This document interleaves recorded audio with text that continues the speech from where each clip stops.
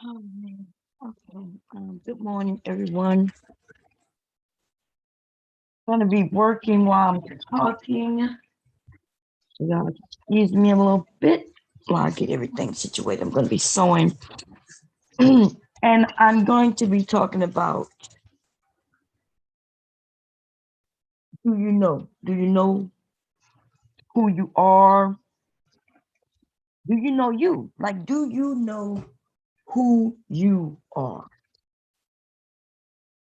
Before you can even attempt to even find a mate, look for a mate, think there are no mates out there for you, or whether there are mates out there for you, companionship, friendships.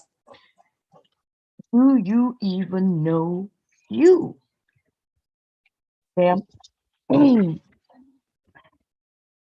Here, I'm grabbing this up.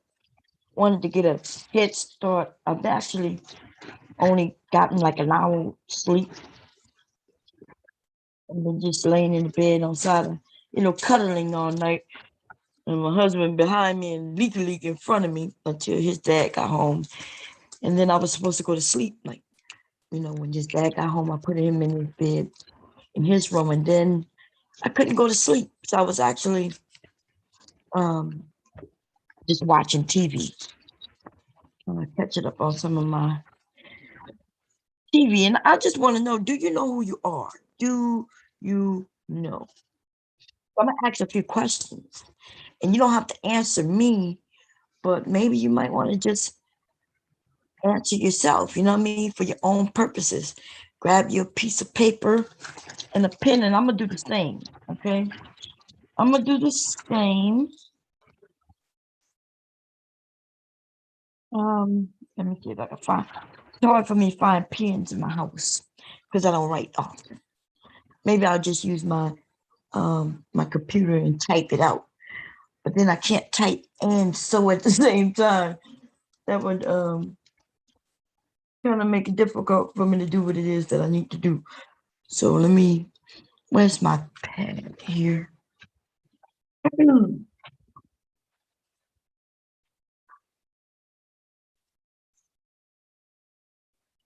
I do want to stay on topic, at least for until I get through. Um, do you know who you are? And just know that what we you may find out today, it may change next year. You know what I mean? And that's okay. Um, I think this is something that we should be doing once a year, at minimum once a year. Go through these steps that I'm about to go through, um, just for your own peace of mind. It'll give you a starting point. It'll give you a purpose. You know what I mean? And you'll know if you're undercutting yourself or stooping lower or settling. You know what I mean? How do you know if you're settling if you don't even know what it is that you require? You know, some guy may come with a nice smile, pretty teeth, and a few dimples, and you forget all about your requirements. You know what I mean? And then next thing you know, you laid up pregnant for this dude with nice teeth and dimples, but he don't have nothing else to offer you. And your whole world is flipped upside down. So I recommend that ladies and men, it's the same for men, right? You end up realizing you're about to be a father to someone who really is not the type of person you wanted to even be with. Okay, I do think we're doing a lot of things as young people, though. It's okay, but I do think a lot of people are doing things um, without any direction. Um, they're just out there just doing things. Not when you're a young adult, a very young adult. That's kind of okay, as long as there's even a purpose in that, right? If you're going out there having fun, and and while you're having fun, you're learning about yourself, then it's all good. But if you're just out there having fun with no purpose, with no, where all you did was just hee ha ha, play video games and all those things, then really you're wasting your time because life is kind of short. So let me move this laptop over here. Let me make sure it's plugged up so I won't have to jump up. Oh, okay. Not even sure what when I'm down here to sew. I guess I'm gonna do this red dress. It's a pretty color. Finish the bodice on it. Um, and also this. I'm not in a rush. I do have all day. Yeah, let me grab it is early morning. What time is it? It is telling me it's 7:47 a.m. Wow. I didn't know it was that late. Thought it was earlier than that. Anyway, what I'm gonna do is I'm gonna share my screen.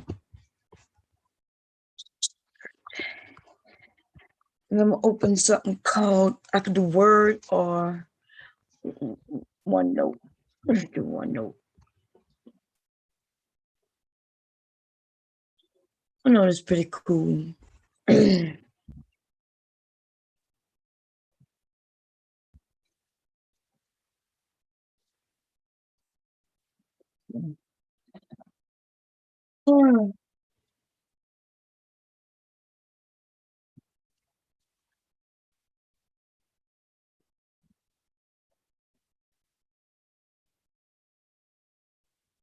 Uh-oh.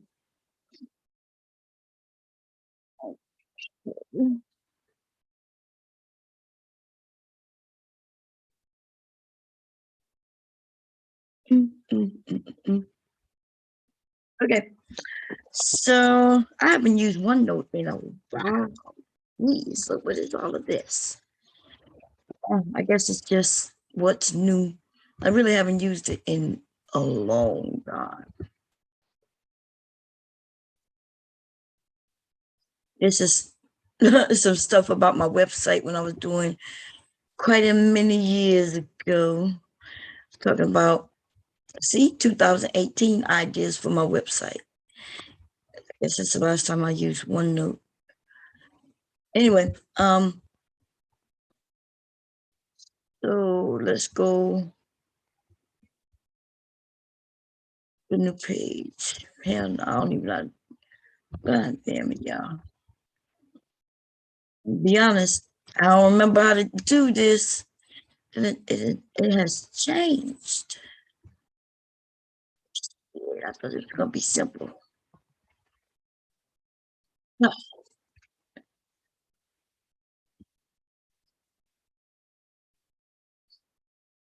Ah, fuck it. Let me just put a word. And then it changed so much, I don't even know what the hell I'm doing.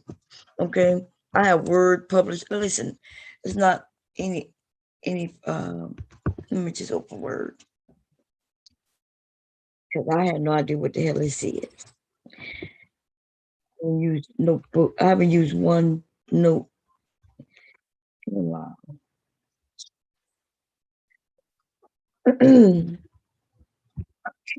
So let's just do a blank document. Okay. We'll find out if you're a narcissist. We're gonna find out some things, but you do you know who you are besides your name, your date of birth, and where you from? Do you even know your favorite foods? Or you know what I mean? Like, do you know these things? If somebody asks you your favorite color, because I'm gonna be honest, when people ask me my favorite color, I don't like I don't know about that. Like I know what color I like as far as what I look good in. I know the And I'm not even sure if that's changed or not because I haven't worn a pink dress in quite some time. But pink have always looked very pretty on me. You know what I mean? And I love the way it looked against me. And I know what color looked bad on me. Red. Red looks awful on me. Also yellow. I bought a yellow outfit because I bought these yellow boots, man. I love those yellow boots. When I saw those boots, I was like, yes. So I bought them boots, and then I bought a yellow outfit. And when I put the outfit on, baby, I look horrible in it. It's like the color just washed me out. I look so pale. So what I used to do is I ended up purchasing a sweater with yellow in it, like it had yellow and blue and like that. I still have that sweater to go with them same boots. Okay, it is boot season, even though it hasn't gotten that cold yet. I'm gonna be pulling it out. But anyway, do you know these things about yourself? And some of you might think, well, why do I need to know those things? Well, ladies, you should know what you look best in, what colors look, because when you go shopping, you be like, oh shit, I'm looking for something this color because I have a special occasion and I want it, I want to look my best. So that's why I think you should know what colors you look best in. But the color that I look best in is that necessarily my favorite color because red, I don't have a problem with red. I just have a problem with me wearing red, if that makes sense. Okay. So let me grab something really quickly here. I had a book. Maybe I should have brought it down. It might be down here that I purchased maybe about 5 years ago. And it had a lot of questions. It was a book filled with questions, um, questions that you ask yourself, and you can actually make too, right? A friend. It'll be a good conversation piece on a date, even a first date. For those of you who don't talk much and you don't know how to ask questions, you make it a game. On your first date, you meet somewhere, a diner or something, where you could talk and hear each other. And you might purchase a meal. Don't have to be an expensive meal. Me, myself, I'm gonna be honest. I wouldn't have never looked for a man to spend a lot of money on the first date with me. I wasn't looking for him to take me. I only hear this shit on this bitch, right? On YouTube with a bunch of broke ass niggas who talking about how women would, trying to get free meals from men. You know what I mean? And have I ever gotten free meals? I guess a man has taken me out on dates, and yes, he's paid. Me and my husband, when we go out on dates, I mean, he pays. Although we paying, because his money is my money. And when I say that, I am literal. I am saying that his money is my money. If I wanted to right now, I could go to the bank and pull all that shit out. There's nothing he could do to stop me. And I wouldn't do anything like that though, right? I wouldn't do anything like that. Based on some of these men, that's all we women do though. All we want is their money, and we want their money, and then we want to take it. And they never talk about all the responsibilities that we end up having to take on. And yes, we use the money that the man is making in order to pay bills, take care of the kids. The kids need this, the kids need that. Even when he needs a new shirt, and my husband need new scrubs. You know what I mean? He need new shoes. I'm looking for some very comfortable shoes for him now. And my husband has this thing about there's these what's it called? I think Everybody, when I ask around, you know, the ladies are telling me to call screechers or something like that. And they're ugly. Like I'm looking in the hospital, we see the doctors and the nurses wearing them. They're ugly, but they say they are very comfortable. I keep telling my husband, hey, dude, you're older. You need to start paying attention to your feet for comfort and not style. Who gives a care what your feet look like when you're walking around? Nobody cares. Nobody is giving a shit. You know what I'm saying? When you putting a needle in their arms, or you know what I'm saying? When you doing this and doing that, nobody is looking down at your shoes to say, "Hey, bro, those are ugly." I said, you better worry about your feet and the comfort level. Okay, my husband have big feet. With his size is like I think a 13. You wear size 13 and a half or some shit like that. Huge feet. Okay. But anyway, long story back to where I was, see, because I can get off track so damn easy. Good God. Anyway, so I was saying though, you could go on a date and you have a set of questions instead of making it weird where it looks like you wrote the questions ahead of time. Have the book with you and say, hey, I just bought this book. Would you like to, test it out? And then open it up and find the fun questions. Don't start asking her about her fucking family on the first date. Like in depth, if you want to know if she has sisters, brothers, and things like that, who I wouldn't go into, are you from a two-parent home? I wouldn't do that on the first date. In fact, I didn't even know anything about my husband's mother. Like I think I told you all, he had come to Louisiana. I went home in order to prepare for the wedding. He came the week before the wedding, right? Like we got married on like a Thursday. He came to Louisiana and it was his first time coming to Louisiana, by the way, was so we could get married. He got there like on a Friday before we got married, right? So he was with me. We went and got our marriage license and everything, the top of the week. But he got there that weekend. And when he got there, everything was good. And then maybe like on Monday night, he was like, oh, my mom is coming to the wedding. And I was like, yo, who? My mom. Your mom? Like I was a little shocked. I wasn't shocked that he had a mother.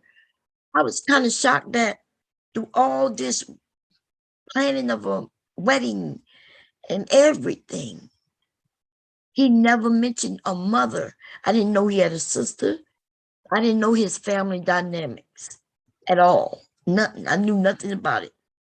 Um, so when he said my mother is coming out for the wedding, I was like, okay. I mean, I didn't have a problem with it. It's just I realized that I was about to marry this man who I didn't know anything about. Oh my God, it was like the weirdest thing ever. Man, that week of us getting married, the week preparing for everything was a whole roller coaster. I had broken up with him like twice. We went to go pick up, not to pick it up. We went to go pick out our wedding cake, right? Um, what we went to go do? No, I think we went to go pay. I had already picked out the wedding cake and put a deposit on it and everything. And we went to go pay the last payment on the cake when he came down, and we had an argument right there. Like argument in the car. I don't know, it was something simple, and I told him the wedding was off. And then we both got out the car, walked into the cake place. You know what I mean? uh, put the rest of the money down on the cake and came back out. I just told him the wedding was off. We went in, paid for the cake, came back out, and I still was telling him it's over. It was crazy when I think about how young we were and how impulsive and crazy, right? I I break up with you. I tell you the wedding's off, but we still go in and pay for the wedding cake, you know? And then when we come back out, I was something like, the wedding's still off. I guess me and my family, we just gonna turn it into a party. Because my mom had always told me, up until the day I got married, even up until I walked down the aisle, my mother said, look, don't ever feel like you have to do this. She said, if you decide this is not what you want to do, we'll just have a party. And what she was telling me is she didn't want me to feel like I needed to do it because money was already spent. She's so she was kind of reassuring me, look, I don't want you to think this is what you need to do. At any point you feel like you know you don't want to do it, boom, don't worry about it. We'll just all have a party, celebrate, and boom, it'll be over. My mother always had my back. Okay. So I ended up telling him that. I was like, after we paid the cake, I was like, look, we'll just have us a party. Marriage is off. Okay. It was crazy. It was crazy. We were young. We were young, right? He never blinked an eye. At first, I think the look on his face when I first said it, but then when I got out the car to go into, like when I said, forget it, the marriage, this is over, marriage is off. He looked at me like, and then I got out the car to go in the cake place. I guess he took a sigh of relief when I did that, and he was like, okay. You know, he didn't argue with me back and forth. We didn't do that. I don't even know what had happened, to be honest. It was probably something real petty, something real crazy. Because he never done me anything to where I would think, I don't know. I don't know. But anyway, get back to do you know who you are? Back to the little book. I'm gonna see if I can find it. It might be upstairs. I think it's outside of my bed. Um, it may be down here. Let me see. But what I was saying though, on a date, right? You go on a date and you have the book with you, and you say, "Oh, look what I have," you know, and you let her know, him or her know, hey, let's go through this, and make it more like fun, and ask them the damn question. And that's how you get to know people. And it's also where you don't have that dead space. You don't end up coming up with crazy questions, inappropriate questions. Because if you men listen to some of these dating coaches and things, you're going to fail.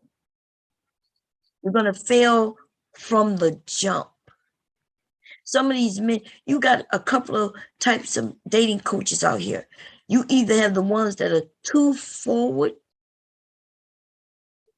or you have the ones who are too motherfucking uh too nerdy. And I guess what I'm saying is that they're not teaching you properly, because what they should be teaching you is how to be you, the best you. But they're trying to teach you how to trick people. They're trying to teach you how to, you know, obtain something almost for nothing. Because if you want to get a woman and just get it in bed, pull out your motherfucking money. Pull out your money and work it from that angle. That'll be a little more decent than these games some of these dating coaches have you playing. Okay? None of them is showing you that they can actually pull women. I was looking at a clip, and let's go through it. Fair use, by the way.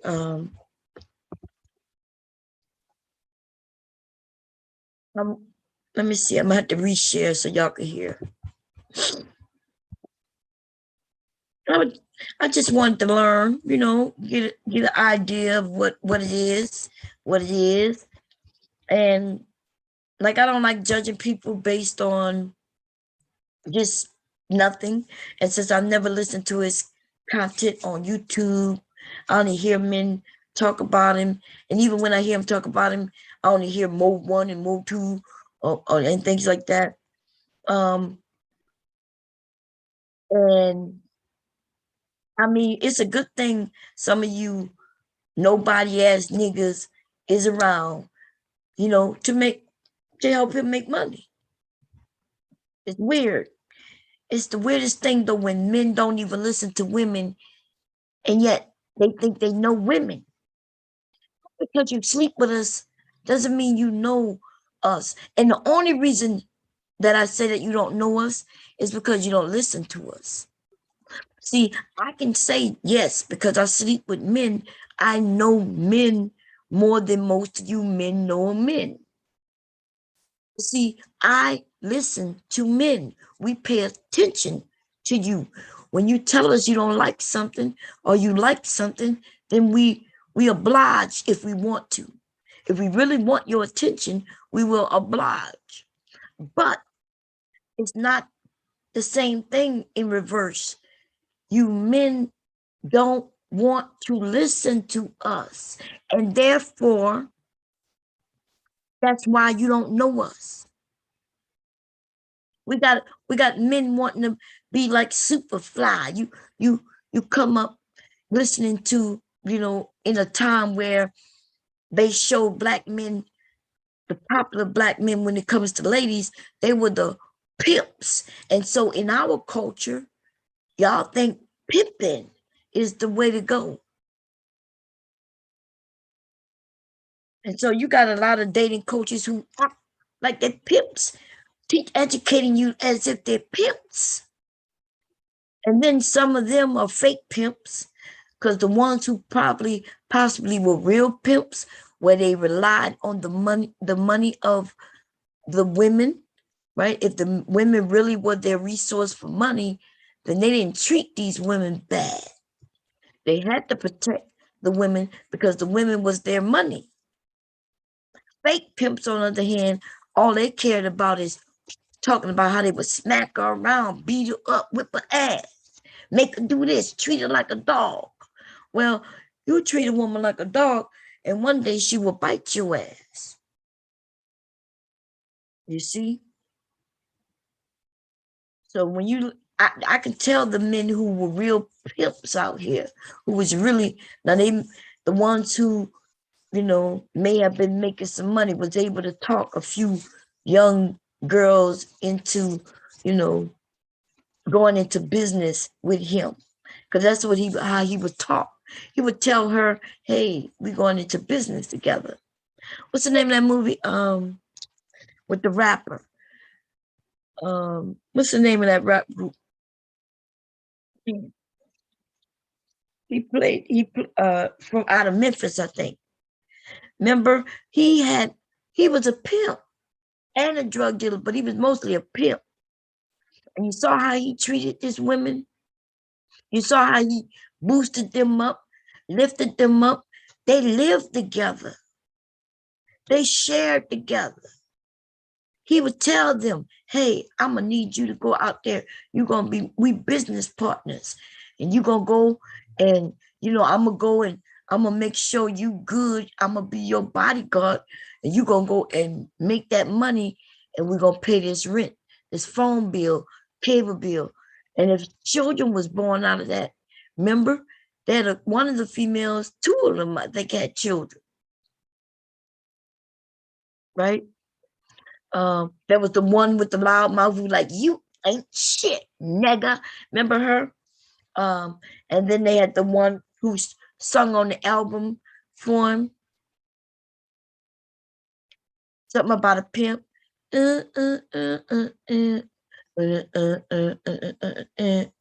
Some shit like that. I don't know. I can't remember the words. But anyway, long story short, pimps, real pimps treated their women with respect. In the movies, though, they wanted men, black men in particular, they not only wanted to make you look like you was pimps and no good to society and shit, but they really wanted you to look like you was no good to society because they wanted to make it seem like not only was you able and willing to pimp out your own family members, but you would also beat them, abuse them. That's a Hollywood thing. Okay. But anyway, let's listen to a little bit of this dude right here. Fair use, by the way.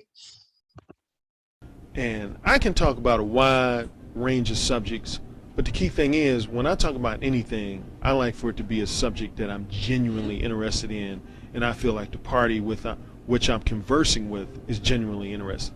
But when I find, particularly when it comes to male-female interactions, a lot of guys will approach women and they'll say that, well, how often do you come here? Did you see that Cubs game? That's not really what's on. Okay. All right. See, so he's saying that's what the guys asked the woman. I like the fact that he said when he talked to a woman, he likes to talk about something that he is interested in. But he also said he'd like to talk about something she's really interested in. Now, this is my question, though. How would he know what she's truly interested in if he just met her? How would he know?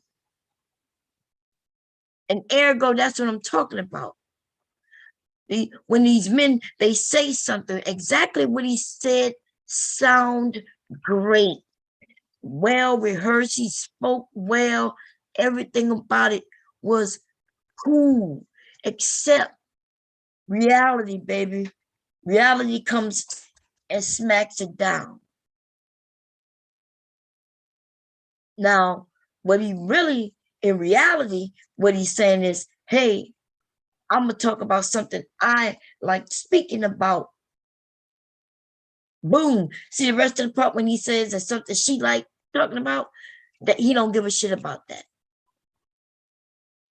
He don't give a shit about that. He might make some assumption, some dude, because I'm from Louisiana and I got on a Saints jacket, right? Because I'm from Louisiana and that's what we do, baby. Well, listen, we rep and support home always. And especially when I'm out of state, I'm most definitely repping my home state, right? But because I have on a Saints jacket, doesn't mean that I'm into sports. Now I understand why he might assume that. You know what I mean? But can you imagine him walking up to me and he just start talking and he's into sports? He assume I'm into sports and he just going in. And that has happened to me many times. And I'm just standing there looking at him, smiling like, really? Okay, that's good. If I'm interested in him, I would just make it seem like he's teaching me something. Ladies, if you want a man, you know what I mean, you want to capture him, the key is to make him think that you're really interested in what the hell he's saying. And then they, like I said, they love it when it seems like they're teaching you something. For some reason, especially some of these niggas want to act like they your daddy. You know what I mean? They want to act like they your daddy. And so, I mean, like I'm on some real shit. Some of you men probably thinking, now you're taking a little too far. I'm telling you that I've had men walk up to me, start a conversation, and then start to tell me that they think I would look better dressed in certain things. Hey, mommy, you know, you ain't got to even be wearing that type of dress. You ain't even got to be showing your body like that. You beautiful without all of that. Oh, hey, mommy, you don't even have to wear makeup. Hey, mom, why you don't even have to be wearing them shoes. They look uncomfortable. Like, I'm not even fucking lying. And ladies, y'all know it's true. Some of these men, they've been talking to you for a minute, a couple of minutes and shit, and they think by telling you, acting like they're your daddy, they think that that is a compliment. But see, I want you men to know, if you had listened, if you take a moment to fucking listen to what women are telling you, then you would understand why she ended up curving your ass. See, she didn't curve you, you curved yourself. You ended up sitting on that curve by your lonesome because you opened your mouth and you decided to say some stupid shit to a grown ass woman. You said something and she just took it as an insult while you thought it was a compliment. Oh, I was telling you that, you don't need the makeup. Thank you for telling me that I did something that you disapprove of, daddy. Like, for real though. The nerve of these niggas. The nerve of these niggas.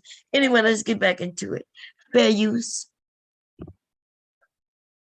Well, some people, it's funny you mention that, I've gotten into debates because some people say that there's an art to small talk and that to a certain extent you should engage in pleasantly phony banter. He went into this phony banter. Why is it phony? Like getting to know one another to even see if you fit. Why would that be phony? You see? This is that shit, yo. He's already decided, ladies, even if he walk up to you to have a conversation, if it ain't just straight to it, then it's all phony. That's what I'm saying. I mean, I'm not gonna say what I want to say because, I'm gonna just say it's a lot of bullshit, baby. I smell bullshit. Okay, I smell bullshit. For real, I do. Start making me think that maybe, some of the things that I thought in some of these men, I'd start realizing that maybe, I from my standpoint, I used to think that, look, a man have a certain look about him, a certain swag. And when we say swag, we just talking about his persona, how others perceive him, right? How he puts himself out into the world, the way he walks, the way he speaks, right? And if he has certain qualities, certain women will be drawn to that. All women will not be drawn to that because we all like something different. I'm not into a dude who thuggish. You know what I mean? Like, I'm a dude like who walk around with his pants sagging and shit like that and trying to, I'm not into that. I've never been interested in that. Like, pull your pants up, put a belt on.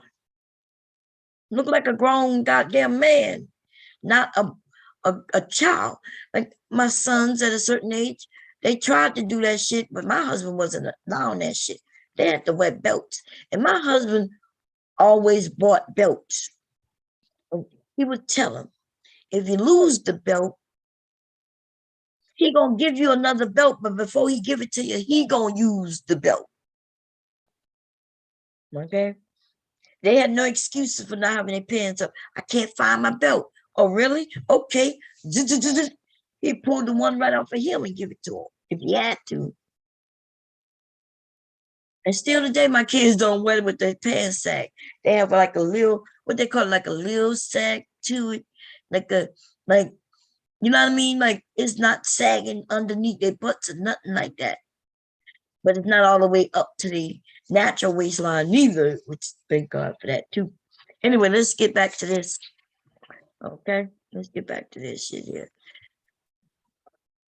Let's see, I noticed something, but I'll talk about it in a minute. I find that in the long run, it's a detrimental thing, and here's why. A lot of times when men approach women and they engage in the small talk, for the short run, they might be fine with it. But let's say a man approaches a woman, engages in 45 minutes of this trivial, inconsequential small talk. So he's saying they're going, I'm assuming you're at dinner. If you're talking to somebody for 45 minutes, where you at? When he says approach a woman, or you like where you at when that's happening for 45 minutes? Or is this on a date? Maybe we're at an event where people are walking around small talk. You know, we're having conversation. Or I guess it depends on, because I need a little more information. See, this is what happens when they give out information like this, but it has no substance. And so therefore, he's already giving you information that has no value, no substance to it. And therefore, he's going to be able to say what the hell he want at the end of it. So he said, you approach a woman and have 45 minutes of just small talk. So I can see that happening at, like, if let's say I was in a park with my kids, he in the park with his kids, and he stops, he sees me, and I'm sitting there watching my kids. We sit on a bench and we still have a small talk. I can see that. If he invited me out to lunch or to dinner and we're eating and having small talk, I could see 45 minutes of that. And I could see if we was at an event, you know, dealing with work, or even at a museum, he walked up, and while we're looking at the paintings at the museum and the statuettes and things like that, he's walking with me, glass in hand, and we're talking. Nothing too, nothing too serious. That I could see 45 minutes of that. But I can't see no dude walking up to me at the bus stop and we hold a whole 45-minute conversation. You know what I mean? Like, I'm on my way somewhere. So anyway, that's important though. But see, these men,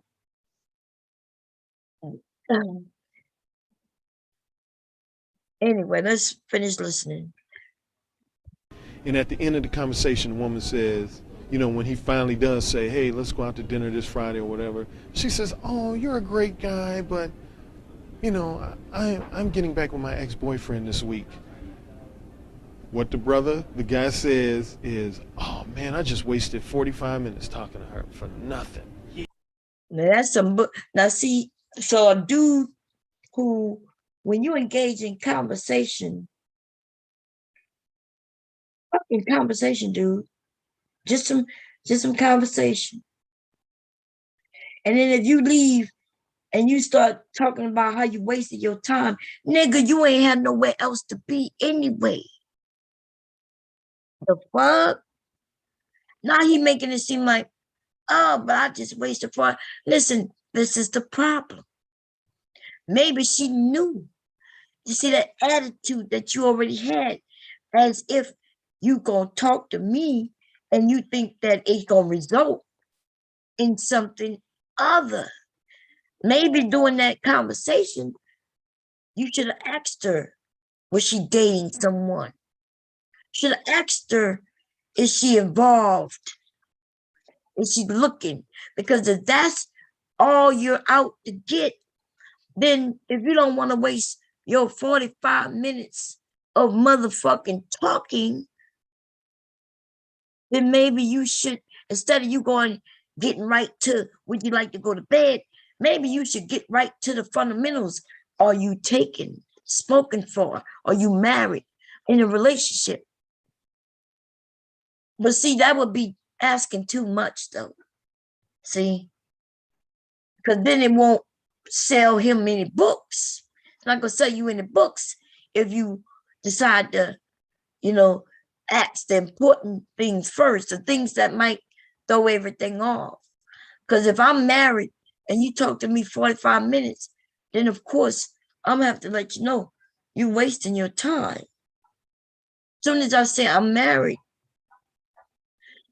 so that's your opportunity to go about your business and say, well, it's nice to meet you. You see? But I digress. Let's listen to what he got to say, fair use. I've seen that situation happen dozens of times. Mainly because of people like you teaching these men this nonsense. Instead of you teaching him to know who he is, right? What it is he like, even if he had a conversation about things he enjoys speaking about. Remember what he said earlier? When he enjoys having a conversation about things he likes to talk about, things he's interested in. Well, why would you think it's a waste of your time if you're talking about something you enjoy talking about anyway? And see, that's the difference.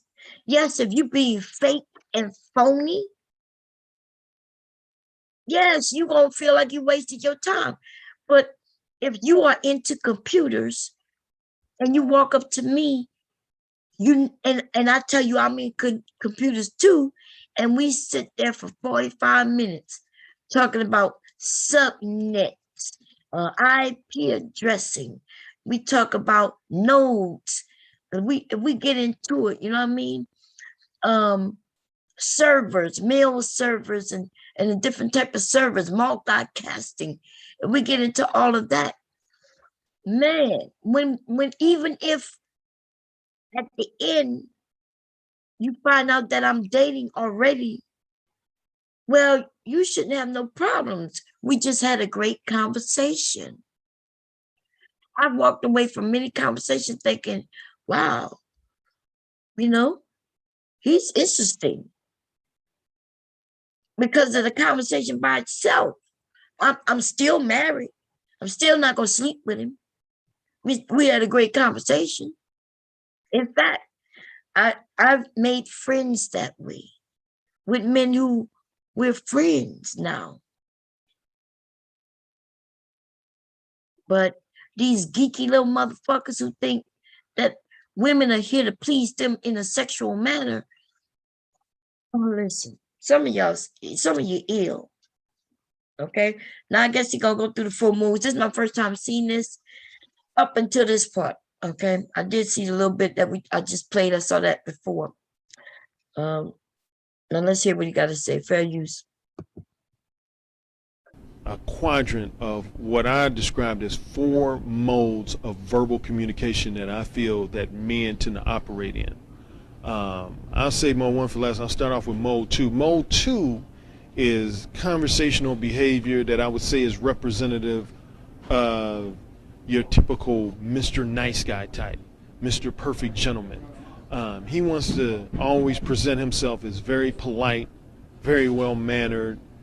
He wants to avoid saying anything that can be perceived as too provocative, too forward, controversial.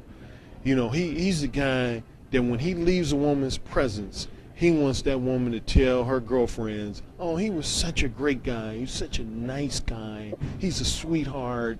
You know, he doesn't want his reputation compromised in any type of manner. And that, in the short run, that can be a good thing, but it has its detriments, as I talk about in the book. I can talk about that a little later. Okay, so he said a nice guy who cares about his name, right? He cares about things like his brand, right?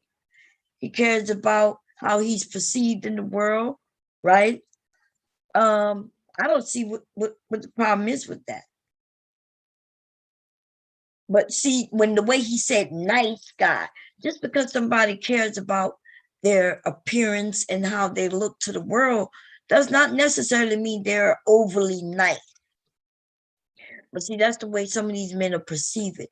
They'll put it out there as if he's like this kinky guy because he's nice and he knows what he wants in life and he goes for it and he cares about, how it looks to other people, because that might be how you make his money.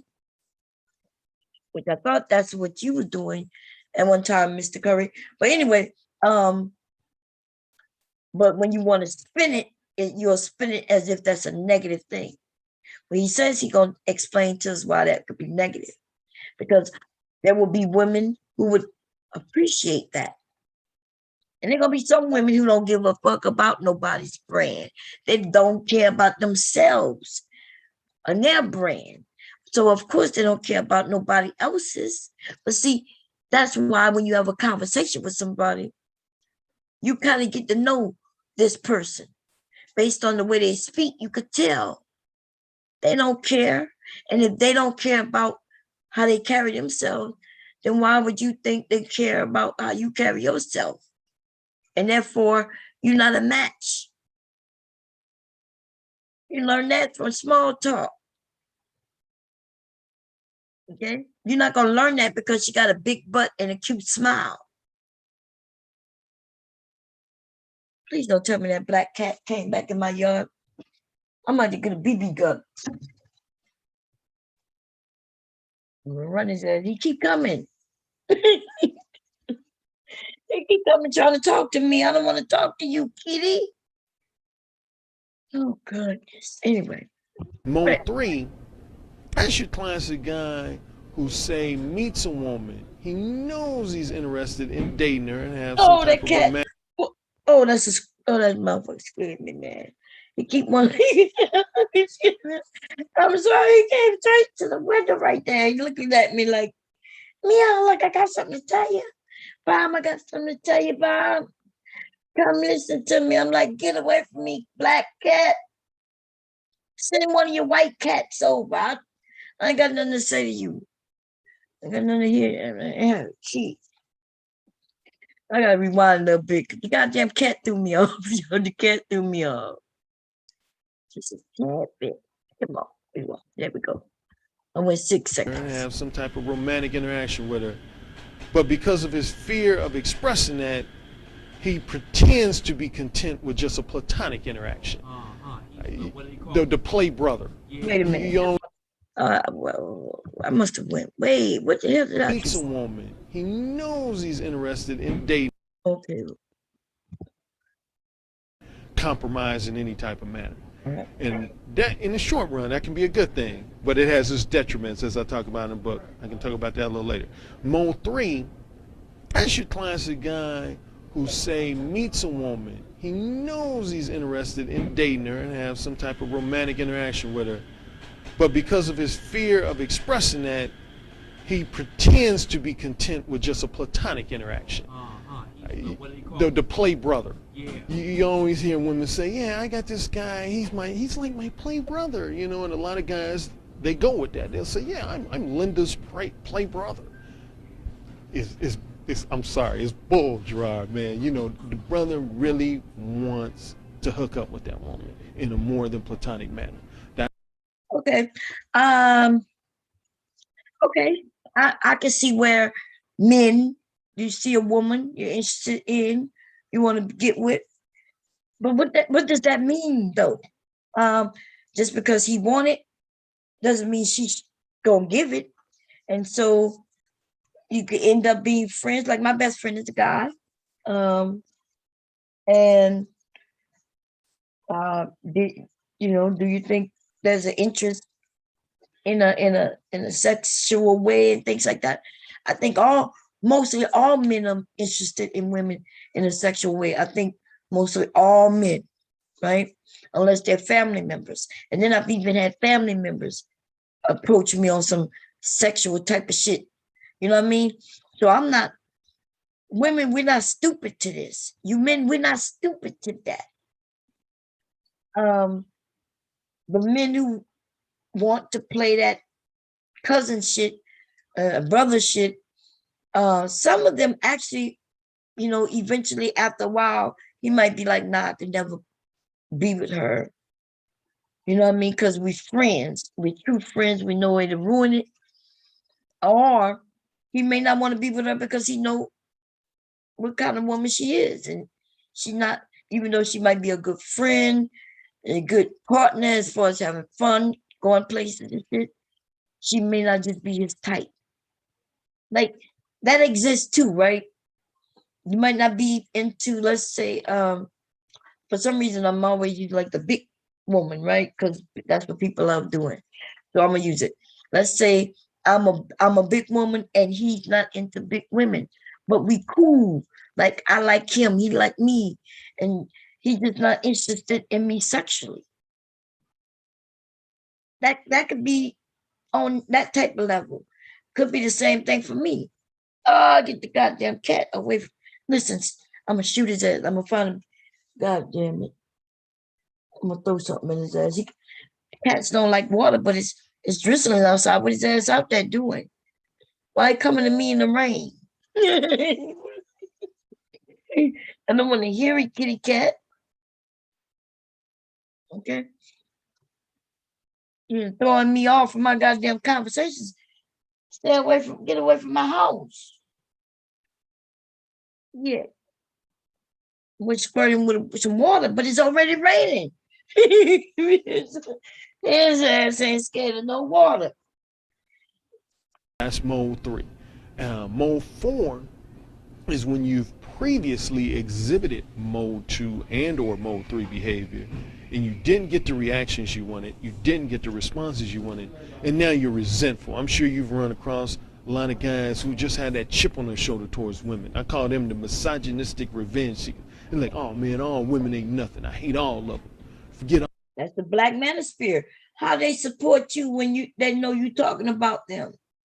That's they over there talking about they don't like black women this, and she chose wrong.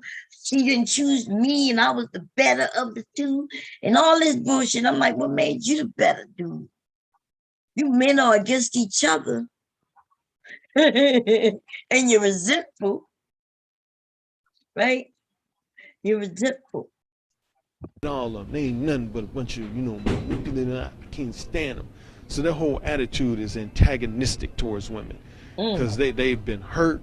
They feel like they've been disrespected, excessively rejected, etc. So now they're bitter. And that's what I call the mode 4 zone. Mode 1 is when you've reached a point where you just are totally self-assured. You express yourself in a very confident manner. You're very upfront and straightforward with whatever your desires, interests, and intentions are in regards to dating. And if those interests are not reciprocated, you're basically like, so what? You move on to the next young lady. But you let your interests be known up front so that you don't waste time. Like I talked about the small talk. Said more one guy wouldn't engage in 45 minutes to an hour of small talk only to have a woman say at the end of the conversation, I'm married or I'm getting back with my ex-boyfriend or etc. They would know within the first 5 minutes whether they have a chance of hooking up with that woman or not. Well, that's been the kind of comment sometimes. This is what I found. It started for me, a few years ago, because of my low tolerance for small talk. A lot of times when I would approach women, I would be very upfront, very provocatively straightforward in regards to my desires, interests, and intentions. And it was almost this pattern I would get as far as a reaction. For the first 2, 3, 4 minutes, women would kind of freak out. Excuse me? Come again? I beg your pardon? What did you say? Because most people, quite frankly, aren't used to straightforward honesty. So it would always throw them for a loop initially. But then, as the conversation would go on, it would become more relaxed. We'd be smiling, laughing. Uh-huh. Here we go. Here it go, baby. Here it go. Ciao. Okay. I recognize this here. I want y'all to, did y'all hear what he just said? He says he goes to a woman. He's very direct. He says initially she's shocked. He said, but then the conversation continues on, and now she's more relaxed and laughing. He's the class clown, yo. Mode 1 is the class clown, yo. Think about it, ladies. All these niggas. Listen, this mode 1 is the class clown. That's my title of my next one. Mode 1 is the class clown. That is the dude who comes up and he says something real serious to throw you off. And then once right before you about to flip, right? If he realizes, okay, this is not going the way, listen, if you go and say, okay, let's go, then he'll probably be more shocked that you decided to just take him up on it like that. So he's prepared for you to be outraged a little bit, ladies. And right before you about to, roll your neck and everything, he starts cracking jokes. He now he becomes the class clown. Now you're more relaxed because you're like, oh, you're the jokester. Oh, you're so funny. Oh, okay. So, I mean, I could have said it in a nicer way, but the facts is the nigga is the class clown. He's the class clown. He gonna sit there, he gonna have you giggling. Oh, you so crazy. He gonna crack jokes and he gonna still, he gonna sip on his wine or his motherfucking beer, and he gonna look at you with his eyes low, kind of like trying to be sexy, and gonna say, I'm still interested in going to that motel room. What you thinking? And if you, so you could be thinking he's joking again, up until he thinks he got you so relaxed, you now feel really safe. You realize he's the jokester. He cool. Everything's good. He got you laughing and shit. And you may end up going to the motel with it. Right? But see, you can only be the class clown but for so long. The reason why he not gonna sit there and banter and do this shit for 45 minutes, because if he did it for 45 minutes, he would start looking like the bozo. He started looking like this is too much. Like it's time to stop. See, maybe at like 20 minutes, it's time to stop. So of course he's not gonna do 45 minutes. This is the class clown. What you say? I get it, baby.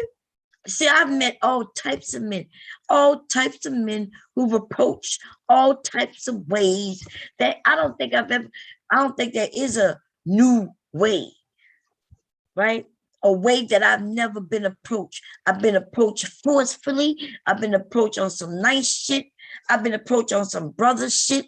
I've been approached on some dude coming at me like he gonna help me make some money shit. I've been approached by men with money shit. I've been approached by the funny dude, the dude who just mean, who come off like he's too serious. I've been approached by dudes of all types, with all types of lines and everything. And this here is what we call, ladies, the class clown. Y'all know what I'm talking about. Let me come to the chat real quick. Let me stop the share for a moment. This is the class clown. What's going on, Red Wings? Brandy, what's going on, sis? Yeah, hustle and flow. That's what I was talking about. He's the class clown. I'm about to get him over so we can have a conversation. I'm gonna see if I can get him over. What's up? Lawyer Libra said, do you miss the Nene? Do you miss the Nene's friendship?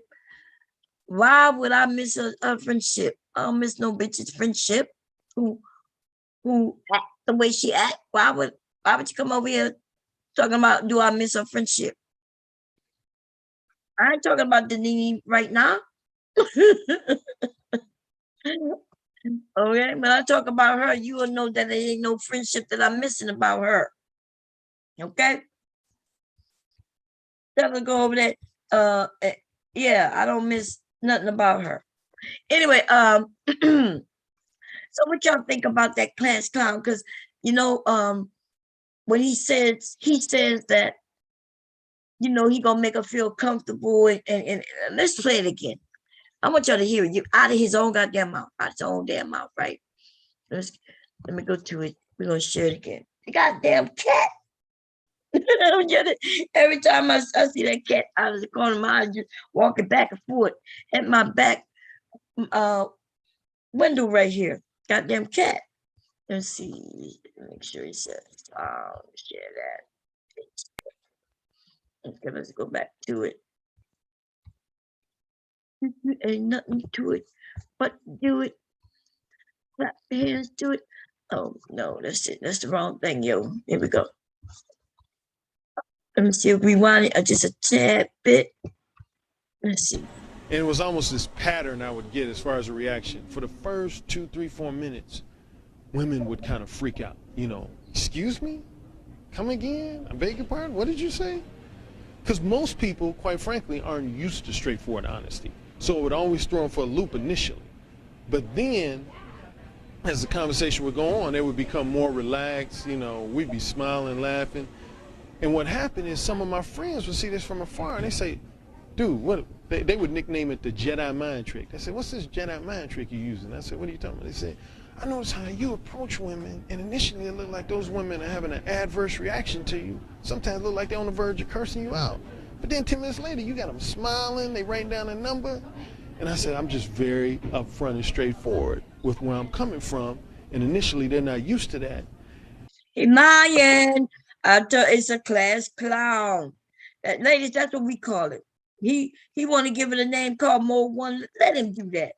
But essentially, what he is a class clown. He's a dude who comes off with the jokes. He's a dude, you know what I mean? He comes off with the funnies. And then before you know it, ladies, we are laughing. And that goddamn cat is not joking. I'm gonna hear my grandson too, upstairs. Yes. And before you know it, we've calmed down and shit, you know, and looking at him a little different. Now he can start talking his small talk, the thing he claimed he don't do. How did he get us to relax? How is he getting us to laugh and joke unless he's giving us small talk? Because I promise you, after he says something that's shocking, if he continuing to repeat the same things, then we're not looking at it like, you know, oh, just because he said it now in a nicer voice. No, so this dude is lying. He's absolutely doing his small talk. It's just that it's done a little differently with some jokes added, you know, some jokes added. Anyway, let's see what else he has to say. And so my older brother, Steven, he was even skeptical about it. He had heard about it from coming. He was like, you know, what's this Jedi mind trick thing? What's this? And I just told him, I said, I'm very straightforward. And just listening to me, he wasn't a believer. Then he saw me in action a couple of times. He said, oh, dude, you got to put this on paper. You know, you got something going here. And so he would always encourage me to write, and I kind of would always blow it off. Finally, the first thing I did was I created this 25 page pamphlet that I called the Mode 1 Principles. And after I wrote it, honestly, didn't think too much of it. But what happened, he was a sales manager in San Diego. Okay, we're gonna be done with that right now because it looked like you're going into a long story. But what I want to see is, because maybe I might be looking at it wrong. Let's put in Mode 1.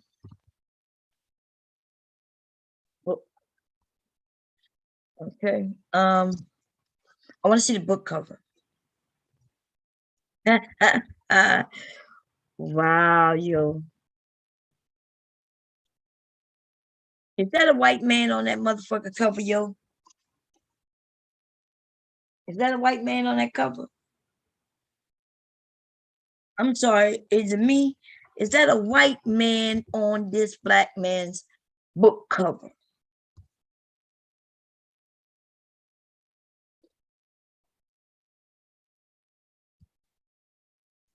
See, I saw it when it was behind him in the video, but I was thinking, well, maybe it's him, his eyes, maybe it's him, but no, I could tell. But maybe here you can't really tell, right? But most definitely here you could tell that this is a white man. That's the white man. And then I think somebody had said that doing something. I think yesterday they said that he had brought some women up and the women were white. And you see that?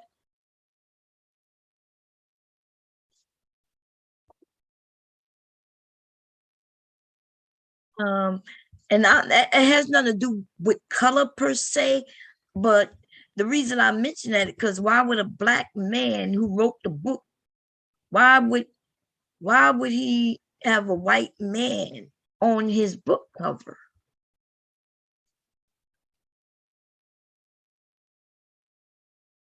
Now, when you want to show some sexy sexual bullshit, then it's a black woman body. You notice that? But you see when look, but when it comes to look, he got one called Up Front and Straightforward. Why is he using that white man's photo? Man, it's just shocking to me. The hell is that right there? Christ, I gotta be careful with the hell. Anyway, just wanted to make sure. Look, and then they got mode one. What's this? Let's see what this is. This is what they talking about in this book.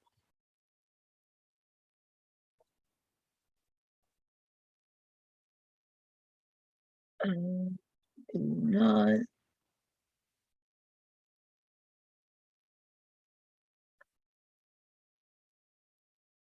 They're not telling me what this book is about. But you know, back in the 80s, when I was here on the internet in the beginning, they used to have a lot of people selling written information. Like, for instance, I could actually buy some paperbacks, right, of some information, other people's writings, and I could package them and resell them. That was a thing back in the 80s and early 90s. Might be still something that's going on still today. I'm not sure. Today it seemed like it's a little more difficult. People wanting to get credit for everything. People out here stealing shit and lying about shit, trying to take credit for claiming they started shit. And then I could go and find let's see. I'm just wondering why he got a white man. Am I wrong about this? I know that's not him. That look like white man to me. Anyway, let's get back to it. Let's stop the share. Now let's get, no, I know what we're gonna do. I think I had pulled something up before I started. Where is it? Okay, let's do this. It goes 7 things to get to know yourself better. And then I'll go find that book that I have. But I was talking, listen, if you're looking to figure out how to date, nothing's wrong with small talk. In fact, that's how you get to know people. When else are you going to get to know whether y'all make a good match or not? After you done slept with her?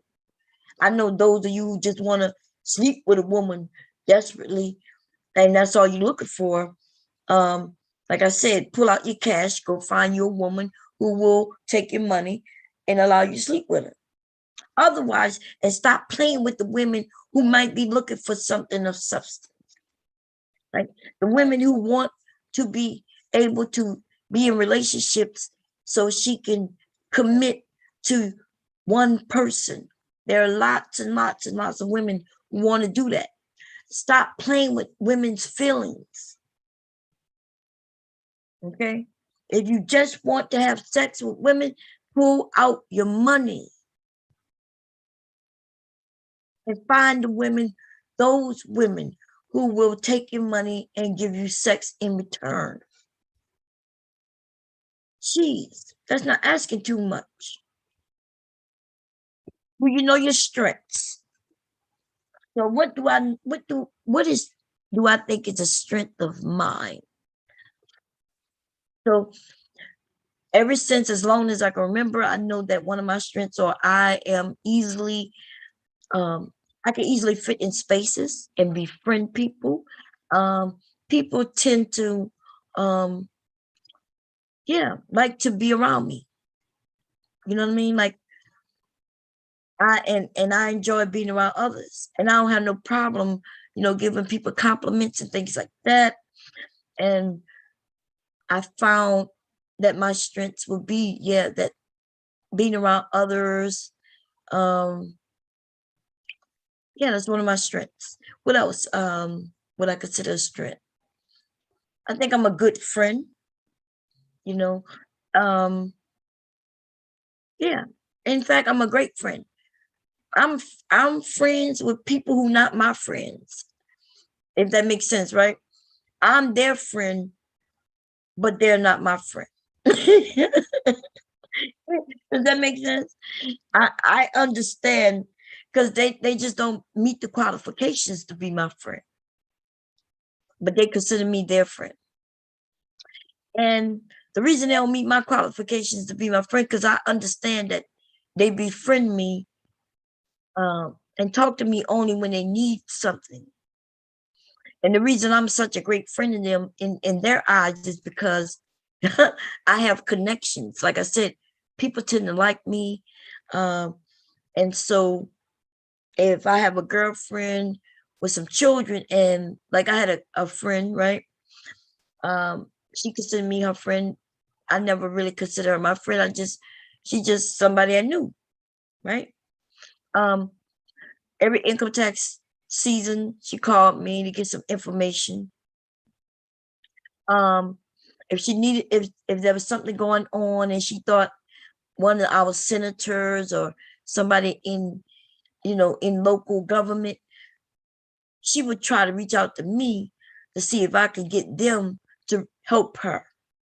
And see, I'm against that.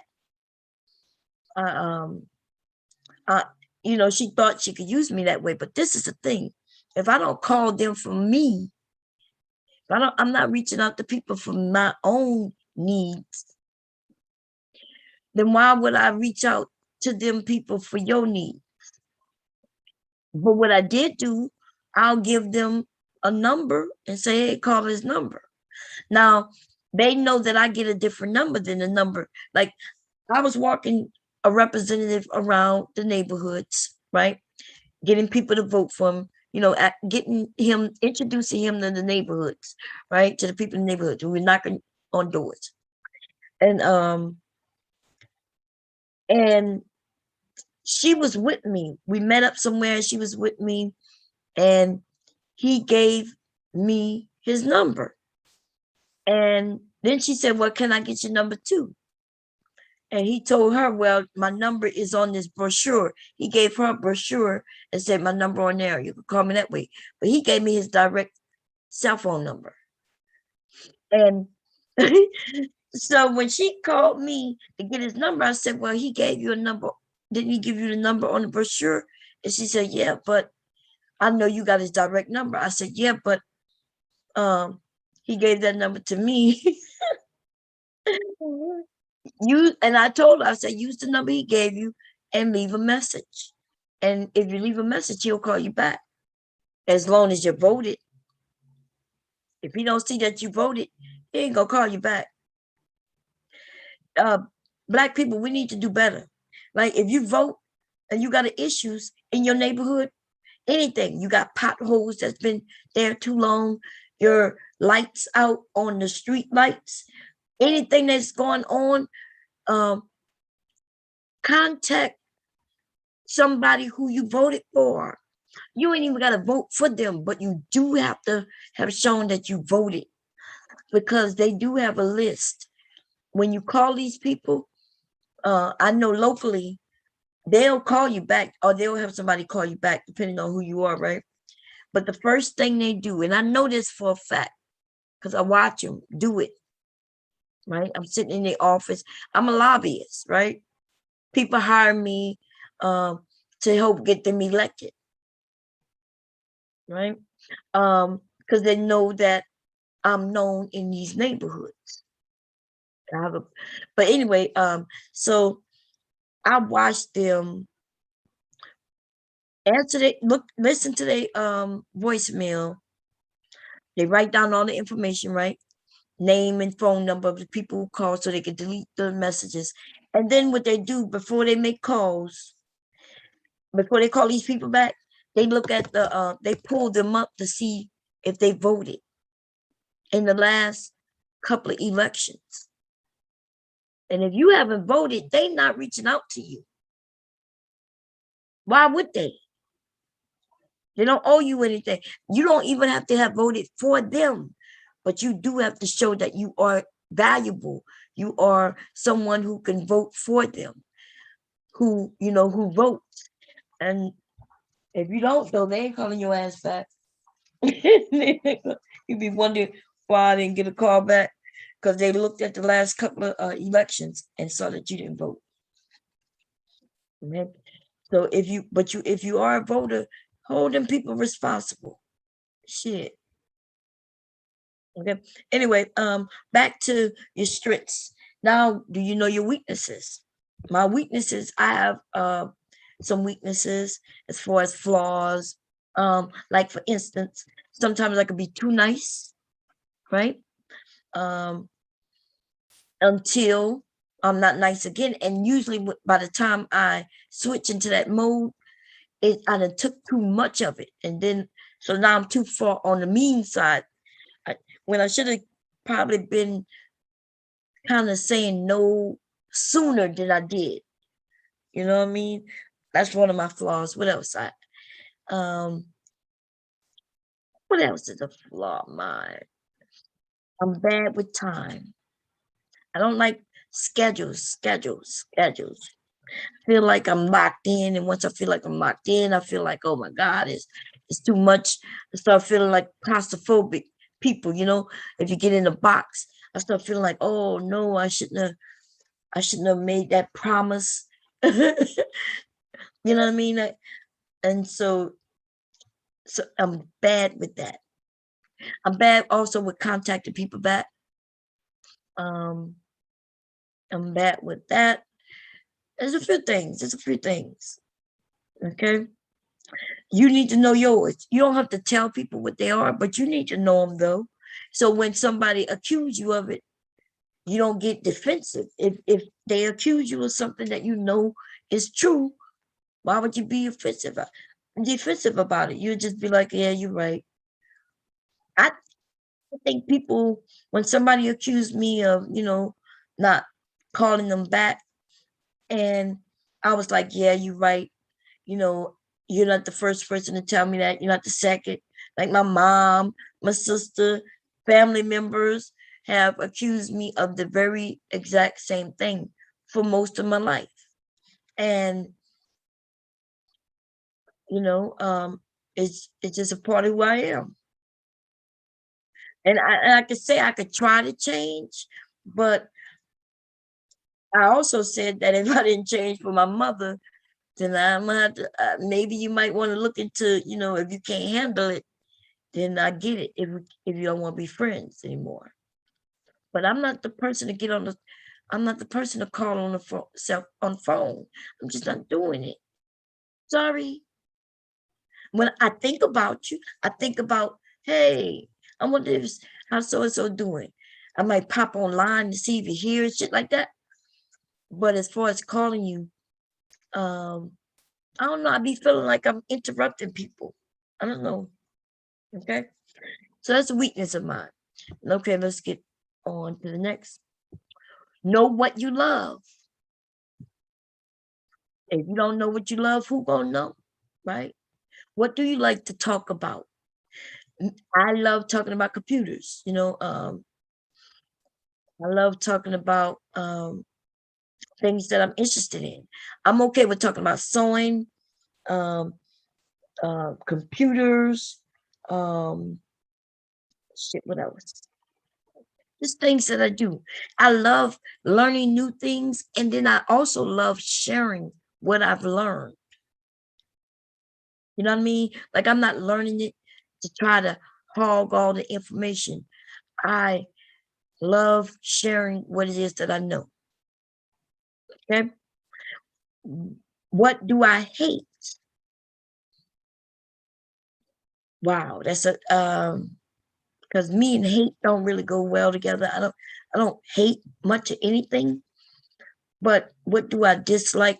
I dislike people, um, well, not even people. I hate being on a schedule. You know what I mean? Like, yeah, I hate that. I hate mornings. Like if I had to, even though I'm up in the morning, I don't want to go have to get up and go anywhere in the morning. Now, if I had to, like if I had no choice, like for instance, I have a doctor's appointment, they only have mornings available, like, and they ain't got no other time that week, then I guess I'll take the morning. And it's not like for that, but yeah, I'm not a morning person. What else do I dislike? Um, I don't know. I guess I'm not sure. I would have to sit down and really think about it. I hate being lied on. That's one thing I really hate. Hate somebody just to outright fucking just lie on me. You know what I mean? Just hate that with a passion. Um, and what else? So what I'm saying, and even some of these things have changed throughout my lifetime. But for the most part, though, I'm basically the same person, right? Um, I've always hated being lied on because when I was a kid, I remember an adult lying on me. An adult lied on me, yo. An adult told my mother that they saw me in the street, like when I was supposed to be at school. They said they saw me um, with a boy. And now this is the thing. my mother, my mother didn't know what to believe, right? Because it was one of my aunts. My aunts told my mother, "Hey, I saw your daughter um, in the street with a boy. She's not at school." Now, I was at school, by the way. Not only that, when she told my mother this, my mother had my dad come pick her up, and she came to the school. Now, it was it was in between classes, and I was in the girls' bathroom. I walk out the girls' bathroom, and bam, I run right into my mother. I'm like, whoa. And so I freak out. I'm like, what are you doing here? Like I thought maybe I was in trouble, that somebody called, a teacher called, and she just says, I just came to make sure you was in school. I was like, yeah, where else would I be? And this is the thing that got me. I had taken a pair of my mother's earrings, right? My mother was very strict about her jewelry, but I was into jewelry at the time, especially earrings. I love earrings. And she had these pair of earrings that I love wearing, and I knew I shouldn't have been wearing them. So in the morning, I would go in her room, right? Because she had the mirror. She had the biggest mirror in the house. I would go in her room to get ready, and I took the earrings and I placed something in the box. I put the earrings in my ear and I put something in the box because I knew my mother would check. So what she would do, she knew that I would I was using her stuff, and she had told me to stop. What she would do is take the box and just shake it. And if she heard something in it, she would put it back. So that's what she was doing. And I knew that's what she was doing. So when I took the earrings, I put something in the box. Set it back up there. But because one of my aunts lied on me, my mother shows up at school, and although I was there, I had her earrings in my ears, and my mother made me take her earrings out right there in front of my friends and everything. Are those my earrings? Give me my earrings. Oh man, I was so embarrassed. I was like, here you go. Oh man. I still wonder why my mother was so like, why was I don't know. I guess I never asked her why she did it that way. Like they were just fucking earrings and it wasn't like they were gold. My mother loved costume jewelry. And she would just like, wow, like she made me take them out. And I'm thinking to myself, well, damn, as I was taking them out and I gave them back to her. I guess in a sense I was wrong for having them, but they wasn't like gold. And in her mind, she'd be like, but they were mine. They were hers. Okay. But anyway, now this is the thing. I never trust adults after that. Don't trust adults is also a reason why I never allow adults who I don't know to scold my children, right? We do have a generation, the generation I'm from, the neighbors were able to spank you and things. There was a trust there though. And sometimes the trust was misplaced, even in those instances. My aunt telling my mother that she saw me. Come to find out, though, it wasn't me. I have a cousin who looks like me from the side. Our profile, we used to look exactly alike from our profile. So they saw her. She was out there running in the streets, getting pregnant and shit. Wasn't me. But if my mother would have believed my aunt, I would have got my ass whipped. If my mother wouldn't have showed up at the school to check, she wouldn't have known what to believe. Okay? And see, that's that fucked up shit. You're an adult. Like she was adult enough to be able to make sure what she saw was what she saw. You're an adult enough to tell my parents, at least make sure what you claiming you saw, you really did see. Because back in the day, like legit, I should have been getting my ass whipped without my mother coming check. Back in the day, people would just believe other adults. Okay. I even had adults lying on my sons. I told y'all a story about the one woman who, and then there was a couple of women, they were racist women, and the kids would play.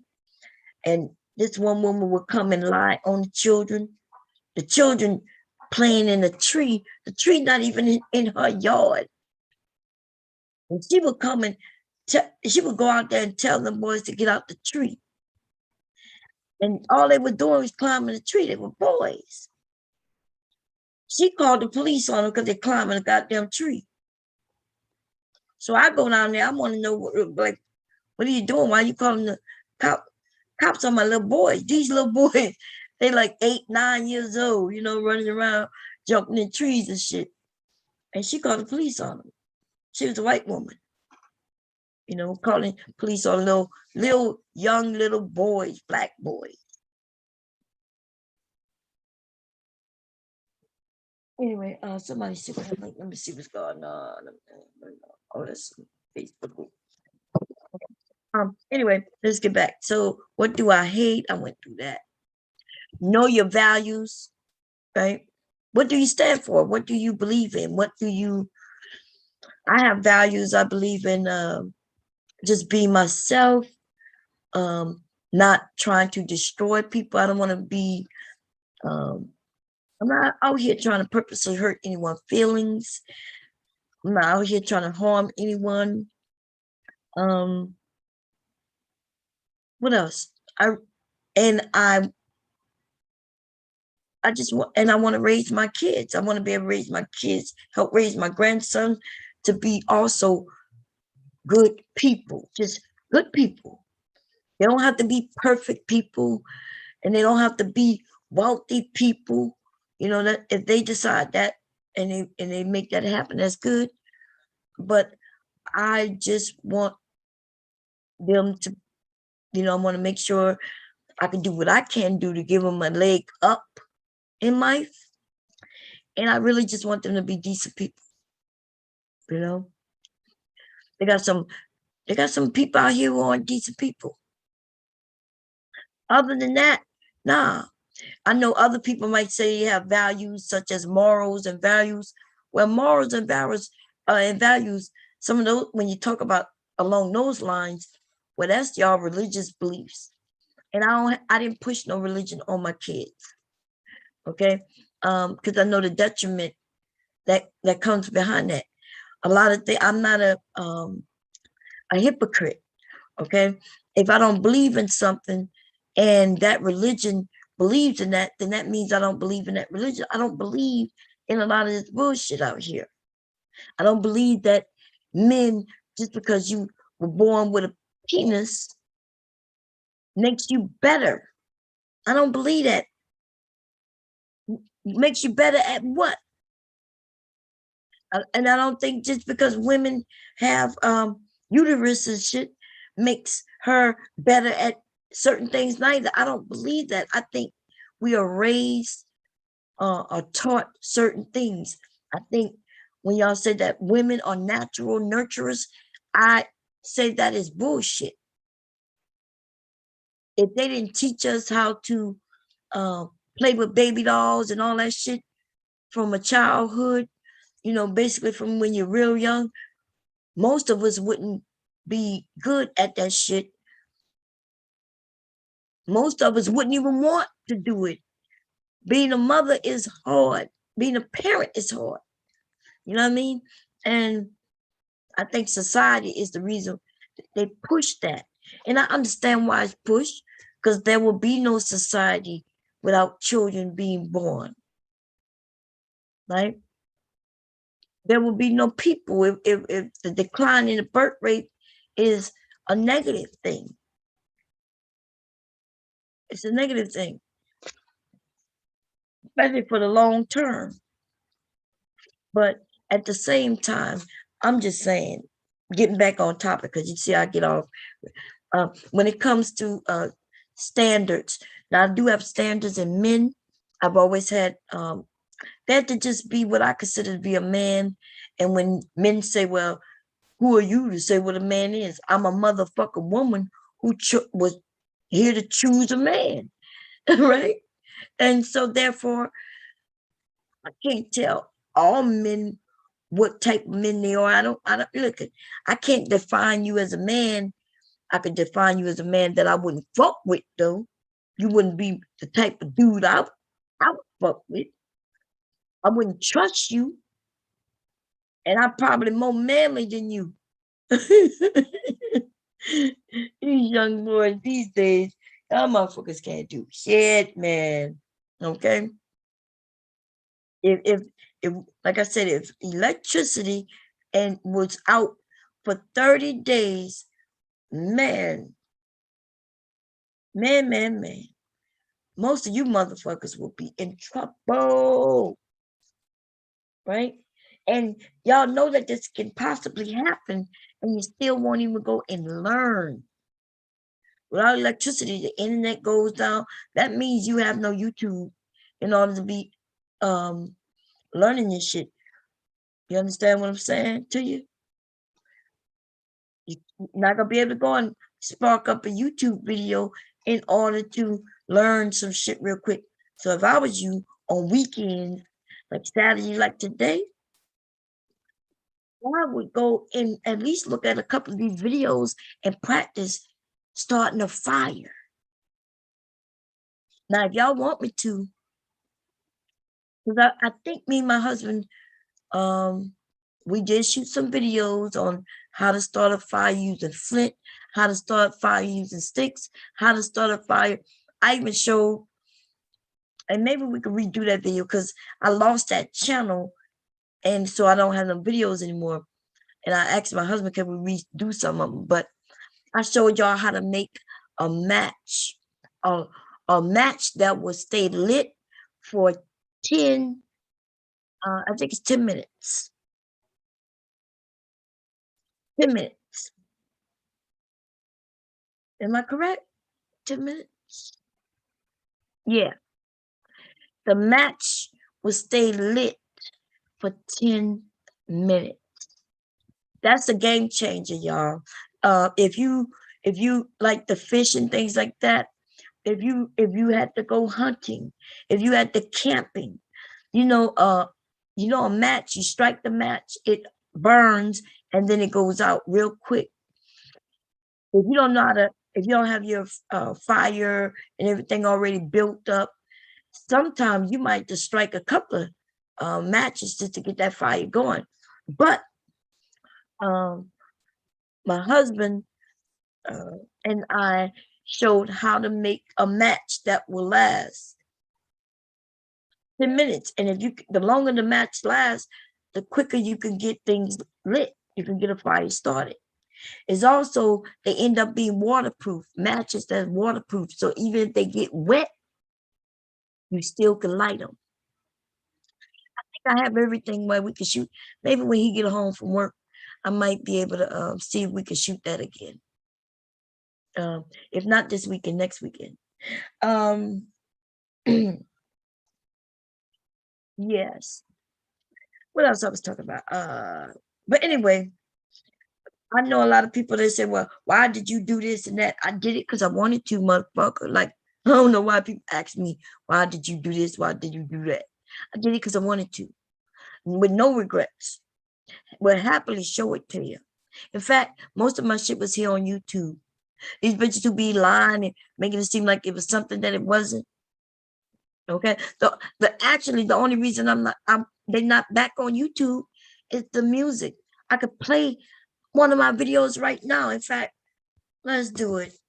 Let me find one. Let me unshare first. Let me go find one. I'm gonna play it through this so I can play. Oh, let's see, downloads.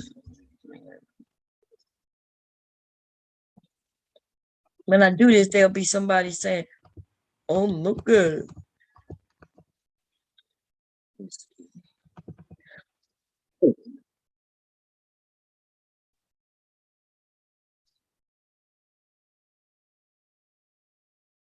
Boom, boom.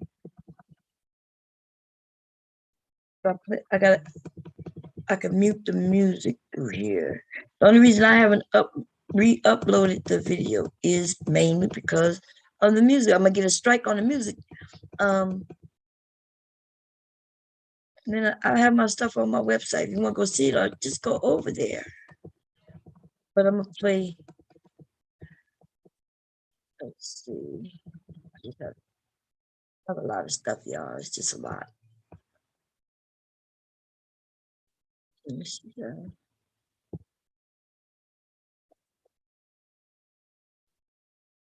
Hey man, bitch be making up shit. Now the stuff that you want to see, right? It's actually for the file, dumbass.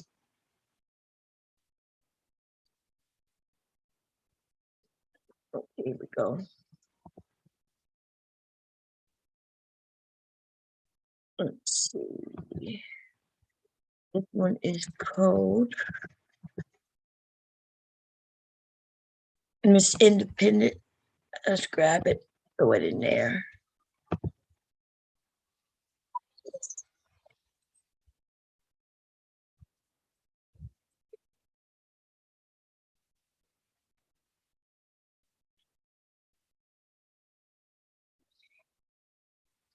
I'm gonna pull up another one while this one play. I'm gonna mute the music.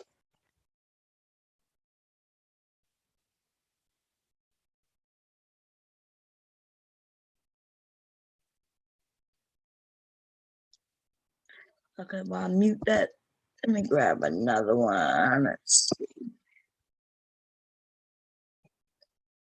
Because they'll swear up and down. This is me on webcam, right? Yes. With a lot of men watching me. I used to record the shows as I was doing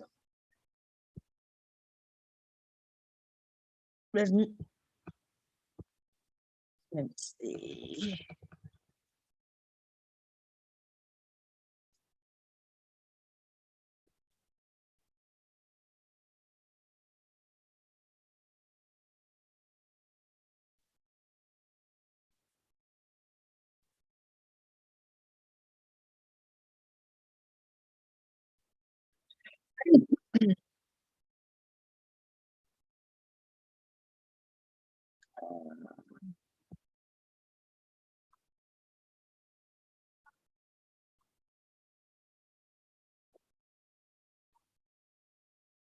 Where you at?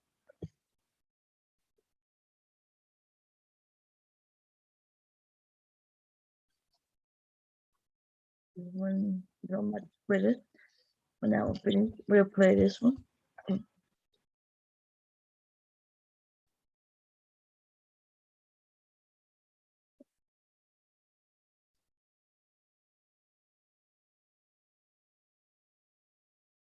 Here go another one. We're gonna go. That's just me dancing, right?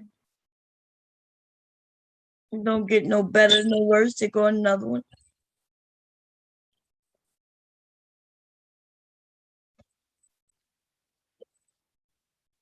I'm not sure what's going on with this video, but see how the video is moving. That's how I used to have to move because something going on with this video. I'm not sure what. Look like it's skipping. That's okay. I got the original on a external hard drive.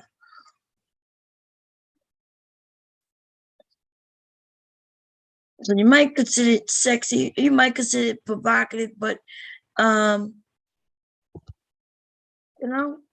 listen, you consider what the fuck you want to consider. Here's another one. Let's see what.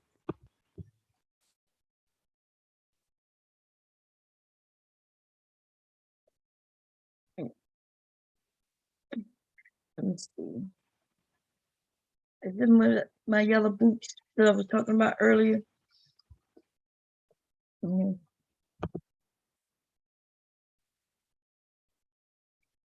Let me see. Can I rewind that a little bit? Yeah, let's go back about right there.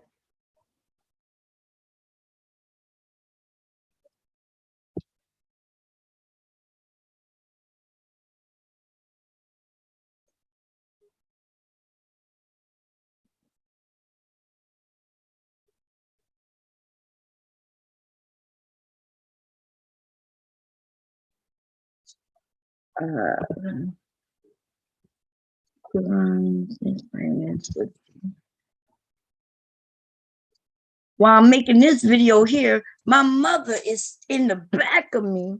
I was in Louisiana when I did this one. Okay. My mother is sitting in the kitchen. The kitchen is in through this doorway right here. But I'm just saying, man, oh man. Anyway, let me see. Let's do this. I have lots of videos. In fact, most of my Instagram is just videos. There's not many pictures. I didn't do a lot of pictures, right? People followed me because I was on the webcam. Nobody wanted to, that's just what I did.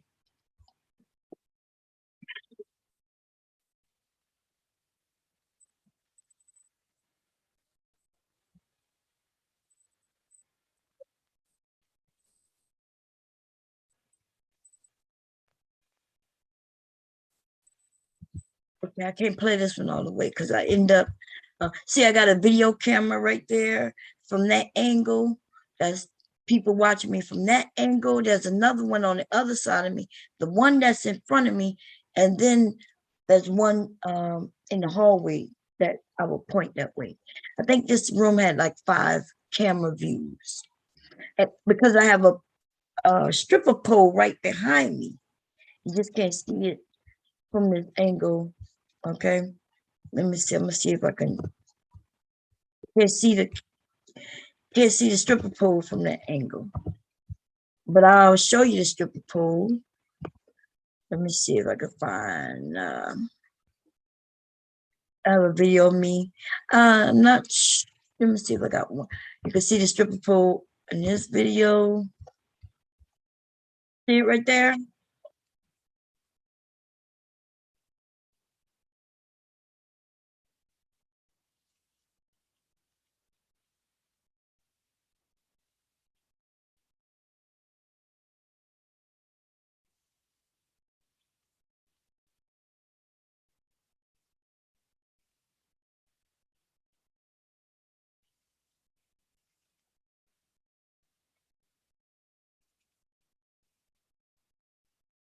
Okay, I want to turn the music up.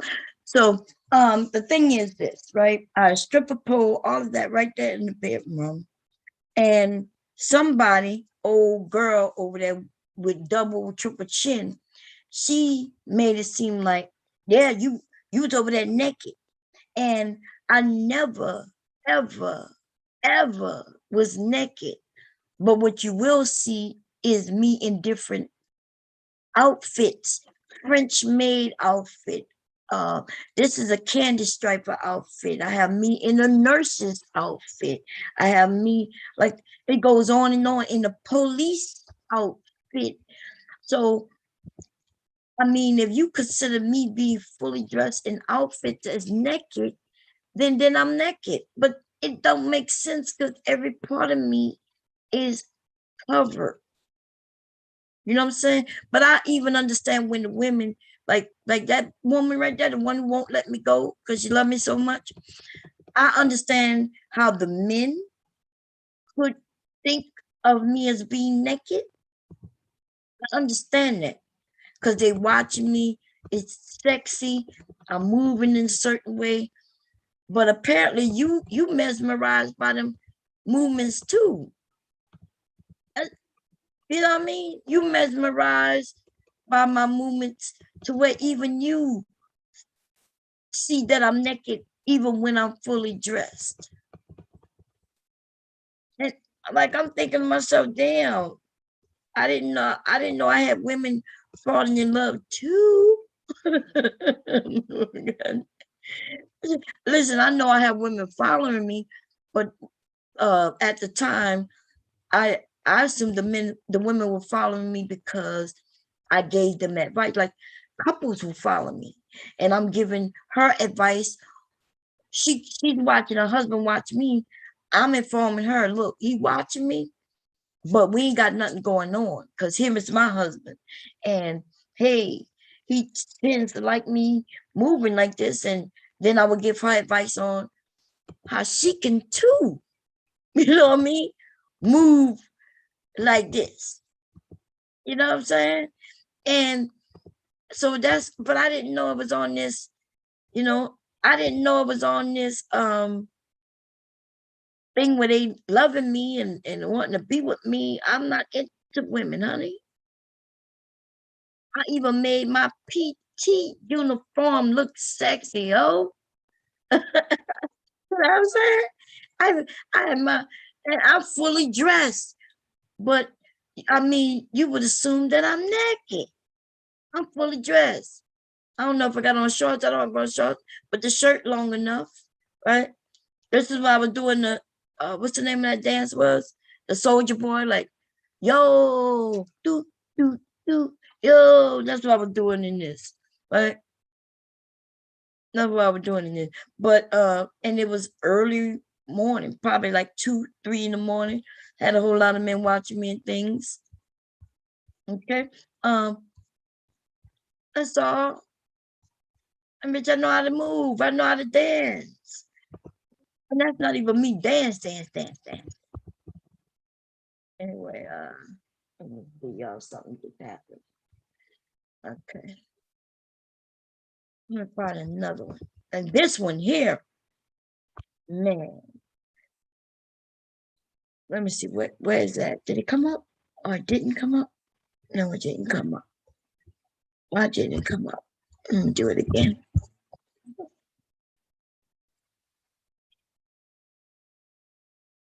Oh, it's a different type of file. It might not come up. Yeah, here it comes. This one's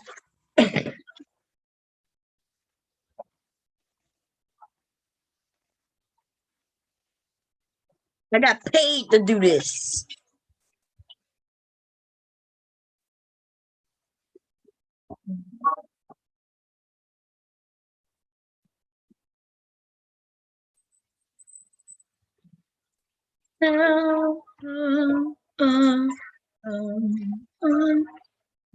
This is the video where it was here on YouTube. Like I said, all of these was on YouTube. And this was on the channel that I got deleted last year, right? And the men in the Black Manosphere, when they found out, oh, you look at you're so nasty. Look how nude you got. And I said, dude, show me. I'm gonna play this whole thing. I said, you know, that's what they were telling me in the comments. I say, okay, show me the mark in this video where I get naked. Show me in, and they keep us insinuating that I'm naked some motherfucking way. So I asked him to show, he was like, yes, you are, yes, you are. I said, dude, show me, mark it, post it, tell me what is the mark. Here's the video.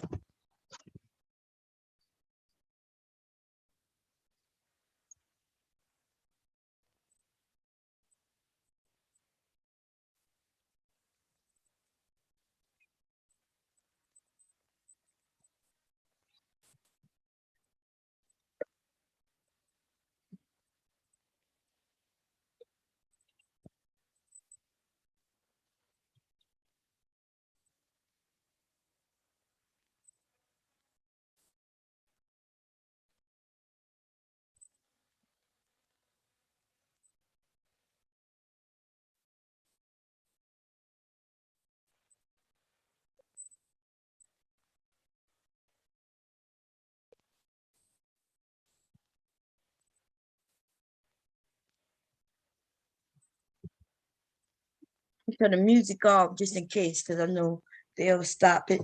Because I forgot there's Trey Songz, and they don't like it playing Trey Songz on YouTube. Okay. I haven't even shown any part of my goddamn body, yo. This whole video is my face. The whole thing. And motherfuckers will be like, yeah, you got naked. That's the closest to you see anything. I actually have on a full dress. I have on a dress in this video. And that's the jacket, right? And the jacket has a matching hat.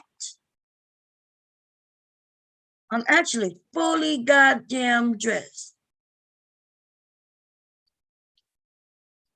Okay. And so when they said that I'm naked, it's crazy as hell, man. It's crazy as hell. Crazy as hell. Anyway, y'all. I'm gonna sign off here. I do want to so and if I don't, unless people want to come up and talk, other than that, I can ramble my mouth off, but I'm gonna get this done. I got let me set up this up because I'm gonna end up taking this stream down because I do want to talk about mode 1 again. I'm gonna break it down again.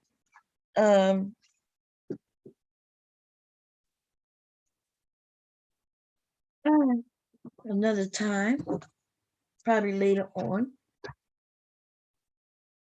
I want to get this dress. I gotta see what size. I think this is a 6. Did I say this was 6? I think this is 6. Yes, it's a little girl 6. Where's my iPad? If somebody go live today, y'all let me know so I can click on them. Otherwise, I'm gonna just be up here. I'm gonna put the link in.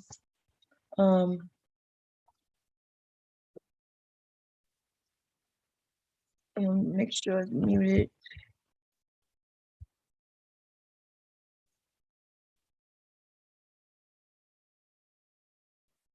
What am I trying to do? Oh, I know what I'm trying to do. I'm trying to go here And I want to unzoom it. Playlist, no images. Yeah, unzoom it. That's me, baby. That's me. 72% on that iPad, not 60%. I'm gonna do this one because Leak will probably wake up. And I want his iPad to be charged up fully. Okay.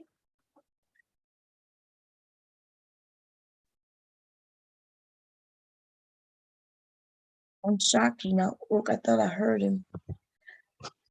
Let this go. Boom, boom. Let me grab this link first. I'm all over the place. Too many things up. Nope, that's the wrong thing.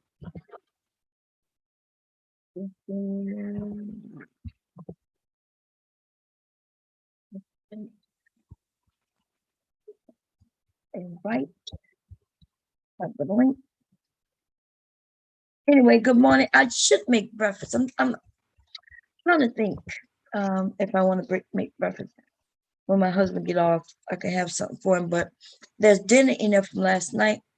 They still have some meatballs left. And that's because one of my sons didn't eat.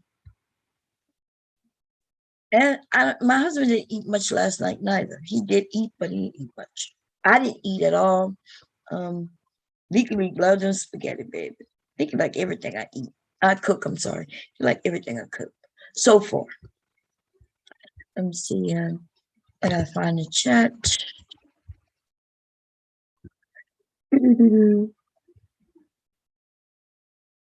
Thank you, Reggie. Ready Red, what's going on, baby? How you doing? You doing good?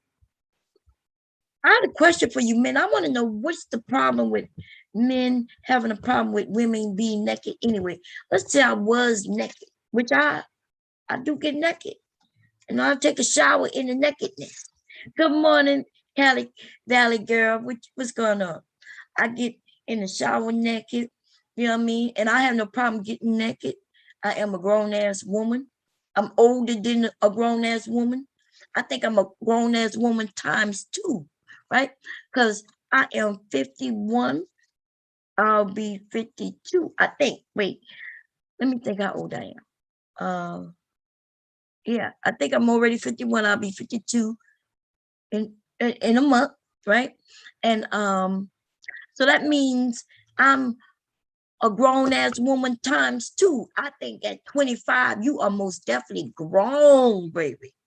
You know what I mean? And so if I'm that 25 times 2, then that means I'm a grown woman times goddamn 2. And so therefore, I should be able to do what the hell it is that I want to do on wherever I want to do it. Now I get where there's children, of course, you know, I'm not for children in a sense.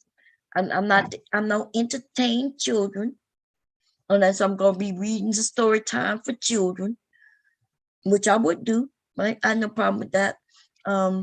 I like volunteering at the library. I used to do that a while back. I like children. I love children. But I'm an adult, and when adults come together and we're having adult conversations and we're doing adult things, I never understood some adults hating on other adults adulting. What the hell? Look, if you don't want to adult with me, then don't adult with me. Go about your business and go adult by yourself or with somebody else. But I never understood the Black manosphere, because even in the manosphere, those men have no problem with me. Like, I'm not even joking. Before I even decided to make my own channel and all that shit, I'm surfing around the internet. I stumble across, you know, Black manosphere, and I was like, well, if this the Black manosphere, is there a manosphere? So I found some manosphere areas, and I go over there, and these men give me wrenches. And I go over there using my picture. They know I'm a Black woman. I I don't know if they know if I'm black, but they know I'm not white. Put it like that. And I can, as long as I don't go over there with no racial bull crap, I just listen to what they have to say. And even if I disagree with them, they're okay with me disagreeing with them because they are men and they're interested in trying to find out who I am. They like nice looking women, right? And but in the black manosphere, as soon as they see you a woman, especially if they see that you're other than white, then they have an issue. They have an issue. And I don't understand it. Even though even in the white manosphere or the manosphere as they put it, right? They are not beating up on women. They're not doing that. They might disagree with a lot of things with the court system and all that stuff. They might have a disagree with how the system works, but they're not beating up on women. What's going on, sis? How you doing? Let me make sure my sound and see if your sound is in. What's going on? You there, Queen? Oh, her sound not in yet. Let me see.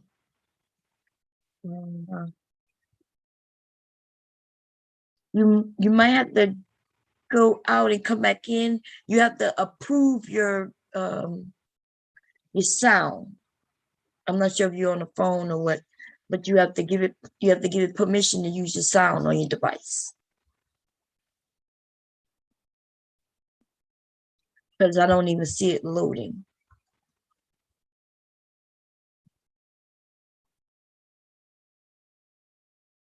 Okay. She probably gonna come back in.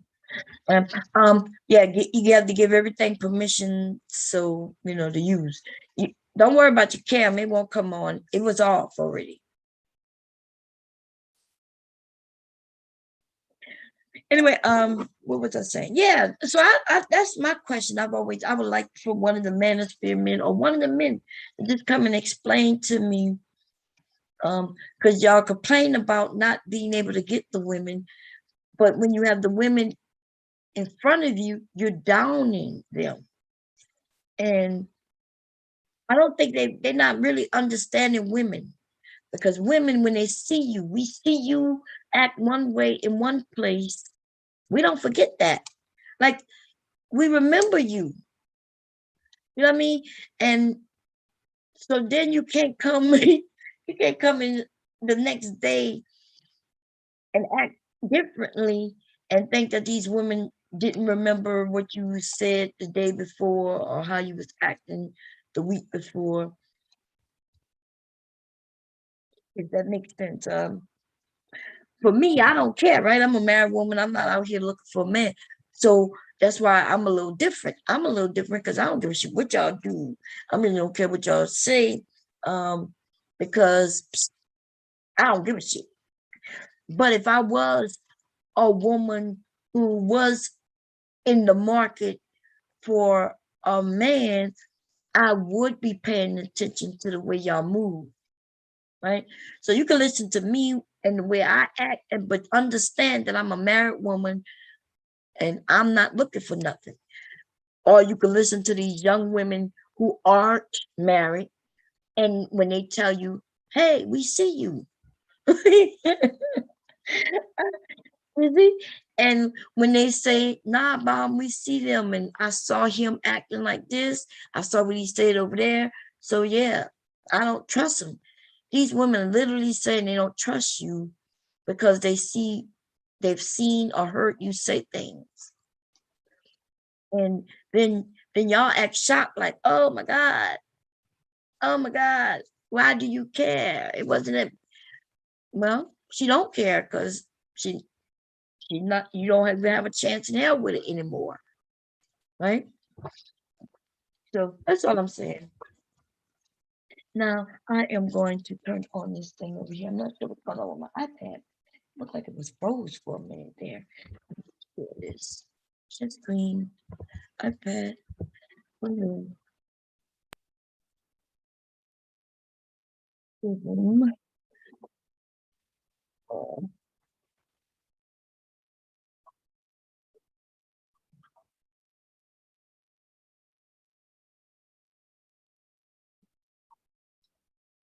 Okay.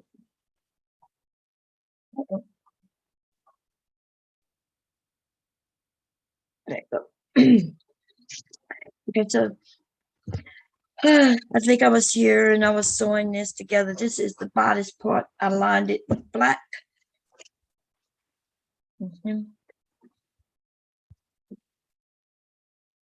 And I think I think I got a green zipper to put in it.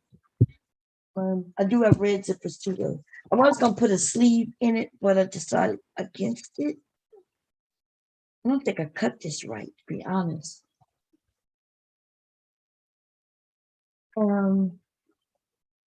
What is this?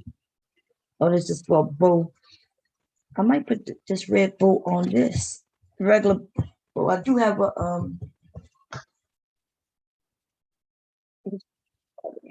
okay. So anyway, everybody, y'all have a good day. If y'all gonna go out, I don't want anybody want to come on the panel while I'm sewing, y'all can do that. If y'all want to talk about something. Otherwise, I am going to just be doing this. Let me find the bodice part. See it over there. It's the bodice. I forget what I did with the zipper. I have lots of zippers. I could put white in, but I don't want to put white up there.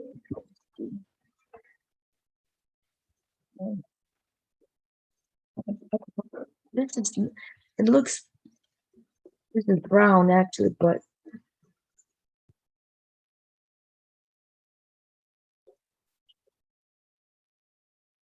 I can make a, this is the one that I completed. For those who may have not seen it, this dress is done. Let me show you.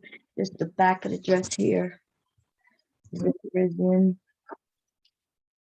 And I'm thinking about making a petticoat. And a petticoat, when the little girl put it on, it'll have it sticking out further. Let's think about doing that, but I'm not. It doesn't have to. It's a pretty nice dress, right? Holiday dress. And I used a white zipper in the back here.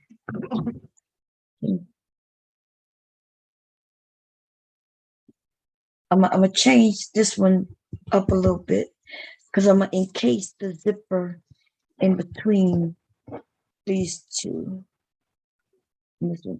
And I might put, and on the next one, I might put buttons instead. I'm also thinking about decorating this a little bit by putting maybe 2 or 3 buttons in the front right here.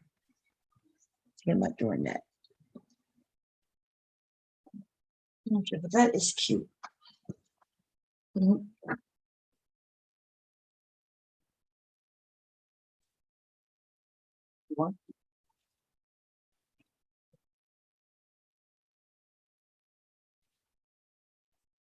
Charge this so it won't die on me.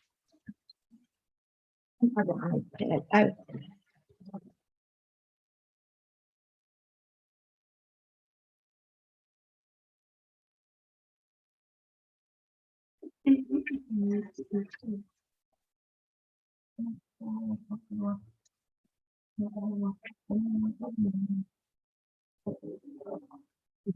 I'm not sure because that would not be good. And where is it? Charge this one up. Wow.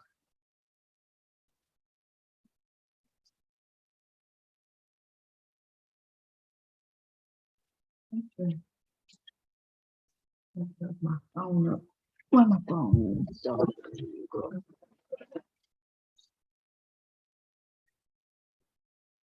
Joann's has a sale. They're telling me they sent me a little message talking about we got a sale, and I'm gonna have to go look and see what online and see what they have a sale on. I don't like missing sales on fabric because fabric can cost a lot, y'all.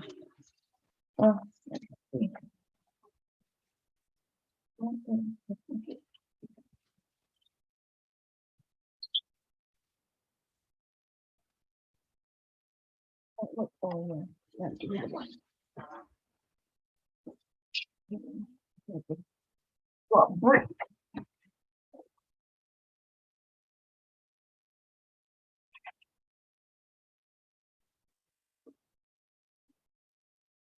I'm gonna put this on the charger, but I'm gonna put it by me. Oh, it's not charging. What's going on with this? Oh, I got a short in the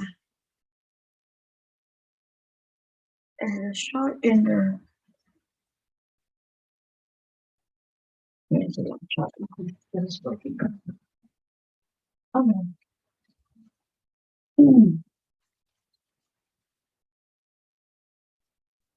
this is the skirt part of it. And changed my colors to red. What color would I find it? Oh, black. No, I can leave it black. You don't have to do that.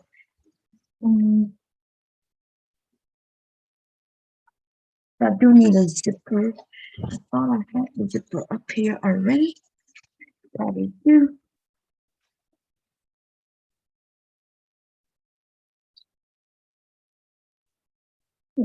Here.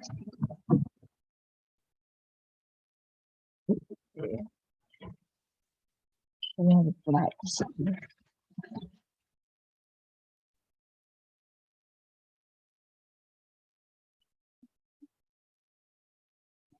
Yeah, it's a big mess over here.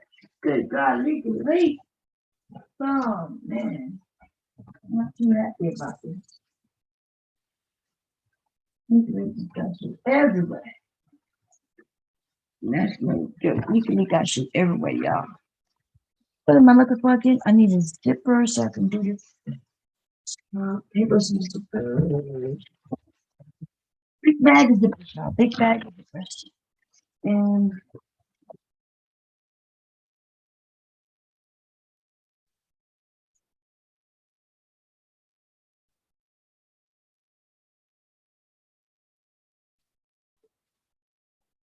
I'm not bad in that. Okay. Mhm.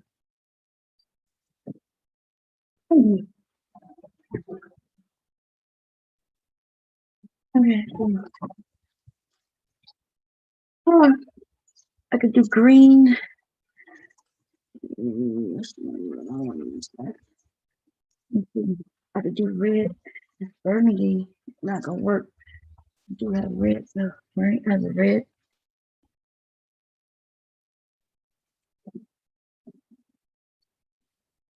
I would do red or I could do it green. Maybe the blue. I could do blue. I still got blue in this. But it's a darker blue. Yeah, it's a good blue.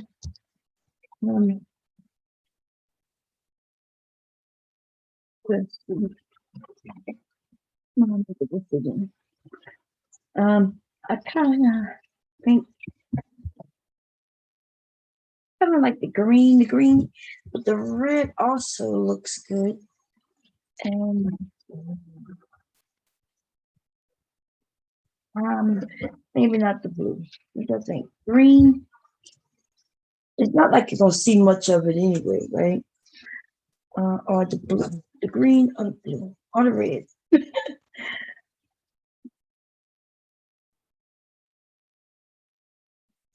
It's gonna be in.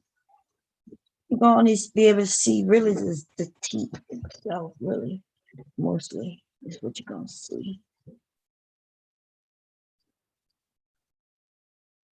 And it's in the back of her dress anyway. Let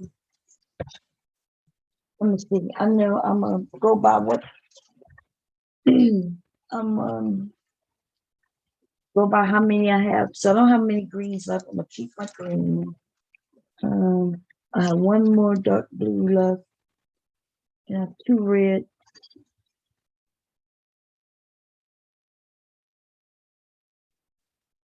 I think I'm gonna go with the red. I'm gonna go with the red. Okay.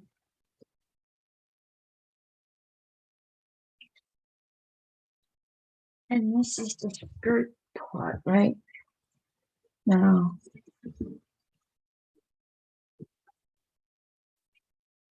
what I'm going to do with the skirt portion.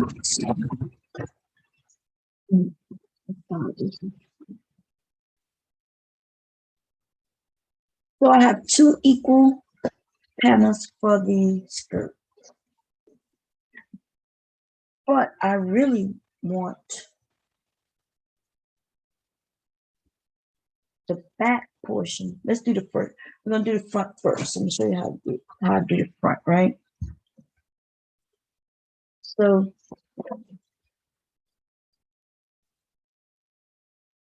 this is the front. This is the front. And this is the back, right? These two are the back. I'm gonna do the front portion of the skirt first. What I do is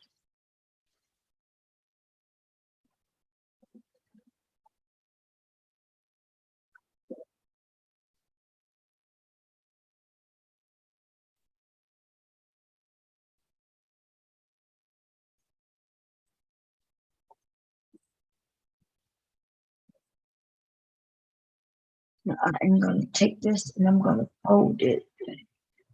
I want a middle, equal middle of this. Because I'm gonna pleat it now. There's a couple of ways to pleat the skirt. I could just do a simple loose stitch going across and then I pull, put it in place and sew it. Or I can go in and make some cute little pleats myself. I'm not sure what I mean by that. What I'm talking about is if you look here, you'll see pleats. See the pleats? Well, I went in and if y'all was watching that night, I pleated that myself, right?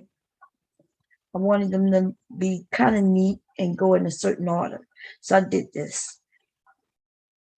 There's another, like I said, there's another way of doing it. It's a little quicker too.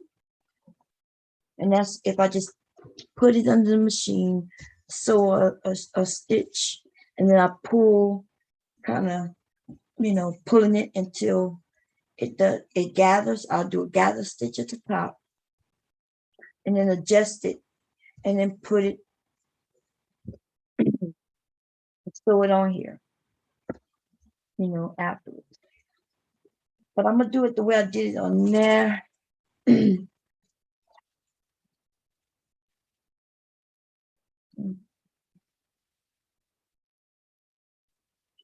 the way I'm gonna do it, the way I do that there. But so I'm gonna put this in half. I want a couple of marks, either with the scissors or with a pin. Doesn't matter. I'm gonna put this in half. I'm gonna give it a little mark there. And I'm gonna put the piece in half again. And there's some marks.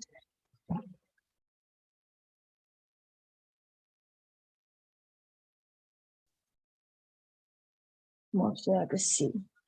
And the reason I do that is so I can see where the marks are, but you gotta find them. This is one of the marks. There's been more than just that one. They're so small, I guess. They go one, what are that? That's the half one. That one's so small.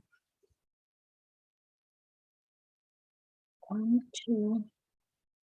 There should be another one. No, I can't. Sorry. Okay, I gotta do it again now. Okay, we got the middle. I can see that one.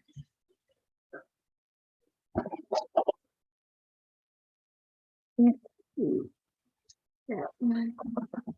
Now I can. And when I okay, cool. Okay.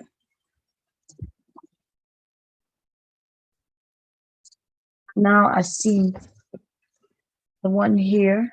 I see the one here and the one here. Okay.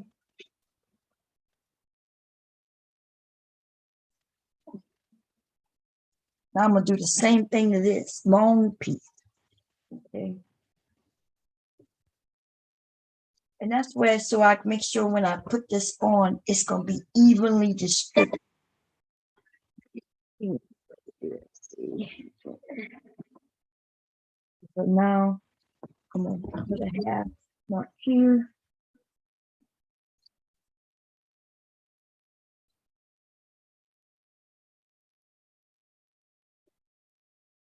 Let's see. Are you there? Let me see if I can see. Hey, Bomb. Hey, how you doing? Hey, I feel all accomplished. I finally made it in. I'm good. How are you doing? I'm doing good. What's going on? Good morning to you. Good morning to you. You know, I'm in California. It just turned 7 o'clock. I don't know why I'm even up, but I said, Bomb's live. Let me go say hi. This is my first time seeing you up here. I know. That's why I thought this would be perfect while you sewing. I could come creep in and chat with you. I've been meaning to for a long time now. Yeah, I'm glad to have you up. What you want to share, sis? What you want to talk about? Oh, my grandma ass ain't got nothing going on. Just watching you. Uh, what you thought about that mode one and what I said earlier about him being the clown, like the class clown? I missed what you streamed earlier, but I'm familiar with him and that foolishness. I never Oh, okay. subscribed to it. Yeah, it's crazy. Mo won my ass. Yeah, girl, when Yeah. I was listening to what he had to say, he made it seem like he's straight and direct, but then he says most of us, which we would be a little shocked. But then he says after talking to him a little more, getting the women relaxed and they start laughing more. Then I started thinking, wait a minute, that's how he's getting in, right? He's talking to him, he might say something shocking, but then he starts making a joke out of it. Right. I think we've all met a dude like that before that say something crazy just to, shock value, get your attention, and then they try to, continue the conversation. But a woman like me, a real woman, you've already turned me off. So I might be sitting here chatting it up with you because I don't got nothing else to do. That doesn't mean I'm interested. Right, right.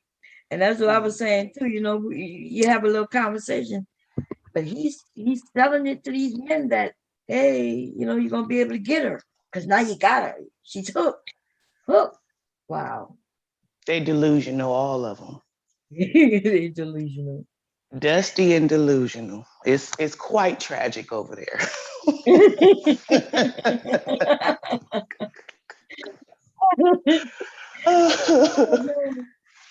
I'll be thinking to myself, if I was young, and had to figure this out with these type of men, I don't know. I don't know. You wouldn't deal with those type, that level of dust, we just step over that and keep it moving.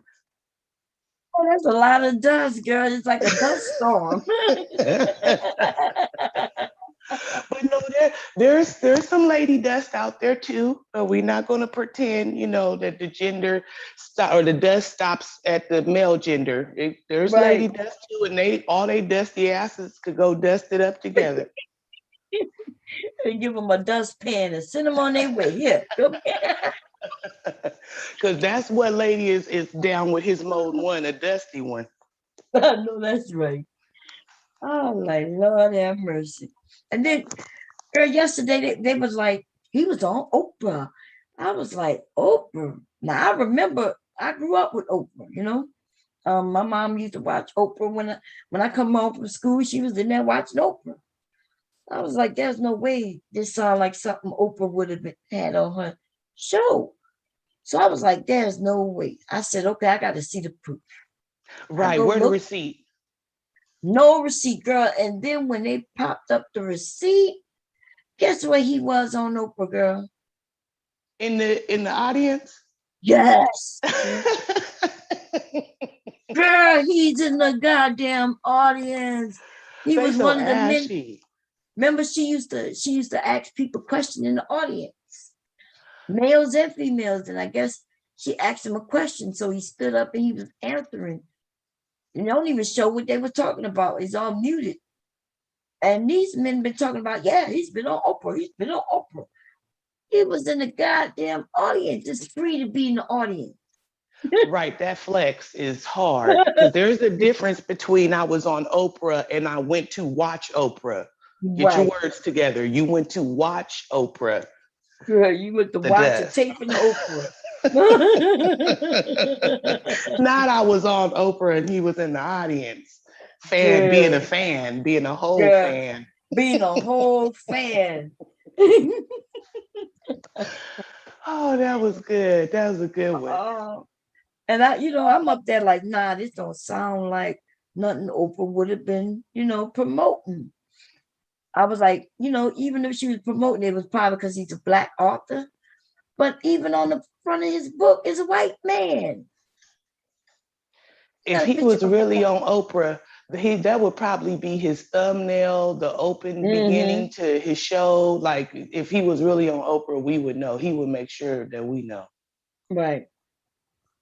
So I went, like the first place I went was his website to see, and he didn't even have Oprah listed.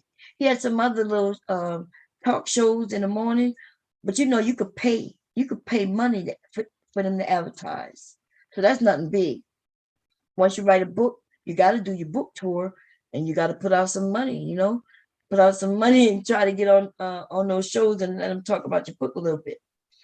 So that's no big deal. But Oprah would have been another level. Shit.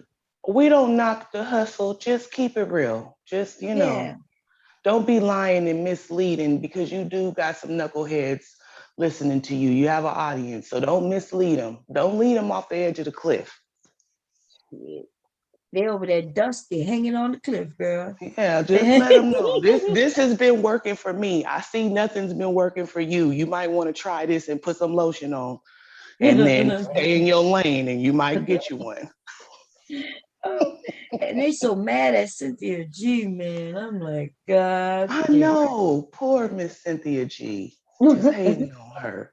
Like she got her opinion just like you got your opinion that you're going to mold one and all that mess. And then she got her opinion that y'all whatever she says, I don't really know. I don't watch them like that to be able to repeat their talking points back verbatim. I don't watch them like that.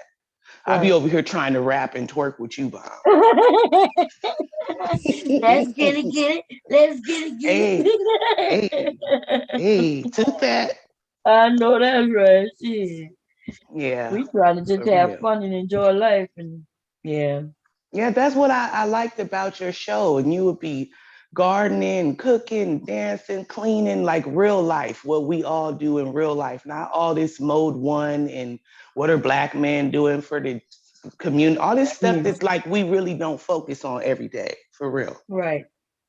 No, I agree with you. I can't, it's too much, And then they like I said, somebody talking about me because I guess my grandson in the background, he gonna always be in the background. Shit, if he here, he in the background, you can hear him. He's a baby. Right. I was just thinking that. Let me be quiet for I'll be the next one they talking about. All you got to do is say about 100 words and then they on you. Yeah, they on you, man. I think I'm at 72 or something. I got to watch it. They come in and rub. And I think somebody said that she mentioned that because he called me mommy. He said mommy. What you do? That's what they do. Yeah, that's what they do. All little babies, they call the woman mommy, especially grandma, because they just now learning words, you fool. What the baby only got about 5 or 6 words in their whole vocabulary, bank. Right. Mom, you can't pay the Ashley no attention. If they get moisturized, they could get their mind right. Don't pay them no attention. Yeah, he was like, ooh, he's so like cute. It's dangerous. that's dangerous. Why is he calling her mommy? I say, he called me mom, and then he'll call me mommy. But he's not calling me dad, that's for sure. Whoever You know? said that, they better not have no kids, because then they exposing that they don't be around the kid enough to know that that's what children do. All Right. children. Yeah. Yeah, see, watch your mouth. You're gonna expose yourself. And he probably got like 6 kids or something. And he don't even know that's a part of child development. Actually, it was a woman who said it, and she said she's a part of child development. She got kids? She watches kids. Yeah, she got kids and she watches kids. She was over Oh there. no, she just hating. She just hating. Yeah. We all know that's something that children do, and then you correct them and say, "No, I'm grandma," or "Me, Right. I'm auntie." Right. But that's just natural. That's like saying, "Oh, the kids too fell out." Yeah, that stuff is just gonna happen. Yeah. They just want a reason to hate on you, Bomb. You know that, Yeah. I give them a whole lot of reasons. You know, I don't give a damn. right?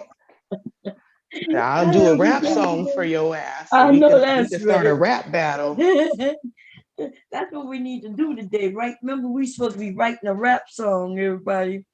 I had chosen a beat, and maybe we do that later today.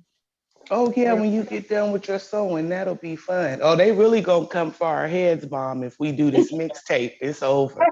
It's over. It's over for us. We do the mixtape. They already mad at the acronym. We gonna have to get off YouTube. Oh man, they really mad at the women, right? For the acronym, that is so. I've never seen them be so fired up like that. Like even Cynthia, she don't have them as fired up as the ladies. You know what I mean? That's crazy. Now, my girls is wild. They be doing Yeah. their thing. Yeah. I see why they mad. Cause it's just too much. It's too much sauce. It's too much drip, and they angry. They too saucy. Yes, Too it's okay saucy, though. man. Man, it's crazy. So So what you what got y'all planned doing for the this day? weekend? Yeah, that's what I was asking you. I'm gonna just be doing what I'm doing now. Sewing. Getting Oh, I ready for got the a holidays. Halloween party. Yeah, me too. I got a Halloween party. I'm a unicorn. Ow. Oh, I bet you that's so cute. Mom, I had so much damn glitter everywhere. I said, That's gonna be so cute. Yeah, I'm gonna just be sewing. My son is taking his son trick or treating. I was gonna just find him a church so they can go to a church and so it could be more safe. yeah. Um, but my son said he think it's safer by him going door to door than to be in enclosed in a church. So Yeah, that's he didn't true. go. Yeah, that's so. When he said that, I was like, I think that's right. You know. Yeah, we doing the trunk trick or treat thing where everybody bring their car and you stand at your car and you have the candy in your trunk so the little kids could just grab a piece of candy out of the trunk. Oh yeah, that's cool. Yeah, I Yeah. think they call it trunk or treat. Oh, okay. See, I like Yeah. that idea. Yeah, take the kids to do that, and I'm gonna be playing my little Michael Jackson Thriller. I might Hmm. let something out the back seat on them, try to scare them. And that's my weekend.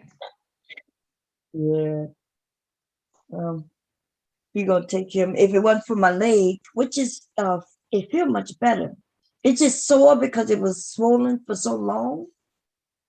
Due to COVID. You know, my doctor died of COVID, girl. Oh, I not remember the your doctor. doctor. Yes, doctor died of COVID. Okay, I'm gonna So need you to get a new doctor, Bomb, because now I'm yeah. concerned. Because if he didn't take care of his own self with COVID, I don't trust your leg to him. I'm worried about your leg. We can't twerk without your leg, baby. I know, but so what happened? It was swollen. I was in the hospital last year around this time, and they gave me the antibiotic. The antibiotic didn't work, So it was swollen. They told me to keep it level and things like that. So I will wake up, it'd be normal. Through the day, it'll swell. And the reason I ain't go to the hospital again, because I ain't gonna go to the hospital and catch COVID. I'm like, okay, just swollen leg. When COVID over, when everything settled down, I'll go. But anyway, I ended up going, it's been 2 weeks now. And they gave me antibiotics. It's not swollen no more. It's just sore because it's been swollen for so long. So it's a little sore here and there. Good. Yeah, I remember that last year when that happened and your leg was all super swollen. Yeah, it was. You got to stay on top of that, Bomb. Yeah. No, I was taking the medicine. Then I noticed when I was taking aspirin, it was less swollen, which tells me that the blood flow, it has to be blood flow, right? Because they say that aspirin thins your blood. Right. It's an inflammatory drug. Yeah. So anyway, yeah, it's doing a lot better. It's doing a lot better. Good. But I had MRSA, so that's why it was hard for them to find an antibiotic that worked for me. Oh. They say I have MRSA, which means antibiotics don't really work with me much. Okay. I'm gonna be following up with you. Now I got my eye on you. My twerking queen need that leg. Yeah, girl. So I can get back out there, you know what I'm saying? So I can get back to twerking. Throw it back with one leg, baby. Throw it back with one leg, shout it. So I can get it back low, get it low to the flow. Hey.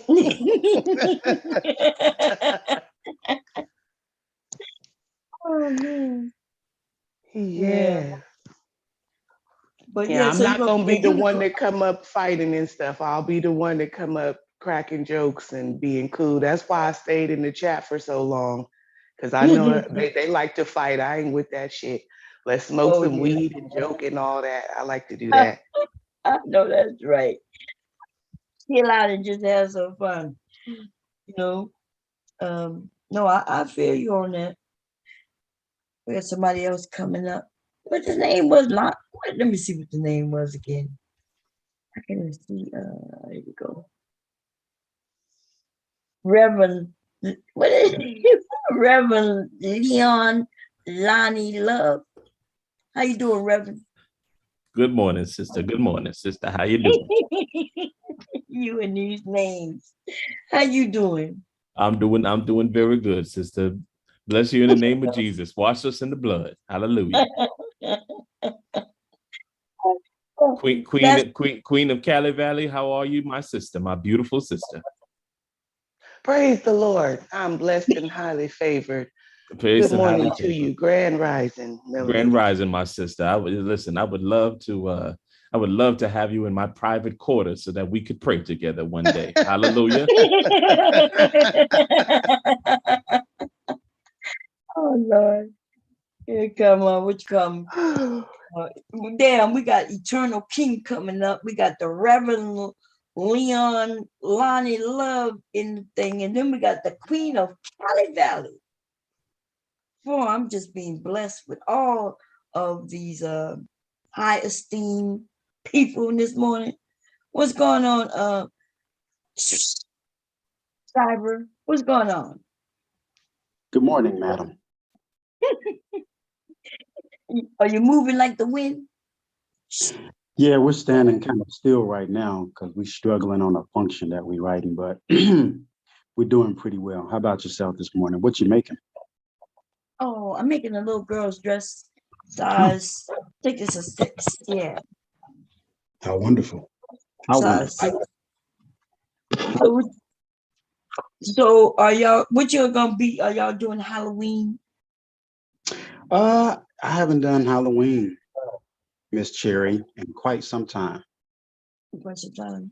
Yeah. What about you, Reverend Leon Lonnie Love?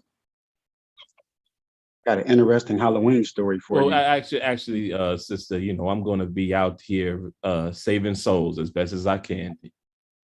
Oh, saving the souls. Huh? Even if I gotta go in these treacherous nightclubs and strip clubs and underworld parties, and I'm gonna do what I gotta do to make sure that we can, get our brothers and especially our sisters into the house of the Lord. Hallelujah.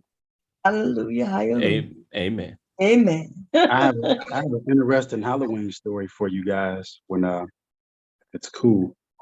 Okay, I'm ready to listen to it. So quite some time ago, when I was a much, much younger man, could play basketball and stuff like that. um, we visited from our neighborhood out to this suburb where one of our buddies, his aunt stayed like out in this nice place out in Ohio. So we went out there and everything, right? And excuse me. We dressed up as basketball players with like basketball jerseys and stuff, right? So we took pillowcases and we was knocking on doors getting candy. So we had encountered this I guess these gang members, and they were all Caucasian guys, and the area we went in was pretty volatile area in terms of race. But we had encountered their path, getting some candy from a store. They was like, y'all shouldn't be here, but they didn't bother us, right? They left us alone. And we ventured deeper and further into this neighborhood. And so we get to like the middle of this neighborhood and there's this haunted house. And so my buddies know I wasn't, very fond of haunted houses because I always thought something could go wrong. Like, and back then that was what it was around like 98 when this happened. So I hadn't went to college quite yet, but back then people were actually doing bad things in haunted houses. An accidental knife stab, or one guy had accidentally supposedly got cut with a chainsaw, but it was supposed to be fake, but it was on purpose. A girl had got strangled, stuff like that, right? So I didn't want to go into this haunted house. And I said, I'll tell you guys what, you dudes, I'll hold all our candy. And you guys go into the haunted house and I'll stand watch over the candy, make sure nobody takes our bags, right? And my one best friend had met some girl along the way of this little journey we had. So he goes into the haunted house for her to get freaky, is what he did. They ran off to the other hidden part of the haunted house to do. And while I was outside waiting, two more of our boys had came maybe 50 minutes from our neighborhood and joined us. They were late. So now it's like maybe 10 of us all together. And during that same time, the racist guys and the gang members happened to come to the same part of the neighborhood that we were in. And they saw me with the Michigan jersey, with the Jalen Rose jersey, number 5. And they said, there he is, there they are, right? And so it had to be like maybe 15 of those guys. And what they did was they kind of like surrounded the entire area. Never forget this. They surrounded the entire area, and there was like a lot of white folks out there was drinking beers with their kids, smoking cigarettes, smoking a little weed. But apparently this gang unit had kind of control of their neighborhood, where people were afraid of them and didn't really challenge them. Luckily for me, my guys that came outside of the haunted house just in time, and we had a literal standoff in the middle of the street. So we were 50 minutes away from our downtown neighborhood where we come from in the hood, and we way out somewhere where we don't have any business being on Halloween, in white folks town, and there's a white gang that won't let us leave. And so I remember they surrounded us, and the people were kind of just out there with their kids trying to figure out what was going to happen. And nobody called the police at all, right? Because we were just too far away.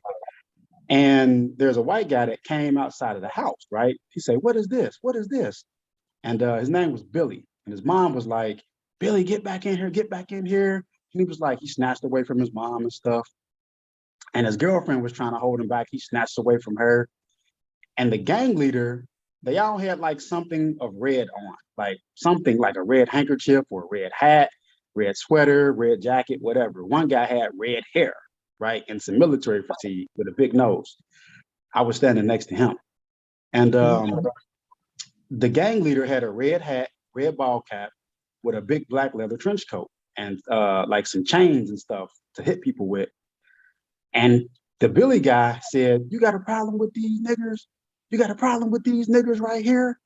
You want to get these niggers out of here?" And the gang member was like, "Yeah, we're going to kill these niggers tonight. They don't supposed to be out here."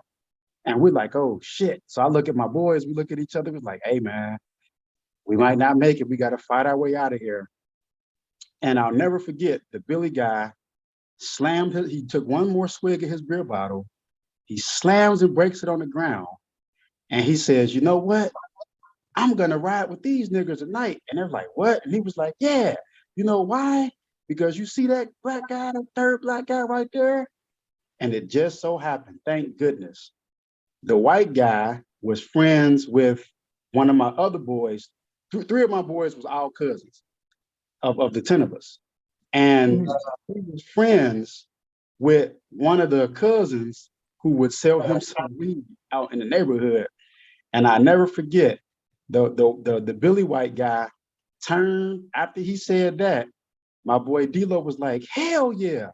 And D-Lo turned. I had never seen D-Lo fight before.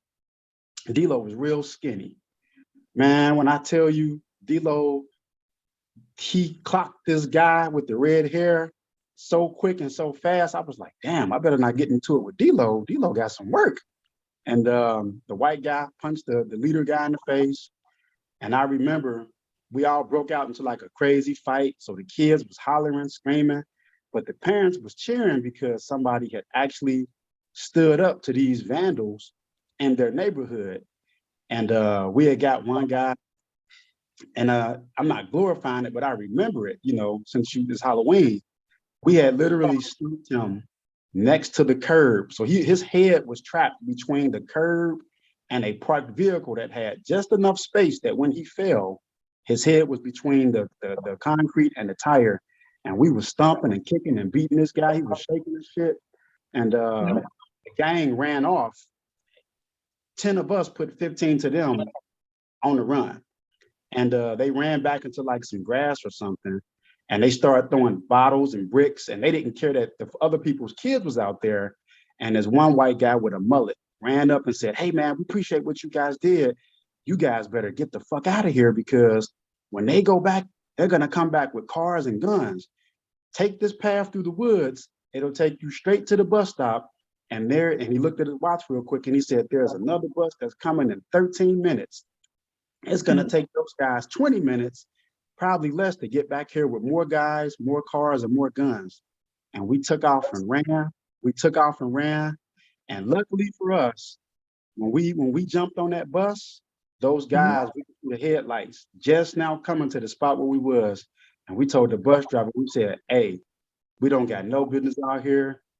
Can you get this bus downtown as fast as possible?" And he stepped on the gas. I'll never forget that. And I had a contusion in my hand, and my boxing coach was like, why can't you train, for the next month or so?" And I was like, "Man, I was playing basketball, man, and a guy kneed me on my knuckle." I sold him some lie, and I couldn't fight. I couldn't train or whatever for like a month because I had a contusion in my hand till it healed up. But yeah, I remember that. That was real talk. And had things went wrong, I could have very well died that night, trick-or-treating and Halloween in the wrong neighborhood. So. Oh, damn. Oh no, I thought it was gonna be a scary story. I wish they would have got away with it. They would have. They absolutely would have. So they would have been crazy. I remember that. Hey, Mother Tyler, that was the longest, driest fucking story. Oh my gosh. I was over here biting my fucking door to not interrupt. But hey, Mom. How's life and how's the children?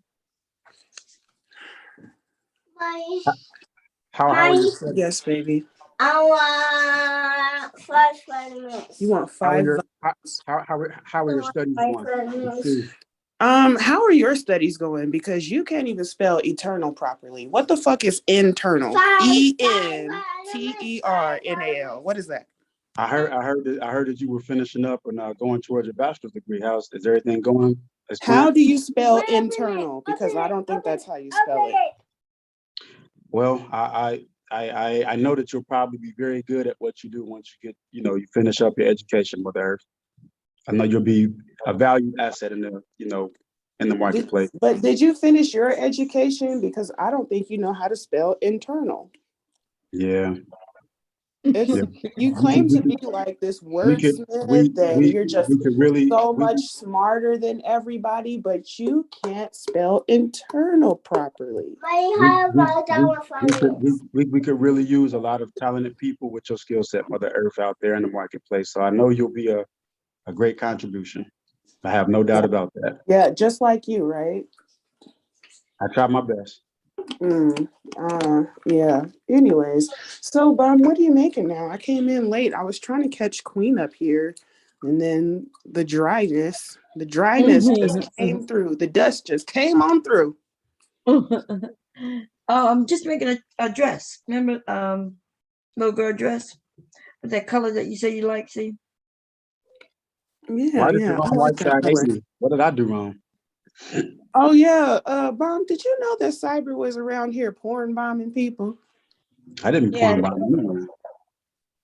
Yeah, you got to be careful with him. I didn't porn bomb. I think Jerome said that was him over there. Actually, I had heard that. And so I was actually trying to I was on that. Anyways, Bomb, I was up late last night. Oh my gosh, you got to go check out Rallo's channel. He opened up a panel late last night, and it was some white dudes up there. They were tweaking out. Yeah, that was real crazy. On whose panel? On Rallo's panel.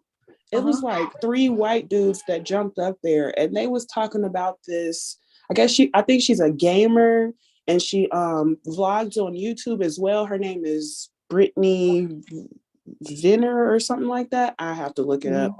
But yeah, this guy was up there talking about he was a producer in Hollywood. And so then they started talking about Hollywood stars. And then some guy says Brad Pitt is gay. And so then it goes from Brad Pitt is gay to Brad Pitt deals with children in inappropriate ways. And so then one of the guys was like, well, what's wrong with that? What? I was like, what? Then he I don't know how he got that shit off. But then he starts going into this speech about how, the Quran speaks about child brides and I'm not going to say I like children because I can't say that, but it's nothing wrong with it. I thought I was in another dimension. But I was like, damn, where did these white men come from? Yeah. What Rallo was saying? Rallo, he kicked the dude off that was saying the weird stuff, and I fell asleep after that. But I was like, who are these greasy looking white dudes? Oh my gosh. One of them, their hair looked like he put a bunch of gel and earwax in it and shit. Damn, she said earwax. It was looking real nasty. I'm like, ooh, he looked like Aunt T. That nigga don't shower either. God damn. Y'all know Aunt T said he can't shower because of YouTube. Yeah. I'm like, ooh, he might fit in with them white dudes because they look real grungy. But yeah, it just goes to show that dust, it surpasses race. Cyber probably would have fit in with them too. I actually have a new show, Bomb, that I'm creating called The Dust Off. Dust Off? Okay, yep. That's awesome. What y'all gonna be doing? Dusting each other up. See who got the best dust? The most actually, dust? What the Dust Off is going to be is the Dust Off is going to deal with things directly. So it's kind of like, how you dust off something to either deal with it or throw it away. That's pretty much what it's going to be based off of. And so I'm putting everything together with it, and we're going to do crypto giveaways and stuff and all that type of stuff. So it's going to be pretty cool. Oh, wow, that was the shortest explanation I've ever heard him give. You're talking about crypto. Hey, James. Hey, James. Is it? No, that's James. Is it James? Which one this is? Yeah, oh, how you doing? It's James. Hey, James, how you doing? I'm good. Yo, Bob. Uh-huh. You know, I was thinking about it. You know how these black manosphere dudes be talking about how these white women are different from black women? Mm-hmm. Now, like I said, I got a client because I told you I'm a luxury housekeeper, right? Mm-hmm. Yeah.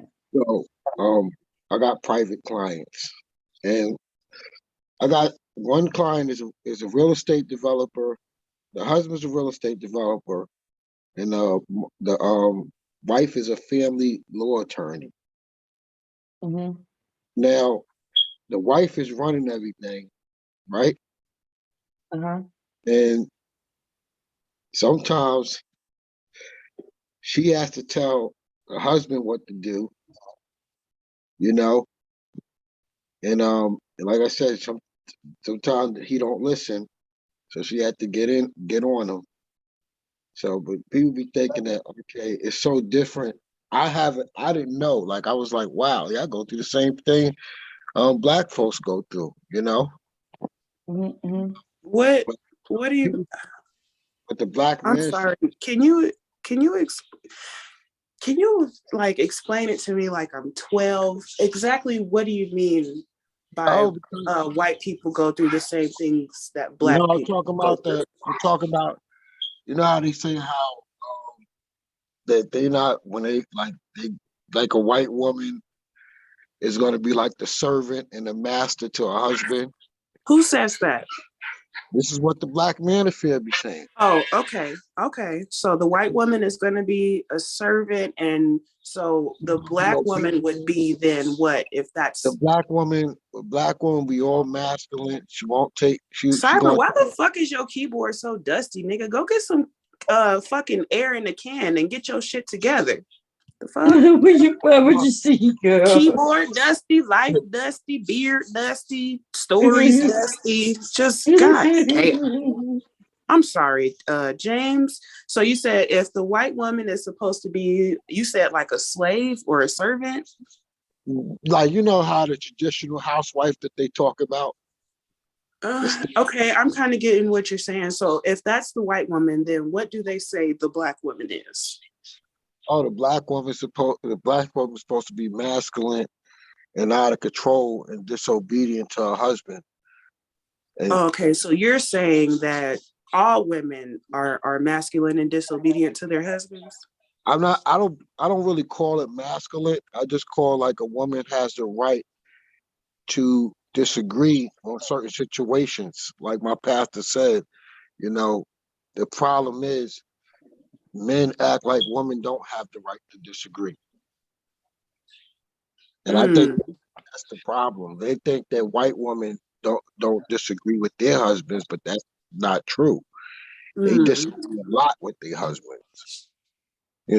So like I was like saying, like I was just thinking about that this morning when I woke up. I was like, wow, I'm with this family all the time, and they do have disagreements.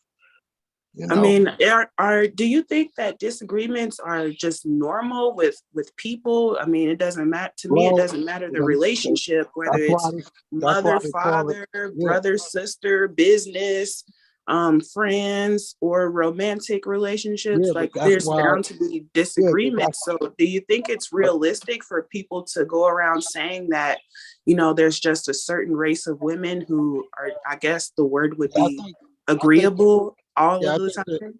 I think you should have disagreements because nobody, it's sort of like when you seen, remember on you seen Coming to America, Yeah, and the guy did not it want, was a terrible movie, but yeah. but he did not want the I'm talking about the first one. He did not Yeah, want. it was a terrible movie. Okay, but What the hell? hold on. The second one was even Who is worse. that? Books. That me. It was even worse. That me. He I'm did sorry. not want the woman, but you notice he did not want the woman that just serve him and do what he say do, right? Yeah, the whatever you like, and I'll bark like a dog, like Yeah. China White. Oh, I'm sorry. I'm sorry. But that's what the Black manosphere want. They want a woman like that. Oh, look, Cyber, you spelled it properly. Look at you. You did it even with that dusty ass keyboard. Check you out. No, I fixed it. It was just maybe a typo, but thanks for pointing it out for me. No problem. So yeah, so back to what you were saying, James. Was that the end of your thought, or you wanted to expound on that? No, I was just saying, like, everybody has their own style in which they disagree with. It doesn't necessarily have to be masculine because a person have a different way of expressing themselves when they disagree, Yeah. So if you had a daughter, would you teach her to just be agreeable, or however the Black manosphere defines femininity? Would you teach her to be the way that those men say that Black women should be? No, because I want her to have her own identity and her own character because, if she can't be herself, then she's just gonna be the person that her husband want her to be in front of her. But then behind his back, she's gonna be a total different person, and that's not what you want. So, do you really look up to ARC like a father figure?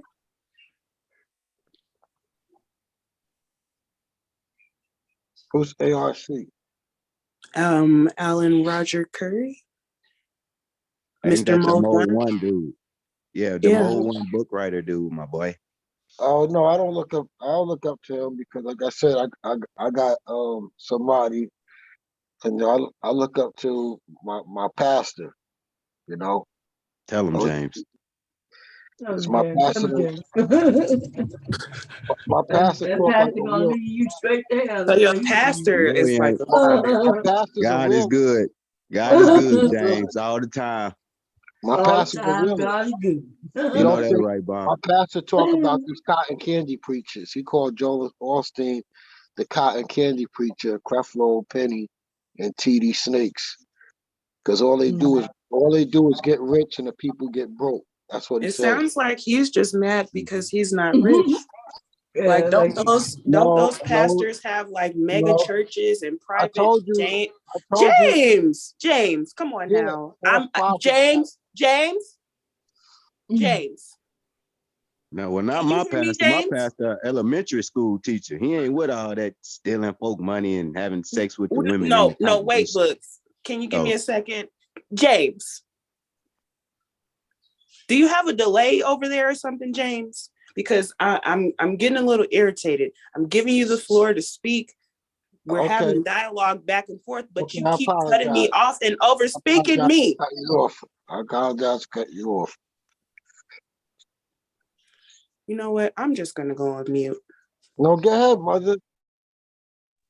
I think it's better that she goes on mute.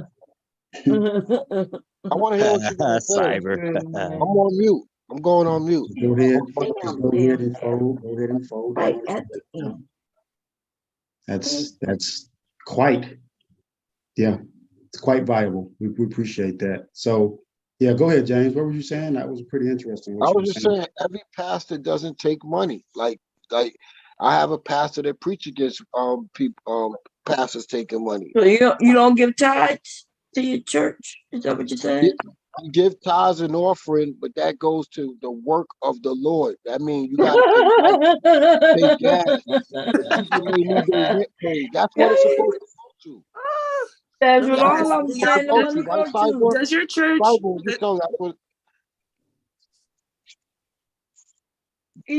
So you giving tithes, people getting broke, while what again? While the minister getting rich. What kind of car you minister drive? Yeah, does he have a job? Yeah, he's a real estate developer. Oh wow! So Is that how you became a slumlord? Following your pastor? Not a slumlord.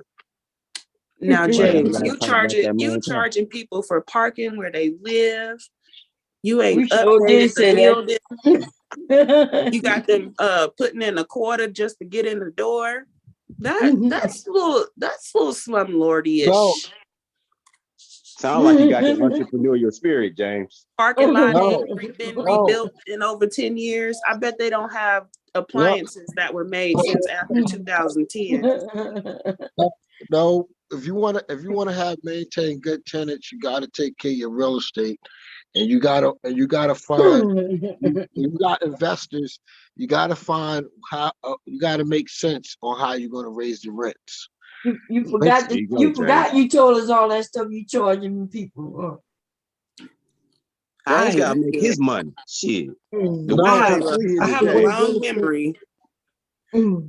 That's the way real And estate goes. You gotta that's pay the for way it. real estate goes. No, That's the way tell your us how it minister goes. goes. If you're living in a nice apartment complex and you know you got a pool, you got all these nice wooden floors and glass shower. Is it real wood or is it just that imitation stuff? Well, it's the the synthetic wood. That's what they It's use. that imitation stuff. Yeah. Listen, that's what they're using right now. That's what they're using now. It costs a lot of money. God damn, you done called him out on it, baby. It costs a lot of money to rehab. It costs a lot of money to rehab a place like that.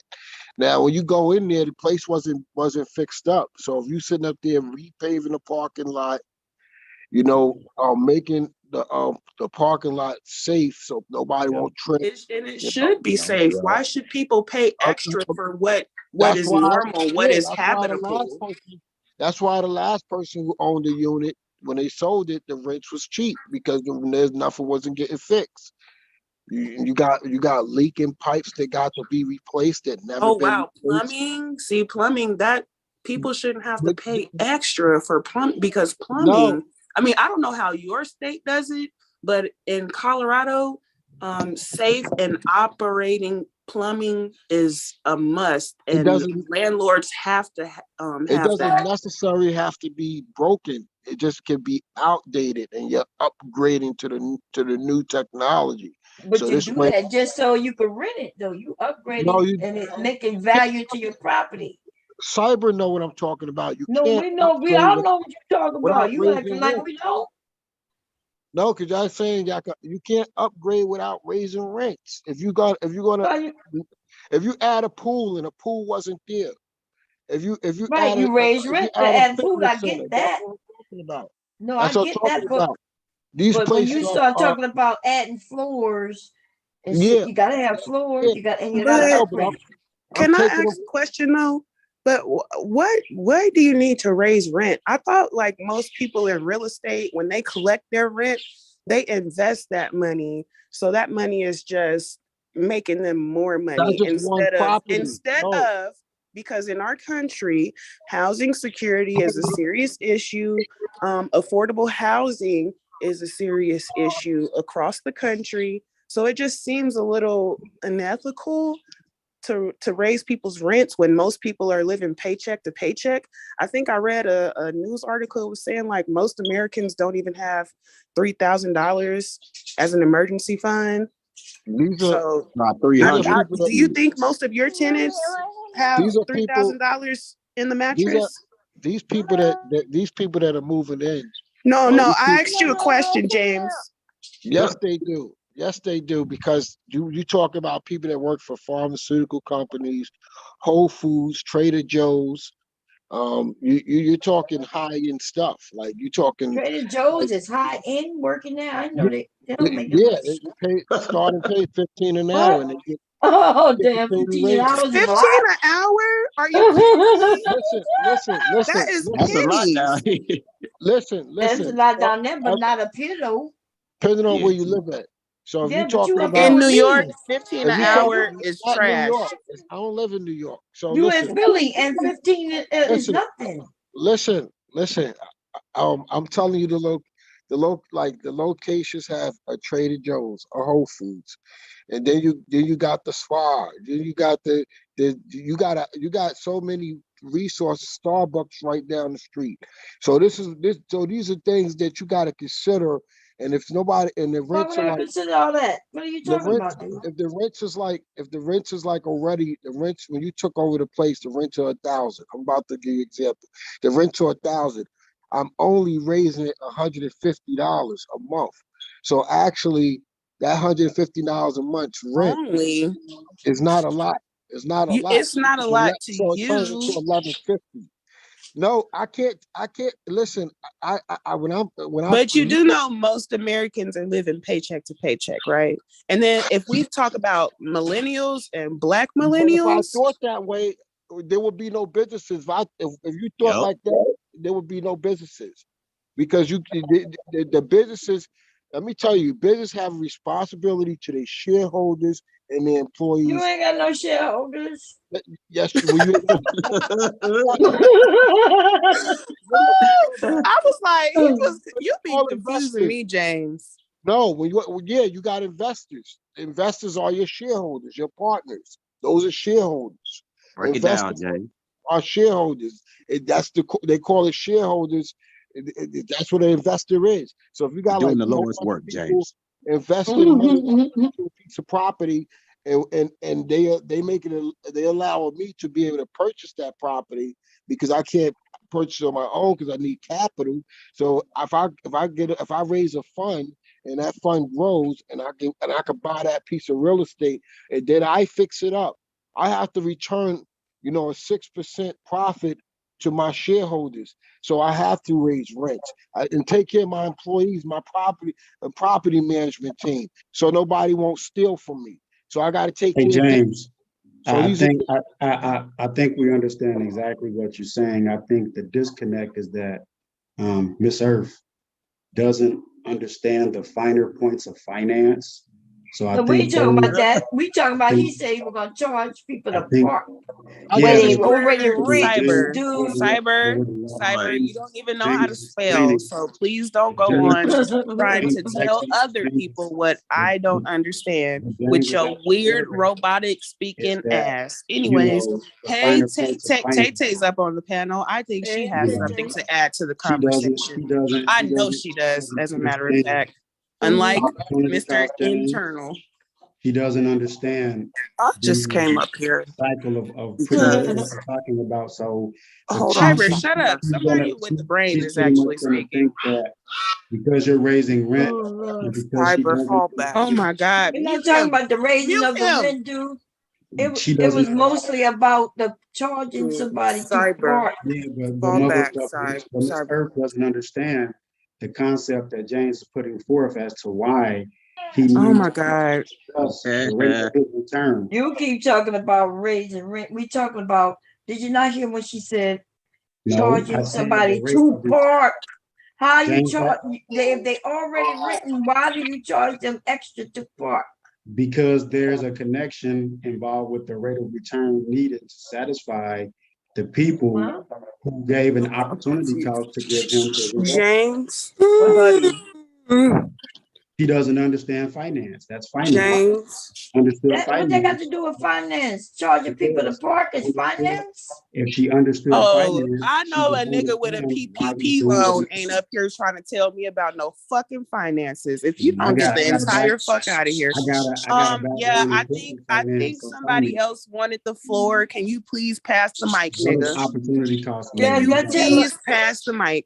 Wait, we had Books that was up here. Books, you still here? Yeah, Hey, I'm just Bucks. cooling though. What's up, Oh, man? okay. I don't got no pertinent topic to bring up. Taylor, you had something to say? How you doing, Books? Long time no see. Doing just good, Taylor. How you doing, Books? I'm good. Doing well, Bomb. How y'all doing? I'm doing good. No, I came up here because James, dumbass, sat up there and said you working at Trader Joe's is high end. Like, yeah, you said huh? I thought you was gonna Oh say my something like God. Lexus. Yeah, Like, I You must thought James, mean where do the you, prices James, in where Trader you live Joe's at? is high end. Where you live at, James? Talk some more of that. He's in New York. Talk some more of No, that he's Philly. financial literacy, James. I love it. I He's in did New see a York, Trader where they Joe's have one commercial. of They the did look highest fancy cost though. of living $15. in the U.S. No, he's in $15 an Philadelphia. hour is you living in poverty on $15 Actually, it's an New hour. Jersey. It's actually New Jersey, not New Is York. he in Georgia? Or is he in Well, if he's in Philly? Jersey, it's more I'm expensive in in New Pennsylvania. Jersey. No, I was Well, you told saying me he was at Philly. someone said the highest cost of living is New York is actually New Jersey. No, stupid. and I said California than New York. one of, which means there's a Go ahead, compilation Taylor. of Go ahead, places Taylor. Go ahead, Taylor. with your dumb ass. Go ahead, No, Taylor. I just need to know where James lives at, where $15 is you, you know, In you his balling on brain, $15. in his little tiny brain, that's where $15 an hour is luxury. Because even in Arizona, you can't, even on $15 an hour, you're still in poverty, especially when you got Yeah. kids and whatnot. Like, you're not balling on It's $15 poverty an where we hour, at How my you homie. manage your money. It's how you manage your money. No, you in No, poverty, nigga. even 15, even up here in Delaware, Nigga, if you charging people Jersey, $1,800, Philly. Yeah. no, if you're charging people $1,800 a month in rent and you making $15 an hour on top of that, 9 times out of 10, utilities ain't included in rent. You can't afford that shit. Hey, Taylor. So I got a $15 question an for hour. you. I got a good question for you. Cyber, What? please don't start with me. I didn't come No, up here. honestly. You know, Taylor, that makes sense as to why a lot of people have What do you roommates think up is an there, honest wage?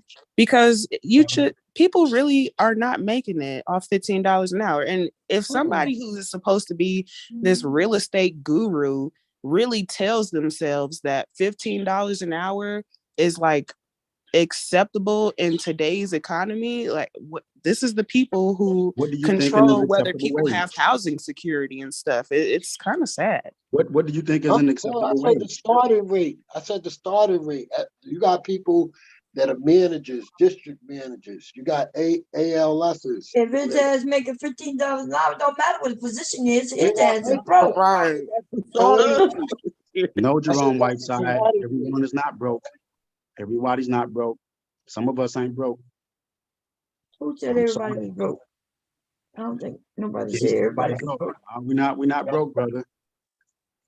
I'm broke. I'm broke. Send me some cash app shit. No, I know these niggas are. Well, I'll Not just gonna speak on claim that. Cyber. Everybody We know on here is Cyber 6 is figure nigga. Everybody perpetrating, ain't broke. but I we stand know up what it firmly is. for that.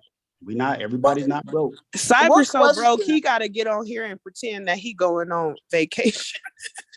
What question were you getting ready to ask me, Cyber? Pandemic was very comfortable. No, what I was gonna say was, what do you Keep think it is cute, a? Cyber. Keep it cute.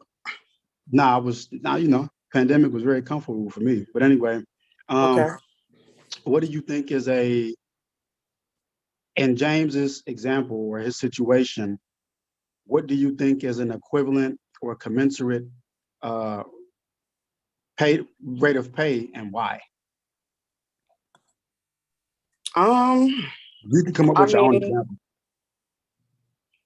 a commensable pay and rate. I mean, I can't Commensurate. necessarily Commensurate. quantify. I can't necessarily quantify that. You know, I just think that people should be paid a decent wage as far as so they can live. So the reason I asked you that is that if you, so it's a good question, because if people say, well, you should be paid a decent rate in order to live, if we look at COLA right across the country and we look at where you live or where you work or what you do, then in James's example, right, if he owns real estate, he probably owns real estate of varying degrees of prices of affordability, if I'm correct, right? different ranges of people who can afford different stuff. Come on, Cyber, land the plane, So please. we have to be smart enough to keep up. So, we talk about pay rate, right? So part of this discussion is if your skill set opens the door to what you should be worth. So if you have a certain skill set, you're right. You should be paid enough so that you can live. Should? Okay. Yeah, you should. And you should also command that. If your skill set doesn't match up to, what it is that you're trying to do, yeah, there's something for you to do. It's just not going to be what everybody else is doing who can do a little bit more, who can be more involved. So your pay rate's going to reflect that. And so I think if I was a real estate investor, and I think James would agree with this. And you're not, but go ahead. No, I don't invest in real estate. We know. I keep my money elsewhere, but I think it would be untenable and unfair to a real estate investor like James or anybody else to simply drop his rental rates to people who, just because their skill set doesn't warrant them to make a certain rate of salary or hourly wage. No one's saying to drop that he should drop his rate to them. I think that's untenable. No one said No to one drop said it, that. but don't raise it. Like Don't raise it, and you're making cheap ass additions, and it's not luxury. Hey, them laminate floors but you know what was though? In New York, you don't necessarily pay for luxury, you pay for scarcity here, and you pay for the branding value that, well, this is New York. Okay. Everybody wants that's why to everybody's A hustle. So Okay. New York, I'll tell you, they have some of the smallest, most, the most skept real estate, but it's at premium value because everybody associates a dollar amount or a certain level of prestige with it. But it's not the best. It's not the best. And if you come to Jersey, you get a lot more for the bang of your buck, but you get taxed to death to enjoy that. So that's why everybody's moving out of the East Coast and coming over either to the South or somewhere in the Midwest. That's why. Yeah. A lot of people are doing that after they realize they don't want to, keep giving away all their money and get taxed and feed to death. But that was just my question to ask you. What do you think is a commensurate rate of compensation, and just why? I mean, there could be a bunch of examples. I would say if you level set and pay everyone at $20 an hour, that would be commensurate. But then the problem would be justifying that rate of compensation as opposed to what a person is actually able to contribute to companies or private businesses who say, well, this is what we require of you if you're making this particular rate of pay. Either you can fulfill that and exceed it, or you don't. And if you can't fulfill that, then no, just, $18 will become the new rate of welfare. All right. So that's basically what we just said. You know what? So you're y'all are some advocating. funny characters. So you're advocating for an increase in the rate of wage, and you're advocating to make that a baseline. I'm not advocating to make that a baseline for new welfare. What welfare is not bad. If people need help, they need help.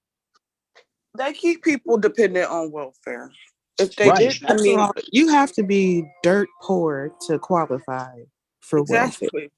But if you raise the rate, it's the exact same thing. You just gave them it's not really a bigger incentive to not want anything because, well, they could afford generally more than they could before. So what incentive do they have to transform themselves to be a higher earner?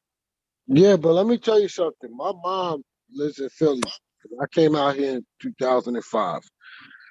And my mom, she bought a house in Philadelphia on $13 an hour. You know, she only made $13 an hour. Before that, she was paying $1,100. What year was that, James? You said in 2005, you fool. You said it was 2009. 2005. No, 2009. She bought a house in like 2009. 2009 wasn't. You know what? I'm not even gonna ask the question that I was No, gonna ask. it's not that different from now. It's not that different. The rent is not that different. Didn't the housing market like damn near Crash. crash It around that crashed. Housing time? crisis. I think that was Like, 2000. But what I'm saying why is, do she they bought a think house people are for stupid and $13 they an can just hour. come and say anything? She bought a house for $13 an hour. She got You're almost insulting our intelligence, sir. She got $1,000 a month mortgage. How can she at Okay, he can't hear while he's yelling $1,000 into a month his tin mortgage can. ain't nothing. That's cheap. They're not understanding. She has a house at $1,000 a month, and she was only making $13 an hour, and she had money left over. She got in at the right time because the housing market's crashed, James. Imagine if she were to buy that house now, that same house now. Exactly. Why did the housing market crash, Taylor? What, Cyber? Because a Why lot did of the housing lying market was crash? going Say Why on. it was Obama. hyperinflation Say or Obama. something? Say No, Obama. sir. Nope. Nope. Wait, say that again, Cyber. What? Why did it? Oh yeah, go ahead and get your Google. It's okay to Google. It's not. Ain't nobody Googling, nigga. I It's can hear nothing you. wrong with Like, Google. It was I wish hyperinflation, right? They people were would quit charging too peanut much head for ass. gas, and the Yeah. first You're right. person There's nothing started wrong going with up. Google, but So yet Yeah. you don't the even have market's a Why did the housing market crash? you don't even because the have bank a way on your phone to check because what spelling. happened was is that the banks were giving loans to people that weren't qualified to get them damn loans. And when they were buying these houses, they couldn't afford to pay the goddamn houses. And they There were you doing go. that with everybody. So There that's you why go. the housing market crashed.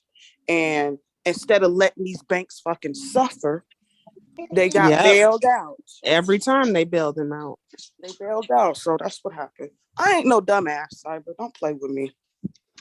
Don't doubt yourself like that. I just asked you a question. But we all know that Cyber thinks he's the smartest person up here, but he doesn't even know how to spell check his troll names. Fucking What idiot. does commensurate mean, Mother Earth? What does shut the fuck up mean? That means you don't know. Whenever you respond like that, it means you don't know. What does opportunity internal cost, mean? Mother Earth? What does internal mean? It means with the internal. E. Internal with the means E. inside. E-N-T-E. A+ in economics.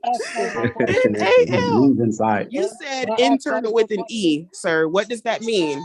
No, that was a typo I said, and I thank you for pointing it out. Oh, okay. I corrected it. Appreciate it. Okay, now Cyber, you get Yes, what sir. I just said, right? My mom was making $13 an hour, and she's currently right now she just got a job paying more like $18 an hour. But she's making Well, 13 Why is your mom still working? on $1,000 That's a good ass question, especially for $15 an hour. How old is your mama, James? How old is your mama? Right. on $1,000 mortgage. James, how old is your mama? That means she know how to get the money, right? I think This nigga here, I think that's rather unfair See? to ask that. Maybe his mom still wants a sense of independence, and she just doesn't want to sit at home. How old is your mother, James? My mom's 58 years old. I do not want my mama still working at that age. I mean, but maybe she wants her own independence. I mean, she can go travel. She can go be at the Doesn't want to bingo do that. hall. I don't know what Well, women at I 58 just do, said, but women always say, man, women don't need no man. So she wants to work. What's wrong with that? And what her does that have? pretty What sure does your her mama working did right not- now have to do with the man? Right. his mom, Your mama did not James provides for say his that. mom, and his mom wants her own type of So, independence. James, are you telling us, the people on YouTube right now, that your mama says she don't need a man? Don't lie on your mother, James, like you lied on your wife. My mother want her. My mother want her independence. My mother want her No, that's not what I asked you. Did you hear it? No, okay, let me ask you again. Did your mother say she does not need or want a man? If she She doesn't, said, that's her she said she prerogative. don't Cyber, need shut the fuck up, please. No, if she doesn't, that's her prerogative also. But is your name James? She That's her said she don't prerogative need as a well. I man. didn't There's think She so. told nothing, me that. there's nothing She said wrong she with don't it. need a man. What happened, James? She said she don't need a man. Oh There's my nothing wrong God, with you that. just be lying. He lied on his wife I could get yesterday. my mom on. He lied on his wife? Yes, he lied on his wife, saying that first he said that she cheated on him and that she didn't know that he was cheating on her, and then he forgot the lie that he told us 5 minutes ago and said that they talked about it and they discussed it and she found out. Like, James don't be knowing what he be talking about. What? Oh my goodness. Y'all just never cease to amaze me. So your mom said she don't need a man, she don't want a man. Okay, No, that's she her right. wants Some a man. women wants a man. feel like She men wants are a a man for nuisance companionship. and they don't need them. She wants a man for companionship. She just don't need a man. Okay. I don't think That's your what she mom said that, And James. But that's okay. She said she could take care of herself. You better repent for lying on your mama, James, in church. I'm not lying. I could get her for yeah, you. how many Hail Marys is it for lying on your mother? I I don't think know. that's 3 Hail Marys. She, That's about how 3 you Hail telling Marys. my I mom think said? Catholics 3 do that Hail though. Marys and 1 Our Father. Oh yeah, I got another question, James, because you're in the Black Manosphere. Why does the Black Manosphere always talk about their mothers but never about their fathers? I'm not talking about. I can talk about. I don't know, but I can talk about my father. My father wasn't no good saint. He wasn't walking with God. Okay, so why do you think that the Black Manosphere puts a microscope on their mothers and their fathers can do no wrong? Why do you think they do that? Because we kicked the man out the house for They don't know welfare. their That's father. why. They don't know their father. That's why. They don't know their father, but they know what their mother was doing when they was a kid. So they talk about their But mother. is that really don't make true, sense. James, that they don't know their fathers? Because I thought, most of these men are in their 40s and 50s, late They knew their 30s. father. I They thought knew their those father. They generations wasn't. had men in the house, and it wasn't until Yeah, recently, they the knew their last father. 40 They just years, not that women were kicking men out of the house Over food stamps. over food stamps. No, that started in the 80s. Okay, so even in the 80s, so that would mean under 40. Yeah. So those men who are in their 40s and 50s, what's their excuse then? What do you think? Because apparently they all had their fathers before that time. Well, they following after this guy, KS, and getting it mixed up What's advice. with you and Kevin Samuels, bro? I'm just saying they following after him. He's the Well, But no, leader. you James, always because got your mouth on what another man's doing, You James. just said why they do it. I'm telling you but why they do it. James, these men were saying this before KS. So It was somebody else that was on online doing it because I never heard it to social media. I never heard talk like this to social media came out. But they 'Cause I said was that Black women have been talking about Black men for 60 years. And the yeah, color like 40 to purple, 60 years. the color purple Well, put I Black know. men in a bad Only thing light. my only beef was child support. That's the only beef that I had for a long time. Why do you have a problem with child support? Because I watch how my uncle was done. My And uncle how had was your uncle Wait, done? you have a problem with you have a problem with child support, but not raising people's rent who make less than minimum wage. How was your I have a problem uncle with done, John? Yes, I have a problem with child support. I How think it was your should be I'm right. shocked you got a problem with child support when you told me how much your mom was getting for child support. When she get like $10 No, for listen, five listen. kids or something. And these Yeah, but niggas I'm be. talking about my uncle. I'm talking about This my is uncle why I women know, would but I'm rather talking about your mom. not How have much? kids One than of now. you deal with told this me that your BS. mom Why was. do y'all want children in poverty?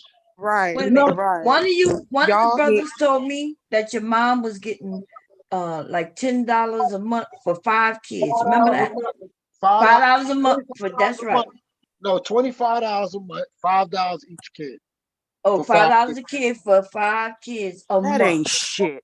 That's right. $5 a And month. how could you be against it if you know that system is messed up No, like that? no. Let me tell you why. I'm not saying it shouldn't be there. I said it should be more regulated. You should Regulated be able to feel like, how? You taking care of your Hey, fucking James. I'm about to kids? tell you. Hey, I hey, feel like James. I have a quick alternative for you. Hold Do on, you Cyber. believe? Let Do him you finish agree? say what he was getting ready to say, James, Cyber. I'm talking to the guy. No, James, let him say what he was getting ready to say. No one was talking to you. Do you believe Oh my God. that a portion or a percentage of child support should be mandatorily invested so that when the child does turn 18, so say if they calculate an amount to give the parent, do you agree or believe that a percentage of that should be mandatorily invested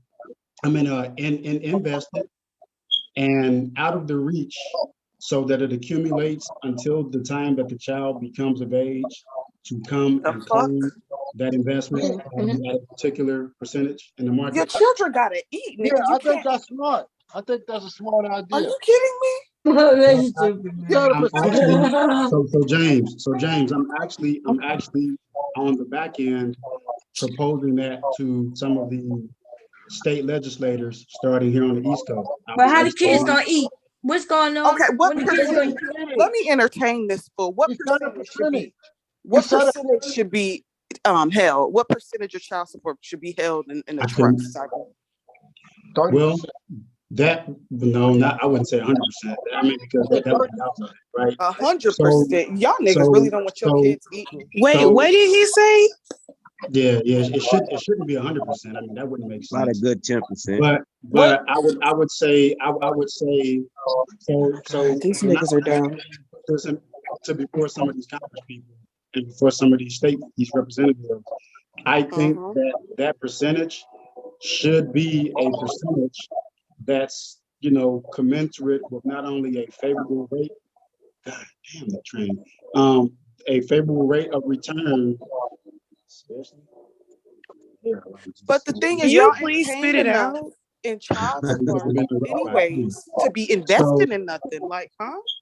No, so that rate should be a commensurate rate of return that's greater than what you receive in a traditional savings account, which is next to nothing. You're better off putting your money under a mattress. A traditional savings account, so the money won't even grow. It should be greater than that. Listen. But Cyber, do you have children? Cyber, do you have children? that Do you have you children? can- Because it sounds like you don't. You sound pretty naive.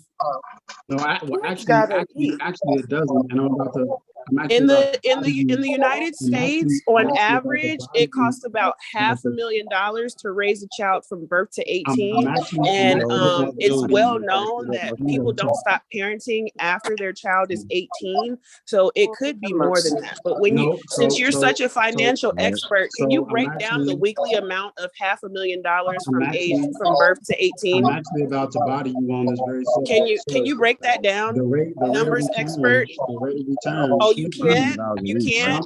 So y'all's little $40, $60, like y'all are crying about that. But meanwhile, your child, they need proper education, they need proper child care, and that costs $1,000 a month plus, depending on where you're at. They need extracurricular activities. We can tell that law would be. What about 700 a month? That ain't you know, 700 a month. I mean, that ain't shit either. If you want to be honest, That's why the like percentage should go, a percentage of that payment should be placed, like I said, no, you in just pay your $700 a in month, and then also and set an up your interest. child It an doesn't investment account. go. It should They have come. college funds that you can That Got the start. percentage. Gerber baby. The white Gerber dudes baby. Gerber be baby, complaining about exactly. It's all stuff kinds like of this. ways that you can That invest in your percentage needs child. to come out of How that are you payment. a financial expert, but you're suggesting that people get a regular savings account? That does not Nobody said that does anything not grow about your a money. savings account. Who It's said kind of about a, You who said said get a anything But about he that? said traditional take the something savings sting better. account. out of it. He It's said Who kind of said something who better said than that. who said anything about a regular savings account? You said I just traditional want to know. savings account, stupid. No, he said No. better than a traditional savings account. Thank you. Something with a it's return kind of a better good than it. idea. It's kind Thank of a you. good idea because It it'll doesn't take the sound like a sting good out of idea. paying Y'all child want to support. control the money that Yeah. y'all pay. Y'all Well, want to Y'all no, just control want some to what. control the Well, money. she didn't. no, She some didn't. brothers don't She want to was. pay child support She unless was. they're She was willing to so pay the You fixated. shouldn't $1,000 have a month. children if Vasectomies you don't Well, want then, then to you because pay. they don't want shouldn't to have pay child kids Well, that's support. then if true. you don't Well, want let to me pay just get child it out. support. I'm just saying, if he paying $1,000 a month, some of that money should go into like a trust fund until the child turn Why that? 18. That'll make Why? him When better about How paying it. about they I'm may just just be pay saying. that over But that. $1,000 a month your and then kids have start to their eat. child a savings I account? understand. Like, That's So it's true. Books and not that Moses. I hard. mean, the So mother wait. should You have care So access Books about and to these that Moses. kids account when she eating. wants to. That's what I'm saying. So Like Books and somebody What? have Moses. access to it. So Books and Moses. I got a That don't question make for no you. damn Is that sense Books what and y'all Moses? saying. It So doesn't, It but he kind of doesn't do. have Yeah. children, so let him keep talking, I guess. So When no, they she's don't trying have to do the kids, they can say this conversation. stupid shit. She's trying to derail it because she knows it makes sense. So let me ask you this question to the If it brother. made sense, why don't y'all just open a special account? Give for the This is child what I'm trying support, to and say, when you right? want your child to have some money, then open that account for them So this with is what I'm additional trying to money. communicate, right? That's The true. reason that you make the payment, the reason that you make the payment the reason that you make Man, the which one of y'all got that feedback? It makes I cyber don't know. 1,000 times more annoying Like to because I'm listen so to. Somebody's outside. So the reason that you make it a percentage that's competitive with a interest rate within the market is because if you think about it, and I think Books for Moses or whoever that guy is, I think the brother there understands this. Over the time, that interest rate is going to be compounded upon compounded upon compounded. So you're looking at a period of 18 years. So let's say, for example, even if let's say a mother got a payment of $700 to let's say $1,500 a month, right? And you took, let's say, 13% or 15% of that 700 or 15% to that 1,500 or whatever the payment amount is. At 15% of continual compounded interest, every time that interest compounds itself, that's going to be 15% interest gained on that side locked away investment that's going to grow to a certain amount. And then that 15% is going to be compounded on top of the new 15% that grows. So for a period of 18 years, the child is receiving a payment, but also that child's why it gotta come investment from a percentage, child support? that child's investment Why it percentage, coming from the child support? You keep talking is about money. We that understand that. payment, Why that from the child support? This that sushi is good. because the reason you would do it that way is What you get, Taylor? no one would ever Got a be able spicy to tuna say, roll. Ooh, yes.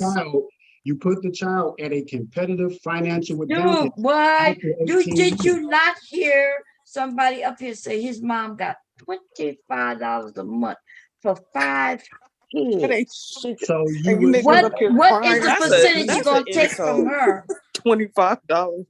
so That the is an premise insult. that it That's a that lot that too. That's normal. so the premise would be And on you the know, Black women, they actually collect the least amount of child Yes, support sure in the y'all don't do. get it, US. man. My dad, Y'all listen, don't my get it. dad, his monthly We payments do was get it. Y'all You the cheap. one that don't get it, don't get and it. then you want to take child And support they use oh, go ahead, Mom. I'm sorry. instead of giving the woman the child support so she can take care of the child. Y'all want it to come from that money. So It for goes savings, to when the you can put child. the savings in, you could do this without the child support No, money. because And you know what, Bomb, as in well? 18 They years, compare in Dr. 18 Dre years, you and these set that child up celebrities for of what financial they pay a success. month to regular people. And it Right. and it's not even conducive. Like, No, oh, this is what I'm Dr. trying to Dre say. had to pay You $25 put to pay a pressure month. on the judges that Not way only that, to raise the Taylor, rate of what the they child want to support. complain about that, but Dr. Dre has children with a Black woman previously that he did not marry, and he basically abandoned those children. He got with his feminine, What does that have to agreeable do with the preference, and model she that took we're him to the trying to bank. do? Because he wouldn't pay. If they didn't make him pay, Yeah, right? but what I'm saying If is, he And wasn't because made Black to women pay, he don't, didn't Black pay. women generally don't make Black men pay child support. I mean, they can't. We can't. They usually don't even take Black men to court because what is these niggas doing all the time? nobody Oh, cares don't about put the that. Set system. the child up Don't for put our success. business in the system. Don't And that's put why that. they Don't work call the the- government on me. That's what You we know how saying. they treat What Black you mean men. you don't Please care don't do about that. that? That's Sitting why up these there. niggas got That's barbering what I'm saying. jobs. Who cares about that? Set the child when you do How that. you setting them up for success? You just said we don't care if the father don't pay. Women, you need to force the do it. judge at that point with that idea. You force the judge to, and the father might not like it. So what? But you force the judge to take a necessary amount that's relevant and that's necessary in child support amount to give it to the mother. So let's say if there's an ideal amount of money that the judge or the legal system says, you know what, we're sorry, sir, we're gonna need to take this because this makes sense for this woman in whatever situation it is. So they come up with an amount of money that's fair, equitable, and just to give to the mother. If you take 13 to 15% of that fair, equitable amount of money and you lock it away into a continually compounded interest. Keep talking about why do you keep talking about this goddamn interest bullshit? Because you the set kids the just child want to up, eat you set now. the And you child talking about up in the future dude is getting Excuse me, baby. I you're gotta not put this making no money sense. in a If that traditional doesn't make savings sense, I don't account. know what to tell It y'all. don't make sense because Yeah, It hold doesn't. on, not, baby. the child gonna It's starve. gonna It's take not 5 gonna to 7 survive. business days to get this money out of this investment account. But hold on, baby. But A here's my thing, percentage of it. Cyber. Why do you think within our community the men have such a problem taking care of their children? Why is I that a don't. problem? Well, I mean, I can't speak on that because one, I'm not one of those men. But what I'm saying is, to cure that problem, you set the child up for future financial success. But Now, if not the even child now. You keep becomes talking about the 18, future. When you gonna stop and listen? If yeah, I don't the understand, child, man. if there's no food now, but you want them to be successful later, How they gonna think eat? about I've said 3 times Gonna be that successful when 18 years. they get that payment amount from the Mhm. judge, the judge would have a mandate to give a fair, equitable, and necessary payment to any mother in whatever the situation dictates for. So even if the father does not like it, he might say, you know what, they killing me with this child support. That's not up for a dispute. The judge is going to give the proper payment to that mother and that child or her children, and 13 or 15% of whatever that is simply gets locked away where it generates interest upon interest upon interest for 18 fucking years. I don't understand what y'all don't get about that. no, you not, dude. You keep talking about I the mean, I judge guess. gonna do this and the judge gonna do that. We understand taking care of kids for the future. You just seem not to be understanding that. First of all, these men is not paying money like that. That's why Right. you force it from them in the legal court. So what? You If the guy forgot doesn't why like these conversations started. Somebody said they are against child support. that's why I told him, here's my alternative to that, because I'm for child support. But if we're gonna have child support, I believe child support to have Can I one or two address things. Bruce Almighty in the Child chat? support to have 2 things. Child support should have a built-in mechanism that allows the legal system to provide properly what a mother and or single father needs to take care of their children without question. Number 2, it needs to have a built-in mechanism that holds the person paying that child support, whether it's the father who doesn't want to pay in his situation or a mother who doesn't want to pay in their situation, to pay. So they don't get away to get away. And number three, that child support should have a mechanism built in that after 18 years, that child is set up for financial success to break the cycle that they came through. It should have those three mechanisms. And so we agree with that. That's what the father pays, or whoever the person who pays the child support, they should be the ones setting up that account. But you know what though, Mom? The thing is, you know how many times like the judge has ordered child support and put it in as a judgment? Doesn't necessarily mean that they're paying it.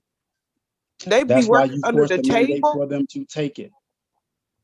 What? They just take exactly, Taylor. And just for anybody listening, if they are going through something like that, you know, you can always contact the IRS so that they can look into these people who are evading child support, whether it's a mother or a father, and they have all types of forensics, financial analysis analysts that can go through these people's information. They can see if they haven't been filing their taxes, all of that. That's what my cousin did with his baby mama. He contacted IRS on her, and they took her. They sure did take her stimulus check that she tried to. Lord, no. I don't feel bad for people. Yeah, so I don't. I have so let me say this. To sac passe, the alternative that I'm suggesting is not dependent on the mother or the father. It's actually court mandated. So the court automatically will mandate it. If I can implement this system, I would give the court enough leverage that even if the person who's responsible for paying the child support, father or mother, whoever it is, that individual, there would be a system that would be tagged to them, kind of like an identification system. And that identification system, based on social security number, that would be that key, that unique key. So even if that person changed their job, thinking, well, I'll just change a job and go work in a different place, let's say out of state and out of city, they won't be able to take my money, for child support. Nope, you're in the system. It will be federally mandated. And so those payments would automatically adjust based on, in the best interest of the family, no matter where you work, no matter where you get paid. And the investment account, that investment percentage that gets set aside, is court mandated. So but Cyber, I don't think what you're understanding is that just because something is court mandated, and yes, you can do whatever it is, change the system, whatnot. The thing is, I'm getting it. Listen, I do, because you're saying court mandate and this and that. People work under you don't get it. You don't get it, Cyber. It's unfortunate that you won't listen. People work under. You gave it an idea, but you know what I mean? There's $1 billion out there in unpaid child support. I'm not talking about what currently exists. I'm proposing but they're not paying. You can't make people pay. I'm proposing Thank you, Baham. A new system, not what we have now. I know what we have now. It doesn't work. But the system's not going to work though, Cyber. Based on what you're saying. What you saying? You want to put the men in jail when they don't pay? Is that what you're saying? Yeah, I mean, if they already do that though. If with the new system, but I'm glad he's saying that he's okay with it, because if a woman say I'm okay with him going to jail, then y'all be like, if with the new system, under the new system, the only way that a deadbeat individual can get away, they would simply not have to work. Because the system, the new system, not what we have now, so there's no confusion, the new system would be set up in such a way, it doesn't matter where they go to work. If they're getting paid a paycheck through a banking system, they would be tagged in that system. There would literally be no escape. The only way that they would be able to get out of it, they would have to either get paid in cash or they would have to stop working.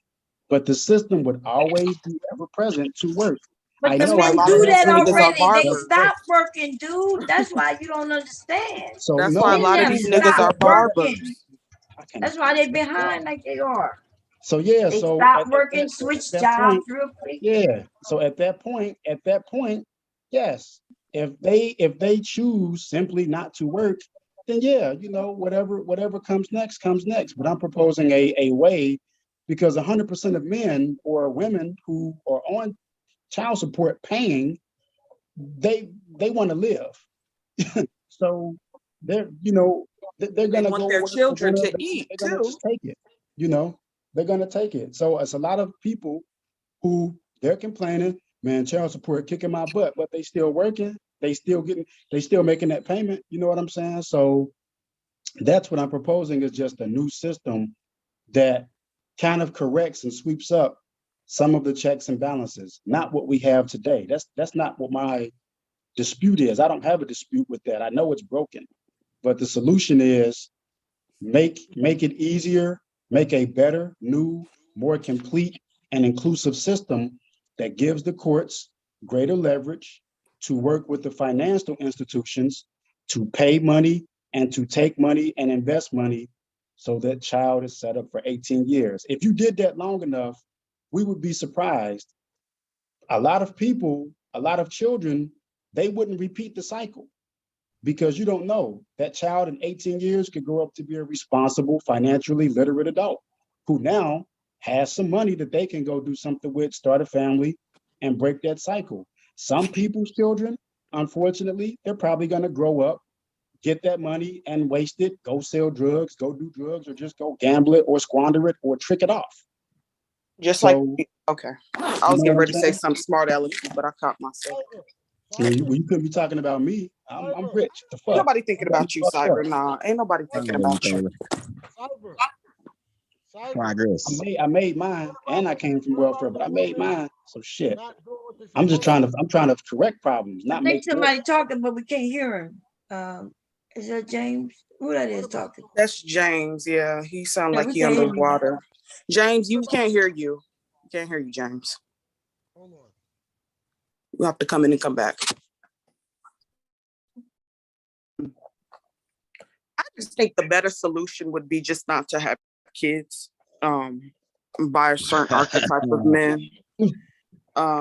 Because to avoid problems like this, because this, like, if you like, I'm not gonna be arguing with someone about trying to feed my child. That's just too much, especially a child that I didn't create by myself. I think Right. people should take Bomb's advice, take a page out of her book, and give these niggas contracts before you even have children. Boom. There you have it. She said she wrote a contract. But contract, honey, because they didn't trust him. I think a contract is fair. I think a contract is fair because when that person signs on that dotted line, they're automatically accountable. So if you sign it, you can't complain Go about get it. it notarized and everything. You already know you ain't playing with him too. You know what I mean? My husband already know before I'm not playing. But he also appreciated that, I'm gonna take care of his kids. Yeah, that's fair. I think that's also a good idea. Anybody who, dissolves that contract, or who breaks the contract rather, not dissolves it. If you dissolve it, that means you come to a mutual agreement to exit the contract. Mm-hmm. But yeah, no, they signed it, they can't complain about it. You signed it. Right. We got it notarized and everything. It actually will motivate a lazy individual to become better, because if he becomes lackadaisical, he becomes in danger of breaching the contract by not being his best or her best. You know what I'm saying? Do what I say. Hey, that is some shit though. When you get put in jail over child support, that's got to be the worst feeling in the motherfucking world. Like, I don't mean to laugh at nobody that's been through that situation. You should go to jail. Doesn't the Bible say something like, if you don't take care of your children, you're like worse than an infidel or something like that? Yep. You ain't Take that ass to jail. You damn infidel. Did I rhyme? Like, I can't imagine, they lose I feel like if you lose don't their pay child driver's support, license. they take your license and shit. Yup, bond. We on the same page. They take your damn license if you don't pay. Yeah. Now Period. that's not important for me or most Why of they us, but crying now? Shit. for the truck drivers and those who jobs require you to have that license, you in trouble. You better Yep, keep you that Oh, can't shit get your you ass can't is down. get your fucked. license. Oh, your ass I is no know Vaseline. You in trouble. yeah, one of my friends, her husband had a CDL, and he used to drive trucks. And this nigga went and got a DUI. Uh-oh. They went from making six figures as a family to her being the only person who could work. He You will know get the fuck how up out of my damn house. he was drunk driving with a hooker with a what you call them in the truck. One of them prostitutes, Yeah, Lord. one of them. Yep, a lot lizard. He got caught out there for real, baby. Buddy got caught up. Having too much fun and crash that motherfucker. Tripping. He would have to be homeless somewhere else because Yeah. you ain't He staying up in affected- my house.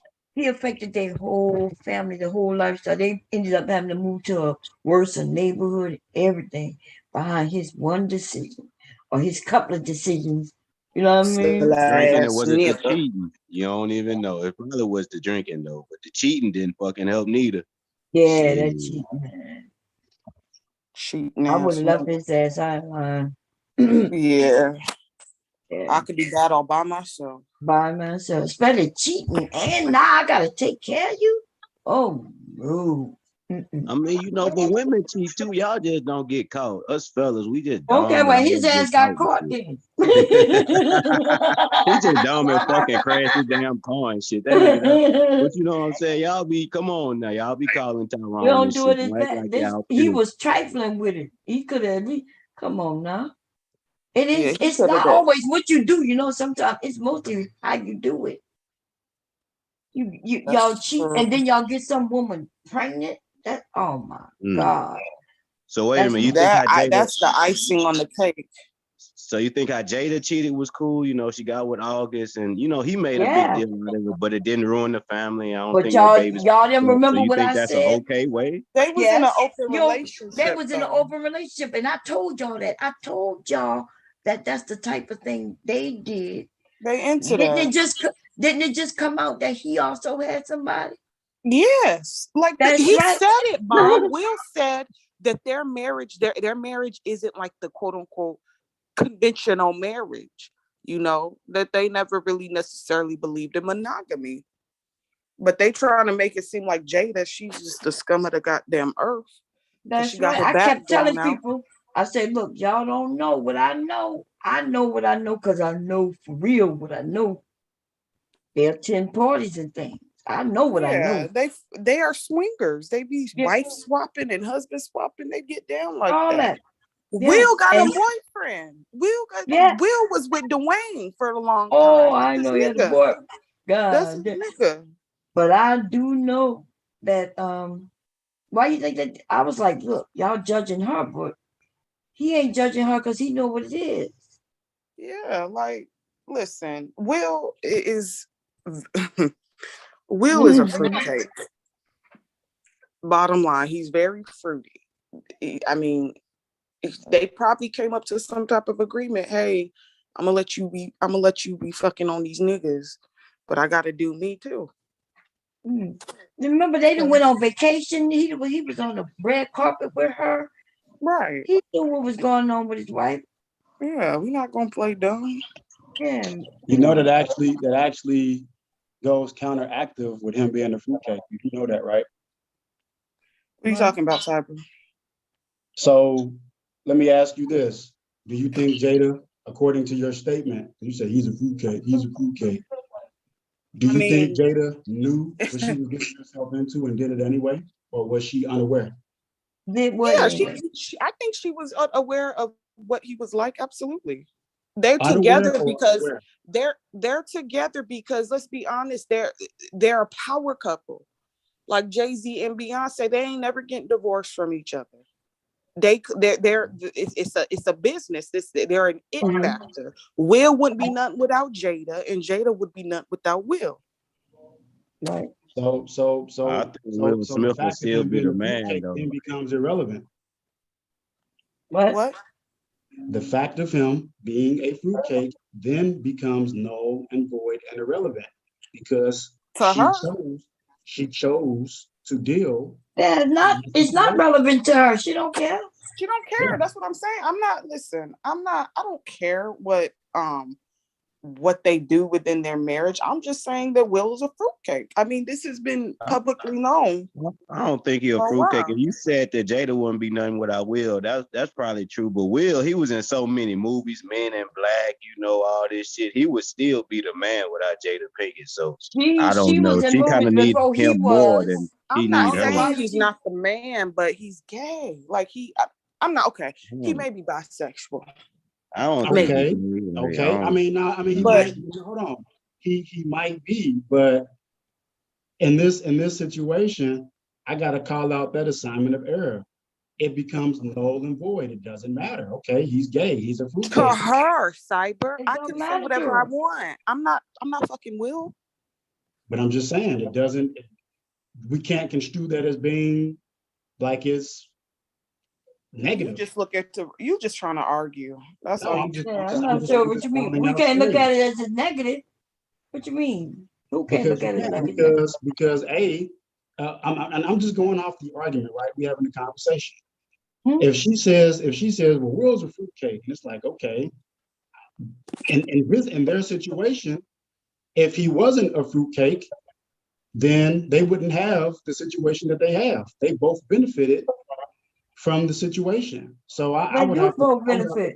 I'm not sure about the fruitcake thing, but it doesn't matter, right? Because exactly. they together. And, Exactly. So the but fruitcake, that's their type of marriage. However the they do it, fruitcake they part I'm do not it. becomes hating on irrelevant. her for marrying a fruitcake. She's She's okay with him to being a marry the fruitcake because she getting. the fruitcake part becomes irrelevant. It becomes null, moot, and Okay, Cyber. Listen. I'm not- yeah, But I'm not- they said Eddie Murphy was a fruitcake and Cuz got like 7 different baby mamas. So sometimes that Hollywood rumor of all of them fruitcaking, that might be a little bit untrue, Taylor. Come on. Well, Will no, Smith that's did not all true. that. Because you just could be because you got 7 bisexual. baby mamas doesn't necessarily make That's- you not gay. You may like women too. I'm not 7 baby saying that, but you mamas. like booty as well. You like boy You booty know as my whole well. thing on I ain't judging nobody for that. you know my whole thing Yes. on the gay guy thing. This is my thing. While I don't support it, I don't advocate for it. I'm like, you know what? I can't assign, and I had to kind of check myself, right? If a person's personal value is not affected by their preference, and I'm speaking towards the men, right?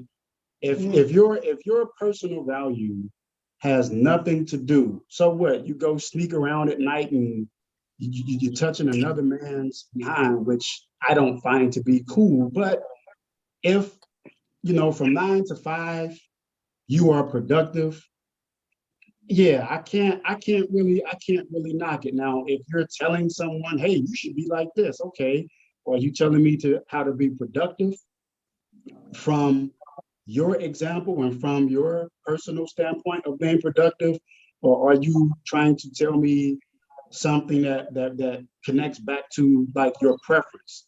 So like if a person has a preference, a guy, okay, he could be the biggest, strongest, manly looking man who's the most productive, and his preference could be pretty much fucked up and undesirable and just something totally detestable.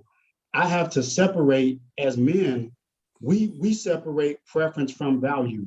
And the only time where we men have a problem is that when you try to say, well, the preference part is fucked up, and you try to mix that in with the value, we're gonna be like, you can't do that. But on a merit, dude, what are you talking about? For some reason, Black men don't. He don't know. They don't I like know exactly what I'm talking about. bisexuality. You know that. Because we don't. It don't matter to me. stupid Shouldn't men- matter to nobody. No, because weak men, I'll tell you this. I believe and I feel that weak Black men merge the two, and when women start calling them gay or fruitcakes, they get offended, and it allows them to be counterproductive, as opposed to just being like, you know what, separate your preference from your performance, and you won't have a problem. So when you get caught, So you we take it, shouldn't. out, You everybody act get like fucked. men trying don't to call say. nobody gay. Now you're making it seem like only women call men gay. Huh? No, it's men too. But it goes for all. If you separate your preference from your personal value, when people call you some shit like that, you won't have a problem with it. Okay, Cyber. I don't think people. They only do it. It only works because people let it work. If it didn't matter to you, it wouldn't work. But I was just calling out an assignment. Okay, so anyways, what are y'all doing this weekend? Bomb, I know you putting in work on that dress. What about you, Yeah. Books and Tay-Tay? It's Saturday. I need to mop my floor, so I'll probably do that today. And then I'll go online and look up some courses for this CompTIA shit, and I'll probably go to the gym. Shit, I'm Yeah, completely it is. counterproductive. I'm probably gonna get drunk and watch that new Michael Myers movie on Peacock. Probably. You doing CompTIA? What is No. Halloween Kills, huh? Hey Taylor, you doing CompTIA? Yeah, I think that's the new one. I haven't seen Halloween, and I haven't even watched What you the say, last Cyber? few ones. I said you doing CompTIA? I am, yes. Oh man, that's Yes, awesome. Taylor is actually smart and actually knows what the fuck she's talking about when she's talking about technology, unlike which route are you perpetrators taking, up here. Taylor? What, Cyber? Which route are you taking? I'm doing Security Plus. Oh man, that's awesome. You got a laptop with a VM set up on it? I do, yes. Perfect. Taylor, don't tell him anything. Okay, man. Wait, time out. Hold on, wait a minute. I'm confused. What's wrong with her sharing to a fellow computer scientist that what the route she's taking? I think that's awesome. Why are you trying to discourage her from doing that? You trying to hack me, Cyber? Wait, Taylor, do you feel like I was just trying to discourage you from reaching your goals and your aspirations? No, not at all. Not at all. Oh, okay, because Cyber, he be tripping. He be making shit up. Restricting her from sharing something that somebody else think is cool. Because you're predatory and y'all sit up here and ask people information so you can later try to use it against them. Anyways. Yeah, you sound crazy. Okay, I sound crazy. The crazy one saying I sound crazy. Yeah, you do. I mean, she says she's taking time. Number one, Taylor, I applaud you. Okay, for being a Cyber, woman. what are you doing this weekend, Cyber? What are you doing this weekend, Cyber? What are you doing? Are you taking the wife somewhere out tonight? I applaud Taylor for being a woman. Are you gonna take the wife out this weekend? And CompTIA. And you're gonna like treat her to a spa date or something? Like what do you got planned? A woman who's actually taking the security. What do you have planned this weekend? Are you just gonna troll people and porn bomb them all weekend? Like what's going on? And Taylor, I'll tell you. Do you have any hobbies outside of being a creep on YouTube? So Taylor, I think you're not gonna do anything else besides be on YouTube. I think you're taking an excellent route. That is crazy. Because we Cyber definitely are going to need more cybersecurity people in the future. And as a woman, I think that would be a great. As a woman, are you a woman? What the hell is going on? That would be a great achievement for you, Taylor. Especially if you end up getting your CISSP. That'd be awesome. Oh my gosh. Are you done? Thank you, Cyber. Nah, that's what's up. I'm just giving the sister her flowers. Okay. Mother Earth, did you see the blue dress I was telling you about? Yeah, I saw it. I saw it earlier. It looks really nice. I still like that fabric that you're doing right now. Yeah. Time out, man. You know what? Jerome Whiteside. That's really pretty. I wonder, what do you think, Bomb? Would it be, because I want to do some seasonal photos. So if I had, my daughter had that dress, would you suggest either just like a tie or a jacket with that same material? Because I want them to match. Say it again? If my daughter has that dress on and I wanted my son to match, would you suggest maybe a tie or a bow tie and a plain shirt, or maybe a jacket out of that material or something? Like what do you, because I'm no good at coordinating outfits. How old is he? He's 4. He's almost 5. Okay, yeah, like a bow tie or a regular tie. And yeah, maybe even I would say a hat. Maybe what it's pictures, right? Oh yeah, that would be cute. Yeah, it's pictures. Like like the hat, matching hat. Oh, that would bow be so tie. While she got on the dress. Yeah. Oh my God. Oh, my heart just thinking about it. So do I need to like measure my baby for the dress, or how does that go? Well, what size she wear? Do she wear? What size she wear? She's more like a 3T. She's long, like she's really tall, but she's very slim. Oh, she a 3T? How old is she? She's 2.5, but she's tall. Oh, yeah. Okay, yeah. So 3T, yeah. So 3T for her. And him, what size? Oh, you doing just a hat? He's like 5T. Yeah. But I would just measure his head, right? Yeah, just his head. So for the hat. Yeah, that's it. Okay. Well, I'm So you want this fabric here? Yes, I love that fabric. It's so pretty. And it gives me like fall and winter vibes. Yeah, it does, doesn't it? It's just not Christmas.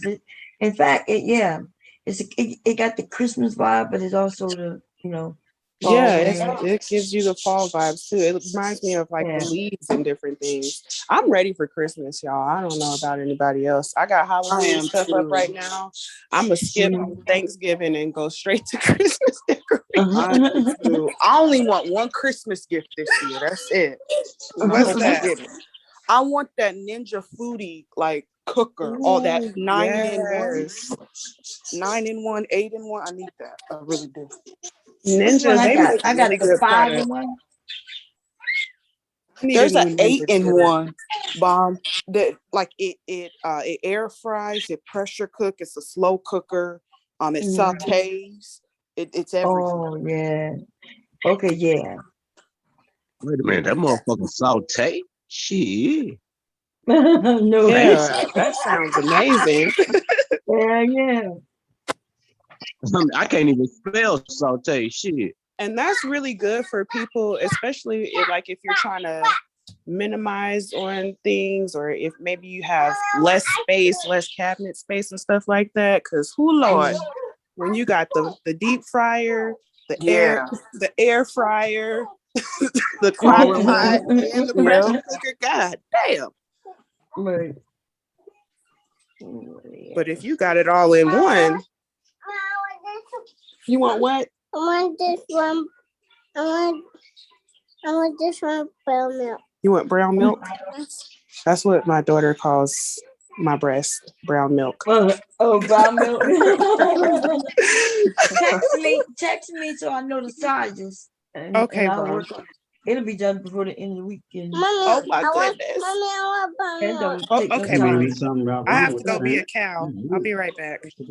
Okay.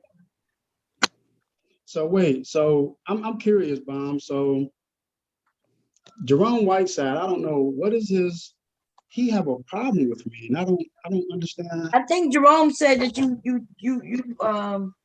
server bombed him. Did you bomb him? Bombed him. Yeah, that's what I'm sorry.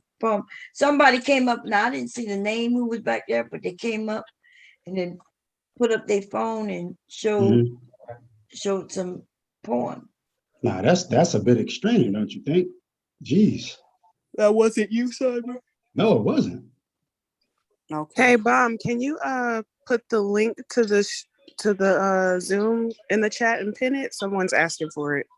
Oh, okay. I thought it was pinned. Yeah, he's saying like how I'm married. I'm an incel. Come on, guys. Like, what's your gripe? Jeez. I don't understand his problem. He thinks you're porn bomb. You say you don't understand the problem that guy has? No, I don't understand his problem. Listen, he had just like I think put me in the back, and then what?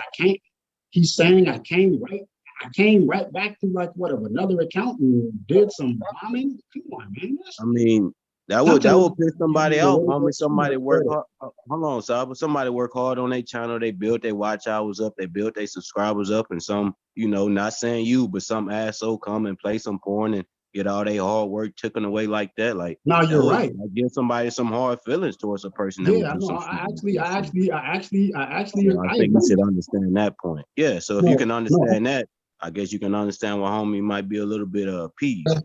No, I understand it, but I'm saying I was there, but I'll tell you what I wish. He saw you. He said, because he saw your name pop up. That could have been anybody who did that, right? And so that's why I say, like, sometimes that's why I kind of like, I'm like, man, I wish I can smoke the trolls too, but sometimes I think I get a little too much. I get too much credit than what people give for just anything. Like sometimes I'll be listening. Yes, and you get too much time on the mic too. I think Twin. Sometimes I'll be driving my car. I'll be listening to Twin, please, please. I'd rather hear Twin. And as I'm listening to y'all, I'll see somebody or I'll hear somebody like trolling you guys or whatever. And the first thing they say, it was probably Cyber. And I just be like laughing to myself. But like, Cyber, do you understand why people think that though? He likes that attention. He likes that attention. That's actually annoying as fuck. Well, yeah, the reason why people think that, Cyber, is because you have admitted to things in the past of things that you've done as far as trolling wise. That take the shit, but things like that, like those are for one person to do that at the same time, that's an incredible feat. Like, I'm not about to spend my time. Oh yes, it's so incredible. And you say you got time. Dude, you be admitting that you had the time to do it. Yeah, you have thousands of accounts, like a person on a stream, and then like have like not him giving himself kudos. Like, okay, I've seen it all. That's crazy. Seen it all, yeah. That's like I'm saying. I think. Like, okay, so Cyber. So what are you gonna do this weekend, Cyber? Today is Saturday.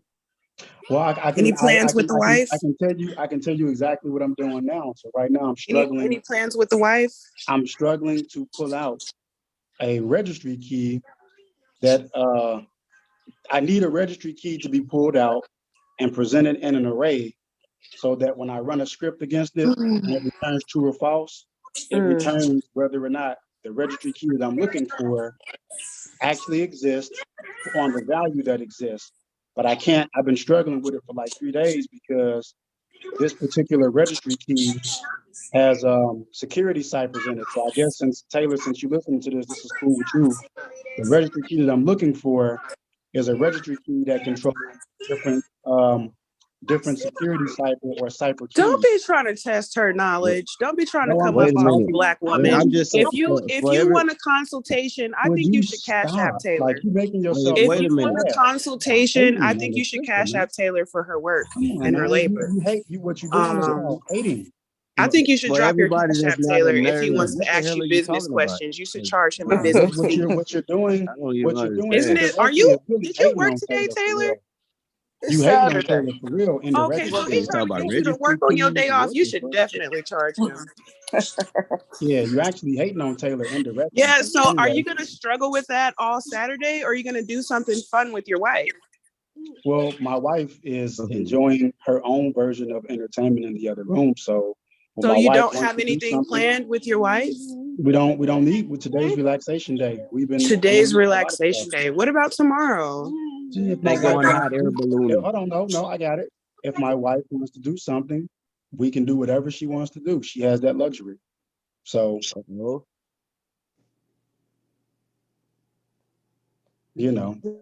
whatever she wants to do. All she has to do is ask. As a matter of fact, she got her own account, so she don't need my permission. When she walk out the door, I said, "You got some cash? You have money? Or did you need me to give to you? Or you got it or you need money?" As in cash. Sometimes she might not want to spend her card. So I'll ask my wife, do you need money? If she needs money, Why don't you just give her some some money right now? Just like, here you go, Well, babe. Hold on, but Saba. she Hold has on, it. Saba. Saba, I She heard has you it. earlier talking about how the haunted houses used to cut people up and you used to be scared and shit. So that's why you don't want to go out on Halloween. You had like previous bad experiences, so you rather just chill in the crib than get cut up by the chainsaw man and all that shit. I heard you on the Yeah, no, phone earlier talking about that I don't shit, right? really do the haunted houses, but like that incident where I got into that fight on Halloween, that really did it for me. So I was like, yeah, I'm cool. Yeah. Would you got say you got in a fight on not to just Halloween? joke about this, but would you say that traumatized you, brother? Like, are you traumatized by that incident? Oh Lord, what happened on Halloween? You got in a fight? I wouldn't necessarily say traumatized because I mean I have read in the newspapers and seen on the news where things have happened to people.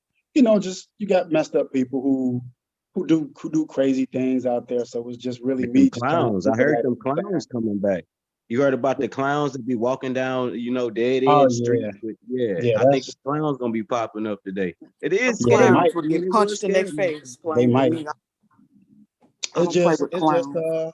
I mean I don't have children, so um I don't really have a reason to be out there.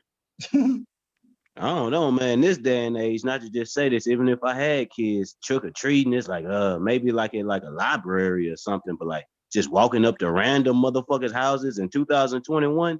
Oh hell no, that sounds kind of Yeah, crazy. You know what I'm saying?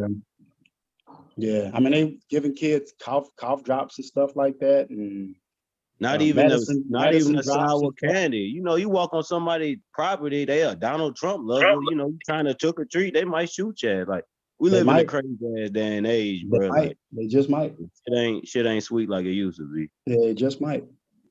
So no, but that's what I'm doing with my Saturday. I'm trying to make this function work for TLS, Taylor. TLS, we got a TLS SSL vulnerability in our environment, and I'm trying to work on a function to fix it. And the function works, but I have to deploy this remediation to the environment. But I can't just put the solution out there. I need to put it into a function, and I'm struggling with pulling out those TLS keys or those SSL keys out. What is the blue on the screen? Did I do that? What happened? You probably did it on accident with your mouse or something. Huh. You probably drug your hand or your wrist across it or something. That's all. All right. Yeah, That's but what I would that's what call I'm doing. guilt. That's what I would call guilt. You did that Cyberline. Why you drew on Brown's screen like Yeah, that? there you go. See? You just basically told on yourself. Y'all Like, do say the how blue, the hell right? she gonna? Yeah, I Yeah, ain't do that. I'm over here so ain't gonna talk about I did. gonna drag a mouse. What is Like, you what talking the about? hell? You done did Oh this. no, I don't even Come have a on. mouse. Well, who Now is I it? did that. What the I fuck did is this? that. What? Well, somebody has a mouse. Did it. Somebody has a mouse on the I did screen it. through the iPad. Oh, I did James it. did it. Oh shit, my fault, Cyber. I falsely accused that brother. How the hell is James able to do that? You got access to Bomb's StreamYard? Bomb's Zoom like that? No, if you got the paid version, if you got the Zoom Pro, you Okay, I can got do you. that. And you can just draw on her shit like that? The hell? Yeah, you gotta have It the could paid happen. version. Most definitely happen. Okay. But anyway, no, Hey, y'all heard they that's what I'm passing doing, out Taylor. like. Oh, okay. I'm Hey, y'all struggling heard with they pass out like crack and heroin and fentanyl in some parts of the United States to combat overdoses. Like they So literally got a box with crack on it and they passing it out to, I don't want to just be mean, like the homeless people and drug addicts so they can stop them from dying and shit. The government is literally passing out crack, y'all. Y'all heard yeah. about that shit? Y'all Hey ain't. Taylor, Fentanyl? are You you said are you fentanyl? are you working in IT also right now? No, I'm not. So that's why I'm getting my Security Plus because I need a career change as far as what I Gotcha. want to do. So I'm still Gotcha. learning. I'm still No, that's learning. cool. That's pretty cool. Yeah, You I initially did a boot camp, but I ended up dropping out of it because I was basically teaching myself as far as looking up stuff and looking on YouTube. Mhm. The instructor wasn't very helpful at all. You So didn't pay for it, did you? oh no, I didn't pay for it, thank God. Yeah. I had Yeah, the 30-day grace period. I've taken all the boot camps, and you already got to know stuff. You got to already know it to take those. But they're so quick, you know. Yeah, and he didn't Um, know nothing. Like there were certain things that just like I would ask for help and set up like one-on-ones with him, and he would miss the one-on-ones, and I'm like, dude, like what are you doing? He wasn't serious then. Yeah, yeah, he he was. was. And it's a good thing you didn't pay for it, because like Bomb said, like a lot of the boot camps are for people who they have like domain knowledge already, but they need like how would you say it, Bomb? You're trying to supplement a different area of the domain knowledge. So basically it's kind of like a drill where you get pounded for like 7 days with like a bunch of Yeah. intense information to like go to a different part of the domain knowledge that you have. And it's Right. kind of, Or you just might need the yeah, certification, and you get ready for yeah, tests, and you it's hurry up not and take the bad, boot camp. but it's like if you don't already know something, those boot Yeah. camps are like, they're intense. Yeah, it was intense that first week because I was like, what the hell is this? Like I was so Right. confused. But Well, you then I know what went they're on doing? YouTube, and people on YouTube, like YouTube is a really good platform Oh for yeah. how to do and Yeah. what is this. So I watched literally a 2-hour video on YouTube on subnetting. After I got off your panel for that day, Bomb, I watched that video on subnetting. That dude literally broke it down so perfectly in layman's terms. Yeah. Where I Was it understood anything similar to what I was saying, or? it was basically it was, yeah. You just Yeah. splitting the networks. That's it. What is Just splitting the subnet? Yeah. network. My bad, but what does that mean? It's like your network at your house, your phone, and it's like they give us one IP address, and then we start using it with different things. Like right now, I'm using my iPad that has its own IP address. Mhm. Laptops, the TVs, they And get their so own I guess IP address, but it's subnetted though. It Yeah, it connects to your network. connects to one main IP address Yeah. next to the network. Yeah. Pretty much. You make good money in cybersecurity, even on entry level. You make pretty good over the median. You make really good money. So Yeah. once I'm taking my certification in December. So once I pass that, I'm going to I'm going to start revamping my resume now and get my LinkedIn together. And then I'm going to start putting my bid in because I need a new career change. Because Nah, that's Just know that that's gonna be job pretty good. interview gonna be where they may set something up and you have to you do it. yeah, Job I'm on Hack the Box right now. I just went ahead and just paid that monthly subscription for it. And I'm doing little fake quote unquote like labs on there and projects. So yeah. I I'm tell you doing what, I know when I did Sec Plus, I'll tell you, there's a guy out there. If you get a chance, check him out. Actually, he's one of the best out there from the education standpoint. It's a guy by the name of Mike Myers. Mike Myers has excellent information on Sec Plus. Excellent information. And then yeah, you can actually pathway your way into like once you get in to get your like feet wet, you can get yourself into an IAM role, an identity access management role, where you're just, managing, certain users' identities or access based to systems or applications.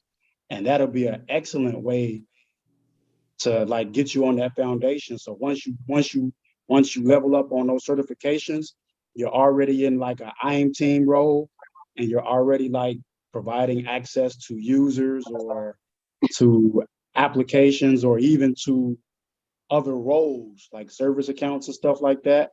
And I mean, you get that certification, you can flop right over into, bigger roles, Yeah. That's gonna be pretty dope. So no. Plus, in today's world where ransomware and computers are just taking over even more the landscape, we really need people to deal with these evolving threats that are coming. So I mean, that's you're taking a real good route. You're definitely gonna be in demand. I'll tell you that much. Period. Yeah, security is in demand. Yeah, Yeah. definitely gonna be in demand because we can't trust computers to do everything. So someone is gonna have to do that validation. But I'll tell you what, the security industry in IT, it's pretty cutthroat. That much I can tell you. It's pretty cutthroat. I believe it. I believe it. You know, because there's a lot of egos. A lot of egos are there because the security people pretty much tell you what you can and cannot do according to ISO.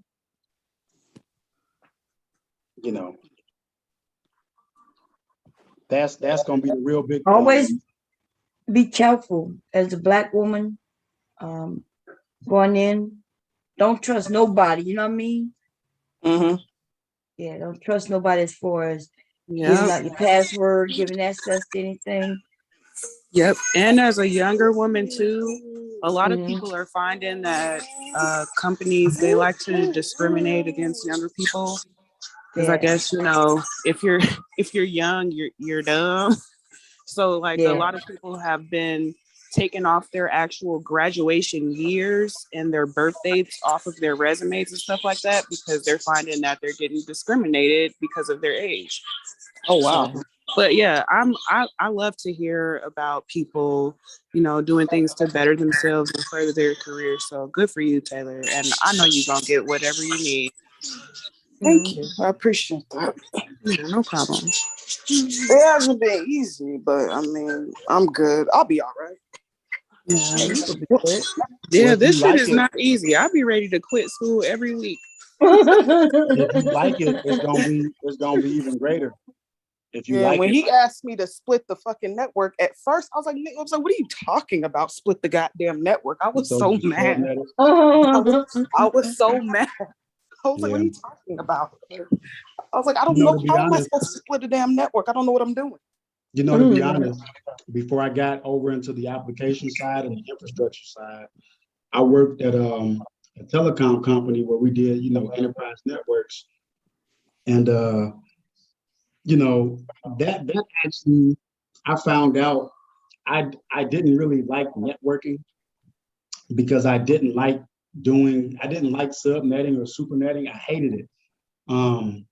And that's actually why I got out of networking. I was like, I'm more so like building things or dealing with more logic. But yeah, that was subnetting for me was a pain. I hated it. I hate subnetting. But subnetting, the software does it for you. Why Yeah. they had you doing it yourself? You learn it so you can understand it, but software itself. So in one of my job roles, right, previously, so we would drop, we would have companies come, they would buy network drops, or they would buy demarcations, right, for their convention center shows, right? So, we had like a T1 or a OC3 that we had. And we would have access, core router, core switch, all that type of stuff. But if someone came and asked for like premium packages, I would have to build them, it depends on what they ask for. So like, I don't know if Taylor's doing it right now in her studies, but like, I would have to either set up a VLAN or set up a dry VLAN. And it depended on how modular they wanted their network to be, where I would set up a VLAN or a dry VLAN, and then it would have multiple addresses in it. And then, I had to subnet out this or subnet out that. It got kind of crazy. I just didn't enjoy doing it. Like at that time, at that time. Dude, what are you talking about? First of all, what? The software does the subnetting for you. In our company, Just like right Bond, now we in didn't your have software house. to do it. You had What to are you be talking able. about? The hardware, the router does it. We in our company, I'm telling you what my job was. Dude, Man. listen, Tell I me, don't you know gonna what tell me what I company was you doing? dealing with. You had to absolutely go in and do some subnetting yourself. That's right. When I would set up Subnetting is just giving you other addresses. That's it, right? when I had to set up a drive VLAN or Uh-huh. a regular VLAN, and there Uh-huh. were certain addresses that someone wanted. We No, did not what you have mean it. someone wanted? Why would somebody want a particular address? Well, why, Bomb? Come on, man. I don't. Where are we going with this? I'm trying to just Dude, tell you what I was doing. That's okay, all. but I'm saying what you I'm saying on, you I'm were on, doing don't make it's not adding up to what the hell makes no, sense. it doesn't have to add up because I'm telling you what a customer wanted. I don't. Well, What a customer wouldn't want a certain address. That don't make sense. they would want a certain address if they. No, they would not. Why would? How you gonna tell me what the heck I was Dude, doing? why would they want a I don't 128 know, Bomb. dot I don't. 128 dot? Why I would don't. they care about that? They wouldn't want that. Bama, I can't. Whatever answer you're looking for, the way you're doing it, I can't give it to you, honey. Never mind. Okay, but we're gonna leave it alone. Listen, don't start talking no shit and acting like nobody know what the hell you talking about. No, What you I'm saying telling not making I'm telling sense. you an instance of when I was working for the company, we would provide them. If someone came and bought a T1, which was a A type of T1. network, which was a type of Listen, a T1 is not a type of network. if you let me talk.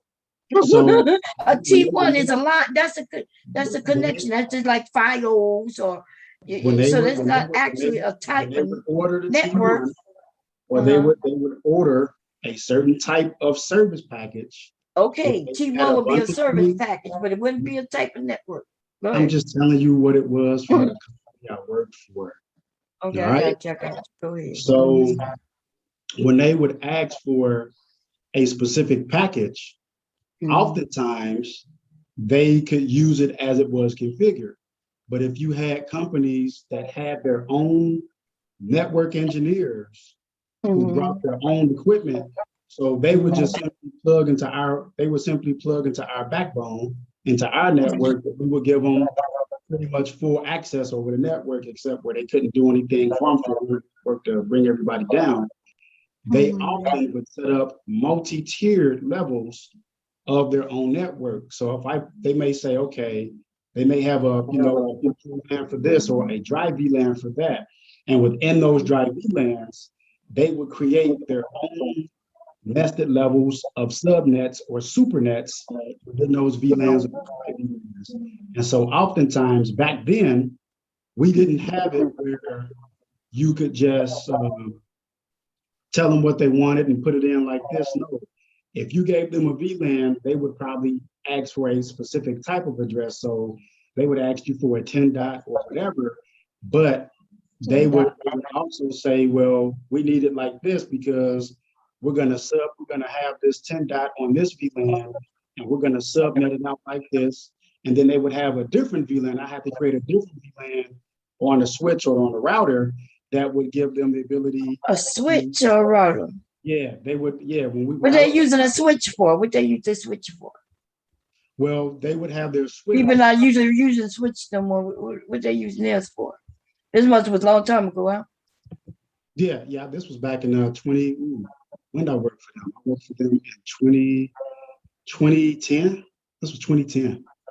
So they had. I mean, a lot of enterprise companies. I mean, everybody still uses a switch. I mean, like if you go into a network room or MDF, a switch is going to be there because your switch is how you segregate and separate the devices on the network, right? That's how you segregate everything. So I would create on one part of the core switch, whatever their port was or their connection was. Their port was whatever their port was. What? Yeah, whenever their port was. So what you mean whatever their port was? What are you talking about, baby? Well, let's say they had a booth, right? Because we have booths. So let's say like you had a sewing company and you brought your own network person to your booth. So we would put the network drop into your booth. And you so gonna do what? Go up into the ceiling. Yeah, when I would go up into the ceiling, I would have to patch the network cable, excuse me. Oh, never mind. I get it. Yeah. So you don't, I get it. Okay. I Now would I have to understand why patch you that don't know what network you're talking cable. about. You a hardware guy. You the guy who gonna go and put the router in. You the guy who gonna go put the wires in. That's why you don't know what you're talking about. So what I would do is Okay, I get it. I would make the network patch first into the ceiling based on where their network Yeah. is going to be.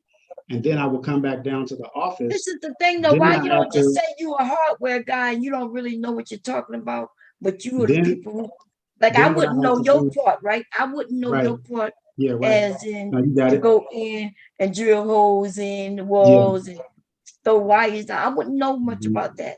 I'm the Right. one who's gonna So set up then the what I have actual to do- network. You the one who's gonna go and Yeah. put the wires in. Okay. Well, no, we Anyway. actually had somebody who already did the demarcation. But that's why you don't know what So- subnetting. That's why you claim that you actually did something called subnetting. So what I would do then, Subnetting is after all I make the network software drop- done. It's software based. So what I would do after I made the You network didn't drop, know that. I would basically come back into the No, office we don't want to talk about it no more. and I would We don't log wanna back talk about into it the no more, 'cause router. into you're the just switch. making up shit. I would create Okay. their VLANs for them. So Listen, you know, we don't want to. A switch is a dummy, right? A switch don't. A switch. What does a switch do? You should know that because you the hardware guy. well, we right? used edge gear. So I would create From my you know, expertise, on the as far switch. as what I'm learning now, I was told that they don't use switches because switches They- suck. That's right. They dummies. Who told They're you? not who even told- really wait, usable hold these on, days. Hold on. Who told you that? So in what Dude, that's a capacity fact. they tell you? Switches, Yes, it switches are old, Taylor, right? They Taylor, don't I'm talk, being- they don't do I'm being anything. serious. They just route. Taylor, Right? I'm being extremely serious. No, Yeah. what you mean you're being What- extremely serious. serious? I'm being He don't- serious. he's on a- in He's what on a capacity different did end, they tell Taylor. you He's not on switches the, are he's being not, used? I'm not saying what he does isn't important. He didn't want to go get in the walls, but that's why he didn't know what subnetting. When I said he don't subnet. What he will do though, he'll go put all the wires down in the areas where the devices will be. So I'll just tell you this, Taylor. There's a Why you gonna tell every Taylor? company, every company that has devices on a network. We know this is make fun of cyber time, so I'm with it. I'm But not making fun of your devices. Every company that has devices in their network always has an edge switch or edge gear or edge router. Cyber, I'm just Okay, telling you that's- what they told me. I'm still learning. I know, but I'm telling you from a realistic perspective. If you don't, I'll put it this way: without a switch, Without a switch, go ahead. without a switch, your router cannot. So your router. Your they have- router has a they built-in have- switch they have- in it. all your router does is Uh-huh. handle and manage traffic. Your router is not a switch. Exactly what a switch does. So your switch allows What? you to segregate. Your switch allows you to segregate and to create a type of web in terms of the A devices. type of what? We can't hear you.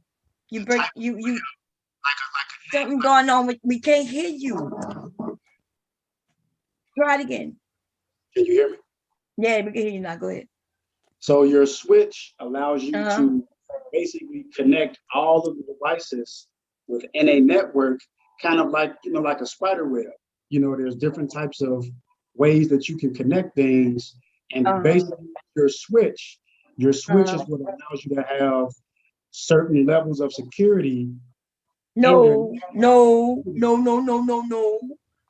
You Don't tell me what it does. You tripping. You trolling good today.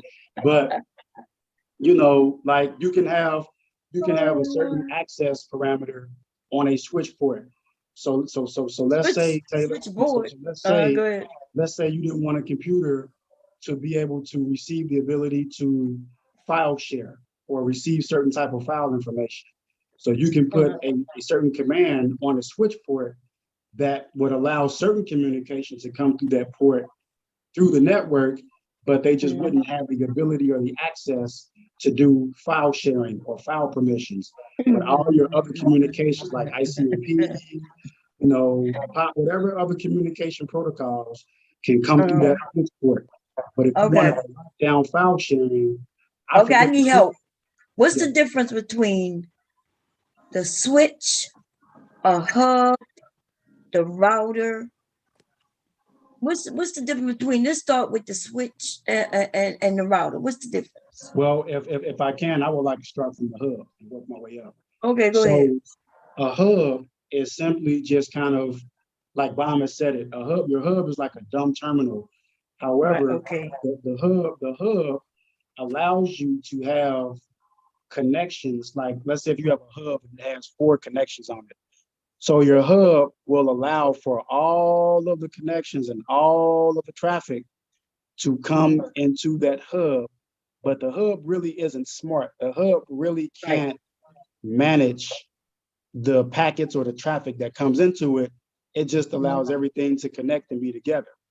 Your switch, however, is similar in the physical nature of a hub, but the switch has more security-based functions. With a switch, you can lock down certain ports, you can restrict certain things, or you can direct you can direct things a certain way using your switch. Like that's the directing of the traffic, right? Yeah, you can direct it. Now the router, your router basically is kind of like your traffic cop that directs everything and manages everything in terms of where it's going to go. It basically sends traffic through the switch and reroutes everything. It reroutes everything and tells it where to go and tells it how the security protocols are going to go that manage and govern how that traffic is going to move. Can I have a network can I have a LAN without a router? Can you have a local area network without a router? Yeah. Yes, you can. It could be. Yes, I can. You can, but it wouldn't be. You can have it because the hub or the switch itself will direct, right? Yeah, it is. It's like the way I learned it is like houses in a neighborhood on the street, right? And so you can have that local area network there. What the switch does, the switch is what makes everything have some intelligence to it, and it governs how things are going to move. So if you're go ahead. Wait a minute. So I can in the house, I can have just a router and a hub, and everything will be okay, right? The router itself, though, that's when you want to do what? When you want to go wide area network, right? When you want to go on internet. Let's put it this. Yeah, you can have a WAN, and it's a lot more broad, but that shouldn't be confused with. A lot of people confuse that with wireless because it's not. No, it can be wired or wireless, but I'm saying I can't get on the internet without having a WAN, right? You can get on the internet with just if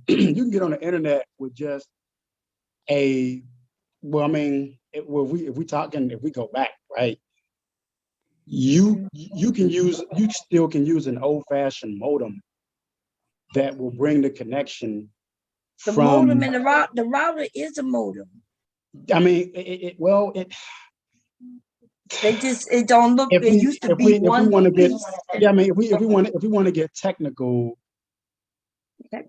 you can say the modem, the router is an advancement on top of the modem because your modem only allowed the traffic coming from one way into your house and back out so that you can access, let's say, the internet, let's just say the highway, right? The internet. But your router, what the router was so cool for is the router adds all of these security protocols. The router routes everything. The router is the connection. Switch. Yeah. The router is the switch and hubs all mixed in one. It's everything. Right. But this is the big difference. let's say if Taylor had 3 computers in her house, the modem couldn't necessarily and smartly or intelligently direct all the traffic between those devices. It will provide a connection to them, but it couldn't necessarily intelligently direct traffic. The Yes, router, it however, does. can do that much better. No, the router and the modem are actually one. These days, your router is your modem. That's why them people don't call it modem anymore. Just call it a router. It routes your traffic. Then you don't hear people calling nothing a modem anymore. I've not seen a modem anymore. Have you? Yeah, some companies still have them. A lot of people still have them. Yeah, but the router is now the router / modem / switch. It does everything. Well, and that's what a security is. This is what I'm trying to say, right? Like I'm trying to adhere to the theoretical basis of a router Way versus a back modem, when, right? but see, she's not gonna learn that old stuff that you're talking about. She might not. She probably not even heard of it. Have you heard of a hub? She may learn the difference. She may end up learning the difference between a router and a modem. Which let's start there. Is there a difference between a router, a key objective and a key difference between a router and a modem? Which there is. What's the difference? You before you had routers, you had modems, and now right. So if you think about it, and that's why I started at the bottom. The modem had an objective to connect some device or some computer to the internet. However, this is what I'm saying. The one thing the modem couldn't do is the modem could not connect to various different other networks. So let's say we had a neighborhood and we got all 4 houses. Each house has a modem. Now, let's say that there is also a router in the neighborhood as well, but our houses are not connected to the router. Everybody's house is connected to their own modem. So everybody would only be able to connect to the internet basically being connected to their modem. However, when you put a router into the picture, right? When you introduce a router into the conversation, what that router allows the neighborhood to do, if you're having, let's say, a network inside your own network inside of your house that you've set up, and Taylor is in house 1 and you're in house 4, with the modems, Taylor could not connect to your house and she could not connect to the network inside your house.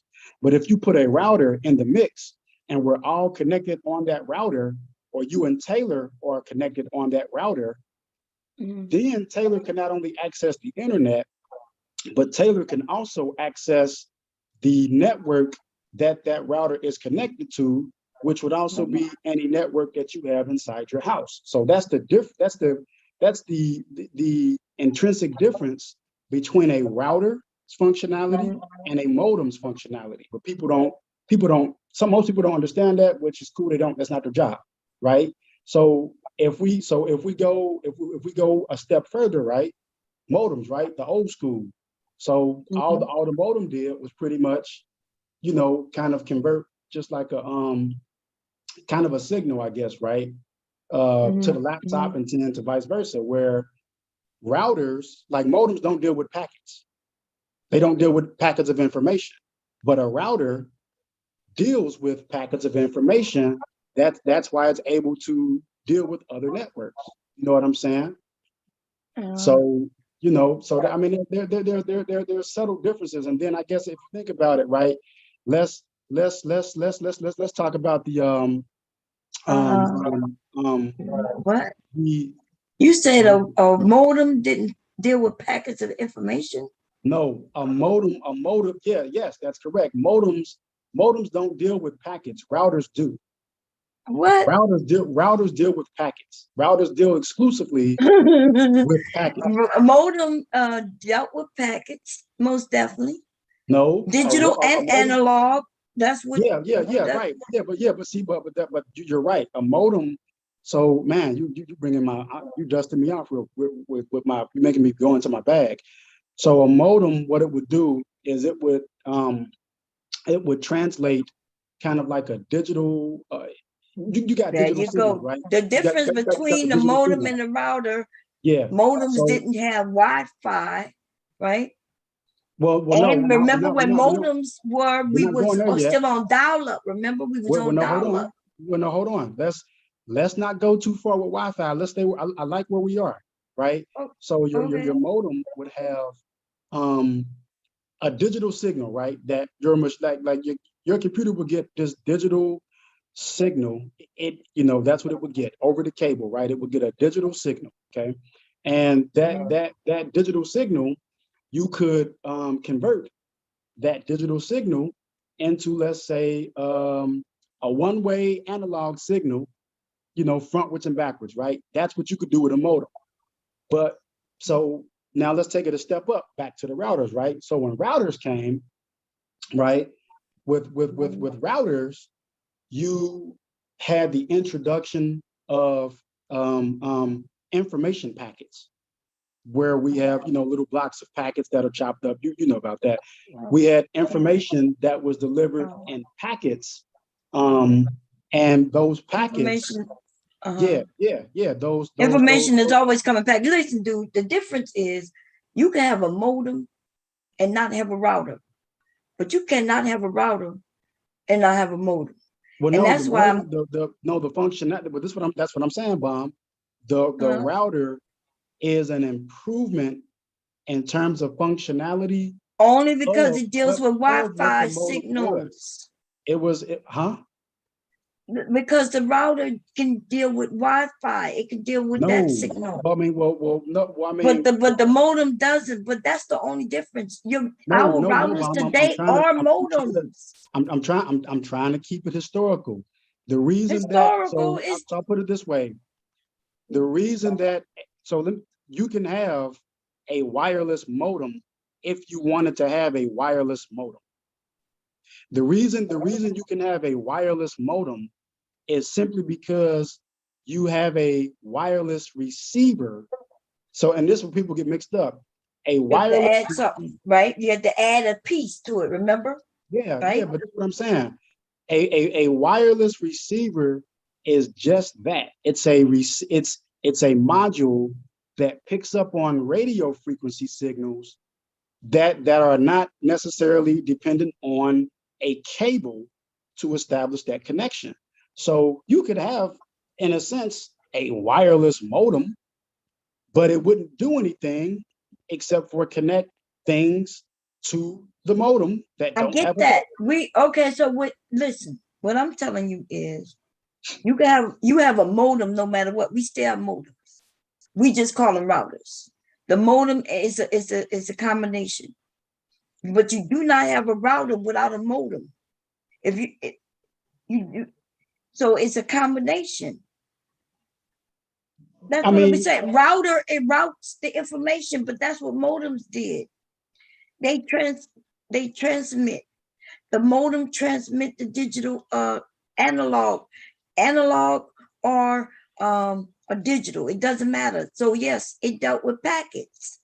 No, it didn't. No, it didn't. Because yes, it does. How were we getting information though? This is because that data was streamed directly through analog or digital signal. When you have packets being introduced, packets were. So when you say packets, what you mean? Because maybe I'm thinking of it differently. What you mean packets? Packets of information. The information come in packets. Right, but it does. But I'm trying to. So I'm trying to basically keep it theoretical, right? So all right, so okay. So basically, if you think about this data that we're moving, right? Information, right? Data. Okay? Information streaming, yeah. So let's say you have, I don't know, we have to get really small. You're trying to move information We're And talking the about, reason let's say, okay, let's say, yeah, well, hold on. let's say, wait, first come up with like a file, Okay, right? yeah, that's Just a that's simple I'm file. How trying do to think of other, I'm trying to think of a simple example. All right, a letter, right? Let's say I wrote you a letter, okay? I'm writing you a letter, right? write me a letter, okay. And let's say that you have like a mailbox or like a mail slot or something like that, right? No, I understand that. I mean, listen, we're not talking about that, but how, if what you're saying is true, before we had routers, right? When it was just modems, how was I getting the information? If it wasn't in packets, wasn't it already in packets? No, The information would it was being sent through data signals. They hadn't data used signals. they hadn't I guess as a I'm making a pun or whatever. They hadn't compartmentalized the way that the data was being transferred. So that data was being transferred through various signals, but it Right. wasn't packaged, I guess, right? Well, you might be right about that. I don't know, because I thought so, because I do know we used to get it through analog. That's why it used to take so long, right? The transmit of the data used to take a long ass time. Yeah. But I could have sworn, I thought it always came in packets. I thought it was always packets of zeros and ones, right? It comes in I always, but you might be right on that. I don't know. That's your data, right? So Right. The information cut. So explain to me what you mean by packets again, then, because maybe I'm thinking of it. Because you said that's your data. Your data comes in packets. Yeah, but modems didn't use it like that. So when I'm saying packets, right? And that's why I was using like the letter example, right? Like say if I write you a letter and I'm sending it through mail, your mailbox slot is only so big enough to accept certain size envelopes, right? I'm just using a raw. Right. Like at one time it was 8 bits or 16, right? 8. There you go. That's a perfect example, right? Okay. So instead of writing you a letter, right, on a piece of paper, on a normal piece of paper that I know would be too big to fit in your mailbox because you have a small mailbox, right? That maybe can only take postcards, right? Which is little. Okay. Right. And then I'm trying to stuff that big piece of paper or that big envelope in a postcard sized mailbox.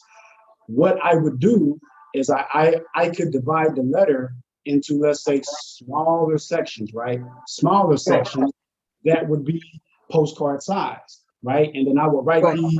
I would write your letter out on postcard size cards that I can put into your mailbox, and then I can send them to you. So if I wanted to tell you a story because your mailbox is too big and I can't put it on a letter size paper and put a letter size envelope in your mailbox, I know that your mailbox is postcard size and can hold postcards. So I can write using the postcards, and I can just send you, the postcards, all together. Right. You take it too long with the postcards. Yeah, right.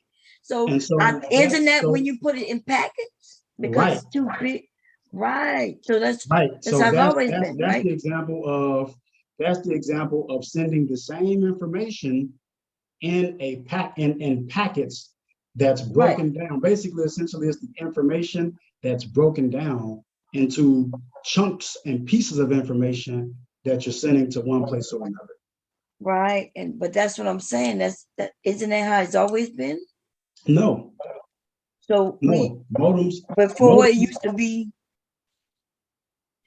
Huh? Before it was just it was.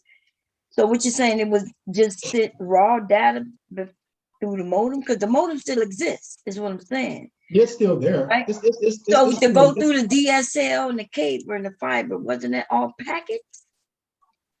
No. So your modem was using, digital or analog signals. So it actually used kind of like it basically took it took zeros and ones and it converted them to analog. So if anybody knows anything about analog signals, analog is an audio signal that also has information. and then it would transmit that information through, like we was talking about dial up. It would send that information over the telephone line. Right. That's how I used to do the telephone line. But remember, it changed. DSL was still telephone line, but cable and fiber aren't telephone lines. Yeah, but it wasn't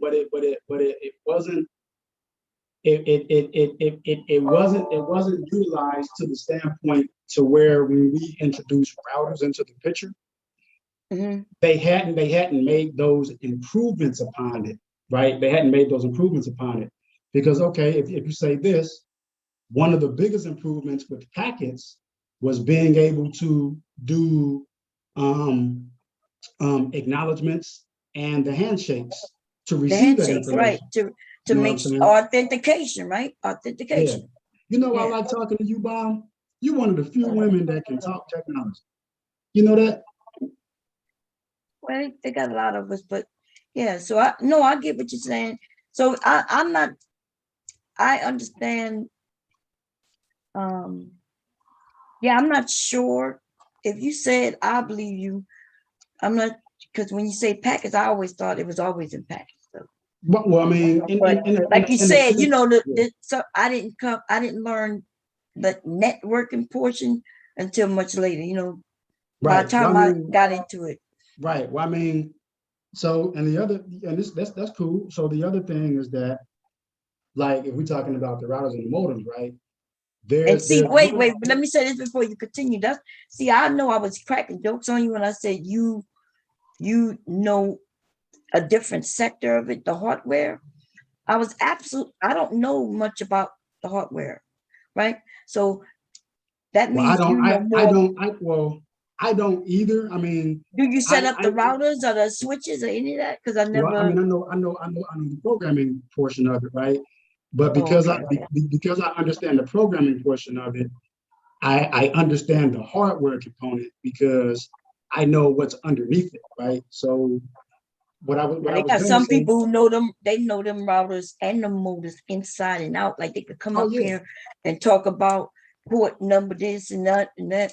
Oh, yeah. I'm like, I only know it when I see it on the, because on our end, if you're on the same end I am, and the same end that she's going to be on, Taylor, it's the computer does everything for us pretty much. Yeah. So that's why I was saying the subnetting will be done by the computer. The computer will give the addresses, but if you on the hardware end, the person who going and set up those wires, they're not going to set up the actual numbers, but they will have to set up the architect. They will be laying down the wires where the people say the devices will be, things like that. So both ends are important.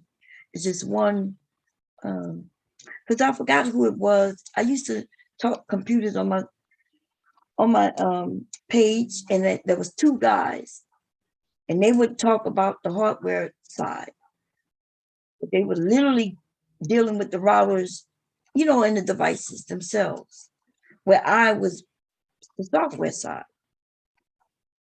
And Taylor, the security, there's two sides to even that, right? She might be doing it on the software side, but she's literally the person who's gonna be doing the sniffing, checking the networks and things like that. Or there might be the side where she might literally go and set up the security, the network, the secure part of the network, right? No, right. Now I was just saying there are scenarios where you have to be able to do both. I'll put it this way. There were situations on the floor where was it a big company or a small company? Because that does matter too, right? It was a big. Well, I used to work for a company. So are you aware of CES in Las Vegas, the Consumer Electronics Show? That's the big show that they have every year, where they bring out like all the new inventions and technology and stuff. Okay, like, I heard of the show, but I never. Yeah. So I used to work for the company that hosted CES in Las Vegas, right? So every year, if you were good at, like every year, like the company's out was United States based, but if you performed good during the year, and like let's say if I traveled to Virginia Beach to their convention center, I traveled to Minneapolis a lot of times. I wanted to live there, but let's say during their various conventions, and another time I would travel to Indianapolis because our convention center there actually runs the Lucas Oil Stadium for the Indianapolis Colts. So that company, that contract that they have, that branch of the company, they run all of the NFL's networking equipment, all of it. And there's a guy, I won't say his name, I'll just say his name is Michael. He is a talented son of a gun. He's one of the best, and he manages Lucas Oil Stadium from the Indianapolis Convention Center. So when I would go on assignments, right, if I performed good during the show or I solved a lot of problems during the show with networking, at the end of the year, they sent the people who performed the best to do and build CES. So there would be like 50 of us, and they would subdivide 50 of us into who would manage the routers, who would manage the edge network switches. We had another device that they had, which was new, I forget it. We had another team of people who would manage the access points and the APs and stuff with the APs and access points. We had a lot of different teams of people. Then we had people who would be teamed up to do the cabling and confer it back to the access points to the edge network. And people who would do the VPN, who would do the voice backbones for VoIP systems, all that IP address. Yes. So voice over IP, you mean? So yeah. So that sounded like you said it was a large company. Large companies will have separate modems and things like that. Smaller companies might do the combination modem router. But yeah, it depends, you know. Well, a smaller company will have more, well, actually not really. So I'll put it this way. The reason I had to know subnetting was because if I'm on the floor with an engineer in the middle of a show and something went wrong, or if someone needs something on the floor and we're sitting there having a conversation about building out how they want their network to be, I have to, if we're talking about IP addresses, you need to be able to, in that situation, you need to be able to do that shit in your head. You need to be able to sit there and subnet that network out. You know, otherwise you'd have to go up to the office, get a subnetting calculator or log into a system and subnet it that way. And oftentimes to solve problems, I was on the floor. If I had IP addresses written down and I needed to find it on the phone, I had to, flip the paper over and subnet that shit out on a piece of paper. That shit was crazy. And I hated subnetting. I hated that shit. I hated it all. And so, my manager was trying to push me. He was like he got kind of upset, but he understood it. But I told him, I said, yo, man, I said, I feel like I'm really more fond and better of building applications and making things work from the ground up and inside out. And I would rather build an application that could take the subnetting calculator and do it all for me when I tell it. So, but he moved up, and we still great friends. He on my LinkedIn, And why you need a subnetting calculator?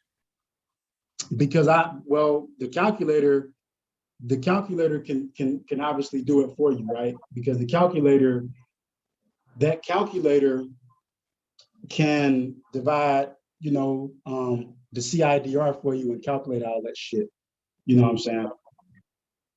So the calculator can do it, but it's people, I mean, who are good enough. They can do the shit at the calculator. They can do that shit in their head. But I mean, I'm not I one of mean, those. but you know, it's because so setting up something that there's no math involved. It's just you got to know how many IP addresses you have. It makes a company that purchase maybe 100 IP addresses. They can have thousands of IP addresses. Like, you know what I mean? Like even right now, my printer, if I go into my network, my printer was given an IP address so it could print on the network.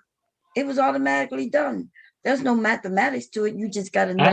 Actually, there is math to it. No, the only math that I remember is the math that says how many IP addresses you have. You need to know how many. All right. Yes. So let me ask you this real quick, right? I'm rusty myself, so I'm not trying to change you, right? So let me ask you this. Let's say we got some networks, right? Let's say we got four. Yeah, we got 4 houses on the street, right? So we got 4 networks. We're going back to our little modem router example, right? Let's say we have 4 networks, right? Now, I'm just going to use a basic IP address, right? We're not going to get crazy with the IP. We're going to keep it simple, okay? Right. Simple, let's say they could be 10 dot, or they could be 192.168, right? Class C networks, right? Yeah, Class C, we got 4 of them, okay? So let's say that I have a 10.1, 10.2, 10.3, and a 10.4, right? All right. So we got our 4 networks, okay? So if we got 4 networks, 10.1, 10.2, 10.3, and 10.4. These are the actual networks, or you mean these are the IP addresses. These are IP addresses to the device? Okay. These are the networks. 10.1, 10.2, 10.3, 10.4, right? Right. Now I'm leaving off the other 2 numbers, but I know what you mean. Go ahead. Yeah. So let's say each of the networks can support, let's say they can support 254 devices, okay? Isn't that what it is? Right. 254 devices, okay? That's right. So, 254. So this is my question is, how many number of IP addresses would you be able to have? You mean on each? So if we got 254, less a couple, right, which would be the multicast that you can't use IP. Can't use the 255.255.255.255. Can't use that one, right? And yeah, so you saying each, because that's the only way I have to do math. If you're saying 255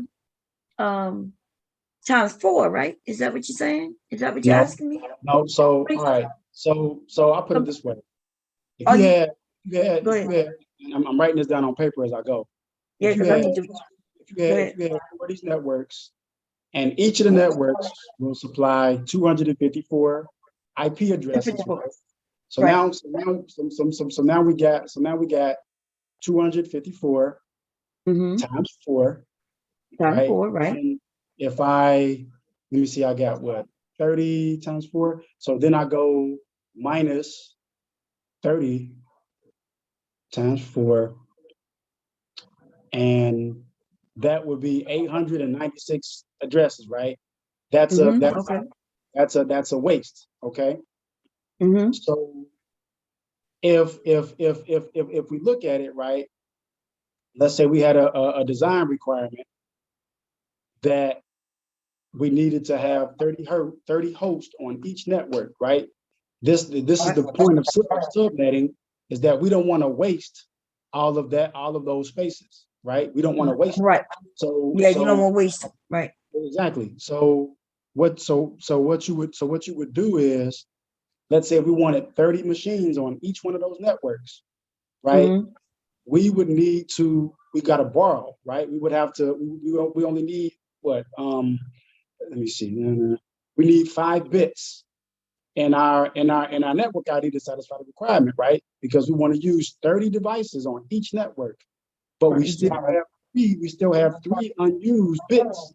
And if we subnet, we can break it down to smaller networks. So if we took 3 bits out of our address, right? So now I got to make it a bigger address. I have to make it something like 10.10.1 and 10.10.2, 10.10.3, Right. 10.10.4. Okay. So if I did that, so then if we took the last 3 bits from the end of our IP address, I can create let me see, I can need to calculate it real quick just to calculate the math. I can make, is that 7? No, that's 8. I can make 8 additional subnets just by borrowing. So now, instead of when you say borrow, what you okay, so maybe that's when you say borrow, what you mean? Yeah, well, I'm so all right. So, woo, testing me. So, Yeah, you teaching me something because you saying borrow. Yeah, I don't know what you mean by okay. borrow. So now we got to go back to the IP address. So we go back to the IP address. So I'm gonna write it down. Let me get a piece of paper so I can follow you. Okay. Okay. Now I just need to write on something. Let me see. That's cool. Okay. So if we go to the IP address, our IP address is comprised of 4 parts, right? Or 4 octets. 4 octets, right? Octets, you're right. Right. So so if I were to switch it, right? And each octet, right? We have bits, right? Or data, right? We have zeros and ones, right? That make up each octet, okay? And in each octet, we have a series of zeros and ones or whatever. And ones. Right. Make up the number for each octet. So like I ain't gonna get I'm not gonna get too scientific. There's like 1 will be 128 if we added it all up, right? Exactly. So if we was using let's say like a house network 192.168.1.0, right? When I'm borrowing from the last octet. I'm borrowing from the 0. Okay. And I'm borrowing 3 bits out of the 8 bits in that octet. Each octet has 8 bits. I'm borrowing 3 from the last octet. Okay. Oh, okay. So you're borrowing 3 from, so instead of being 1, 1, 1, 1, 8 ones, now it's down to. Now you got 8 subnets. That's right. You can create 8 subnets just by borrowing. That's 3. right. Yeah, but see, but you see how we have to sit and do all this paper out, man, and you have to do this shit in your head. I didn't like that. Fuck that. Oh yeah. See, I'm used to. Okay, now I get it. What you mean? Cause see, I'm used to doing it in my head because I know, how to break this down. Yeah. But now I see when you say I don't have to do, because there's a calculator that'll do it for. Okay. The calculator the subnetting calculator can do it, and the subnetting calculator can do it based on that subnet mask. You see what I'm saying? Yeah, that's something. Yeah, which the subnet mask, all the subnet mask is, it just represents the network portion of whatever your address is. You see? Right. That's all that subnet mask is. Okay. You see? And so when you're doing all that, when you're doing all that, you can put the CIDR in there, and it has all the rules in there to do it. And so our basic conversation, and you know, with our basic conversation is that, you know, the whole point of subnetting as a whole, just really to get to the point, It's to you break need a down. sub, you Yeah, go ahead. you do a subnet to reduce wasting a bunch of IP addresses, number one. Right. You improve pretty much kind of like your performance, because we were talking about the hub, the switch, and then the router. You improve when we are at the The routing level. traffic, huh? Yeah, the routing you of the traffic and things. Yeah, you can improve the network traffic. And then when I mentioned in my example in my job, what I was trying to tell you, I would go and create VLANs, or virtual LAN, that had, or I would create a dry VLAN, and those virtual local area networks, excuse me, can each have their own inter domain networks in them, and you can subnet within each sub VLAN. And so, Oh, so okay, so so a VLAN is a virtual network. Is that what you're saying? A virtual it's local area network, right? It's a virtual local area network. So with that, so with that, you could create, if you can create 10 VLANs, let's say if you had one LAN, right? Now you can subnet that local area network down to whatever, just like we just did, right? But if we had a computer device that allows us to create a virtual network, that means we can have virtual LANs, we can have a virtual local area network, and we can have more than one. And if we can have more than one virtual local area network, that means that if we can have 10 VLANs, we now have been able to take our one local area network, let's say if it could contain 120 addresses, or 120, you know, let's say if it can have, I'm trying to think of a good example to drive this home. Let's say if we can have 120 addresses, right? With those 120, let's say that we could do that with just one.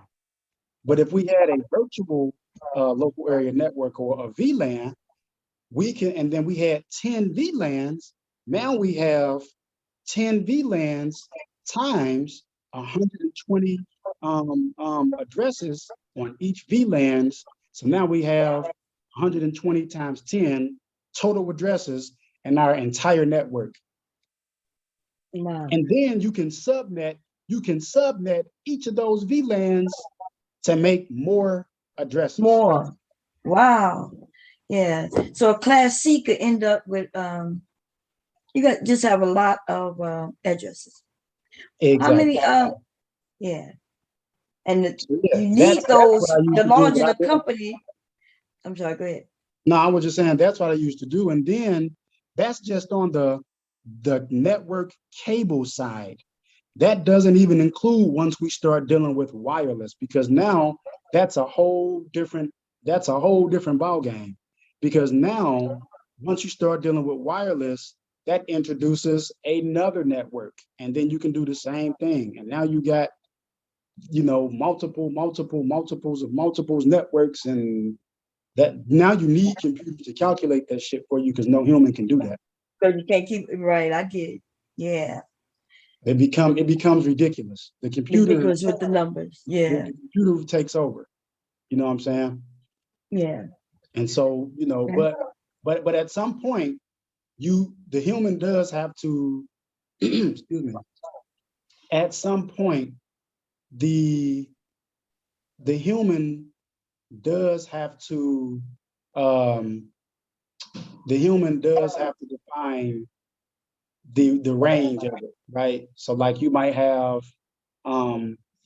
that's where you start getting into like your subnet numbers, where you got like a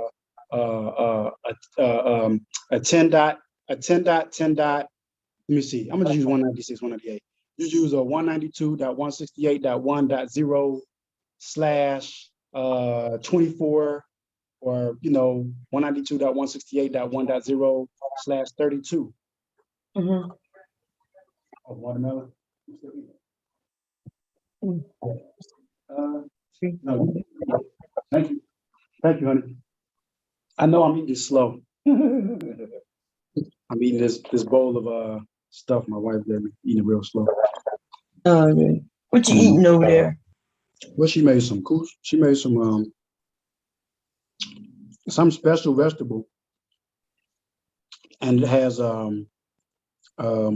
what is this? Quinoa, or whatever they call it, quinoa, and it, Wow. and I'm eating it like real slow. Is it good? Is it like It's good. It's pretty good. It's healthy. I've been trying to get cholesterol down,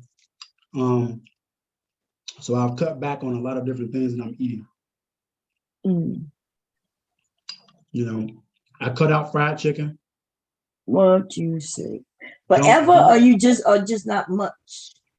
I mean, for the most part, to be honest, like eating shit like beef, like I like B-dubs. We got a restaurant out here called KB Smokehouse.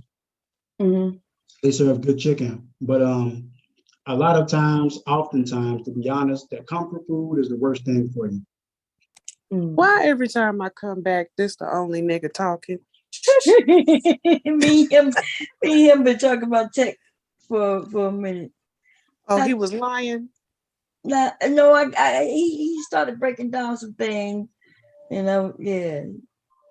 I validated my knowledge, basically. So anyway, he started getting into the truth. Yeah, I'm a nerd. I love it.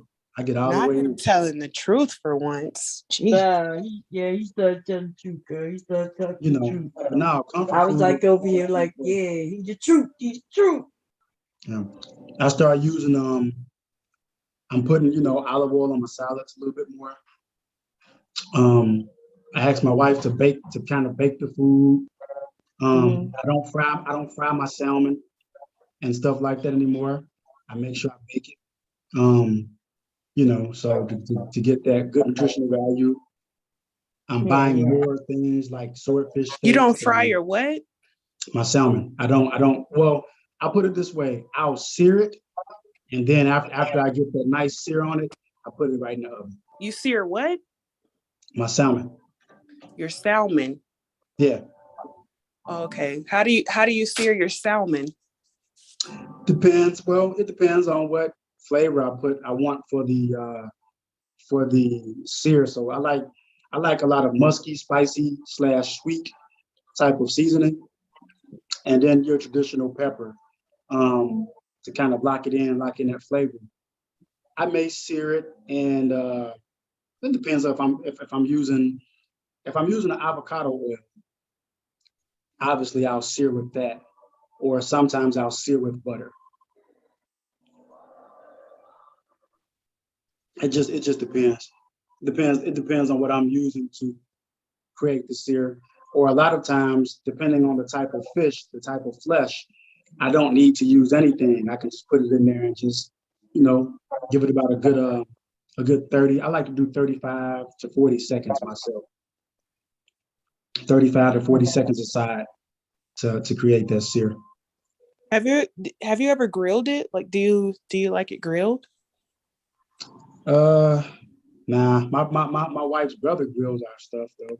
He does like the Chinese barbecue. He grills like the lobsters and stuff. He does. It tastes good. Your wife is Chinese? Yeah. Oh, okay. I never knew her ethnicity. I just know people always make fun of her because she's just Asian. But there's how many countries in Asia? It's a bunch of them. But okay, Chinese. Yeah. Dude, what about like using a cedar plank? Have you ever tried that? Who? A cedar plank? What's that? Oh, it's basically treated wood, and you can use it when you bake the fish or grill it or broil it or sear it, I guess. But it's like using wood chips when you use a smoker, basically. Oh, I see what you're saying. Oh, okay. I like to put the wood chips under my stuff. I'll tell you what I'm really into. There's this Arab guy and he has this wilderness cooking channel. He's in a country called Azerbaijan, somewhere over there. And that guy is awesome. He makes everything like naturally, where like if he got meat, he killed the healthy fed animal. He drinks water literally out of a stream where like it's no contamination in that shit. He catch fish from the same stream. And like if he catch the fish and like he blocks up the water, he like releases the water so like it doesn't get all jacked up and contaminated. And he'll cook fish. He cooked fish on like a rock.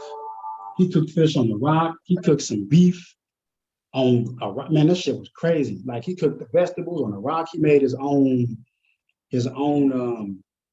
marinades and spices, like out of like literally from fruits and vegetables or certain spices and oils. And he used like some type of cloth. He took some onions, cut the onions up real good, and he put them in like this porous type cloth and squeezed all the juice out of it and then squeezed it. And he made some special onion. That was probably cheesecloth. Yeah, cheesecloth. That's what I was saying. Cheesecloth. Yeah. Like check him out. It's called Wilderness Cooking, and he have like the beautiful natural Wilderness Cooking. Wilderness Cooking. He's on YouTube. Okay. And he always says, when he's finished, he says super. He says super. And I mean, that guy, I've tried some cooking shit from him. He don't even talk, he just does it. He makes his tea out of like the bushes and shit. Man, that shit crazy. But he does. They got the tea leaves and these things grow on trees. Yeah. Leaves. Yeah. Bay leaf, you ever tried bay leaf? If you find a bay leaf tree, I boil love bay leaf and make a leaf. tea. It's so good. I just put some bay leaves in. I made some 15 bean soup last night. 15 bean soup? Yeah, they have it already pre-packaged, usually at like Walmart or Aldi's or something like that. And it's like pinto beans, butter beans, lentils, black beans, northern beans, literally 15 different beans.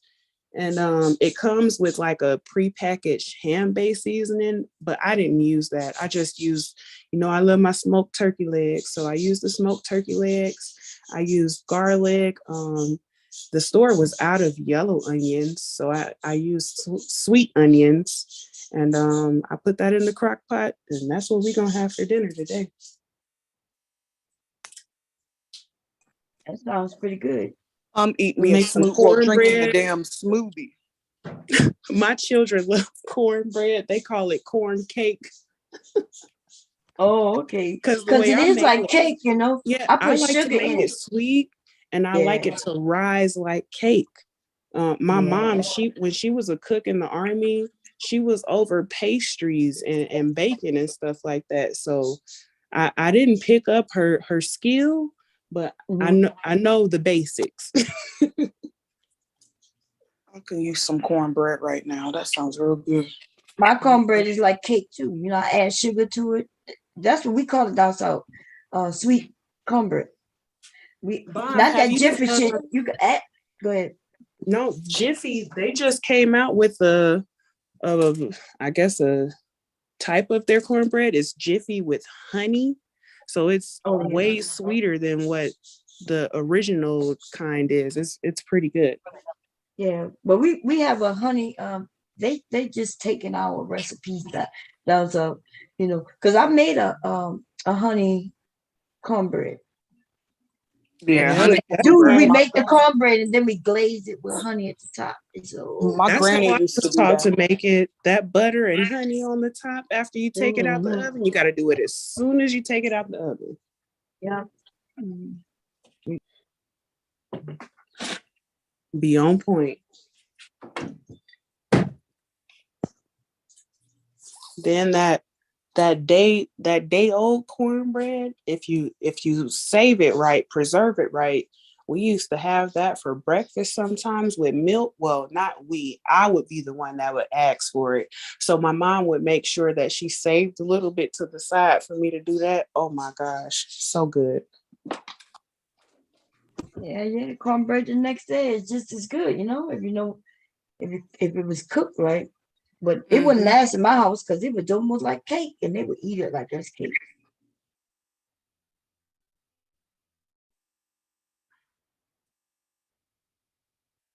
So Cyber, is that all you cooking is salmon? No, I cook, I like to cook filet mignon. Does your wife do all the cooking? She likes my meats. She likes my my meats and my salmons that I cook. I season them up and flavor them up. Other than that, she does a big part of the cooking because my diet has changed obviously to a more Asian style diet. So my homeboy, he's married to an Asian as well, and her mom lives with them. You know what I'm saying? So her mom does a lot of their cooking. But they come from they're from Vietnam, so they eat a lot of Vietnamese style dishes or a lot of things that pertain to like an Asian diet. So more so, my wife does. I want to say noodles is real big among most Asians and rice. So a lot of the things that I eat like for breakfast, I don't eat pancakes and waffles anymore unless I want to make myself a waffle or a pancake real easy or real quick. I will eat. My wife will feed me. I like spicy noodles with the special way she make this egg in the water. I don't know how she does it, but she make like this egg with like the yolk. The protein is a little bit runny, and she put that in the spicy noodles. And then with her, she claims you need some type of vegetable, so she'll get some spinach or some. Cyber, does your wife make those Chinese tea eggs? Chinese tea eggs? What's that? Explain to me what it looks like, and I'll tell you if she makes it. Oh well, I have a neighbor. Can y'all hear me? Yeah, we can hear you. Am I working? No. You are now, but we still can hear you.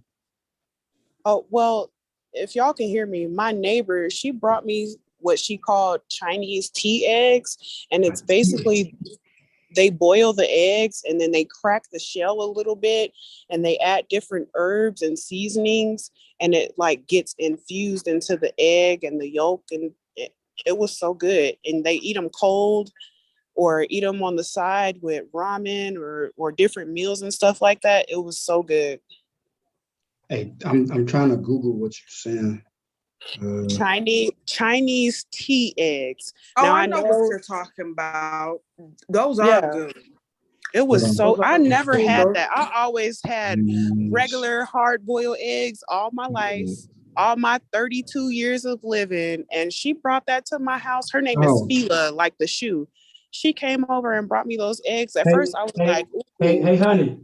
I don't know if I should be taking this, and this is COVID and people poison shit.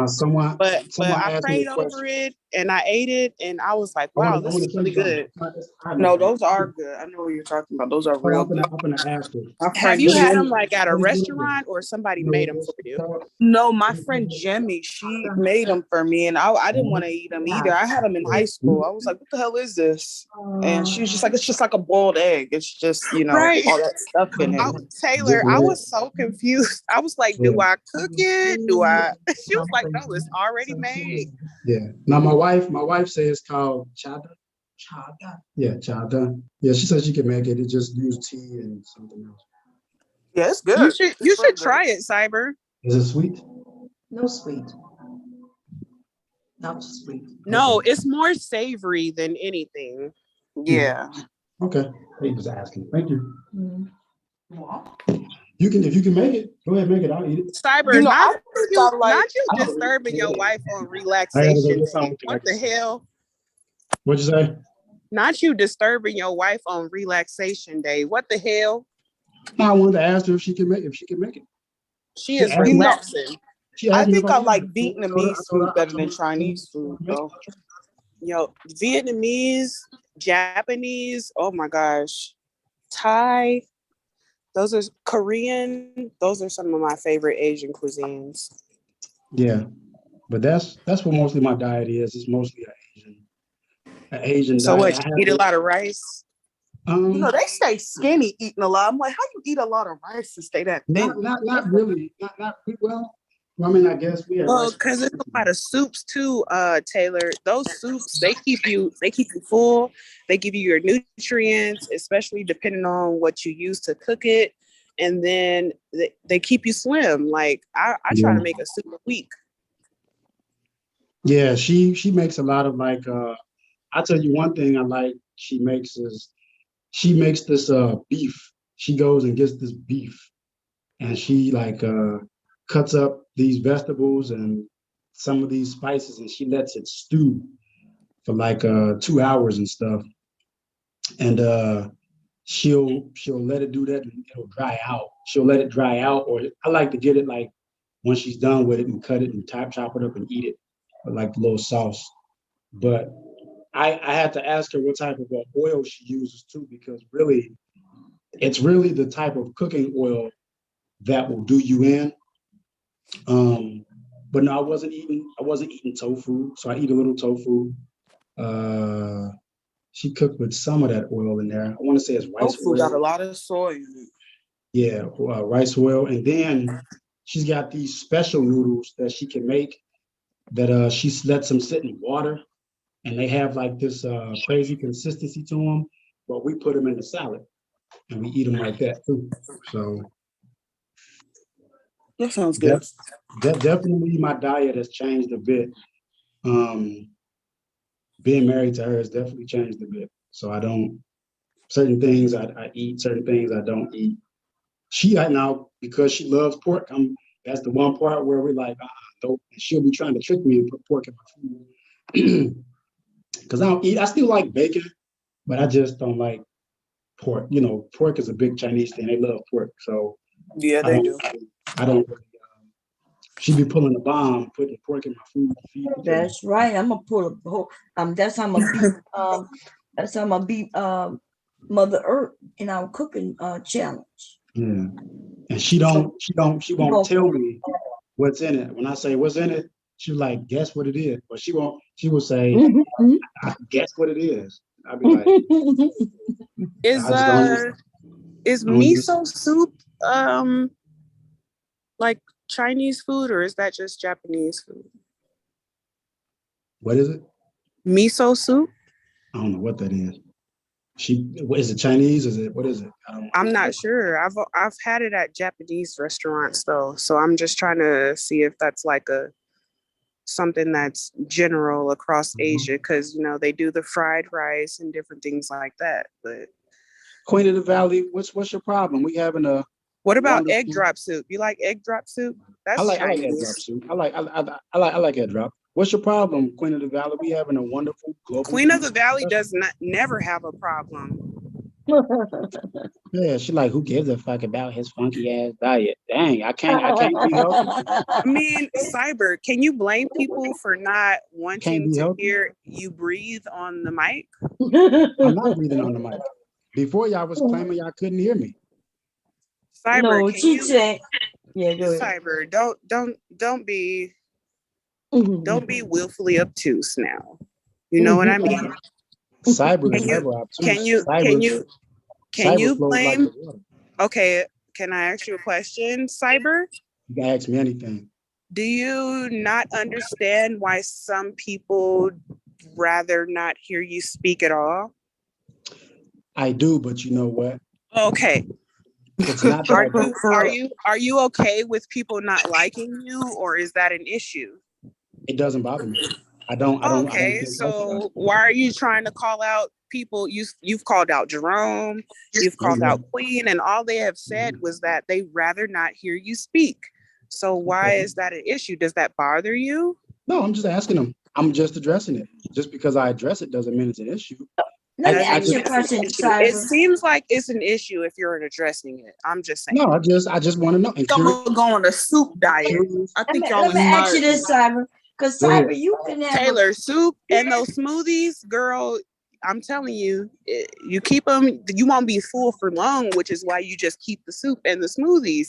And then you have different like snacks like granola. I don't know if you like granola, but granola is a good one. Rice cakes with like I avocado, love peanut granola. butter, I eat too different much of it. That's things. my problem. You said you use too much of it. Cyber, you can have I great eat too much granola. conversations. So I I don't love granola understand and why you yogurt. even resort to the trolling. You're a great conversationalist when you want to have a conversation. I haven't been trolling. You ain't I asked what? them.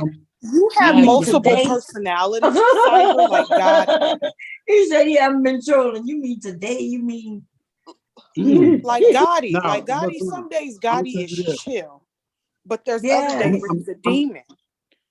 And Yeah. I'm gonna you tell you know, I'm this. not calling you a demon, Cyber, but you do have multiple personalities. I want to know on the trolling level of Gotti, because If that's Gotti's a hoe ass nigga.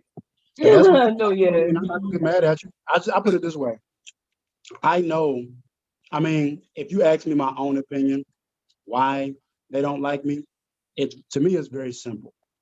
Number one, I don't. You can't affect me with like disagreements to where I get like all hot and bothered. I'm able That's to not like why stay. they don't. That's not why. Come on, that's I the don't think that's pictures and why all they that don't other like shit. you, The other Cyber. reason Come is on that now. the other reason is that when I like put something out there, I stand on it, and a lot of them, not all of them, but a lot of them, they're kind of like, they kind of like bend like the grass, right? They don't like it, and they're not used to somebody being able to just stay locked in position on how they feel with what they say, or We having. ain't talking about that. We talking about that the pictures and names, dude. And then Yeah, you know what you were calling Black women and their children monkeys and gorillas and apes and listen to this. A lot of you said that you were going to troll TMHC if we didn't take TMHC off of our names, and then you threatened to hack our computers and our phones. Like that, you can't understand why people don't like you. Did I hack you? No, I didn't. I don't know, but I did get Did I? some type of unsecured link because I do have cyber security and stuff. So I don't know. They're looking into it though. So we'll figure out who it was. Didn't I call off my war? You called it off, but then you reneged on that because you're a renigger. I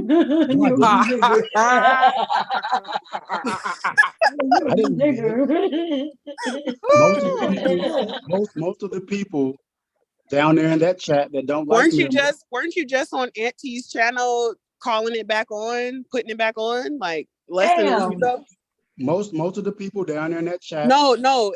Are you going to answer my question? Because if you're not going to answer my question, then I'll just stop asking you questions. Give me a second.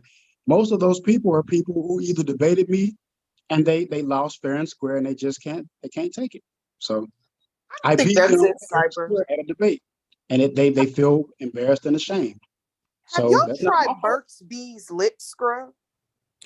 No, I haven't, but I make my own lip scrub. It's really like a full body scrub. I like to use lemon juice, raw organic sugar, and then I'll mix some jojoba oil or maybe coconut oil with it. Amazing. You can even use coffee too. You can use your used coffee grounds instead of throwing them away.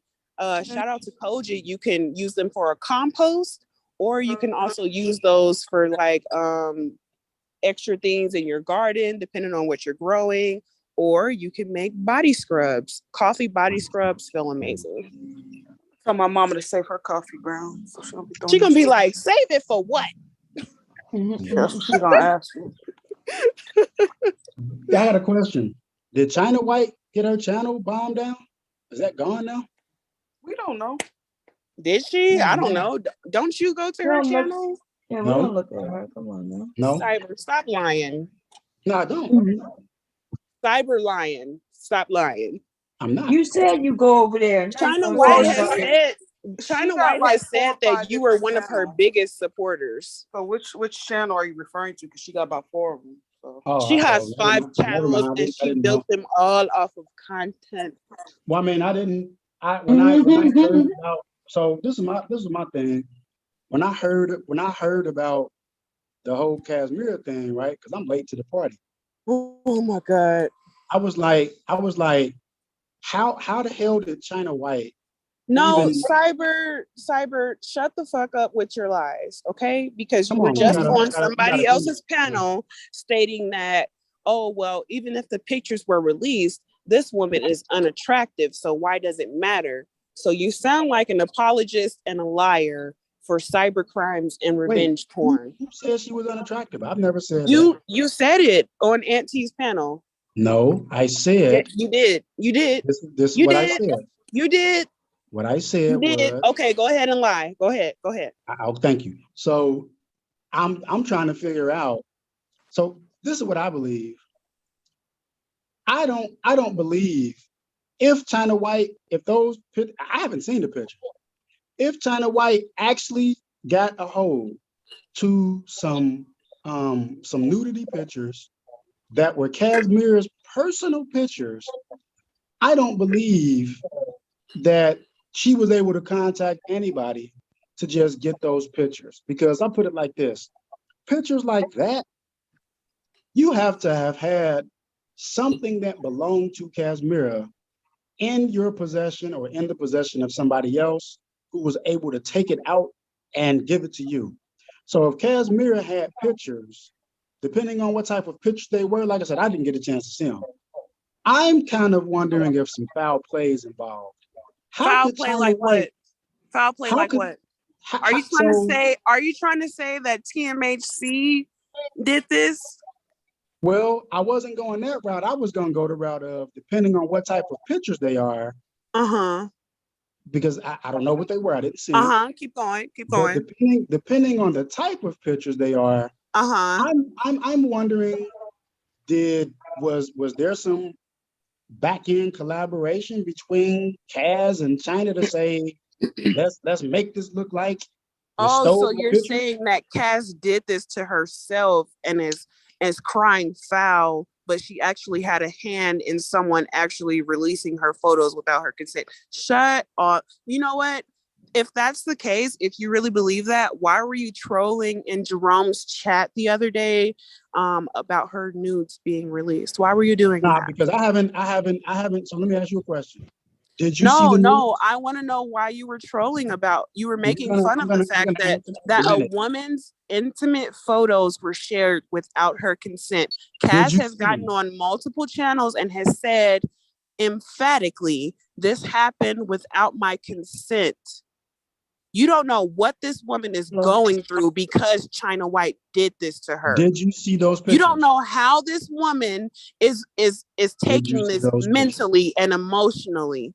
Okay, but why? So why are you making fun of it? Did you see those pictures? You know how I saw the pictures? Because Rue Dimp, the Bantu Bandit, displayed them on his own channel. Really? El Nixon was there, Kev 504 was there, Aunt T was there, China White was there gloating.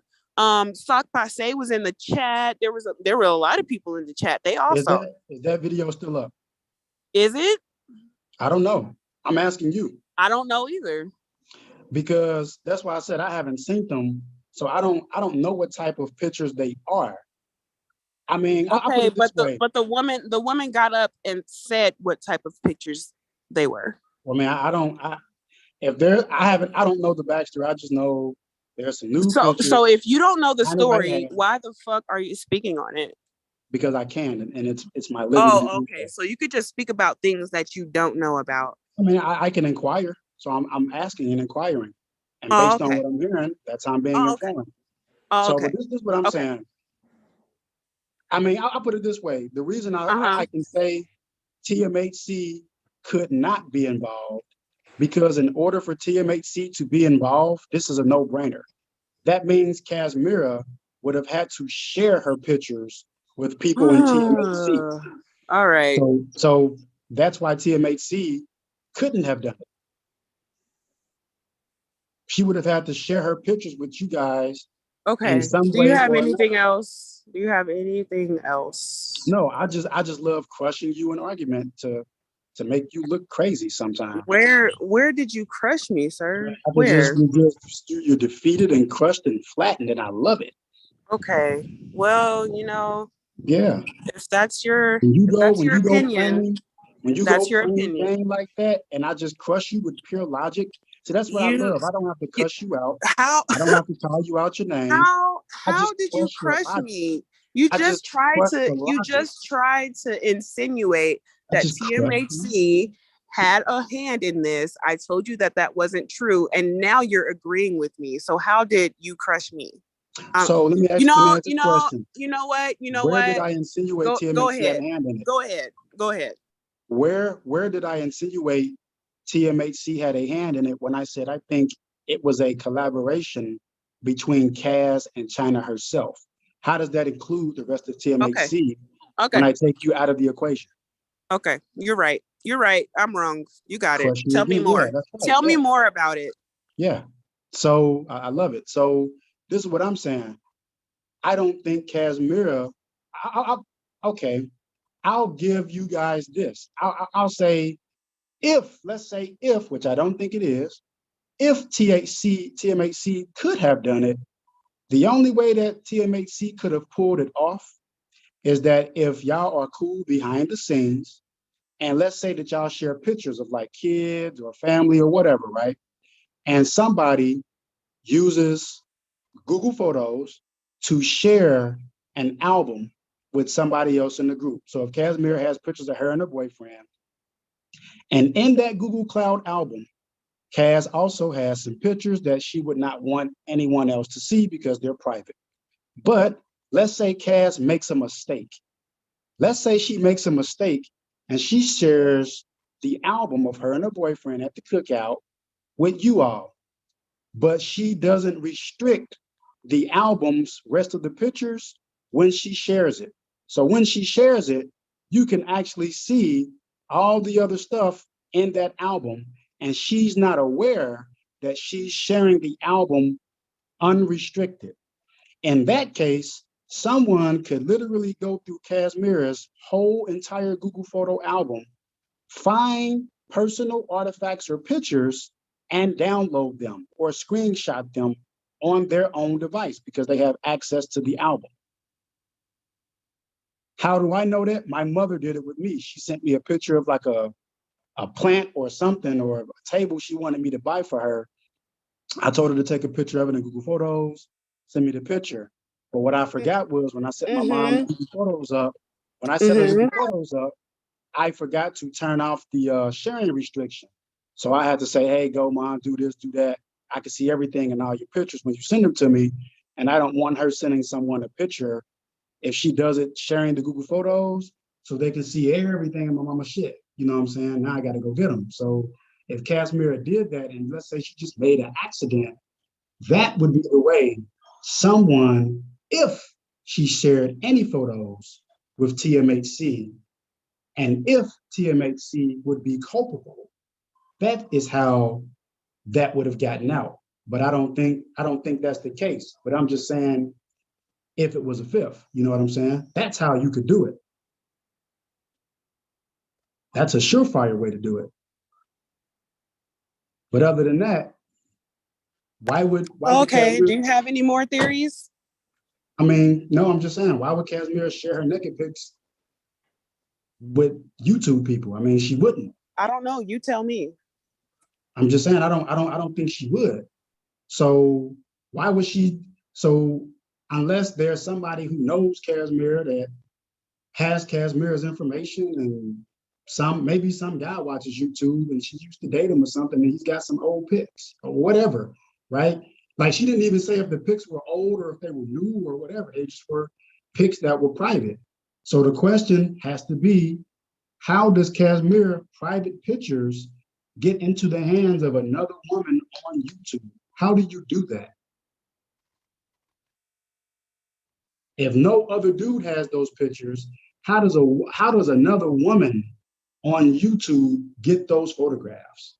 So what you're saying is those pictures could have been actually of Casimira and of her under the age of 18? I wouldn't go that far, because how would China White know where to find Casimira's pictures if she was 18? If she was 30, however old she is, how does China White know where to go and find Casimira's specifically naked photos online anywhere? How would she know where to go and even start to look for them to get them? I don't know. This sounds like a crime for the FBI to crack, though. Exactly. So one of the questions is, when you break that down and you eliminate all the other pieces, not saying that it is true, but it makes more sense to say, well, wait a minute, who else has access to this girl's private pictures that she may have shared them with? Okay, maybe one or two other people. Okay, does those one or two other people in her life watch YouTube in the capacity that she participates in YouTube? So you're still insinuating that someone Casimira knows contacted people on YouTube to dox her and commit cyber crimes against her. That's Is that what you're saying? Is that what you're saying? Is that your theory? Is possible, but there's a problem. Is that your theory? Just listen. There's a problem. No. Is that your theory? Come on. That someone who personally knows Casimira got with YouTube demons to hurt this woman in this way. Is that your final answer? I need you to really listen here. Because I need you to understand that this woman is hurt.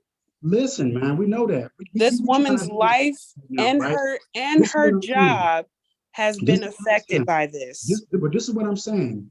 Do you know that? Do you understand that? Do you understand that this was a very serious thing? Do you understand that? Listen. Oh, okay. You're not listening. Okay. Well, wait a minute. Now, though, I gotta ask a question to you, Cyberline. Aren't you the same guy that went on somebody's Instagram channel, somebody's Instagram page? No. Answer the question. I'll answer your question in a second.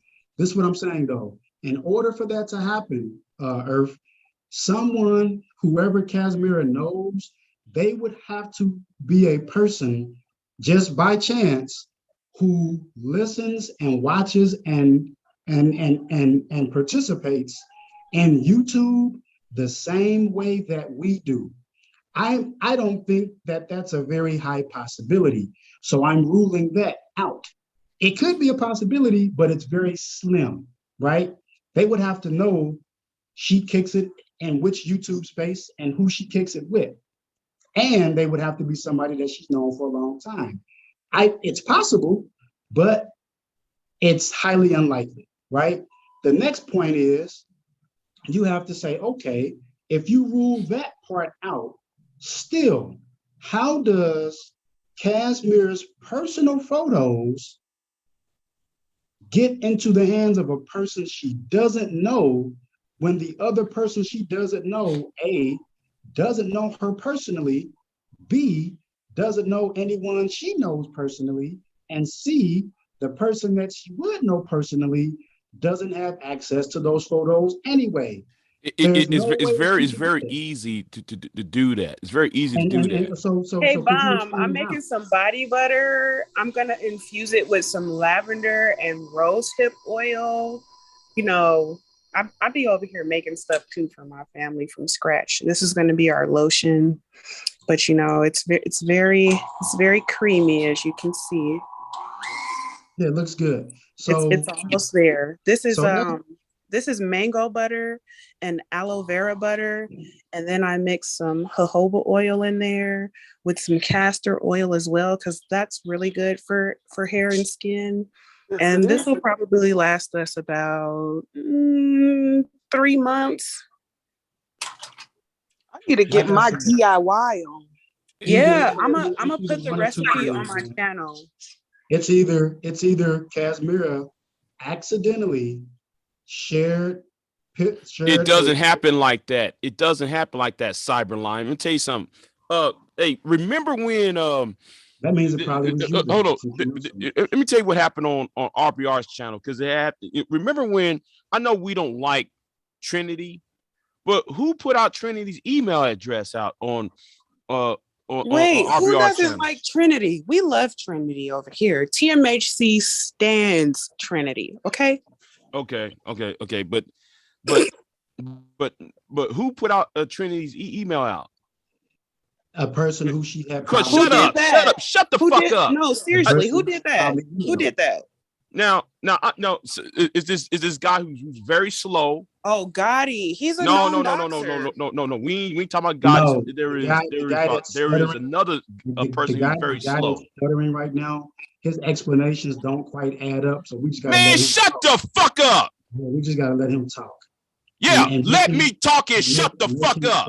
Make himself look more stupid than what he is. Wait a minute. Hold on, Cyberline. Was you want though to win up with somebody's Instagram page? No, answer the question, Cyber. Aren't you the same nigga that got with somebody else's Instagram and post on YouTube? I don't even have Instagram. No, no, I ain't said where you got. No, I don't Instagram. I don't go to Instagram. Then why did you told Ant you went on somebody's Instagram page to get old girls pics? Their Instagram page? Really?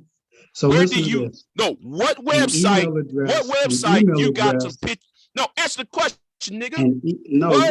You can't talk, so I'm not gonna answer your. Well, guess what, nigga? Then stop talking like though you're better than every goddamn body. Then stop talking like if though you're better than everybody. How about that shit? Well, I mean, then stop talking as if, man, you're better than everybody. Then that I must hurt somebody. It must be you. Hurt, so man, nobody ain't hurt. I talk better than you. No, so this is what I talk better than you, nigga. Shut the fuck up with that. I talk better than you. I see you're stuttering, improving at least. So I talk better than you. Get the fuck out of here, man. Yeah, whatever program you're using for anti-stutter is working. Wait, you know that speech impediments aren't a direct indicator of a lack of intellectual ability. So no, yes, I actually do, because my professor, my database professor, actually has a speech impediment.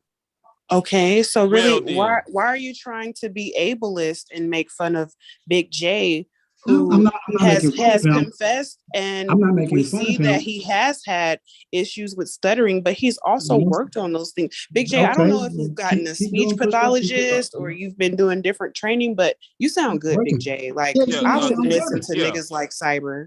But here's the thing. Here's the thing, Cyber. You claim about a couple months ago, around July and August, you claim you went on somebody's Instagram or some other website off of YouTube to put up the picture of old girl out. Don't make me do this to you. Go ahead. Do what? I don't want to do it. I'm trying to be good. Come on.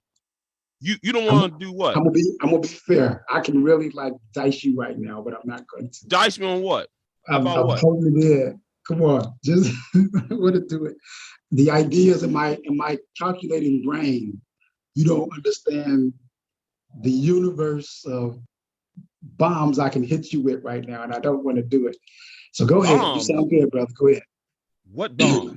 I'm holding back. Cyber, does your wife know what you do on YouTube and how you antagonize people? Dance on the line of what's legal and what's not legal? What's not legal? You tell me. You're the expert, right?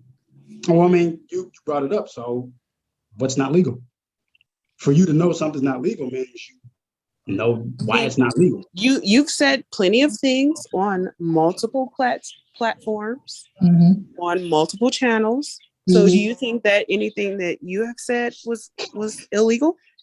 Yeah, I haven't broken the law. Really? I can state that confidently. Really? Okay. You never threatened to break the law? No, I haven't. Is hacking into people's phones illegal? I said the possibility of which can be done, but I never gave an intent. You didn't. Okay. Okay.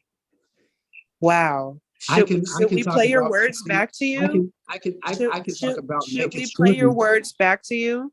I can talk about naked shorting, and I can talk about dark pools on this very stream. No. But you That doesn't mean I'm breaking the law. you specifically said that you would Specifically, break into. specifically, Oh, not look at code. Leaky. You Specifically. specifically said that you would break into people's phones. I didn't say that.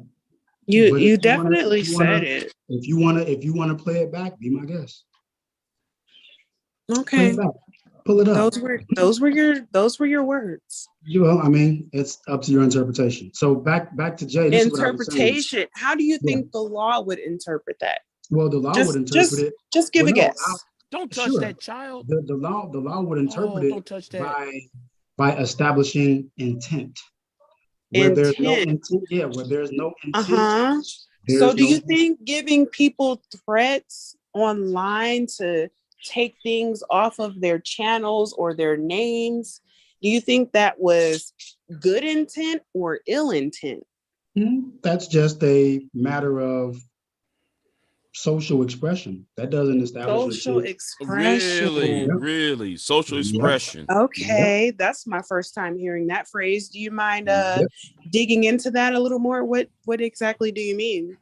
Sure. So if I say I think that you should be flogged for, I don't know, wearing a Charlotte Hornet hat, that's a matter of social expression. I'm allowed under the United States Constitution to a freedom of speech. So within that same definition, under that article, I can express things which may even be highly incendiary. But if there is no intent, neither can there be a conclusion or establishment hitherto such intent.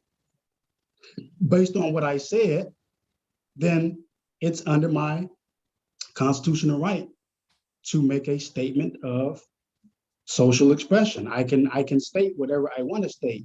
Now, if I make a statement, Actually, your local PD might tell you that you can say whatever you want to say, I know but that's really not true. I know what the under law the says. under the letter of the law, you can't say whatever you want to say. Hold on. Do you want to know what a wink and a nod is? Tell us. Enlighten us. Like edify us. Maybe you should be sleeping with the fishes. Wink, wink. That's a wink and a nod. You might not say you're gonna be sleeping with the fishes. You put the energy out there for it to happen. Okay. But that doesn't. But this is the thing, Big J. As a signal to allow it to happen. This is the thing, Big J. He specifically said that if TMHC did not drop the TMHC from their online handles, that he would attack us cyberly and maybe hack into our phones. And it looks like an update. Like I almost remember what he said verbatim, but it was definitely a threat. No, it was a course. It was a course of action. That it was a threat, and then a course of action. Surprise. Wait, hold on. A course of action. Wait. Surprise, surprise. Weeks later, one of our good sisters was hacked. So I don't know, Cyber. I hope you have a good lawyer, because it sounds like you're a part of a crime. I wouldn't need one. I put it this way. Number one, through YouTube and being somebody who works in the industry, whoever she has working on her case, if she even attempted to insinuate me, and let's say she could play back all of the audio, all of the video, and she tried to insinuate or implicate me, if she has any law enforcement or a legal professional who's worth their salt in their Well, profession. Cyber, So why wait, would you even put yourself in that? Why would you even threaten women online? Why would you even do that? Why would you say general things that could be perceived as threats and harassment? Anyone worth their weight, legally or law enforcement wise, say, if you insinuate this guy, you are barking up the wrong tree, because when I countersue you, a countersue. I'm not going to take the clothes off your back. How can you countersue for her suing after you claim that you are the one who's been hacking people? Because I know this is why. Wait, Bob, put it this like is this. the same guy that said that he was. This is the same guy that said that he was behind getting your last channel Check this out. taken down. So and I told Mom it was lights, camera, action. But no. People say things, and you know. For you. Look, I got something for you. No, you don't have anything for me, sir. You should have something for investigators. Okay? No, listen. I will gladly, if she has some legal representation. I lost a lot of money on like a few trades. I will gladly give my personal information to her legal team so that if she thinks she can do it, let's turn over all the records and let her point those missiles my way. I could use a good countersuit to put back some of the money I lost. That's a lick for me. I would love to do it. Let's set it up because I know better. How you gonna countersue her for what? Because if I'm using Mother Earth's example, if she actually thinks that I'm responsible, and let's say she wanted to accuse me, right? Okay, you think I did it? Here's everything. Name me as a defendant and whatever this is. When did I say that you were responsible? I'm confused. Hypothetical example. Name me as a you're giving an example that you were responsible. Yes. Name me as a defendant. I bet you got that. And everything that's going on. And like I said, if she has law enforcement or legal people who are worth anything, they're gonna say, no, you go after this guy with everything, with all of the discovery, the countersuit that he's gonna hit you with is going to end you. I'm gonna end her, then I'm gonna sue her company, then I'm gonna get it all. I could use that type of come up. Let's do it.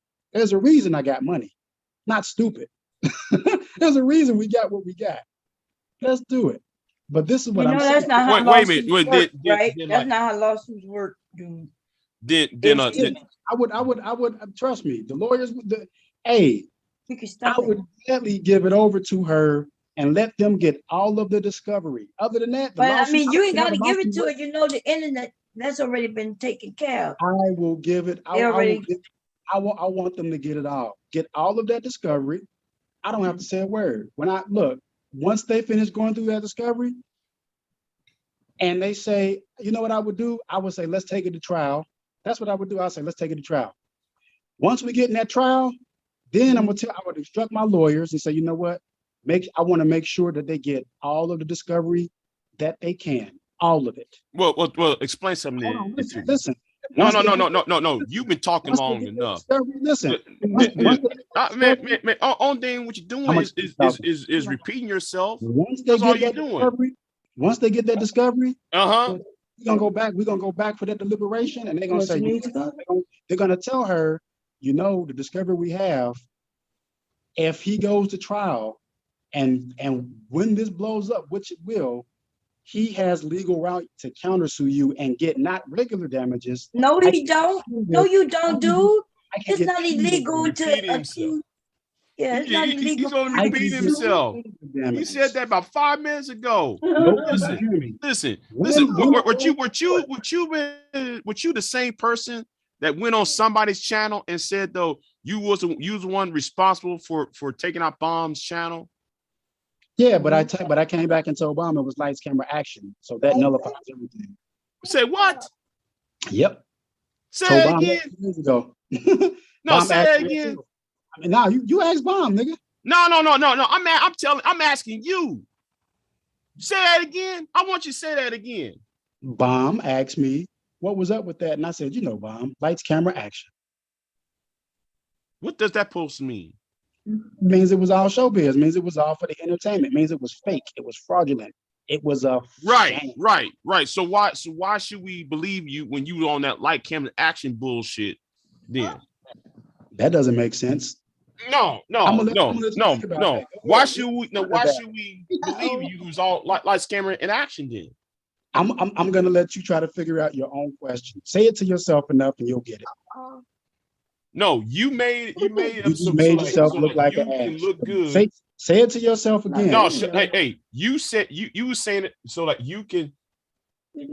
So like you can say so like you make yourself sound important along the losers. Say it again. Keep saying it so we can keep. The more you say it, the bigger ass you become once you realize what. No, the only ass is you, nigga. Say it again. Man, you out there doing all this spooky ass, black. You like man the Black Hannibal Lecter and shit. Yeah, You the Black Hannibal Lecter and the shit.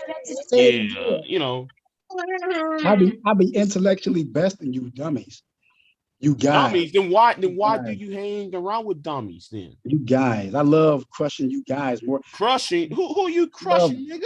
Crushing y'all, man. I intellectually crush you in this. Crushing who? Like that's why I like debate. I don't like to go cussing out.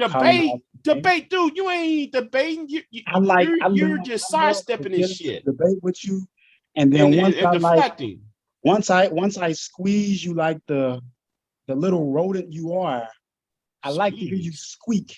I like to hear you go squeak as I crush you with logic. You squeak, then you become like this little juice. I love it, man. Keep talking. What else you got? Listen. What do you own, my nigga? What are you? Wait, did you just say that you like to squeeze men and juice them? Yeah, I like to intellectually crush them and squeeze them intellectually. Crush them. I like to hear them squeak when they think that their points and when they think that they have like the great arguments and they think they know. I let them bound themselves up, and then I crush them, and then they squeak like a little animal. This dude is like the Black Hannibal Lecter, man. This dude's a Black Hannibal Lecter. They just squeak. They make us. This guy belongs in an Arkham Asylum with Harvey Dent. You a Harvey Dent having ass nigga, man. You have this. You saying one thing, then know you said another and shit, nigga. Do you have a coin, nigga? Or you just making decisions on a fucking coin, my nigga, Harvey Dent? Are you making a coin, Harvey Dent? I just made you squeak. Man, squeak. What I'm squeaking on, nigga? You squeaked, and the beauty of it, you squeaking, is that the louder you try to get, the more you try to get, is really just means that my pressure is that much more greater on you, and you're really squeaking louder instead of sounding louder. That's what's happening to you, but you don't even realize it. Okay, well, anyways, Big J, do you have any plans for the weekend? Do you celebrate Halloween or Day of the Dead? Well, no, not really. Not really. I have no plans right now for this week. Mother Earth, good job, good save. Yes, sis. I'm gonna save him from the pestilence and the torture that comes from speaking to you. So, Big J, again. Do you have any plans this weekend? Yeah, I'll be at work though, and I'll be working this weekend, so I ain't doing anything. So, all right. Anything set up for yourself, or do you celebrate the holidays? No. Where's JL? Find him. I want him. I want JL now. Foxy. You're feeling foxy. Men don't. What? You know what? What? You know what? I'm not even gonna touch that because Cyber. He wants no. Big J. Cyber wants our attention. So if you ignore him, that's really what he doesn't like. If you question, I like a good debate. That good Okay, debate. he wants to Well, debate being foxy. Wait. If you really want the good debate, why won't you just join the argument league and go after Taz and Solo Mine? I mean, you want to debate? I started my YouTube career with them. What are you talking? I came in the door after Taz and Cynthia G. They got a taste of this, and I crushed them too. You ain't crushing them. Yeah, they got a taste of this. I went right, came in the front door. Then have you? Okay, match. Cyber, how did you crush anyone pretending to be Kevin Samuels' lawyer? Kevin Samuels hadn't blown up yet. Thank you very much. But wait a minute, Kevin Samuels blew up long before you guys. I just crushed Mother Earth with that. You see how do you admit to pretending to be Kevin Samuels' lawyer? That was a debate tactic I used, but this was way before. So you were pretending to be his lawyer, yes or no? Was out of the picture. Yes or no? I gave a hypothetical argument where Kevin Samuels. Were you pretending to be his lawyer? I gave a hypothetical situation. Did you name yourself Mr. Samuels' defense? I did. I sure did. And I gave a hypothetical, and I beat Taz 2 out of 3. This doesn't count before Kevin Samuels blew up, and I debated Taz even before Kevin Samuels was known. He wasn't he was already known. He had already did his average at best viral video. So please stop lying. Please stop lying. Please stop lying. Please stop lying. That's how I know you don't know. Wait a minute, hold on. Time out. When did you first heard of Kevin Samuels? Well, I mean, I don't know. I'll put it this way. No. Answer the question. When did you first heard of Kevin Samuels? When I came in the front door, the verbal assassin. Came in the front door. Listen. The verbal assassin. No. Answer the question. When did you knew of Kevin Samuels? The verbal assassin. No, we ain't talking about verbal assassin. When did you know Kevin Samuels? The verbal assassin. Way before that. Listen, the verbal assassin and Rue Demp was. We not talking about Rue. We ain't talking about verbal. We want to know, when did you knew the verbal assassin? When did let him hold on? Let him say it, Big J. Let him get it out. All right. When I came through the front door, the verbal assassin, Rue Demp, they were all still on B1 Network, and I can't think of that lady's name, man. They had another sister. She was like a Jamaican sounding sister. I don't know her name. But they were all still there, and I'm trying to think when I came in, I went directly at Taz and Cynthia G at the exact same time. The exact same. When was time. that? This was, well, I mean, you'd have to go back to when, before verbal, whatever their disagreement was, or if she just left, she was knit tight with Taz and B1. Rue Demp was knit tight with them. They all was like all knit tight. It was Verbal is like, still over there. Verbal is in the argument league with Taz as well. So what are you talking about? Exactly. What are you talking about? I'm in the argument league. I'm not talking about argument league. Y'all got an argument league? That's hilarious. It's a debate league, Taylor, and it's an argument league channel. And people can come and give their different arguments, and you can set up debates with different people. So yeah. So Solomon's a bitch, though. I know Solomon. That is too much niggatry for me. It's a lot of niggatry. Yeah. Taz didn't have that yet. Taz didn't have the debate league yet. As a matter of fact, wait a minute. Who hasn't debated you yet? Remember, Cyber came on the panel. No, Taz didn't have. I'll put it this way. Mr. Fantastic. No. You said Taz never debated you. You said that, right? Dude. You're not listening. No. I'm listening. I hear you, but you ain't saying shit. No, dude. When I came in the front door, Taz, the debate league didn't exist. Matter of fact, Taz, Mr. Fantastic, on the Sunday Rumbles. He wasn't even. Remember Cyber came on Taz's panel and he was getting clowned because he had that flowery shirt on. He had on several different. He's been on Okay, now several what? different times. Now, But Taylor, Taylor, I I saw but your Taylor, question in the chat, and we do have Dutch Bros in Colorado, and I love I it. Like trust my him. kids, they love the chocolate milk or the not so hot chocolate Good. milk, and we'll have I them make it trust with oat Taz. milk. It's so good. And then I they have trust the Cynthia. caramel pumpkin brulee. Oh I'm my God, undefeated. that is so It's good. good. I It is crushed good. them both. I crushed wait a Twin minute, wait a Man. minute. I What crushed do you What have a favorite drink Question there? anybody. Huh? what year was Do that? you have a oh my gosh, they want to talk about cyber. We trying to talk about coffee and drinks and different. I'm trying Do to get y'all it. still want to I'm talk talking about about cyber, like or can Uh, we change the subject to coffee and energy drinks? yeah. and for the We might as well record, just talk about energy drinks and coffee and shit. 'Cause and for the record, I'm tired of hearing this for the nigga record, rant. I want to crush Jerome Whiteside if he thinks Oh he my got God. Uh, That sounds pretty gay. Set it up. Sounds pretty homoerotic. Set it up.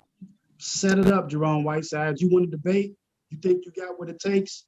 You'll be the next pair of bones. you know Debate what though? I'm It is confused. Saturday. What is Saturday? Where is his wife at? God damn. His She wife Where is your chilling in right the wife at? other room She doing chilling her right here, activities. kicking it, living in a lap of luxury. How about you? She's doing other extracurricular Yeah, activities.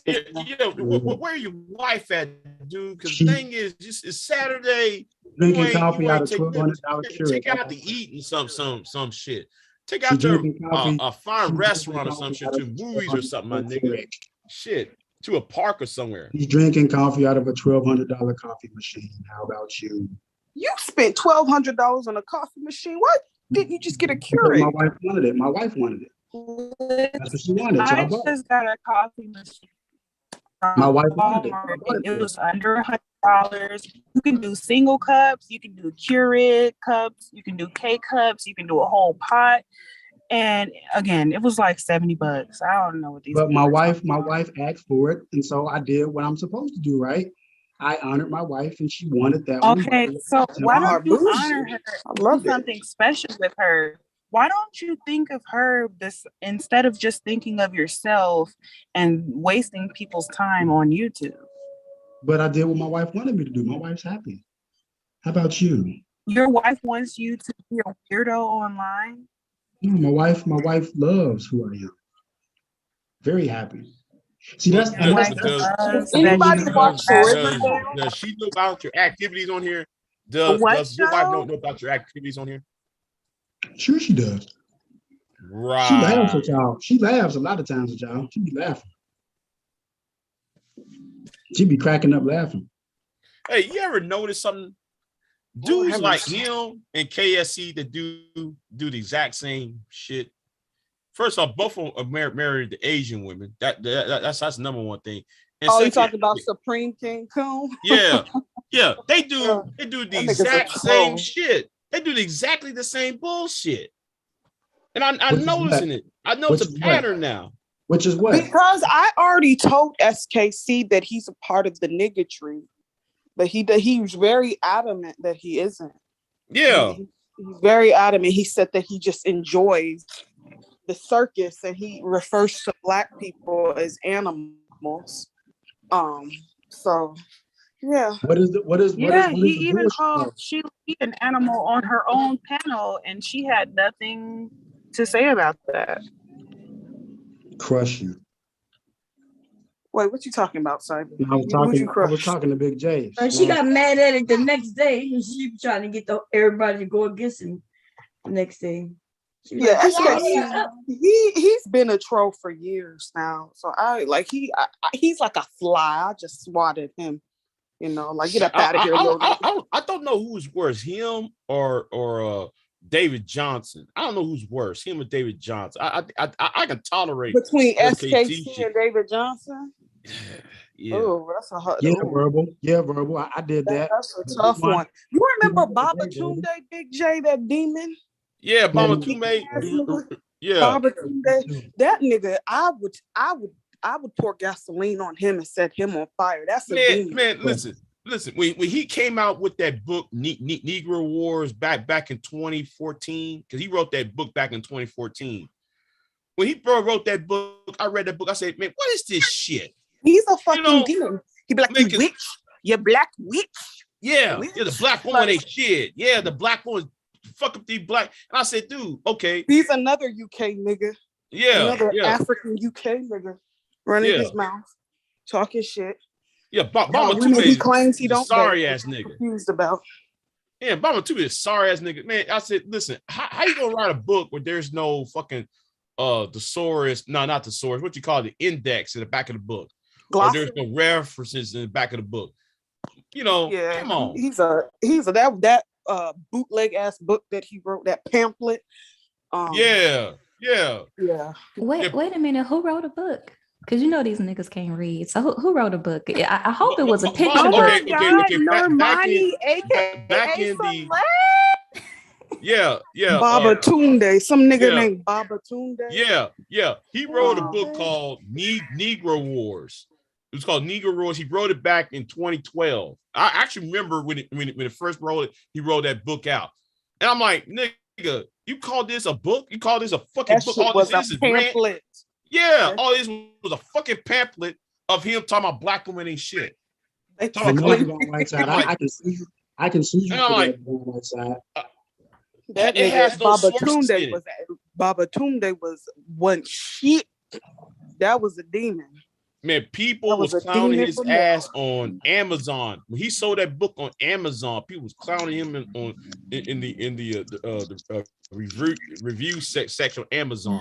But the thing People is clowning with the shit out him, of his Big ass. J, the nigga so cowardly is that he go to his punk ass blog and be talking shit about what's going on YouTube. And he's too cowardly even to. I haven't seen him in a minute. The last time I saw him was on Xavier's channel a week ago or so. Oh, so he's still around slithering like the serpent? Yeah. But I blame Xavier's. That nigga called me a witch. I remember that. That was like 2 years ago. That nigga said, "You black witch, you witch, you talking rubbish. You're talking rubbish, mate." Yeah, you black witch, you witch. Oh, what y'all doing for Halloween? Y'all going out celebrating, or y'all doing the Hallelujah night at church? What y'all got planned? I'm gonna pass out candy to these badass kids, and then just enjoy the Halloween scenery. I guess it's cooling off over here, so I get to go outside now. Yeah, it's been windy over here too. Like, it's been so windy, it'll knock people's power Shit, out. I know, man. It was cold. Shit. Yeah, and I'm like, well, you know, the good thing about this is it made the mosquitoes go away. That's the only good thing. Yeah, you ain't lying, but it got cold last night. I'm like, damn, what the fuck? Shit, got cold last night. Yeah, but Texas, man, Texas weather is like is schizophrenic. Be hot, but cold and shit. Every 4 hours it changes and shit. Like, damn. Okay. You're just not built for the cold, brother. Most black people aren't. I don't. But I can't stand the heat either. But I can manage on this cold. I just can't stand that fucking heat. 100 degrees heat all the winter time. is my favorite time. Solitude, cold signalizes strength. Oh, have mercy. Yeah, I cannot wait for this Halloween candy to go on sale. I'm stocking up. I do this every year after Halloween. Are you Easter. taking the kids out, Celeste? Girl. You know. You know how I feel about Halloween. I don't celebrate it. But I don't knock anybody who celebrates it though. She is JW. She don't do one of them holiday stuff. Yeah, because you know it's based in the Day of the Dead. Okay, say hi. Hi. Oh, hey, my babies. You don't do birthdays or none of that. I dated a JW. She was a nice girl. Her mother was tripped out. That's why that didn't work out. I'm pretty sure you're the reason why it didn't work out. But yeah, I don't really care. But we don't really celebrate anything that's that was started by, like pagan groups. Mm-hmm. But I don't knock it though. but they participated in pagan stuff. But yeah, she was a nice girl. I'm Her a whole mama, heathen. her mama was foul. I don't give a fuck. Her I mama participate in was a pagan devout, shit. her mama was a devout witness, and when she was at home, she was a tyrant. If the elders could have seen her mama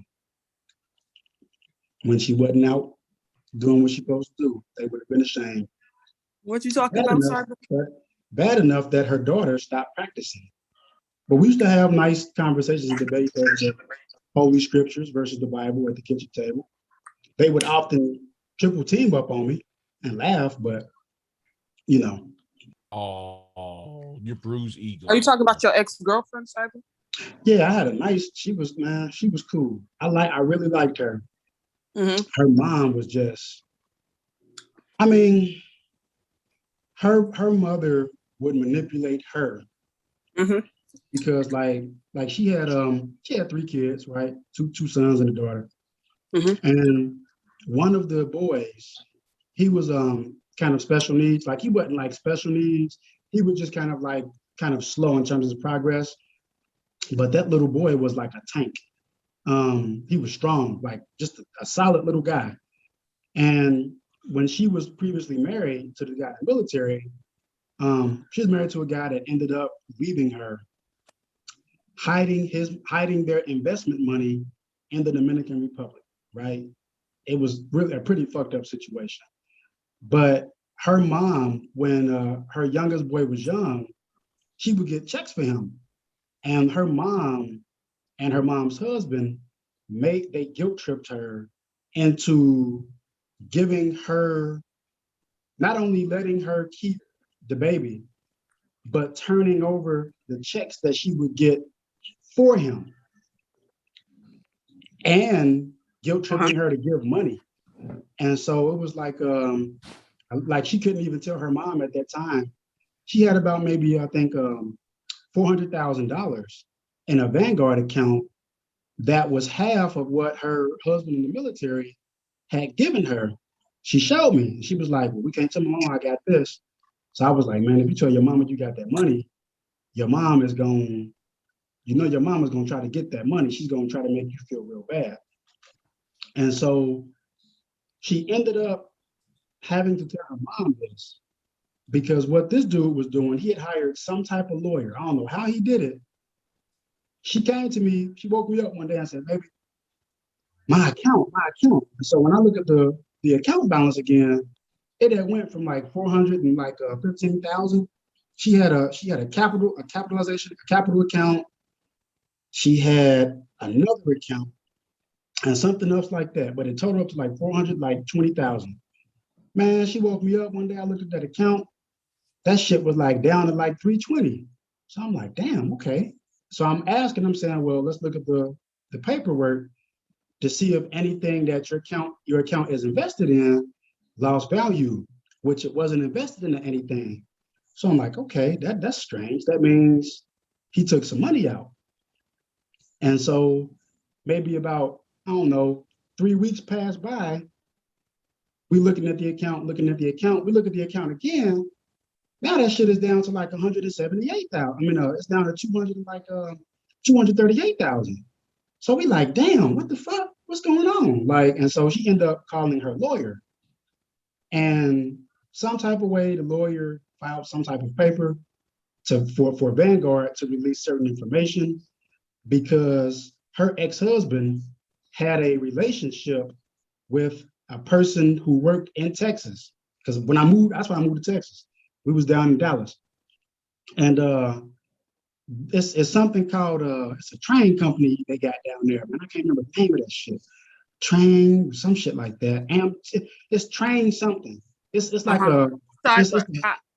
I apologize, y'all. I should have never asked. What happened, Cyber? Like, so in the end, the ex-husband's female that was working for the transportation company had set it up where he was able to sneak money out of their joint capitalization account, out of the account. And what he was doing, he was putting that shit into the Dominican Republic. And before I had, got into it with her mom over that Jehovah's Witness stuff, and I confronted her mom. I said, you know what? I'm gonna just say it, like, fuck it. You taking advantage of your daughter. You took advantage of her by taking her child from her because she told me.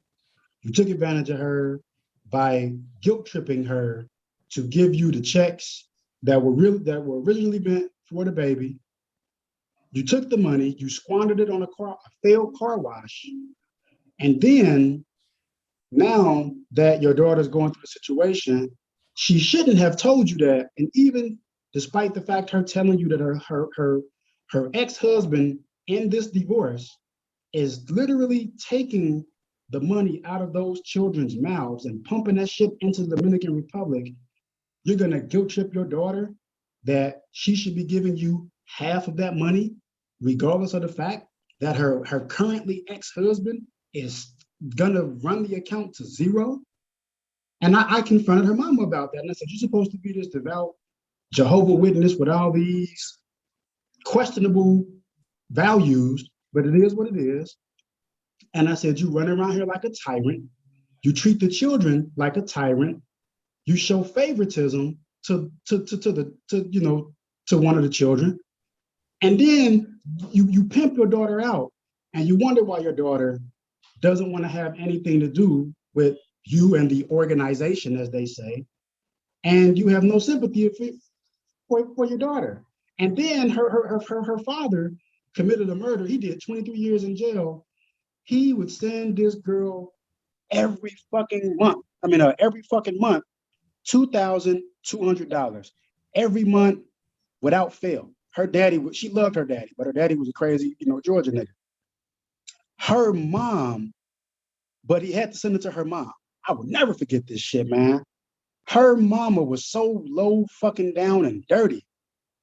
When she would get that $2,200, her mother would take off the fucking top like $1,800 or $1,900 and give, and I almost said her name, woo, shit, would give that girl what she done, the remainder from what she done took. And it took maybe 15 years, man, before her father found out. He was able to talk to his daughter and asked her, was you getting all the money? And she said, yeah, I got all the money. And her father showed her the receipts from jail that he sent to his daughter with them 2,200s and shit. His daughter was like, man, that girl was like, Daddy, I only would get $1,000 or sometimes $800. And I was happy with what you sent me, but that's all I would get. Her mama had been stealing that money for fucking years. We'll never forget that shit, man. So yeah, like, man, it was fucked up. So she cried to me and confided to me. You know what, Cyber? I'm so sorry that happened to you, Cyber. I'm so sorry that happened. I'm sorry that shit happened to her. I know, but you're telling it like it affected you and like it's your story. And since you're making this story all about you, I just want to let you know that I'm so sorry for what you went through with that family, Cyber. You did not deserve to be treated like that. Fellow Jehovah's Witness person who went through I'm so sorry for that, Cyber. See, that's unfortunate. That's y'all suspect, man. That JW shit is suspect. This is what y'all do. What's suspect about it? What is it that's suspect about it, Cyber? Y'all fake as fuck, man. Y'all fake as hell. I think all organized religion. Most people are fake. And it's founded by a white man. So you can't tell me nothing. Don't do it, Celeste. You're gonna get cooked extra. It wasn't, but I mean, it's okay if you think that. Extra crispy. Leave this alone. You better switch up the subject. Don't do it. Well, see, here's the thing. A lot of people like to talk about things that they're totally ignorant on and that they've only heard about from other people and other people's bad experiences or what they read online, instead of going to the actual source and finding out for yourself. And that's how a lot of misinformation is spread. That's why a lot of people are left in the dark and they're ignorant of what's going on. But I expect that out of you. I expect that out of you. I do. I don't expect you. Are you telling me that the elders the ring? However, it's not good to spread false information, Cyber. And I also want to know, do you think that what that girl's mother did was worse than what you did to No, Casimir? I left because of her mom. No, I'm saying, do you think? Because I understand. I mean, it was bad. What she did was bad. I'll admit that. But do you think that what she did was worse than what you did to Casimir, darling? Than what I did to Casimir. Mm-hmm. Which was what? What I do? Oh, you don't remember how you were How you get admitting that to up what there you like did? that, Celeste? How you get that? No, I love it. No, let her keep talking, please. She finna get me some money. Keep No, talking. I'm interested because her graphics, they're like moving like a GIF. That's Yeah, cool. it's a gift. I like it. Thank you. I got Yeah. it from Giphy, that app. How do you put it like as like an avatar? You do the OBS virtual studio, or you can do the Manicam. Ah, okay. Yeah, My the bad, I didn't Manicam mean is to interrupt. easier. Bomb, she showed us how to do Manicam, like I forgot how long ago it was. But the Manicam is a lot easier to work than OBS. I'm still learning how to work OBS. Okay, interesting. Wait, hello? Did someone say something? That was Mother, Earth. she was Her mic was broken. broken. Oh, No, please continue. you were a Jehovah's Witness, Cyber? No, I dated a Jehovah's Witness. Oh, okay. Interesting. Cyber could never be a Jehovah's Witness, No, I not with couldn't. that No, criminal I history actually, and the way he I acts. could not. If you You would knew get kicked out your first week. Taylor, if you knew what I knew, you wouldn't be here.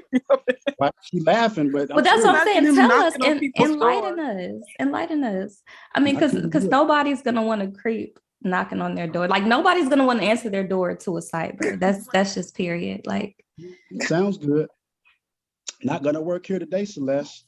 it's Your shit is not questionable. about anything working. It's just honestly, it's one of the most strictest religions out there. Like that it's no nonsense whatsoever. Like you can't be doing the stuff that watch this. So Taylor, that cyber be out here doing. Taylor, you want me to give you one good, perfect example why I probably couldn't and wouldn't make it? I'm gonna give you a good one. Can you make it short I and concise? sure can. So when I got locked up early in my life for making a wrong decision of dealing in the streets, I had a cellmate. I had a bunkie, actually. I had a bunkie, right, in my dorm. The bunkie in my dorm was also a Jehovah's Witness. Now, not only was he a Jehovah's Witness, now this doesn't reflect on all Jehovah's Witnesses, but I'm just going to give you an idea. Not only his name was Kevin, forget Kev's last name, but they called him Hot Sauce. Now, he had a buttery smooth jump shot, I can tell you that. But the reason they called him Hot Sauce, right, they called him Hot Sauce because he was engaging in homosexual things in the prison, and he had been in prison for about 12 years before I even got there, right? So one day, Kevin decides I asked Kevin a question. I say, hey, man, what are you in for? You know, he never talked about it. So I asked him. So he knew I was in for drugs and weapons and shit like that. Bad decision, right? MDO. So he says, man, well, I dated this chick, and here, you can just read the paper and decide for yourself. And then I have this other paper I'm gonna give you, which was a statement. Oh my goodness, speed it up, Cyber. Nope. Just get straight to, oh my god. If you don't short get and concise, we gotta cut you off. We just gonna have to. So he gave me a statement of what he did, and he gave me this paper that the Jehovah's Witness Association had written in court on his behalf, which did not help him, but they wrote it anyway. So he was accused of sexually assaulting and sodomizing his current girlfriend's 7-year-old son. And the Jehovah's Witness organization, in light of medical experts pointing out that not only was his DNA found in the anus of that young 7-year-old child's butt, in light of those okay, you know what, you did not have to go that graphic. You did this on purpose. You did not have to say all of those nasty details. You are a disgusting person, Cyber.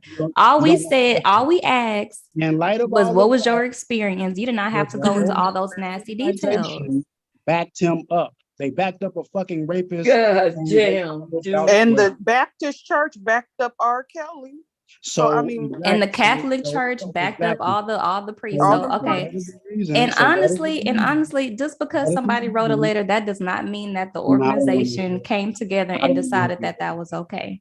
Okay, Okay. sure. And Thank you. here's the problem. Here's the problem with you. Okay. Tell that to your elders. You like to take these little instances and use them to basically Your torture people. elders. All you had to say, listen, this is what you had to say. No, All that's you not had what to say was he I was said. in What I said. there for attacking The a Jehovah's child, for being Witnesses backed him inappropriate up. with a child. That's all They you had backed to him say. up. You didn't They no. backed him up Because in see, you spite went of into the those evidence. details because you wanted to be vulgar. That's They what you wanted backed to him do. up. They Okay. backed him up All in you had spite to of do the was make evidence. it short and simple. That's all you Your had to do, Cyber. organization You know what? backed I him would up trust in a spite of the Jehovah's evidence. Witness before a Hebrew Israelite.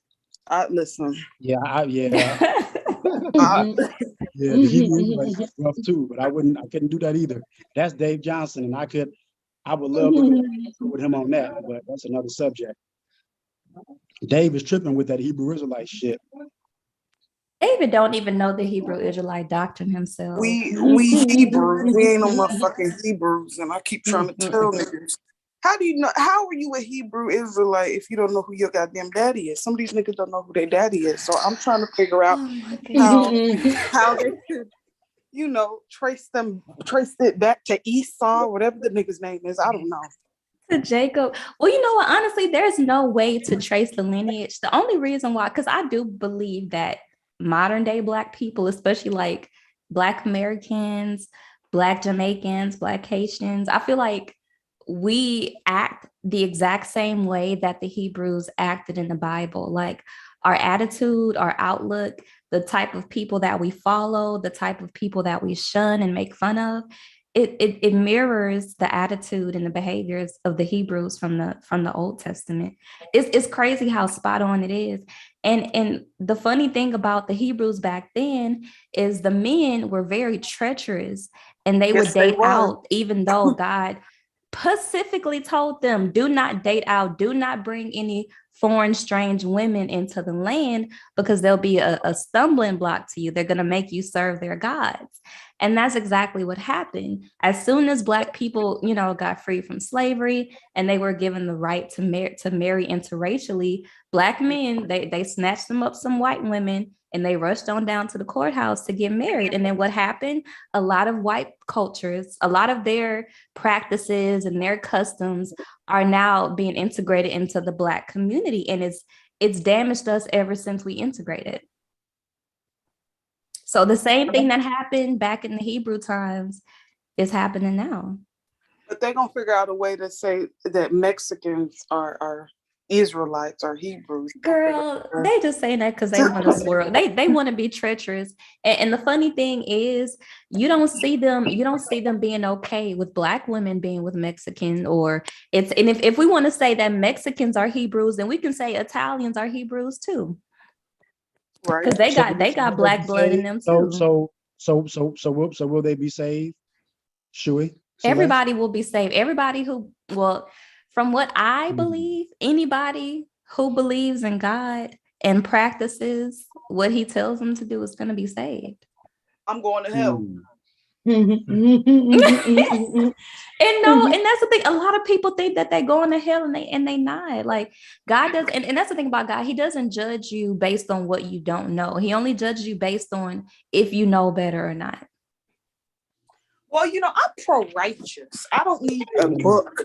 I don't need a book to tell me that, it's wrong for you to kill somebody unjustly and stuff like that. I don't know, or, So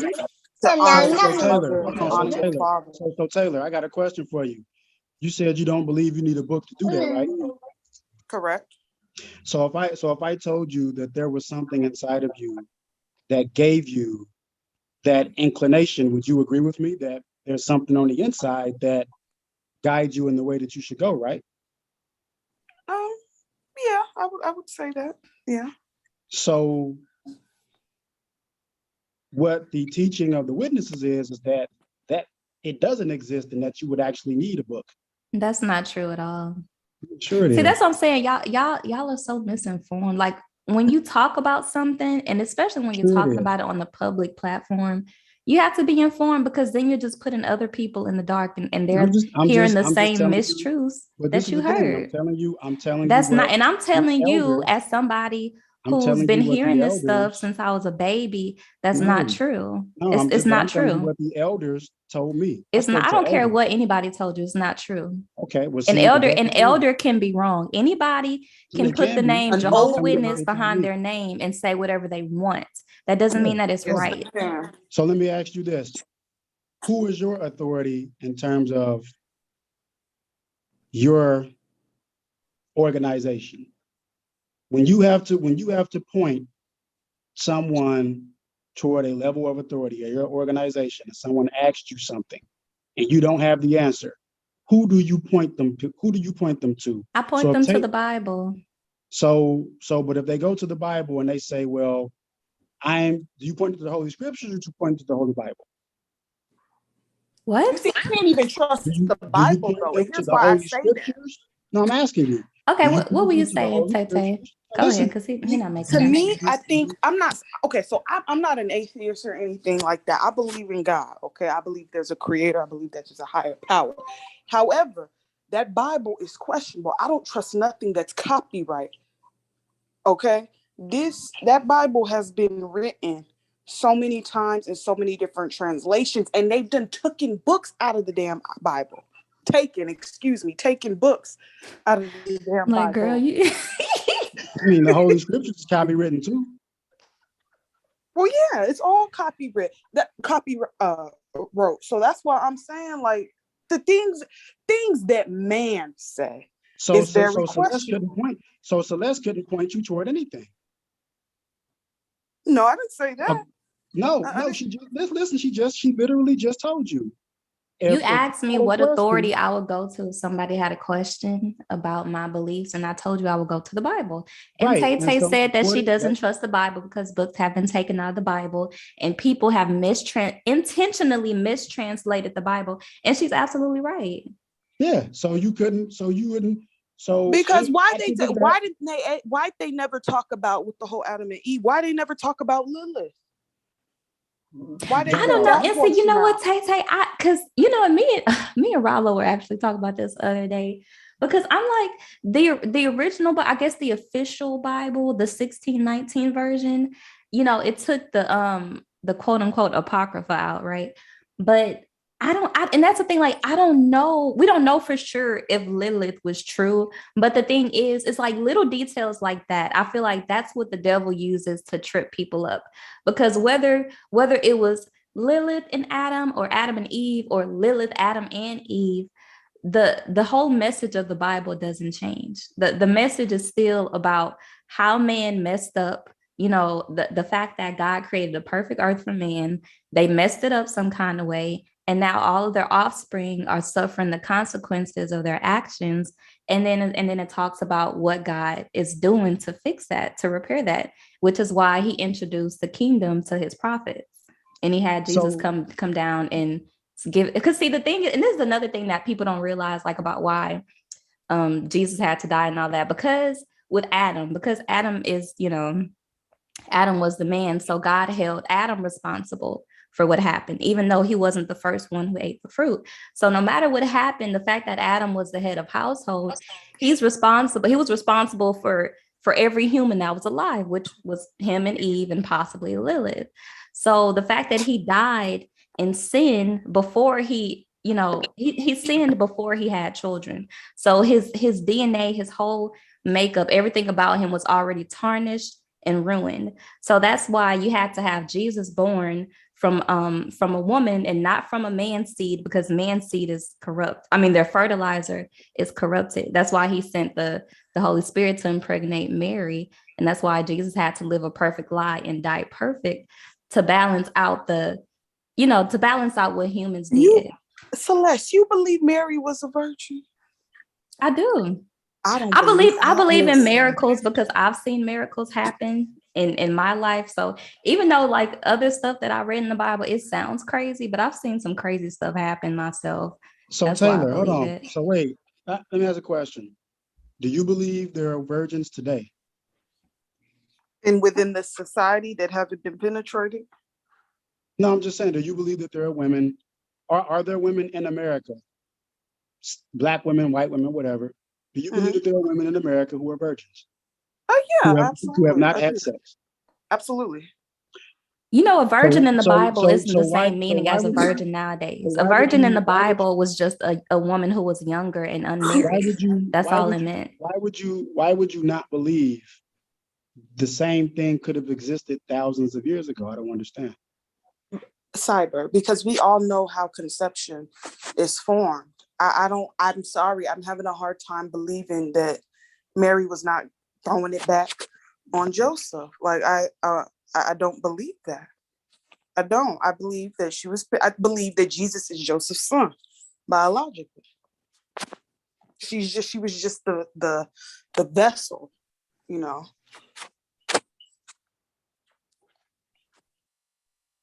Then you can't believe that it was a miracle then. That's the whole, that's the you can't expect somebody who's never, okay, first off, you can't expect people to just believe miracles off the rip. Scientifically, by human science, is illogical. So the fact that the fact people don't just believe in miracles off the rip, that's just not an intelligent thing to do. You would actually have to experience it to believe that it happens to other people. So back to your, so you just kind of hung yourself up then. No, I didn't. No, I didn't believe in miracles before I experienced it. I didn't. I thought it was crazy. Don't try to create an out now. You said I believe in. I'm not creating an out. See, here's the thing. When you and I know that you're a little bit intimidated when you talk to women who are intellectual, who are more intellectual than you are. But what I'm trying to get you to understand is the fact that Taylor doesn't believe in miracles. Her and a lot of other people don't believe in miracles because number one, they've never experienced one. Number two, by human science, by us knowing the laws of physics and gravity and everything else, it doesn't make sense. That's what I'm saying. It's one of those things that you actually have to experience. Doesn't make sense to believe. You saying that I believe in miracles. So Taylor, do you understand what I'm saying? I know you get what I'm saying, Tay. Absolutely. Yeah, I understand what you're saying. She's probably gonna say yeah, but that doesn't change the fact. The fact is, you say on one hand you believe in miracles. That's like me, right? When I was pregnant, right? And no, listen, here's the thing. When I was pregnant, right? And I was reading like different experiences, like different blogs on childbirth and stuff, like, just trying to get myself familiar with it. And I read that women can actually orgasm during childbirth, right? And I'm like, what? That's crazy. How is that even possible? How can you orgasm do something so painful? And then it happened to me. Like it literally happened to me. And I'm like, wow, that's crazy. And I wouldn't even say it's an orgasm. It doesn't even feel like an orgasm. It just feels like some type of enlightenment. It just feels like you're crossing into like a different world. Like, and I experienced that when I gave birth. So yeah, I didn't believe it until I experienced it. Right. But I'm just saying, that example is a good example. So this is what I'm saying. And if you're saying this, I'm gonna tell you why. If you're saying what I think you're saying, it doesn't make sense. So if someone has stage 4 terminal cancer and their body miraculously heals itself over a period of time to where the cancer recedes and goes away. You don't have cancer, however, you haven't experienced that healing.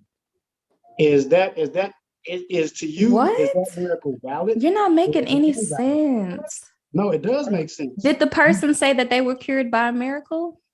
If they said it's a miracle, I had cancer and my cancer has been reduced, but you yourself have not experienced that miracle because what you're doing, I understand what you're saying. And if you're basing it off of you, I can't debate that. You would be correct. She said, but okay, I think he's trying to say because you didn't have cancer, but she's saying she believes in miracles, period. So if she believes in miracles, then it don't. Right. Thank you, Mom. So you just gave me the springboard. So this is what I'm saying. How can you believe in miracles whether you experience them or not on one hand, but if Immaculate Conception was also a miracle of supernatural involvement, then how can you discount that? What? Who said I was discounting Immaculate You Conception? talking about me? Yes, that's yeah, but she didn't experience the miracle. She don't believe in the miracle. Right, but I'm just saying that. So that's why I qualified. I said if she's talking about she only believes in a miracle unless she herself experiences it. That's not what Tay Tay said. No, I'm talking about you on that. Yes, I said I didn't believe in miracles until I experienced one for myself. I've heard about them. I believed other people when they told their experience, but I'm like, okay, maybe you were hallucinating. Maybe it was something like I was trying to think of things on a human logic level to explain why they experienced the phenomenon that they experienced. And some things just cannot be explained by human logic. Right. So you believe in miracles now, right? That's definitive, correct? I've said that 10 times. No, it's fine. I'm not, you don't have to say you said it 10 times. I'm just trying to get us a baseline. So you believe in the Immaculate Conception, correct? Okay, you know what? This conversation isn't going anywhere. That's what she did, right? Crush, okay. Crush. And you know what's funny? Y'all know what happened to me. I'm gonna be real quick, but y'all know what happened to me the other week. I was visiting this older lady, right? And her daughter was really, really religious, really religious. She's like a new Christian. She's like one of those newfound Christians, but she was really firm in her faith. Like she knew a lot. And I was telling her about how I wasn't feeling good. You know, just like I didn't really tell her. She just kind of could tell from the way that I was talking. Like I just wasn't feeling good. I was nauseous. I was hurting, but I just wanted to, just stay there. And she said, she prayed for me, not in front of me, but after she got off the phone with me. She said she prayed for me. And the crazy thing is, like later on, I started feeling better. And this is before I even knew that she had been praying for me. But like I just started feeling better, like out of nowhere. Like I just thought that maybe, this just passed, And come to find out, when I talked to her later that night, she was like, "Oh yeah, I was praying for you. I could tell you weren't feeling good, this and that." And I'm like, I could just say that, I just started feeling better on my own, or it could have been because of her prayers. But I can't explain that. You know what I mean? I can't explain that. And the thing is, like, the fact that I started feeling better, like, it was crazy. But, some things you just can't explain. Like, yeah, my body could have did that by itself, or it was the power of prayer. How about it just being the power of God? What? How about it just being the power of God? How about that? What do you think I meant when I said the power of prayer? Who do you think we pray to? Good enough. Fair enough. So one thing we can agree on. Crush. Interesting. Crush. No, it's not that I don't believe in miracles per se. It's just that I just don't believe Mary was a virgin. I just don't. Like I have a hard time believing that. I don't even think Adam and Eve were real actual people. So let me ask you a question, Tay Tay. What do you think? No, okay, you've asked enough questions, Cyber. So Tay Tay, I want to hear your beliefs. I got it. Look out. So what do you think Adam and Eve were? Do you think they were like cells or actual atoms that came together? No, I think Adam and Eve represent. What do you have what is it? You think they represent what, Tay Tay? I think they represent. I think they just represent. Not necessarily. I don't think they were actual people at all. I just think they represented like how flawed man is. You feel me? Mm-hmm. How fucked up man is, as far as they don't listen to nobody. That's facts. Cyber, why are you trying to just argue? I'm really trying to ask. I'm just having a discussion. I'm just trying to ask you. So do you think they were actually the first people? But what did you have? Like what Cybers, Taylor and Celeste were actually having a pretty good dialogue. Can you shut up?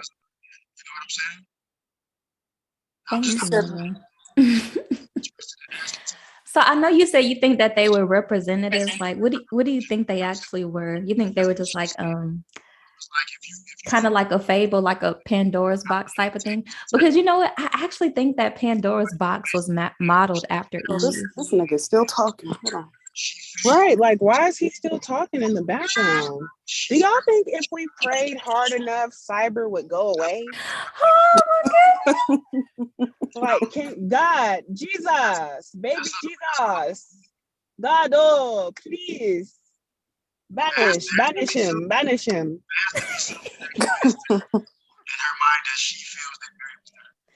Girl, I'm about to be like, Satan, get behind me, because I'm not about to play with him today. No, seriously, he really has demonic energy. I'm sorry. I mean, whether like Taylor, do you believe like in like those different type of spiritual warfare type of things? Because I think you said you weren't like traditional Christian.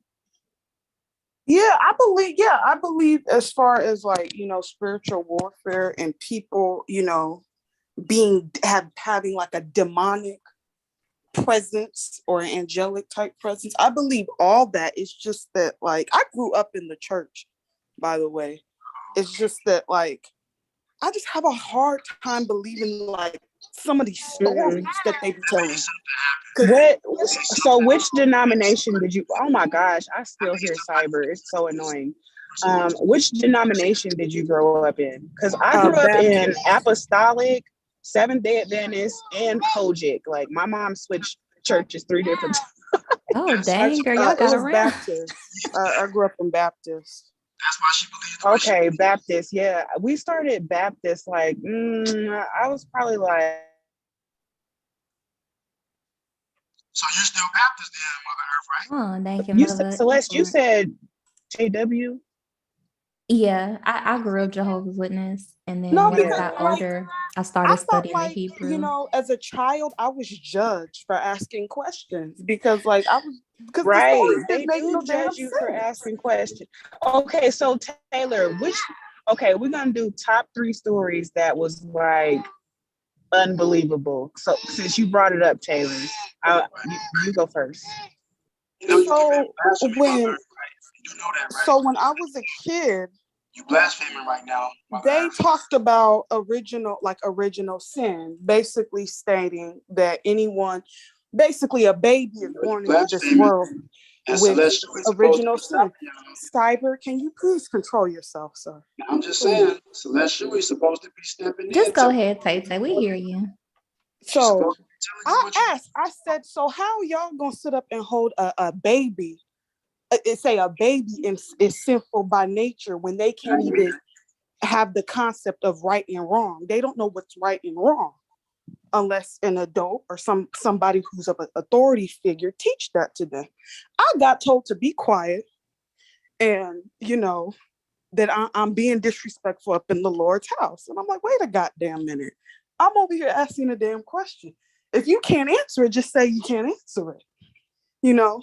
So I got in trouble. But see, they got too much pride for that, Tay. They can't admit that they don't know the answer. Instead, they just shame people for asking questions, which is exactly what you're supposed to do. No, they don't. Right. She doesn't believe. That's her premise. She just simply doesn't believe. You know what, Tay? I'm sorry that happened to you because that happens to a lot of kids growing up in the church. It's like if we ask a question, you know, we get shamed only because the adults and the so-called preachers who are supposed to be teaching everybody, they don't be knowing the Bible themselves. Or if a child, it's like when a child questions, oh, why did my grandma die? You know, why did my grandpa die? And they be like, oh, well, God needed another angel in heaven. No, the heck he didn't. Like, I'm so sick of the lies. No, that is not a justification. That's why you lost. I'm sorry. It don't make no sense. I try to be more gaslighting. And then my punk ass things like spiritual gaslighting. Oh, you Borgen mother. I'm sorry, we can't. And hear then you. I was told I couldn't pray for animals and shit because long story short, my friend's dog died. My friend's dog passed away. So at the time, I'm a kid, right? I don't know this shit, so I'm a kid. I was like, I'm gonna pray for your dog. And I told him I'm gonna pray for the dog and this and that. I was told, no, you can't pray for the dog because the dog don't have a soul. You know how that fucked me up. Now, see, that don't make sense to me because didn't they say even the rocks will cry out? So how the hell the dog don't have a soul? Everything on this earth is alive, like from the sky to the ground. Everything is alive. It's a living thing. That bothered me even into my adulthood. And I told my mom this recently. I'm like, this miserable bitch told me I can't pray for what's his face dog when I was like 10 years old.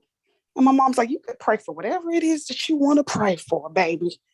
But yeah, like little things like that. Like you can't pray for animals and different things like that. Do y'all think that these churches and these people know like how breaking they can be to children's spirits? I don't believe in the church. They break our spirits when we're young, Yeah, they do. Say something that mess. Hey, Mella. Hey, Mella. You don't see me sewing. I'm Hey, sorry, everybody. Yeah, you were saying, sweetheart. You were saying. I'm sorry. What were you saying, Bomb? What happened with you? Yeah, what were you saying, Bomb? No, I was saying in church they don't understand how, you're there to learn, and then they may say something or do something and make you think to yourself, hell no. Hell no. But Bob, what about when you get older and you bring it back to them and they say, you still thinking about that? They won't even admit that they just told you some bull. You know what I'm saying? Yeah. That's Girl, the that's part the that's pride. hurtful for me. That's the It's pride. like, why can't you just admit that your ignorant ass didn't know nothing? Even after all these years, you still want to stick to that ignorance. That's hurtful. But you know why, Mela? I think the reason why they don't actually know the answers is because they're in those preacher positions for the total wrong reasons. Like they're in there to get praise and glory from men instead of being in that position to be an actual servant the way Jesus modeled them to be. But they want to be these celebrities. They want to have all these fancy cars and these fancy houses, and they want people to fund their lifestyle, and they're just using religion as a gateway to manipulate. It's organized. Because the Bible literally says that these preachers will be false preachers. It literally said that religious leaders will be the main people manipulating, backstabbing, turning people against others in the congregation, messing with women in the congregation. They got all this regalia and symbolism and all this other kind of all stuff. The idolatry. People living in poverty. All the idolatry, exactly. You got people living in poverty, and you see this dude pull up in a whole Benz, living in a mansion, like far away, 30 miles out from the actual where the church is located at, which 9 times out of 10, it's in an urban community. Mm-hmm. So there's no difference to me between a pastor and a pimp, if you ask me. Not. I would have to agree with you, yeah. And a lot of pastors were former pimps. Bishop Don Juan. That nigga is it depends on the denomination, right? Because some of them have to go to school and some of them don't. Well, so yeah, and that's the thing, like denomination, it does matter because some churches, they let anything go. They'll let, people be in the church who are committing adultery. They'll let people in the church who did all types of stuff.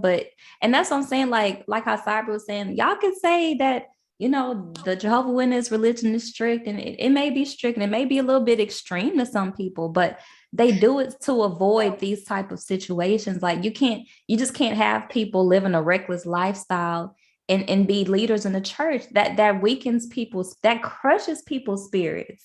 Like you now, if y'all don't like stop talking about James Pastor, he gonna come up.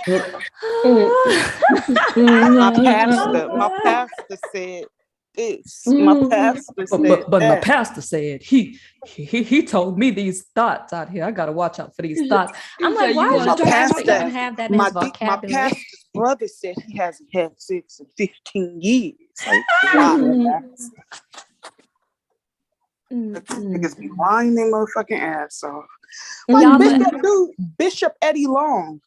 I know he's dead, but that Murasoka was sitting up there talking about homosexuality and this and that. Come to find out, this man is messing with little boys in that damn church. And then he got caught slipping, him in that tight ass small ass shirt where he was flexing. And he's like, well, that's not me. That's not me. And see, there are people that were still going to that church after that. because the Because brainwashing they is convince real. people that they are the best preachers because they sinners. You know, they want to. Well, that's what I'm human and I'm a sinner. I'm a sinner. I'm a man of the flesh. Oh, that's a backup, huh? That's But a see, backup. that's why I'm be like that's why it's like, Damn. even though the Bible it has been tainted, man has tried their best to destroy the Bible over the past few thousand years. Like that's the thing, like it does give you an outline of how people are gonna be in the last days. I feel like, I don't know, I just feel like we're in the last days just based off of the behavior, because now we're coming to a point where people, just the whole world in general, are turning against religion because people have used religion to manipulate and control and destroy. And this is what Revelation, the book of Revelation, talked about. And that book refers to false religion as Babylon the Great, because Babylon the Great has all the governments basically tied up in their hands. And, you know, I feel like that represents like the Catholic Church, the Christian Church, you know, Islam, Judaism. I feel like, you know, all these different religions are under Babylon the Great, and people are getting tired of being oppressed, and they're tired of religions meddling in politics and getting policies pushed, or just like how after a war, you know, they will go and set up a church over there in the country that doesn't even like Christianity. It's like, why are you doing that? That's not what the Bible tells you to do. Listen, these Freemasons, man, they running this. They running this entire thing. Are Freemasons a religion? I thought that was just a. I think it is kind of it. Technically, I think it's the Bible to accentuate, you know, their principles. You know, it's all Masonic if you think about it. Like if you think about Christianity, Judaism, and then even Muslim, like it's all centered around. It's just another form of Judaism. It's all technically the same thing if you really think about it, which is all Masonic. All the rituals that they be doing, you can't tell me the shit that they be doing ain't spells. It's pure witchcraft, Tay.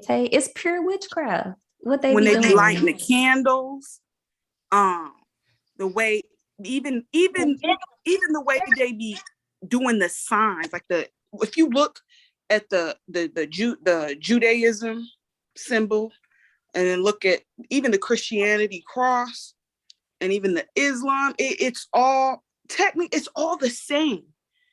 It is all the damn same. Yeah. Oh, you know what, Mr. Outside, you're right. They do. That's actually a sin to sell things out of church. Because I notice these churches be having Starbucks. They be selling all type of stuff out the church. That is straight up sin. What about the rituals where they pretend to be practicing cannibalism? The body of Christ, girl. Don't get out of there. Blood? Oh, the bread and the wine. It's not cannibalism. Wait a minute, ladies. I think you guys are getting a little bit too carried away, don't you think? Cannibalism or paying homage? Let them explain. Blood of my blood, flesh of my flesh. That is cannibalism. It's technically bread and grape juice. We're not eating a person and drinking his blood. But it's the representative. Yeah, it's the symbolism. It's supposed to be his body. They say his body was broken, and now we have this flesh, and we're going to drink his blood in remembrance of him. That is... That's the Roman Catholic Church gets a lot of blame for this shit. Everyday Christian don't agree with like Roman Catholic Church. But it's the same. It's all the same. They believe in the same thing. It's just they broke it off into sects. Somebody that actually applies that to what it says, that's kind of spooky, right? It's like, it says And what it even says. It's not. Mela, It even the does when lighting you of the first read it. candles, the lighting of the candles, that's Like thank closely you. directed with voodoo, So witchcraft, it magic, is spells, all of that. facts. It's all ritualistic. Listen, I went to Catholic school because my mom didn't want me going to school with a bunch of niggas. Snap, Tay. So she sent me to a Catholic school. Listen, I went to mass literally each and every day. When the priests, when they got them garments on and you got them altar boys on the side and they walking out with that cross and them candles, they doing witchcraft. It's witchcraft. It's all spells. Woman sphere up here. So when they turn around and This tell her us, topic. how these motherfuckers gonna Have turn mercy. around? How they gonna turn around and tell us, oh, if you're lighting candles or doing any type of divination, that's evil, when all they do is divination. Well, see, and it's also the intent. Everybody has a flexible morality when it comes to their own self-interest. And that they What you say, honor. Mother Earth? What you say? Can y'all hear me or am I Everybody has a bugging? flexible morality when it comes to their own No, self-interest. Books You is can talking. use things to be weird, or you can use things for the good. Like the Roman Well, Catholic Church is yeah, weird. absolutely. They It do is weird weird. things. Everybody's But not like them. And I think you're judging everybody off their standards. I'm Not not to just be funny. well, it's the same thing, Books. That's why I'm thinking Catholics is a set of Christianity. It's Yeah. all the same. But see, and that's the thing. That's what I was saying. Like, because most Christianity today that we see in the public isn't the real biblical Christianity. The Christianity that we see today has been tainted by paganism and other false religions that Christians were always told to avoid. But the reason why the Catholic Church started introducing all these different rituals and spells is because they wanted pagans to convert to Christianity. Instead of doing it Yep. God's way, they wanted to do it their way. And they can't tell you outright that what they're doing is low-key demonic because they have to present it in a different type of way to get people attracted to it. That's it. They're low-key demonic. I went to mass on Fridays. It wasn't that demonic, but hey, maybe you went to the Listen. right place. Listen, when you saints, even the goddamn saints, those are their deities, goddamn it.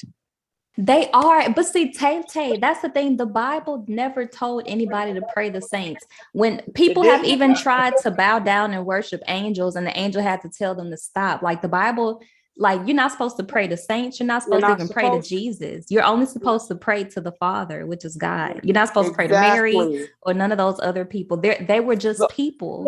Mary did not give her life for us. Mary did not create us. Like, why are they praying to Mary?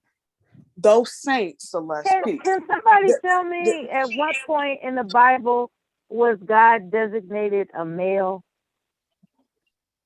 He designated himself a male. He always referred to himself as him. Except for this one time. I thought God was I am, or is I am, I should say. I don't think that's fair. No, that's a fact. Mela, I don't think that's fair because if that said man came He's from not. a woman, God is not included male. too. God is a spirit. God is not connected to a gender. God is a spirit, exactly. Thank you, because God used not to a be a gender. woman. There is not a gender designation for God. God is a spirit. God used to be Or revered I as am, a woman. or rather, I am is a spirit. I should say that. I am. I gotta give it more respect than that. Humans regulated him all to knowing. gender. Yeah, Exactly. I am. So in this book called the Bible, you know, I grew up with the Bible, right? That's not a problem. If it's good enough for my grandmother, it's good enough for me. I'm not gonna, step on it like that. Even though I've learned some other things. For instance, I was introduced to the Quran with my first husband. He wanted us to take Shahada and all this other kind of stuff. So I'm going to the study with the ladies, and as I open the Quran, I just happened to open up a passage. I think it's called the Hadith, where it said, if your wife disrespects you, you may beat her lightly. It just so happens that I opened it up to that part, right? And I was like, like how a record prayer go, I was like, before we start, How does that even Before make we sense? start, When can did they somebody add that? explain? When Can did they somebody add that? explain Because to me doesn't the Bible this say that passage? husbands should treat their wives as God treats the church? I Well, never he saw wanted us Jesus to in the convert because we Bible married. beating his Yeah. disciples or anything. Like if We anything, talking he about the turned up Quran. on the Pharisees But and different I'm things talking like about that. I'm talking about the Islamic Yeah, we talking about the Quran. Quran, right? When I was damn near forced, damn near forced because I'm his Uh-oh. wife, to convert to a different religion, Jesus is right? And I'm like, okay, I guess I'm gonna go along with this since he's my husband. And I just so happened to open. You know how you just happen to just open your book. I opened the Quran, and for whatever reason, I call it serendipity. Okay, this passage stood out to me like it was written in the sky. You know, and I needed God did somebody that on to purpose, explain it to Nella. me. Exactly. And I needed. I told you he's my ex-husband, right? Because the writing was in my face. It's like this is what's to come if you stick with this person. But You know. see, So whether anyway, we're talking about Islam I asked or the sister to Christianity, they're both Abrahamic religions, right? I asked the sister to explain it to me, and they didn't want to talk about it. And that's when I was turned off. I was like, you know what? I can't do this. I'm sorry. You know.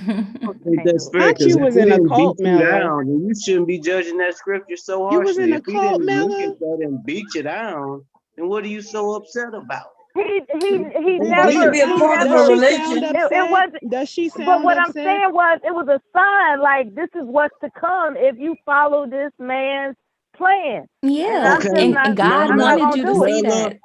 Mella, I believe in Jesus, but you don't see my crazy ass trying to walk on water and convince people I can do it. What the hell that got to do with it? If they was beating up on women back then, that's how they got down.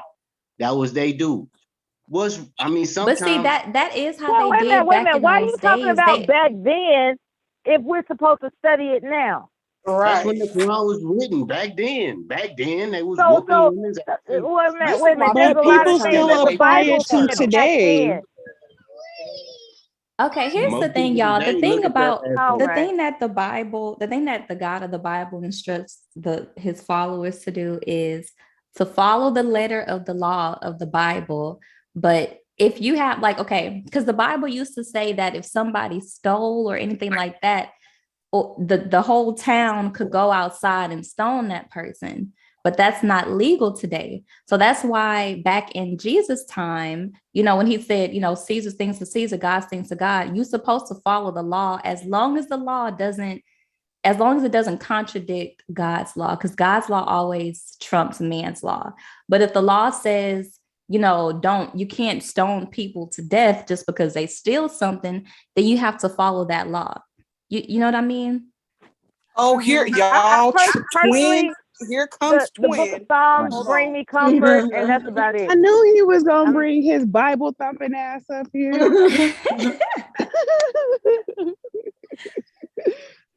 Come on, twin. Tell us what your pastor told you, because you don't gotta look for yourself and do your own research.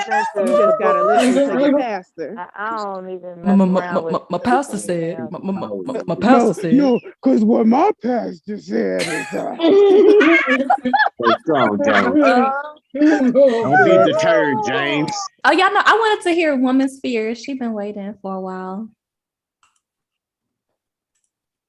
Y'all know that's my sister in Christ. Sorry, y'all. I was on. I just wanted to say that I don't, God to me is a gender. I do equate it more with, being, if we gonna go by the tense of the words, female gender. I believe the essence is of a woman. That's just my personal belief. But I do believe that Christianity and religion and everything has turned a lot of people away from church, because what you were saying, Shu, was that people literally look at these religious leaders and I think that people separate the fact that these are human beings and they are of the flesh. And it's like, you got to remember that they are human beings. They are of the flesh. And you should not be going in there looking for them to give you some sense of perfection. And if they don't give that to you, now you're disappointed. Your relationship was never with them to begin with. Your relationship was with God and your own personal faith. They are just there to give you a message. They are just a vessel, but they are also a void vessel. All of us are. So it's like, you got to understand, like, you can't, so many people say, oh, I don't want to be a Christian because Christians are this and Christians are that. And I'm like, okay, but I can say the same thing about so many other religions. I can say the same exact thing. And you know why I can say it? It's because it's human nature. It's humans. So it's like, once we remove the human aspect of spirituality, we will all be able to understand each other a whole lot more and not judge each other based off our beliefs. You have got to remove the human aspect of it, because we're all of the flesh. People of the flesh gonna do flesh shit. It's just simple. Well stated. So that's just my whole perspective on it. People get on me all the time because they think I'm crazy than a Betsy Bug. And they be like, but she say she a Christian, sure Liz, and will cuss the other Christian out. Okay. Especially if they're wrong. And you ain't gonna try me in the church because I'll cuss you out there too. You know, so yeah, it ain't like I show up to church and I'm there with my little dress on and my patent leather shoes. It's not the case. I'm there just like how I am talking to y'all right now. It's just like I am at church. So they are just the human beings at church. I don't get there and get on my best behavior. I'm there all the time because guess what? God knows who I am no matter where I'm at. So why would I switch it up? I think a lot need of to us get a little better, but that's my thing. That ain't everybody's issue. But I see, do that's think between you and God. That ain't got nothing to do with us. I have a question. Does anyone on the panel believe in fate? S-A-T-E, fate? S-A-T-E, fate? Fate. Yeah, does anybody on the panel believe in fate? Yeah, I think we do. I mean, I don't want to speak for everybody, but I know I do. Yeah. Yeah, I think predestined things are very real. I believe in it. Yeah. Absolutely. What made you bring that up, Mela? Oh, I thought it was my fate that I was made aware of my ex-husband's possible intentions for me to transfer faith, you know, into a religion that was unknown. You know, I call it serendipity, but for the most part, it can be translated into, you know, what, you know, as fate would have it, you know. See, I call it God's will. I call it, because I don't think that everything is about destiny or fate, but I do think that with God's will, if he wants certain things to happen, he's gonna, you know, he's gonna make sure it happens no matter what. Like it, because I feel like what Mela's experience was God's will. So, Celeste, what about people that have experienced atrocities? Surely they did not ask for that in their lives. You know, so that's why I can't really have that conversation with everybody, because there are some people that have experienced things that they refuse to believe was their fate or their destiny to have experienced, you know. So well, yeah, that's why I don't think everything is fate, but like I know there's a scripture in the Bible. Let's see if I can find it. But it basically said that, you know, the smart, the strong, the rich, they don't always win, because there's time and unforeseen occurrences. Basically that, you know, incidences happen. But here it go. It says, it's Ecclesiastes 9:11. It says, I've seen something further under the sun, that the swift do not always win the race, nor do the mighty win the battle, nor do the wise always have the food, nor do the intelligent always have the riches, nor do those with knowledge always have success, because time and unexpected events overtake them all. And this is what Solomon said. Everybody thought Solomon was tripping. Well, that makes sense why dumbass niggas like Cyber claim to have wealth and intelligence and different things like that. Solomon. Oh, I'm sorry. Solomon said everything is vanity, right? Yeah. Everything is vanity. All is vanity. So that kind of correlates with the scripture you just read. Y'all all talking over each other. Moses, what you were saying, Moses? I was saying that was the King of David's son, and everybody was kind of tripping on him because later in his life, I believe he was led astray by some queen of a foreign land that got him to believe in somebody who's not God. But he prayed for wisdom and actually got it. But his downfall was, I don't think he was ready for said wisdom, and then eventually they led his ass astray. But when he had it, he wrote books like Ecclesiastics, and it was powerful. He was kind of losing his mind, quote unquote, when he wrote shit like that. But it was like it's like listening to a drunk dude in front of a liquor station. It's like it's like, you know what? It's nigga might crazy. be crazy, but the nigga got some truth to it. Like, yeah. When you pray for wisdom, I prayed for wisdom for 3 years straight when I was young, like 19, because I was going through like a real serious situation. So I just started praying for wisdom. I prayed for it for 3 years straight. And that, you know, that scripture was one of the scriptures that I referred back to, because even though you have it, it don't always mean you adhere to it. You know, you may have it and you may know and you may be blessed with it, but if you don't listen to yourself, the consequences is insane. You know, it's insane, because once you blessed with it, it's like, okay, I gave it to you. So it's like, okay, now what you gonna do? And then you still, you know, it's like Proverbs 3:5 come in, like trust in the Lord, lean not towards your own understanding. If you still leaning towards your own understanding, what was the point of praying for the wisdom? So I had that same experience in my life, and the consequences was vast for not listening to myself. Girl, that's absolute facts. And you know, we were talking about that earlier, about how the Hebrew men, what messed up the nation of Israel was them marrying those foreign wives, and those wives tripping them up into serving these false gods, which were essentially the same deities of Egypt, of Rome, of Greece, of Babylon. It's the same false gods. They just gave them different names.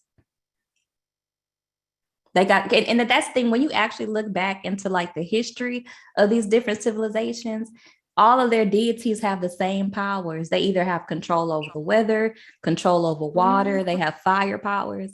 I'm like, these are the same fallen angels from Noah's time.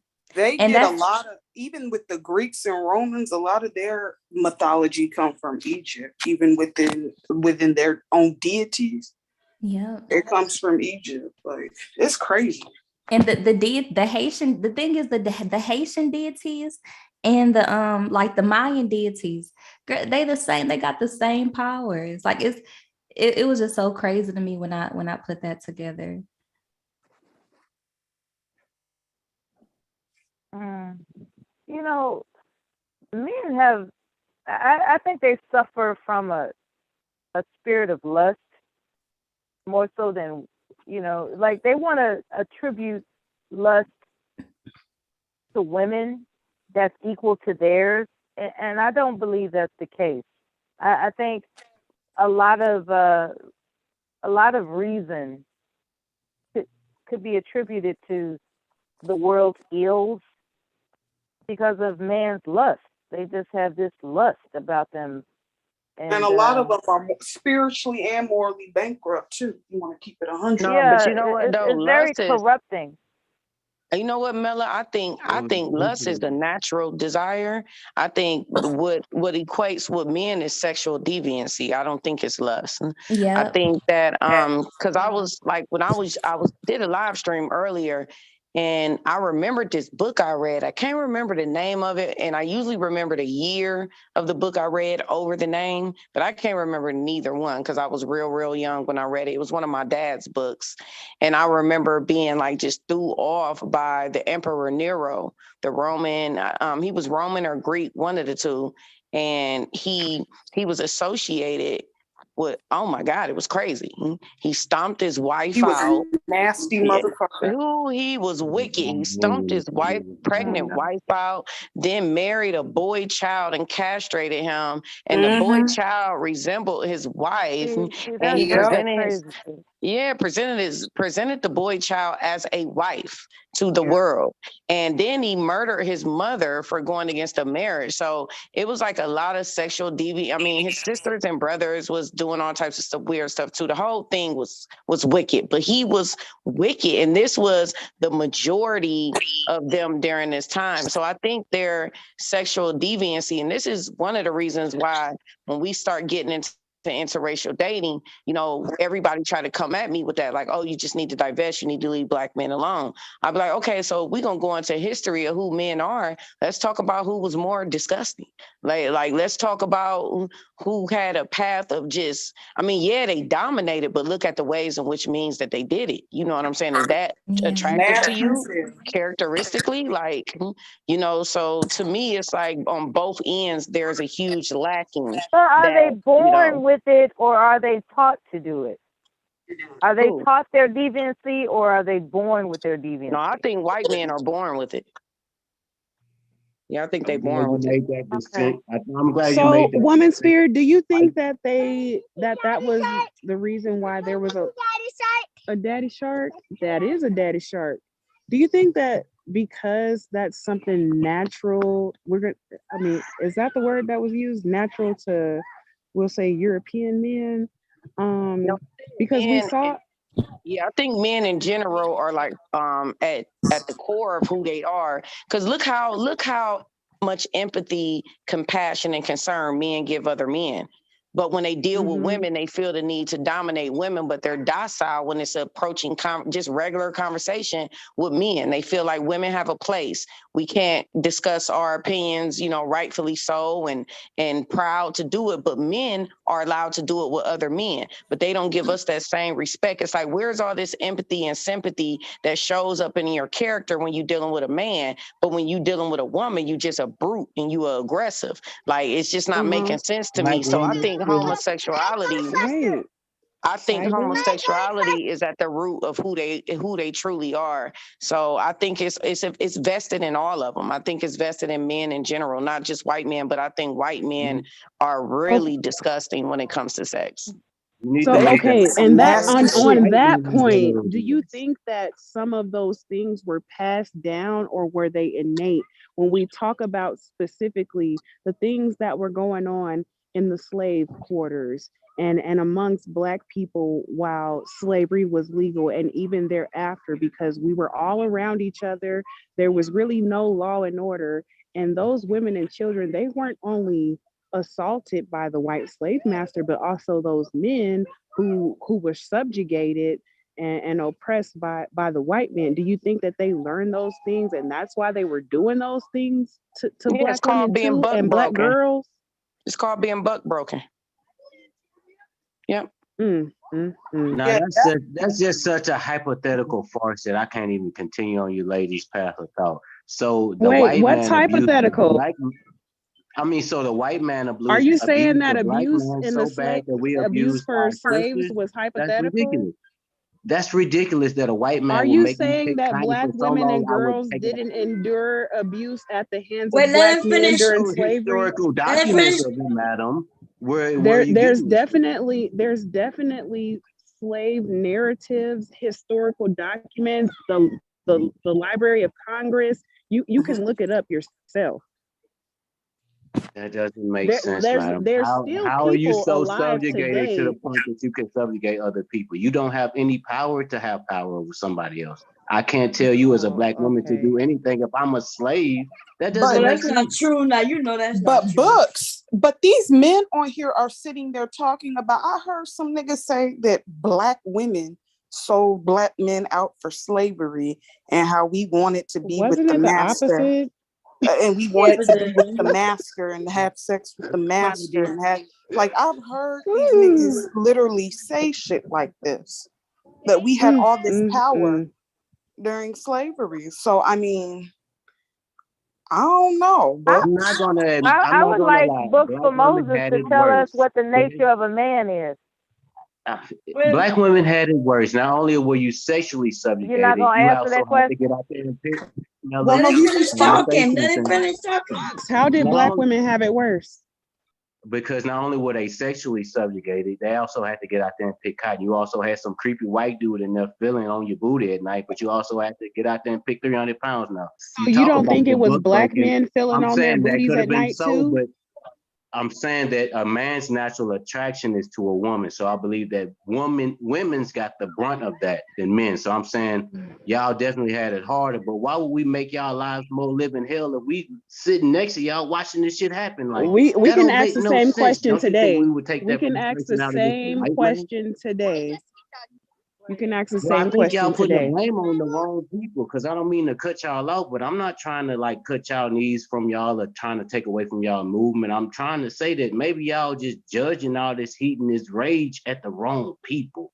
Maybe this is focused at not at some black men, not all black men. I ain't mad at Is that nobody. I'll live my life. not mad, well, generally upset? I ain't upset either. I choose not to deal with people. That's what I do. I just choose not to deal with you and move accordingly. But somehow that's a problem as well. If you simply just What's not the nature deal. of a man? What do you mean, Mella? You're a man. What's the nature of a man? Mela, are you saying that Case there's no Caddy such didn't thing move. as a good guy or a nice guy? I'm waiting for his response. Oh, Said chase cat and get money. Which either Chase way pussy and better get suits money. you. Whichever way better suits you. Yeah. If you're a man. Front door. I'm just saying, like, most men like to have a woman, most men like to have money. So the nature of a man is to kind of get you a woman. Okay, I'd say power. it in layman's terms, chase Power cat. by any means necessary. I didn't say right. power. So, I didn't say over dominate somebody. I said most men like to get women and have but money. men, That's kind of the but nature men of the can man. naturally over dominate women, right? But that don't mean you gotta do. I mean, you can see a nerd being overpowered, but that don't mean you gotta join in on it. You can stand up. I mean, No, like, but people usually are bystanders and they join in with the stuff that may not be necessarily morally or legally right, but because the mass is doing it, they're gonna follow suit. I mean, we saw it happen with multiple crimes against humanity in our own country. So with that being said, how can you not see that if black men were seeing black women disrespected, harmed, abused on a massive level, and they knew that they could overpower black women, how do you not see that they had a part or a hand in said abuse? I see what you're saying. In case in point, I seen a dude throw a brick through a nail shop. Damn. Did you see that also? Or was it just one and done and it wasn't enough? I mean, I don't know what you're asking, but black women face domestic violence and abuse at higher rates than any other women in this country. So I'm not really sure what you're getting to. He's deflecting. And the numbers today are lower than they actually were when black men and women were in close proximity in their slave quarters. It was happening more back then than it is now. Yeah. I think you're getting your talking point to white women. White women feel subjugated to this. As you as a black woman, what black man is making you feel down and out? This sounds ridiculous. You sound like you're taking on a white woman. I wouldn't necessarily I mean, say I won't say that a black man is making me feel down and out, but the fact that 1 in 4 black girls will be assaulted by the time they're 18, that sounds pretty down and out. The fact that over 60% of black women can say that they've been coerced sexually or harassed sexually by the time they turn 18, that sounds pretty down and out.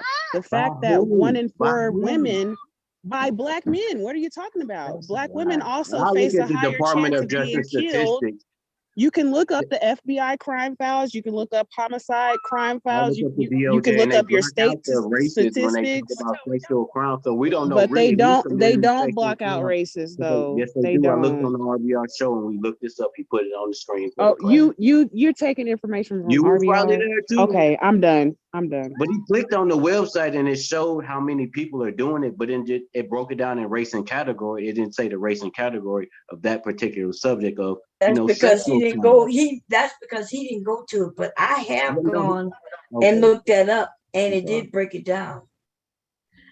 And I don't believe that to be true about black men. I just don't believe. How are we such a minority, but we're committing all these crimes? So We we commit 13%. listen, So I'm not black saying people we're 13%. committing more Let's say crime than black men others. is 7. We doing all Too. this.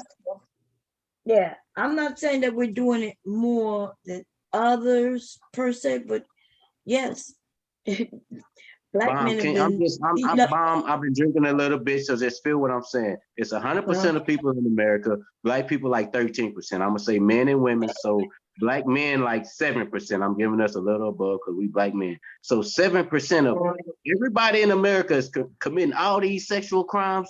That just sounds fucking ridiculous. No one It said sounds ridiculous. sexual. I don't.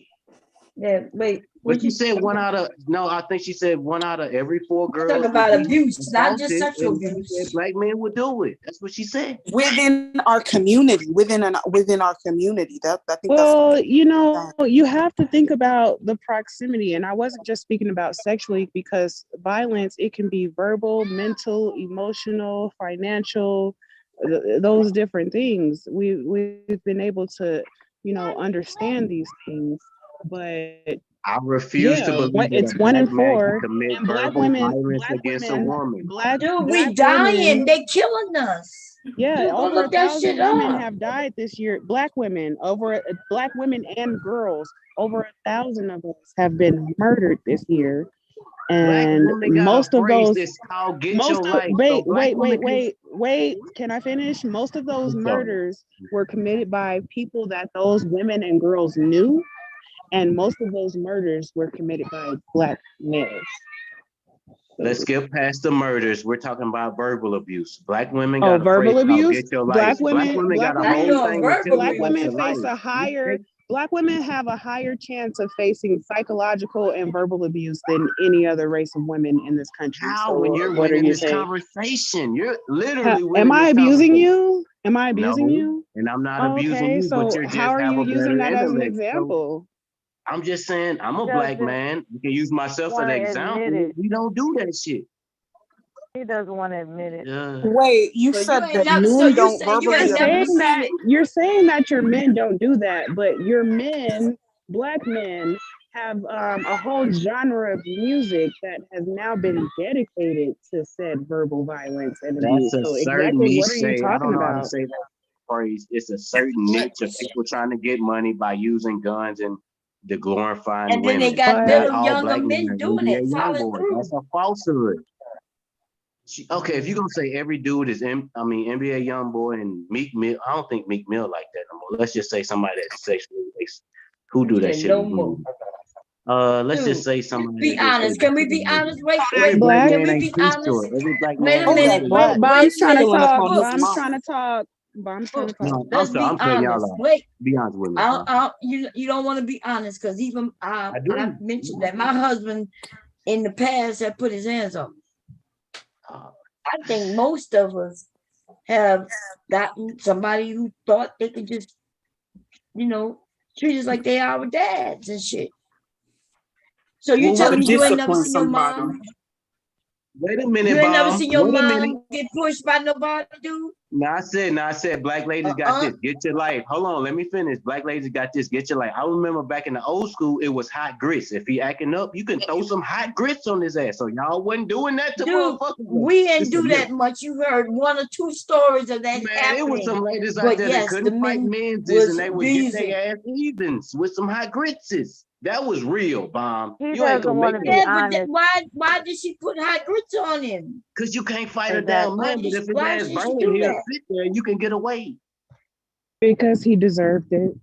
He beating up Y'all not helpless. Y'all got ways of doing shit to people. Y'all is powerful black women. Y'all is not oppressed. This is shit white women is oppressed and they thinking y'all. What you mean doing things to people? You mean living our lives? We're not children. Bomb, You if don't your get to hit husband us put just his because hands you don't up, like so what you we can't whoop saying. your husband ass. Bomb, you can't just square up with your husband and give him a right hand to the chin. You gonna lie to me and say that? Lord have mercy. You gonna let him? So you gonna lie to me and say you can't? So I'm just saying. Tell you something, Book. I want to tell you Dude, something. I'm talking about in the past. Did he ever hit me like that? No, nothing like that. I was pregnant, and he wouldn't let me get up. Well, sometimes tempers get raised and people Oh, regret here what we they go do. with the excuses. Well, I don't mean to take up a damn. People are human. fuck? I don't I'm think sorry for people interrupting. should keep their hands to their damn That's right. self. You don't I didn't believe see my in husband nobody clobbered me and knocked me out and no shit like that. We 'Cause, good. yeah, it wasn't like that. But No, goddamn. but why Sometimes you grab are a woman by the black shoulder, and I don't think that's women? abuse. I did I that one just want time. to know Am I why. abused? You did it. You did You it, can't book. have this discussion if you drink it But because my you're not being You know what I'm you're saying? not If a looking girl at trying to it. hit you in your face and you grab her by the I shoulder, mean, I like kind you're of not like what Books abusing her. is saying. What Books is saying, I can't even like. I wish I could, but then I wouldn't be true to me, and y'all know I don't give a damn. So Not I'm hit just gonna nobody say in for the real, like face if right I get shoulder. cheated on, I'm putting hands and foots on you.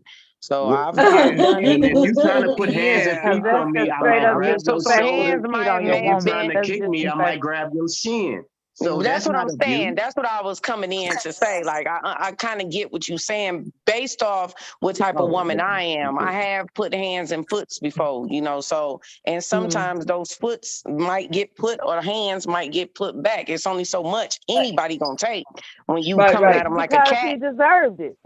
Yeah, he deserved it. Yeah, and I ain't feel bad about it. But I also, after it was over, didn't cry about it either because I knew what I started and I knew what I did. And you gonna walk away like you was in a fight dealing with me. So See, Right, you right, know, you right. it's know, yeah. Well, So that's a men, different they thing want when a you woman that's saying I kick understanding, your right? ass. If you cheat on Listen to this. me, Mhm. So, and I'm not gonna blame Most or men, fault when any that has happen, woman they don't anybody call ever the for heard police. whooping of a that man ass Many that people that has talking. put her life at risk by trying to I be can't hear. community teen? yeah, everybody got something to say. I'm just Yeah, I saying, when know. most I men, mean, I when that ain't trying happen, to over talk nobody, but I was just trying to. I kind of heard where he was coming from. I do think he was kind of trying to push away what Bond was saying because Bond was explaining a very milder case of it. You know what I'm saying? Like him just Mm. trying to prevent her from walking away because probably he wanted to finish Hell the no, conversation because no, that's not what was going on. I was wanting to go to the hospital because I felt contractions, and my husband was mad because he was tired, and he was pushing me in the bed, not letting me get up, push my face in the thing like this was abuse, but it wasn't no Oh, punching, Lord. no. Yes, we were young, You and gave he did him that that fuck two shit. he piece. was asleep. He didn't know. He Gave him the wasn't fully 2-piece awake. That mom. was He sleep. he had just got home from work and shit, but I was, you know what I'm saying? No, see, my situation, like the I would say the last situation where I really because I've kind of got a bad history of this. I don't think it's something I'm gonna change though. Be honest with y'all, but it's the last situation I had is everybody know I'm pretty honest on here about stuff that I deal with men, but my youngest son's father, he was cheating the whole time I was pregnant and. Once I finally got the confirmation, he came in. I closed the door, locked it behind him, and I just told him, "I'm about to beat your ass," and that's exactly what happened. So I'm dead. it's a little different for me.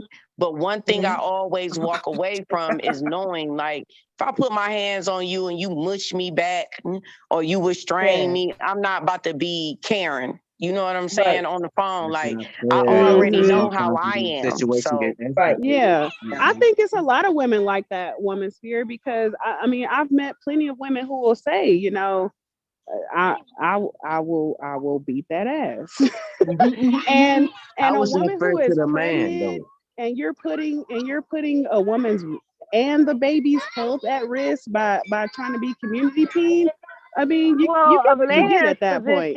Book No, is look mother, what you you been made me braiding hair do. all day. You finna punch me in my face, and I'm trying to stop you, and I accidentally Hey, if you put No, me Book. and my child You at making risk, I'm a if you abuser. put me and my child at You risk, making excuses, Book. you're asking Y'all is for it. strong. Women I'm can beating But fight to keep too. our hands to ourselves. But what I will say though, because we kind of broke it down real petty, but we was talking about women who were killed every year, right?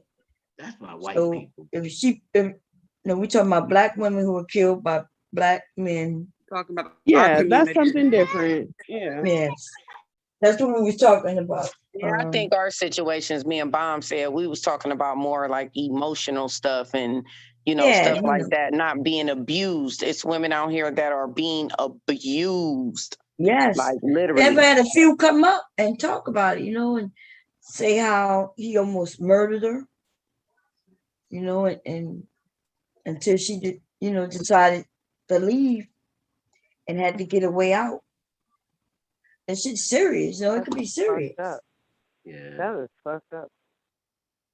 Yeah, but I mean, yes, it could be very serious. I mean, when you're not the one I wasn't the one that would be like, nigga, I'll beat your ass. Because I feel like nobody should put their hands on anybody. I don't even accept people putting their hands on my children. And so for me, it was a life or death situation where if somebody is telling me I'll choke the shit out of you and I'll kill you, okay, I'm gonna believe you, and I'm gonna take me and my children, and you're never gonna know where we are or hear from us because you're liable to do something to them, do something to me, and then kill yourself, which you See, said people in the chat saying it's toxic. I would like to announce my name is Black Woman Sphere, aka Angela, the Woman Sphere podcast. Talk to me nice. I am toxic, okay? I am toxic her. femininity. Toxic femininity activated. And vindictive. Yeah, I will come at your ass. Smoke to the All ground. it. Yeah, I ain't And the playing whole with dynamic you, nigga. So changes. it's play with Ain't my nobody feelings. I'm playing playing with with you your head. niggas. Period. I don't play them games. I'm a cop caller. I will get on that phone You haven't and been call the smoking. police on I'm your calling black the ass. police, Right. I or will I'm get on calling that the phone. mental health hospital on you. I will call the haven't- police. Don't play You with haven't me. been smoked to the I ground. just wanted to admit for the people in the chat saying, "Oh, she can't be." Listen, No. there is no consequences You ain't associated been with me smoked and to my the dark ground yet. femininity. That You scares play them, with my woman heart, sphere. I'm whooping your ass. Once Period. you get Them woman This sphere is the because they thing. want This you to is be why you're getting docile pushback, and Black meek Woman and Sphere. accept. You're getting pushback from these men because they want a quote unquote understanding woman. You They know want why they want pushback. an understanding woman? Because they know they're a natural born fuck up. You Once know you what get I'm saying? smoked Oh to the my Most of the God, guys natural that's born looking fuck for these ups. women to be a certain way and all this other kind of shit Nah, you is ain't been smoked to because the ground they yet. know they're a natural born fuck up. And they want to excuse their behavior and You haven't. allow, you know, they think like it's a privilege to be with them. And they're a natural born fuck up. You It's haven't been crazy. You smoked know, to the but They ground to yet. be wish. fair, the men are saying, hey, keep your hands to yourself and we'll keep our hands to Nah, ourselves. bomb. Nah, bomb. They haven't been Huh? smoked to the ground yet. Once you get smoked to the ground and you realize like, oh shit, I should have never have done that, then that perspective changes. He You said know, I hear, smoke to the ground. I hear, Yes. I hear fellas saying, but see, All men are fuck ups. they haven't had that Just smoting. admit it. To She said all men are fuck ups. they haven't had it to where they I'm get smoked inclined to to believe the that. concrete. When they get smoked to the concrete and they think about life for like them 10 little seconds, yeah, see, they won't be talking about that then. They haven't been smoked to the ground. That No, changes actually, when everything. I was younger, it was a little worse because when you young, they'll fight you back then because you Smoke. know what I'm saying? Like they'll fight you back like you a motherfucking nigga on the street. And, Like a whole so nigga. I definitely get it, but I'm just saying, like all that conditioning behind taking a high road when somebody break your heart and you got to take months to get over nah, nigga, okay, we got to take months, but I'm still about to beat your ass, and I don't care if people So say it's toxic. I don't care if I Big don't care the payback. hell that's gonna I be think took. It's on. woman sphere. I'm I think fucking if you up. more women had that mindset that they weren't above fucking a nigga up if he did try to fuck her over, I think men would be a little more considerate. They no, I'm we gonna would tell wouldn't. you And question something, that's but what this things. they're is what trying to happens suppress. every Do you time. think that No, They're that's we're not. trying true? to suppress You that trying to attitude, get women right? hurt. They're Do trying to you say think I'm gonna that's black tell you women what got a happens bad every attitude. time. Mother Earth. We're gonna They're get trying women to hurt. suppress I'm it. trying to ask woman spirit question. I Everybody don't think We're talking Mother gonna over Earth get was me. women hurt. done with her point. Yeah, We I got women was hurt. just saying, if more women took that mindset, do you think that men would be less inclined to be pieces of shit? No, we would I'm gonna not. tell you that my track record precedes me, and that's all I'm gonna say. And I'm gonna say that they literally always come back around and be like, man, you know, I respect you the most, man. What's up? Because see, once I have to beat your ass, it's over with. You know what I'm saying? So it's like I done beat your ass, and you know, it is what it is. Whatever L I took, you know, whether you won, I won. You know what I'm saying? But it's really the equivalency of a cat and a dog. And if you ever seen a cat and a dog fighting, you know that cat get their licks in. So I get my licks, and I take whatever licks come back if I'm going crazy like that. Of course, you know. Not that So one cat that gets when it's snatched up out done, of neck. when it's Now, see, done, I'm not gonna fight a man. I'm not yeah, gonna when do it's it. done I'm and the not gonna dust fight a man. settles, when it's done and the dust settles, When which that means everybody cat walk away, gets snatched they up, feelings Wait, is what they can y'all feelings let is. women sphere finish? when that cat gets snatched up by the neck, and that when neck it's is done, broken. Okay, when it's let done and the let women dust sphere settles. finish. Usually and typically, it takes maybe the man is like, man, for a minute he goes, she crazy, man. That girl, she crazy.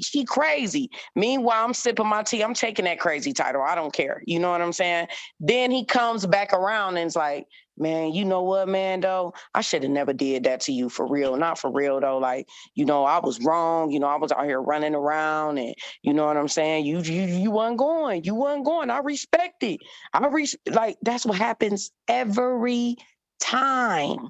But by that time, like I said, if I got to go there on you like that, I'm done. But let me tell you, I take no consequences for those false patriarchal blueprint consequences that men like to place on women. My heart is my most precious thing I could give to anybody. And you think you about to play with it?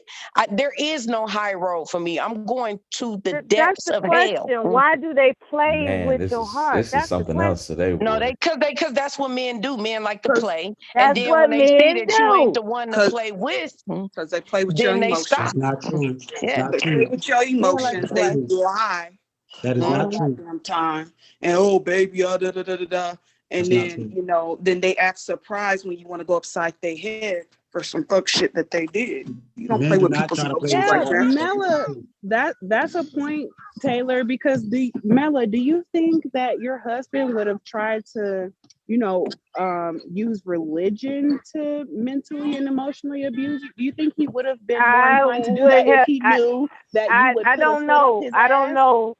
I don't know. I just put two and two together and I was gone. You know.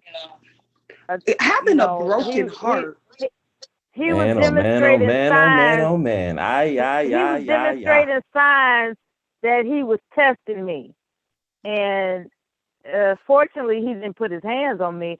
However, he did demonstrate signs that he was capable of that, and that was enough for me. You know, I just, you know, and you know, I got married because he was funny, right? I got married because I was impressed by him. But as time went on, his ego started getting inflated to where he wanted me to be docile, right? And that's just not my personality, right? And so because I'm his wife, I'm willing to change, right? I'm like, okay, he wants me to be a certain type of way. I want to be his wife, so I'm gonna go ahead and adjust to this. But then he started getting fucking crazy with the shit, talking about changing religions. And even prior to that, he did some other crazy shit.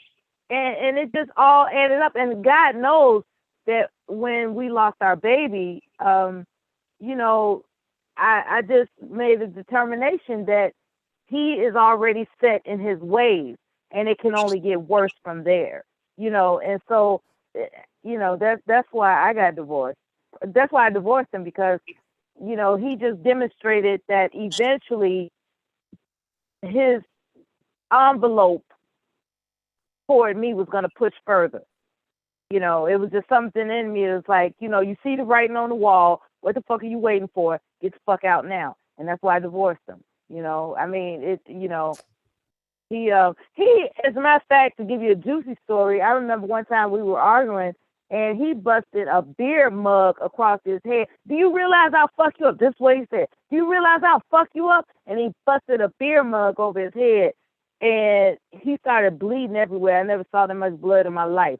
And I was like, what in the heck? He said, see what you made me do?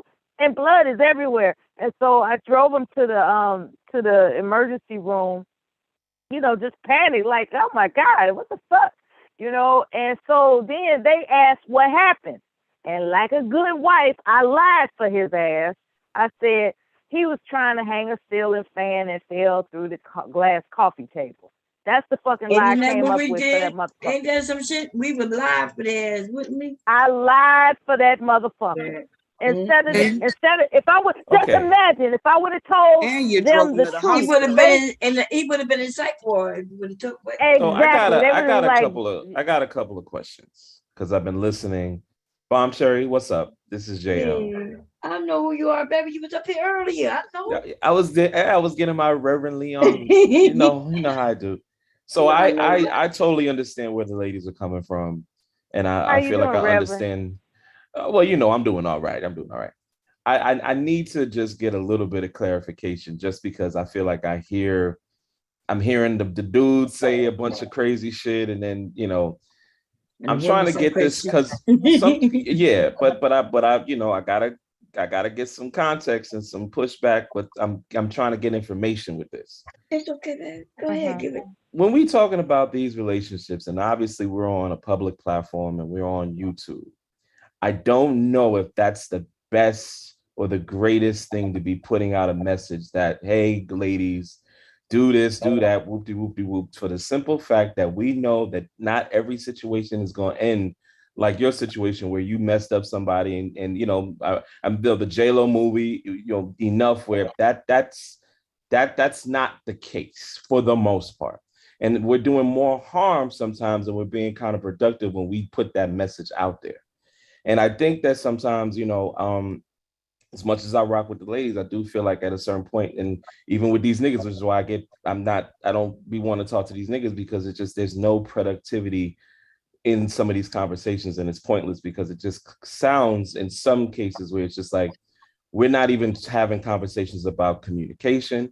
We're not having any conversations about being productive with a man and a woman, and trying to find proper relationships and functional people, and really case studying and really putting in the time to get to know somebody. And even though things might, could still end up a little crazy with some people, because there are some people that hide their shit very well. But I just feel like we just go to these extremes, and it bleeds over in the airways a certain type of way, where it's just like, I'm not sure if that messaging is the greatest. So is the that greatest you messaging in the chat as it's okay, JL? I mean, I got aliases, man. I got too many people. Aliases? I got too many people on my back out here, man. What to talk about? No, I'm trying to figure out what. Can you please give us your take on? No, I'm just no, mother. No. We're not gonna know. Hold on a second. No, tell us what we should be talking about. But again, but see, even the way you're starting, but even by the way you're starting that, but even by the way you starting that, nobody's telling anybody anything. I'm on the side of shit needs to be up and up for everybody. Okay, so if we need more healthy communications and better conversations about productivity and non-pointless conversations, come on, give it to us. Give us the point. Give us the I'm just trying to. Give us the communication. I'm just trying to give you the other side, because listen, we can't be both sides, because we had the guys saying one thing, but that's same thing, niggas, and then but of course, wait a minute, and then you got a bomb. Black woman's spirit was on the side of the God, right? She said, "Hey, I put my hands on God." Yeah, but I don't. But Bomb, you know me. I don't co-sign any of this Black manosphere shit and any of that wild shit. And I think all that. I don't think nobody up here was talking about the Black manosphere per se. I think everybody was there was a side represented on even everywhere. So I'm not. But you know what I'm trying to say. But you know what I'm trying to say. Like any of that violent shit that men perpetrate and men make cool, and I don't rock with any of that type of shit. Right. But on the other side, I get that. But then there was a woman who said, I could be just as violent as the man. Didn't she say that? But then I'm listening to that, and I'm just saying, okay, if you the same way that niggas is hearing dumb niggas saying that dumb shit and they get that nonsense in their head, I'm imagining a young girl hearing that, and I'm wondering if that is the best message to put So out. are you saying what Woman just Spirit asking a said was question. some dumb shit? He probably was offended by what I'm hearing is he was It's not offended by offended. what No, I no, no, it's said. not offended. I'm not At even some sure point, if it was just you. You sound like JL, you at some defended by point, everybody. JL, at some point, you need to back away off from this conversation. I'm just curious. That's yeah. I'm curious about that too.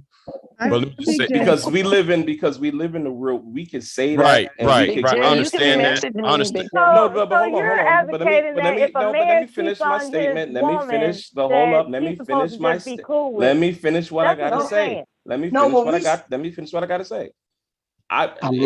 When somebody is listening to that type of conversation, we know what happens in these streets as much as y'all are saying that. But when you say on the other side, yo, I'm a challenge a motherfucker, we gonna fight this, that, and the third. Not everybody's didn't say gonna that though. But not everybody's Jalen, gonna be able to make it out on the other Cheating side on of her. it. If he's cheating on her, he gonna get his ass towed down. Wait a minute. Okay, wait. But that's wait, not wait, a healthy wait, way wait, to. Is wait, that a healthy way to hello? deal with a situation? Yeah, but that's the way she deals with it. And there's a lot of other women who deal with it that way. And then there's other women who was on the panel who say they don't deal with it that way. But So is it okay so if a woman is cheating, is it okay for a man to do that?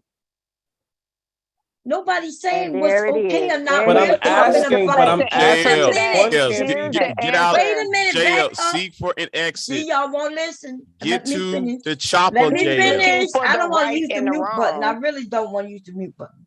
We're not talking about hypotheticals. People are up here saying what has happened to them and what they have done. And she said, look, I'm not saying y'all need to do it this way, but this is how I've done it. And it's the way I'm going to continue to do it. Are you saying there aren't women out there like that? No, of course. And then there was other women up here who said, well, no, I don't put my hands on nobody. And I don't advocate for that. So that covers that with the women and the men. Which girl was saying, well, all men don't hit. Some of the women saying, yeah, some of these men hit. You were saying all men don't hit. That should have covered that. So what's the complaint then? I'm just trying to get some clarity because again, you just trying to cheat and cheat. Let him speak. A dude that says that type of shit, we already know that that's some bullshit and that's some fuck shit. And that motherfucker shouldn't be talking that shit. Anybody of a clear mind shouldn't be doing that. But I'm just saying on the other side, when you stand up and say, and I know, okay, it's for one person and it's situational, but I'm just on the other, when I'm listening, and sometimes I feel like when we sit on these panels, and myself included, when we're talking, I don't know if sometimes we understand how that shit sounds on the other side. She knows how it sounds. She said it. Did you not hear her say, I know y'all not gonna like hearing me say this? She said, didn't you say that Black Woman's Fair? You kind of say That's what this I'm is how I saying. deal This with is JL. This is. Can I say something real quick, Mom? Then I can go on mute. Go ahead. This is basically what is happening right now. Men will always feel the need to correct you whenever. That's not the point. No. But that's not. But that's not. That's not. No. But you're talking to me. Yeah, I'm no, talking let to her you. finish. But that's not. But that's Let her wrong. finish. But that's Let wrong. her Let her finish. You've finish. been wrong, and people let you talk. So let her finish. I just think this is a classic case of men feeling the need to continuously place women back in the place that they put them in. That's not true. So he feels uncomfortable with the fact that I feel very comfortable with saying what I will and won't do if you play with me and you play with my heart. I never once said it was right or wrong because, see, I'm not looking for right or wrong. I'm a sovereign woman. I march to the beat of my own drum. I do whatever the fuck I want to do. So if you have decided to do whatever the fuck you want to do within this relationship that we both agreed upon, and then you just say, fuck me, and you do the worst thing I think a person can do to somebody, which is fuck with their emotions and their heart, then okay. Now I'm fucking with you physically. You can heal from that lump.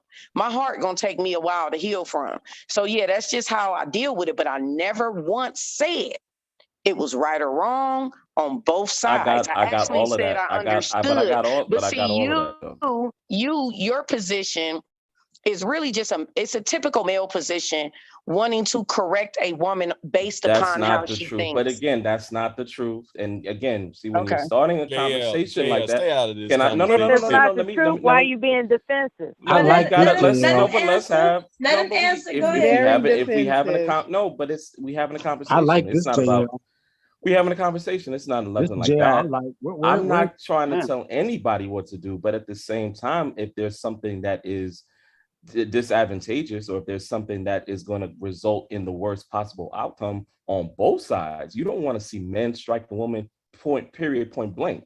And motherfuckers will get up on here, and we've heard men say that dumb shit time and time again. But at the same time, at the same time, a woman is saying that. It's not about putting a woman in her place and positioning like that. It's about making everybody better. That's So who what I'm is it speaking bad from. for then if JL, we men need a go truce. into situations knowing that a No, but what's woman wrong? will But be- what somebody can I said, finish oh my God, what's question? wrong? But Can I what's finish my question? but am I saying? But am I Mother saying Earth is something talking. wrong? But am I Who saying is it? Mother something? Earth Who is is it? talking. I know, but if I'm Who- saying something Let wrong, her though. Who is it? finish. Who is it really? CJL, All right. you doing that shit again. What am I doing? That What am I shit doing? again. What am I doing again? What am I You're doing? not letting me finish my statement. Okay, You my were bad, my trying bad. to overspeak woman's spirit as No, my bad, well. my bad. Y'all got it. Okay, so who is it really bad for if men go into situations knowing that if they cheat or play with a woman's emotions or their hearts, that said woman will take her power in her hands and go upside their head? But just think about that though. Does that really truly make sense? Is that really good? That's not really an answer to my Whether it's a question. man, no, but I'm asking, but I'm just trying to figure out where you come. What is the That's exact not message really of an that? answer to my question No, because but you're I'm not talking going to about answer it. you're But you're talking trying about to. disadvantages and different things like that. I think it's Yes, if a you put your disadvantage. hands on somebody, hold on a second, mother. I I'm think it's answering. a disadvantage to Okay. women to pretend that they are these, meek, soft targets. That's not where I'm coming from. Men You're can putting just that do on whatever me. they want to But do. but you can't put that on me. You should Did try I to put that ask on me. you? Did I say JL? But why are you mentioning that with me? Did I 'Cause that's say not how that? but We that's having a but conversation, like you said. Okay. So if you're gonna take everything as a personal attack, then okay, well I'll then just keep my comments to no, myself. but I'm not trying to do that. I'm not coming from a place of just because I got on the no, but it's a if you're gonna have a You want to cheat conversation. in peace, don't you? You want to cheat in peace. JL, That's what you want. please, JL, please. No, stay but I'm out of this. saying no, but I'm JL, saying at the same JL, no, please BJ, stay out can of I this, finish? We man. having a conversation. That's okay for them to speak, but now you're saying, why are you attacking me? Nobody's attacking you. JL. No, I But didn't you say did. that. JL, No, I you're don't making believe something that. look. I think making JL something is look actually bad making right very now. honest points. And JL. I for one, Shut up, JL, we Cyber. need a truce. What are you talking about? I'm not You on the had side of to say Shut cyber. the This is fuck not up. about that ain't even where I'm going. I don't give a fuck No, about cyber. JL's making It's a fuck very cyber valid from point. Man, today shut until the tomorrow. fuck up, Cyber. Because at the end of the day, I want to hear you. that nigga calls women seriously. apes and damn. See, monkeys. here I comes the don't even want to hear that distraction, ladies. bullshit. Here comes they arguing. Here comes the JL was making an distraction. honest point, and what he's saying, he's Man, basically calling yeah, but I don't want to Cyber, co-sign. I'm not looking for. you are the last person to Yeah, say I'm not looking shit. for a co-sign from a JL's nigga keeping like it real. Cyber. No, I'm not looking for that. Shut the fuck up, Cyber. You can say what you want to say. Ladies, these men want to Big cheat J. in peace, and they I'm don't just want to admit it. JL guess what I'm taking a trying to balanced I approach guess to the thing that I'm trying to understand Facts, is Mella. the person JL. Big J, can I finish? Big J, can I finish? Go ahead. But I'm gonna say something. I'm just trying to just give a little pushback in from the space of we Books shouldn't be already hitting said that we the shouldn't nature of be. Can I men. finish what I'm saying, please? They're not gonna accept anybody shouldn't be putting their hands on anybody. Exactly. And when do I think we all know that already. when does the conversation evolve from being better people, being better men, being better women, and having more healthy, proper relationships with each other instead of having to be in a position where I got to put my hands on you? That's what I'm trying to say. Apparently, you You don't like the honest conversations of, hey, this no, is because I don't want to be in the position. And well, you wouldn't date her if she says, "Hey, wait a you minute, break my heart." No, but I don't want to Okay, put my okay, hands on here's- nobody, and I don't want here's- nobody I to bet put they their won't name on. answer this Here's question. thing, Bomb. It How goes. do It men runs both stop ways. cheating? Wait a minute, Bomb, hold on. Huh? Bomb. Last Uh-huh. night, Bomb, you was Mhm. They telling won't me answer why do men don't date. Remember having Why the men- conversation last night? That I was talking about why men don't date. Yeah, are you Uh, talking to me or something like that, or you know? I was talking to everybody. I always ask the men. Right. But the men do Well, date, because though. I don't the say I didn't ask conversations why like men don't that. date. Hold on, because the conversations we having right now, or y'all having right Mhm. now, is the reason why men ain't dating, because like they don't know who, you know, because some people No, have this y'all just mentality. want to Oh, Who's not No, gonna so make a y'all don't cheater know who keep? y'all gonna cheat on? Is that what you're saying? Yeah. Hey, I so never. y'all don't know who's gonna make Hey, a I cheater. never cheated. I She never cheated said on she anybody. only put her I never hands on cheated you on if you break anybody. her So what you heart. talking They about? want to be fuck boys and Because bitches. isn't that what she said? No, but again, you're throwing. But that's what I said Yeah, before. but You're All it's this like throwing it's that like on. this. Hold on, it's not like gonna this. Throw work, that Like on this. gentlemen. everybody. Like It's like you this. ain't hear Okay, what that Bomb. woman said. That Bomb. woman was clear. She said, if you cheat on me, if we in a relationship, you break my heart and cheat on me, I'm gonna put my hands on you. You niggas really come up here to fight so you could continue to cheat? What you fighting about? No. Let me Exactly. But then clarify. she won't be putting her Because hands they're on you Big if J, you let me not. clarify. Hold on. Let me I'm clarify. putting Let me clarify. in the proper Let me clarify. and context. they Let me don't want to clarify. admit it. No, Let me hold on, clarify hold what on. I'm. Let me clarify what I'm trying I'm to. putting this in the context of Yeah. what you said to me last night and what you're saying now. That's the only thing I'm putting the context in. Well, Can I let didn't me say just give anything my. about Let me no just. fighting. No. Let me Nobody just said give my. anything Let me about it just. last night. Hold on. Y'all say though y'all want a man who's peaceful, right? Is that what y'all want? I don't Was think that was the conversation we no, had they last got night, different. Bomb? No. Big J, can I just say get a word? No, Because Last night every we time I were say talking. something, I Last can't get night a we word. were talking about mode one. What I'm saying is, first of all, and no one should be cheating on anybody. There's no cosign for a man cheating or Oh, committing but there you infidelity go. or doing any of that shit. But we should know that. I don't even know why we even gotta even put that out there. You know what I'm saying? What you But mean? at That's the what she said. But at the same token, Big J, can I get my word out, please? At the same token, if in the reality when these things take place, I don't know, and we all got to be honest, I don't know if that is a message that I'm comfortable putting out there. That's not me telling a woman. If a man said that, hold on, let me finish. Let's examine what you just Can I said. finish? You Can I said finish? should. I didn't finish. You I said did not should. finish. I did You not said finish. should. Miss, and I then you didn't turned finish. around I did not and finish. Should as if I didn't more men finish. don't I fuck did not then he finish. went forward More Now we men gonna to should overtalk reality. each women other. He said should Right. versus reality. We over You said should versus reality. Miller, how You can said you just say, should versus reality. Miller, how can people listen. People on this chat got panels that say that shit. Jay, hold on. I gotta ask Miller something. Miller, how can you just say that to JL when JL fought these sorry ass niggas who say violent shit? How can That you just sit doesn't there and ask him change like his that? nature. Bomb Cherry. But how do you know my? No. But how do you know? But no. Wait, Big J. Ask a question. But let me ask my question. How do you get to identify my nature just because I'm a man? What about my character? What about my personality? What about how I was raised? How about what I was taught? More men than women cheat. So no, but I know that. But you're saying should as if that's the reality, and it's not.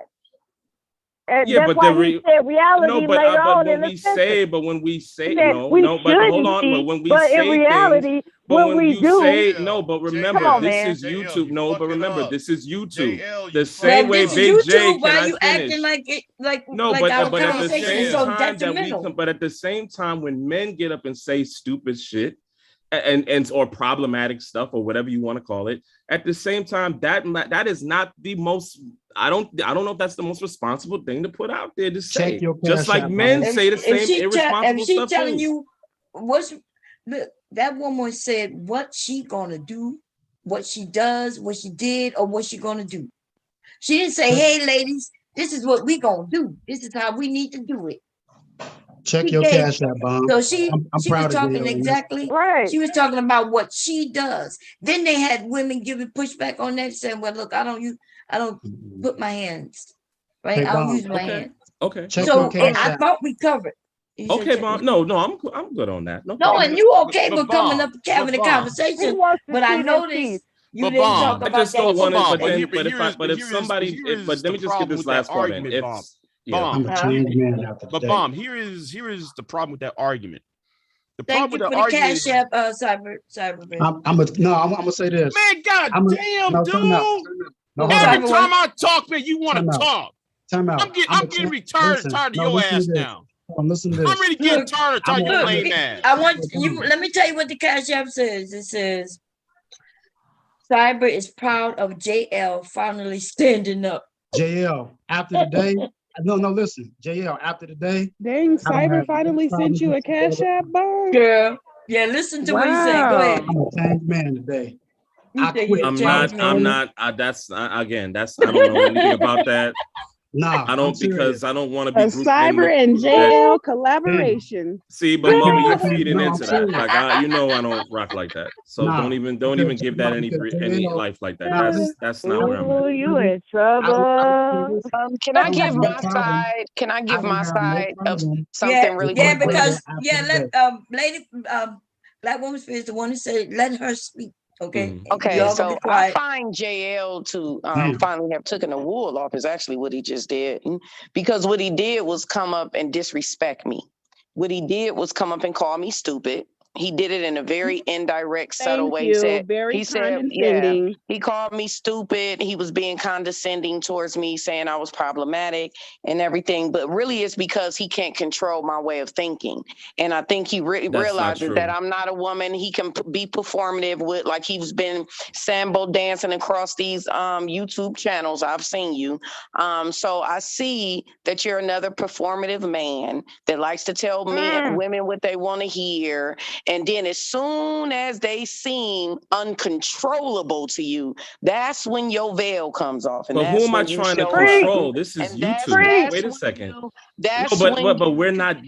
First of all, that's not. Let her finish, and then you can go. Okay, Bomb. No problem. That is when your veil comes off, because you could have came up and said, "Oh, I think there's a different way you can go about that, Black Woman Sphere," and had a conversation with me. No, what you did was come up and call me stupid and call me problematic. That is what you did. Can I respond? It shows me. Okay. It shows me that, you know what, it's very typical of men, because when men are talking, their spirit talks against them. So you always get to hear exactly what they're saying, because their spirit is having a whole conversation with your intuition. So my intuition was speaking to your spirit. Your spirit was telling on you and telling me that you were being disrespectful to me. So I know that's exactly what you were doing. I don't care what you say and how you say it. You may not be that wise. Because see, now I get to insult you back, since that is not what I did first. And life is based off intentions and intuition, right? So my intentions was just to say how I felt about what I go through when somebody has disrespected me. And we are forgetting and negating that part. What you have chosen to do is come up here and point out what I said to you that offended you, and completely negate the action, the cause and effect, right? So now my intuition gets to have a conversation with your spirit, and your spirit is telling me that you ain't worth shit. That's what it's telling me. All right, so let me respond. Yeah, you can go now. I'll go back on mute.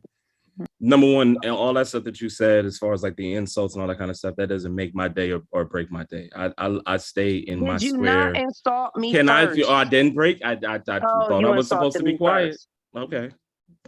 I didn't. First of all, I didn't intend to call you stupid, because I don't think you're stupid. I said that those talking points, because of I'm thinking about the effect if somebody hears those things, and if they decide to go and do those things, even though that you were speaking for yourself. That was where I was coming from. So I never was. Who's giving echo? Yeah, I never. Okay, so I never intended to disrespect anybody. I never intended to call anybody out their name or demean anybody, whatever it is. It was the talking point that I was going after, and just the same way that you disagree with my talking point, it is what it is. So that's that on that. I think that. Just because, and I think that that's an issue that at some point we got to address, is you can defend women and you could ride with women And it's not performative and it's not any of those things. But at the same time, we have these situations where we speak about these things and we can be objective and we can talk about these things, and we should be able to see things from each other's point of view. And and the person that defends you, when I decide to be objective, it's not me coming for you, and it's me not trying to take you out of your place or put you in some place that ain't nowhere near my train of thought. I'm just speaking on a situation. And remember, we're on YouTube. We're on YouTube where everybody is speaking and saying a lot of things, and you have people that are taking their cues from people on YouTube. Case in point, we can run down the list of people. And so my thing is just as far as the responsibility of how we speak, even though that might be our experience, there is a case where people are listening to us and it comes across a certain way, even if you don't intend it to come across a certain way. But my position, hold on. My position, I don't even know. I know it's Empress. I want to call your name right. It's never for me to disrespect a woman. It's never for me to call you out your name. It's never for me to make you feel less than. It's just us having a conversation and us just challenging each other on our ideas. That's all. JL.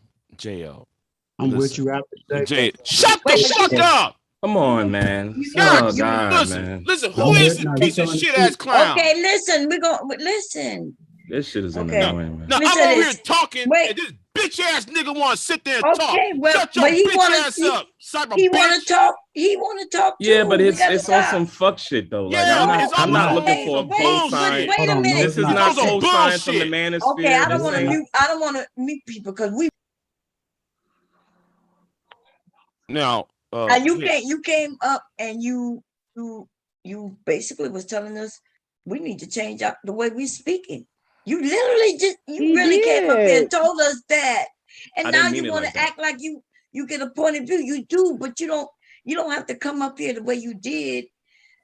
And just because you didn't cuss and raise your voice with it, we heard exactly what you said. Well, no, I didn't mean it. Well, did I say somebody was stupid? Because I didn't. If I said that, you literally said we need to be careful what we're saying. We need to pay attention to because we're on YouTube and people listening. But that's the same thing that I tell guys, no? JL. Yeah, but when you up here joking and playing around and saying what you want to say, you don't have no problem doing that when you want to, and then you decide to tell us what we need to do. JL. Okay, well, no, but I apologize about that because that ain't really what I'm trying to. Okay, JL, go ahead, Jay. You got it. You really need to understand something. I know that. I don't want to say this, but wait, hold on, Big J. Bomb. It's somebody named It's Okay timing out Khadijah in the chat for no reason. That's not me. Somebody's copying my thing because that's not me. Yeah, but it gotta be one of y'all because they're moderated. They got a mod. No, that's us. That's a mod that did that. Yeah, and they hit her too, Bomb. No, that's not me. That's no, that was hold on. No, that person doesn't have a wrench. No, they don't. No, the person's called wrench. Hold on. The person is called it. Khadijah Hunter was hidden by It's Okay. Exactly. Yeah. No, that wasn't me. I didn't do that. And then it says Khadijah It'll Hunter let me know when. It'll let me know in a second. Yeah, Hey, Bomb, this is what I'm trying to say, right? I'm not. We'll find out who it's okay. Everybody up here gets to speak. I'm not. Yes, we do. Thank you. So this is what I'm trying to say. I'm not trying to be inflammatory. The reason I'm agreeing with JL, and I mean, I heard what JL said. I'm agreeing with JL in this moment because I think he's taking a balanced approach. And I hear what he's saying. He's saying on one side, yes, I'm saying this to men so that they don't take the ghetto goofiness and do the stupid shit hitting on women. It's not cool. Even if the women does something to them. But on the other side, is using JL rhetoric. What? Yeah, I don't even like that. See what I'm saying? But you don't like it, but he's doing it. I mean, hold on, Big J. You're a fucking clown. On the Let him other speak. side, It's okay. so on the other side, he's also saying, while women's fear has a valid point and a right to choose what course of action she's going to take if she determines she is hurt, that's her prerogative. I hear what he's saying when he says, if younger girls are listening to that, is that the right course of action that you want to be exposed You're a fucking clown. He could have brought, and nothing wrong with him bringing that. Somebody say, that's not me. Huh? It's So, okay, Bond, let said me tell that, you yo, this. that's not me. What you mean that's not you? So let me tell you this. If you can only have one person with a wrench. So whoever that it's not me is they. No, that was me, but I got my phone in my hand. That might have been, but I didn't mean to do that. It's probably by That's my accident. Oh, I see what that you're was by saying. accident. No. I'm Yeah, sorry. but no, I'm with JL. Oh, because okay. All love, Well, which Khadija. is it? He's Which is taking it? It's not you, or you didn't mean to do it. Are we trying to really do this? Come on, man. I don't have a reason to time Khadija out. No, I was on. it actually. I know, but it you're actually trying to take it someplace unfolds. that's No, not it what it actually is. unfolds the nature of men. Okay, No, it does listen. not. I He don't even say know what I've been up here. What are you talking he about? it could have been in his pocket. Listen, we're going Jesus to Christ. Okay, Easy anyway, down. listen. This is the thing, right? We was talking about the Bible. Oh, and I was listening. While I'm over here sewing, I'm listening. The conversation, books had mentioned something, and then the conversation went where it went. If somebody says, hey, if somebody does this to me and this is what it is, that's her speaking, right? So what was the issue? You could have came and said, hey, Black Woman Spirit, I hear what you're saying. But like she said, she already told you could have came and said that's a better way of doing it. Y'all would have went back and forth. But you came up here to scold all of us. No, well, if that was how it came across, and that's what I've been told, because even I was on the thing with verbal, I really didn't mean it like that. I really didn't mean it like that. I just JL, that's what I was trying to save you from, because when you were saying that's how it's gonna come across. I mean, like, you know what? You know, me, you need to have one. No, because I really didn't. I really didn't think, and I don't want anybody to. That's how I don't want it anybody to feel came like that. across, JL. I was trying to save you from yourself, because you're gonna make a mistake, and that's why I'm trying to tell you to get on the chopper. Does he know the mistake he made? No, well, I mean, I had an. I don't think he made a mistake though. No, I had an. No, he did made a mistake. That's why I was trying. Somebody. That's why I was trying to No. If somebody, I was trying to save you, JL. Let's have a recon. No, but this is an important thing. But this is an important thing to be able to say at the end of the day. If my tone came across a certain way, that's not my intent. I didn't mean for it to come across. That's never my thing, and that's never my thing to try to scold anybody or anything like that. But obviously, when you hear something that you're disagreeing with, can I finish without everybody damn talking, man? Yes, sir. Sorry, sir. Yeah, that's not my intent. And if any woman on the panel, Boncherry, if any of you guys feel that way, I apologize. Like I can apologize about that, because that's not where I was coming from. But my tone was like that. I could understand that. That's okay to have your opinion, you know what I'm saying? Yeah. But, no doubt. So that's not a problem. But it is like you came and it sounded like you were scolding all of us. You were telling us, hey, you gotta be careful. And who listening, and this is YouTube. Man, we done talked about a lot of shit that if some children is watching, they probably shouldn't be listening to. You know what, Bob? I think that's one of the differences in communication, because I'll be honest, as a man, hearing what JL said, I guess among men, mostly among men, not all of us, but mostly, we would hear JL say that and we'd be like, okay, that sounds pretty logical. I didn't think he made a mistake, but I understand women may hear that and process it, and it comes out a bit differently on the other side. My gripe was that I feel, and this is just my disagreement with Big J on this, is that I feel that JL was just coming from a position of simply trying to be balanced. That's it.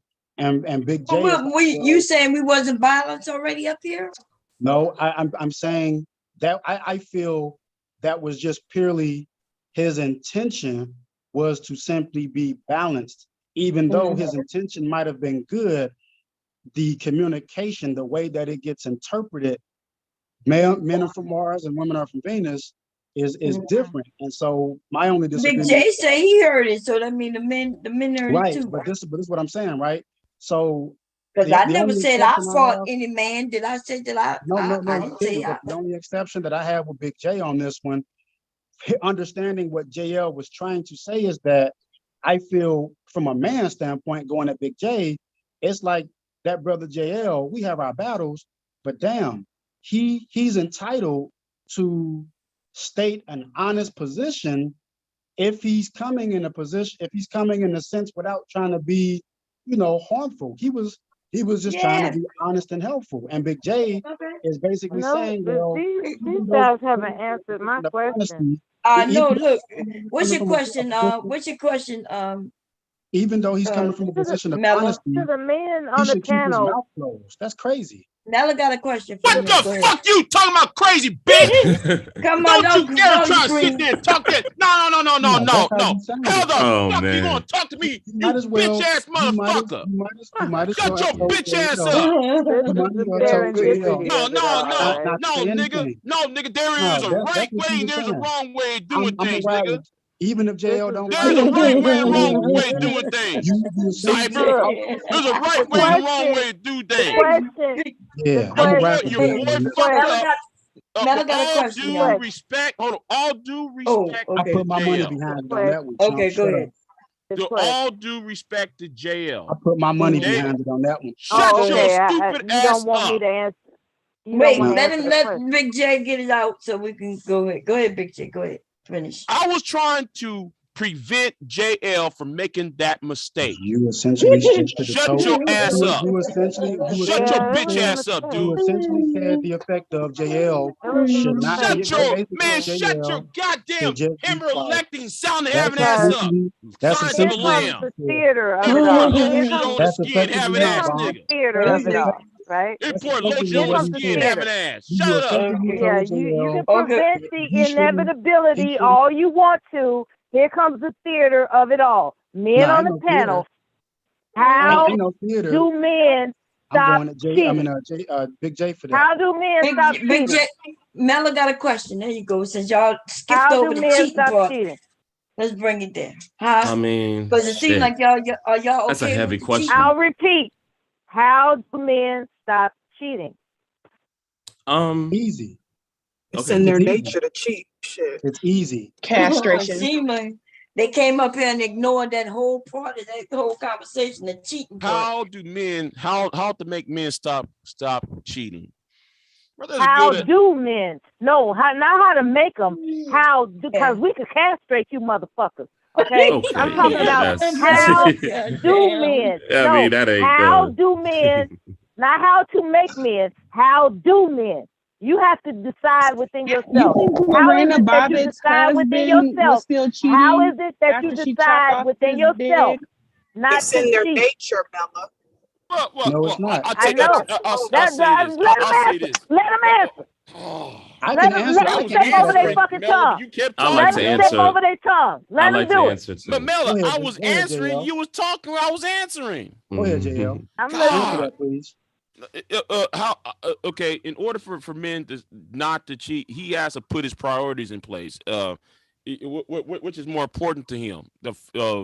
What's at home or what's outside? Which one? No, listen, that's not how you do it. Cyber. I'll tell you the answer. That's honest. Cyber. Come on, let him go first, Cyber.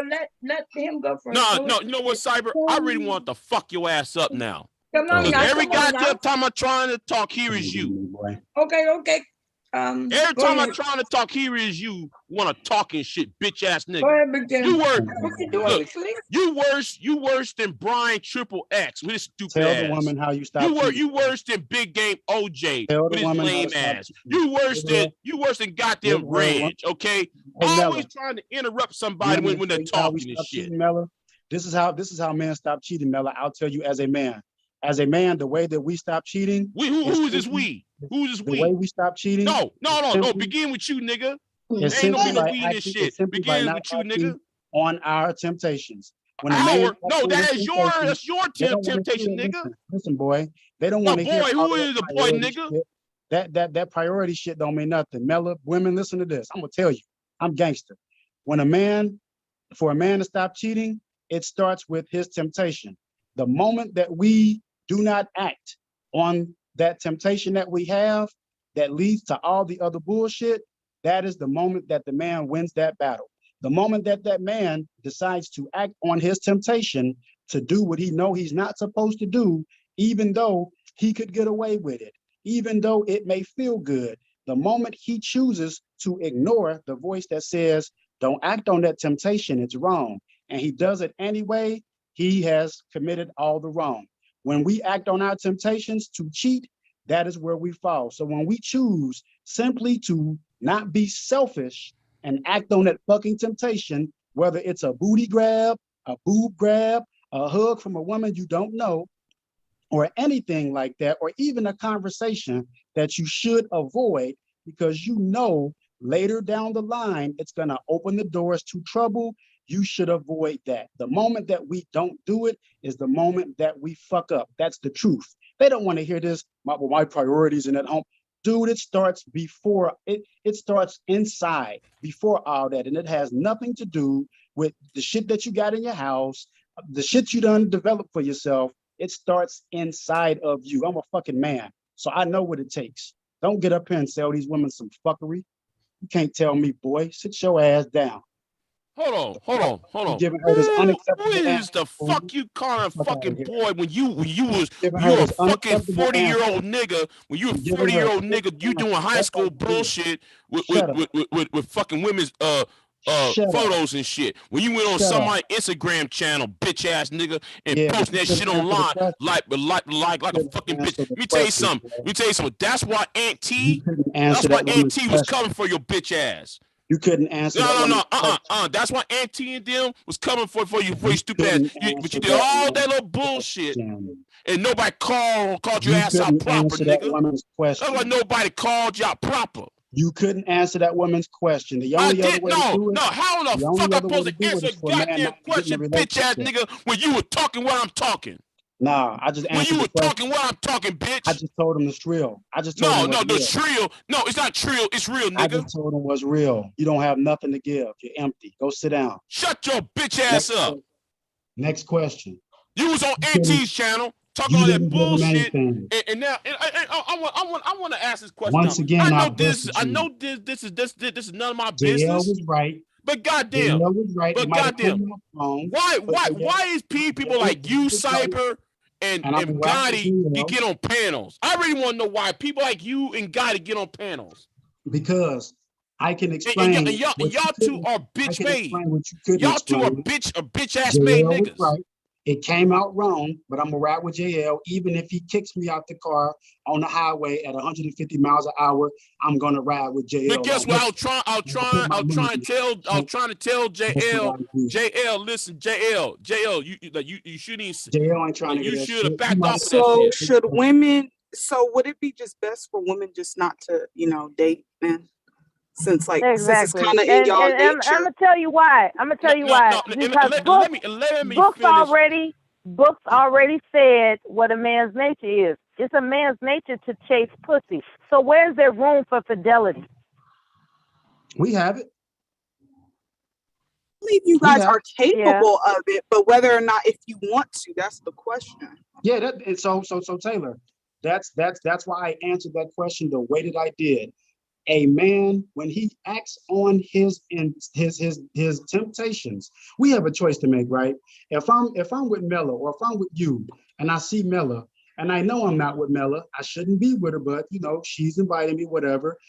Inside, if Mella say, "Hey, how you doing? Do you have somebody?" I say, right there at that moment, my temptation, I want to be with Mella while I have a girlfriend, while I have someone. At that moment, is all on me. If I tell that woman no, right there, I've broken the gate. Everything after that is downhill. It doesn't matter. So that's why I'm saying this. What's my priorities? No, we know right from fucking wrong. I'm gonna tell you. I'm gonna Cyber, tell you. I'm gonna tell you something, right?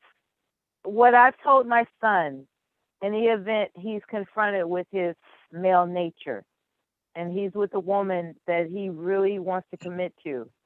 However, he's aware that if he cheats on her, there are consequences for that.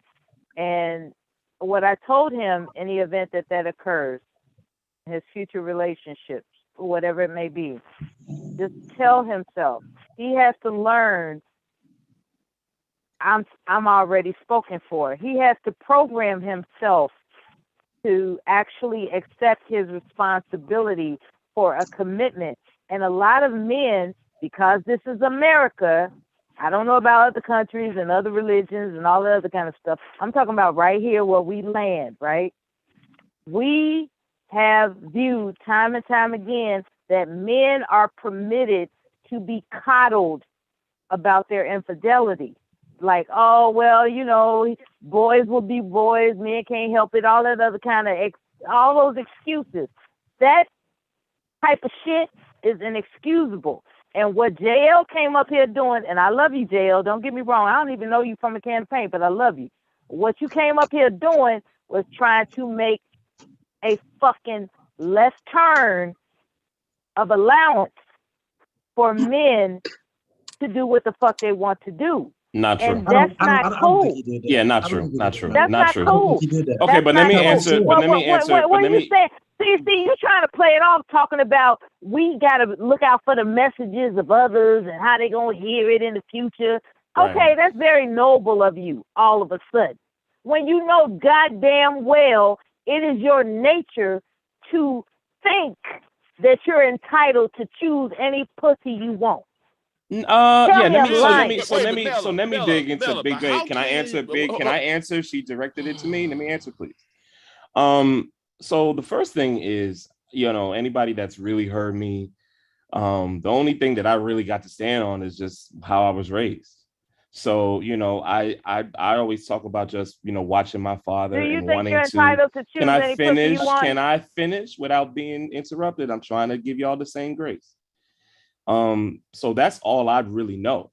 I didn't grow up, with 5, 10, 20 boys where we were exchanging a whole lot of silly ideas. And now we're 30 and we still doing the same thing. I had my dad. I was lucky. I was blessed. And so I never saw my dad carry himself like that. I never seen my dad do any of those things.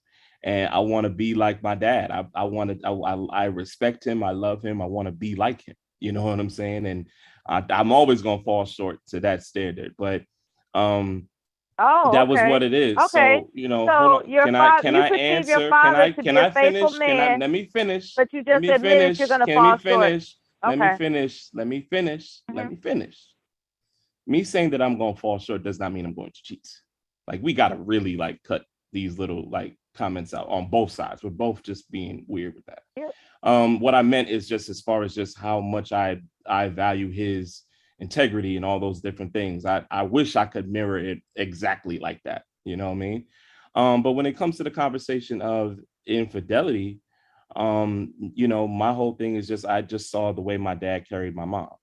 And I knew that, and I always felt like that was the model that I wanted to exemplify. And that was what I wanted to do. When we start having conversations about these things and, you do this and I do this and back and forth and all of that type of stuff. No, I don't co-sign any man cheating.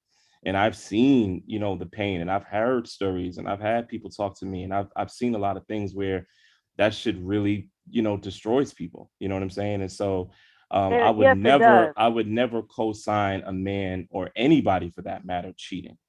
Never. Absolutely. It's not necessarily what I wanted you to say. I am glad that you revealed what it is you desire. I'll say that. You desire that cheating is not to be accepted. And to go to Big J's point, and I'll give it to him.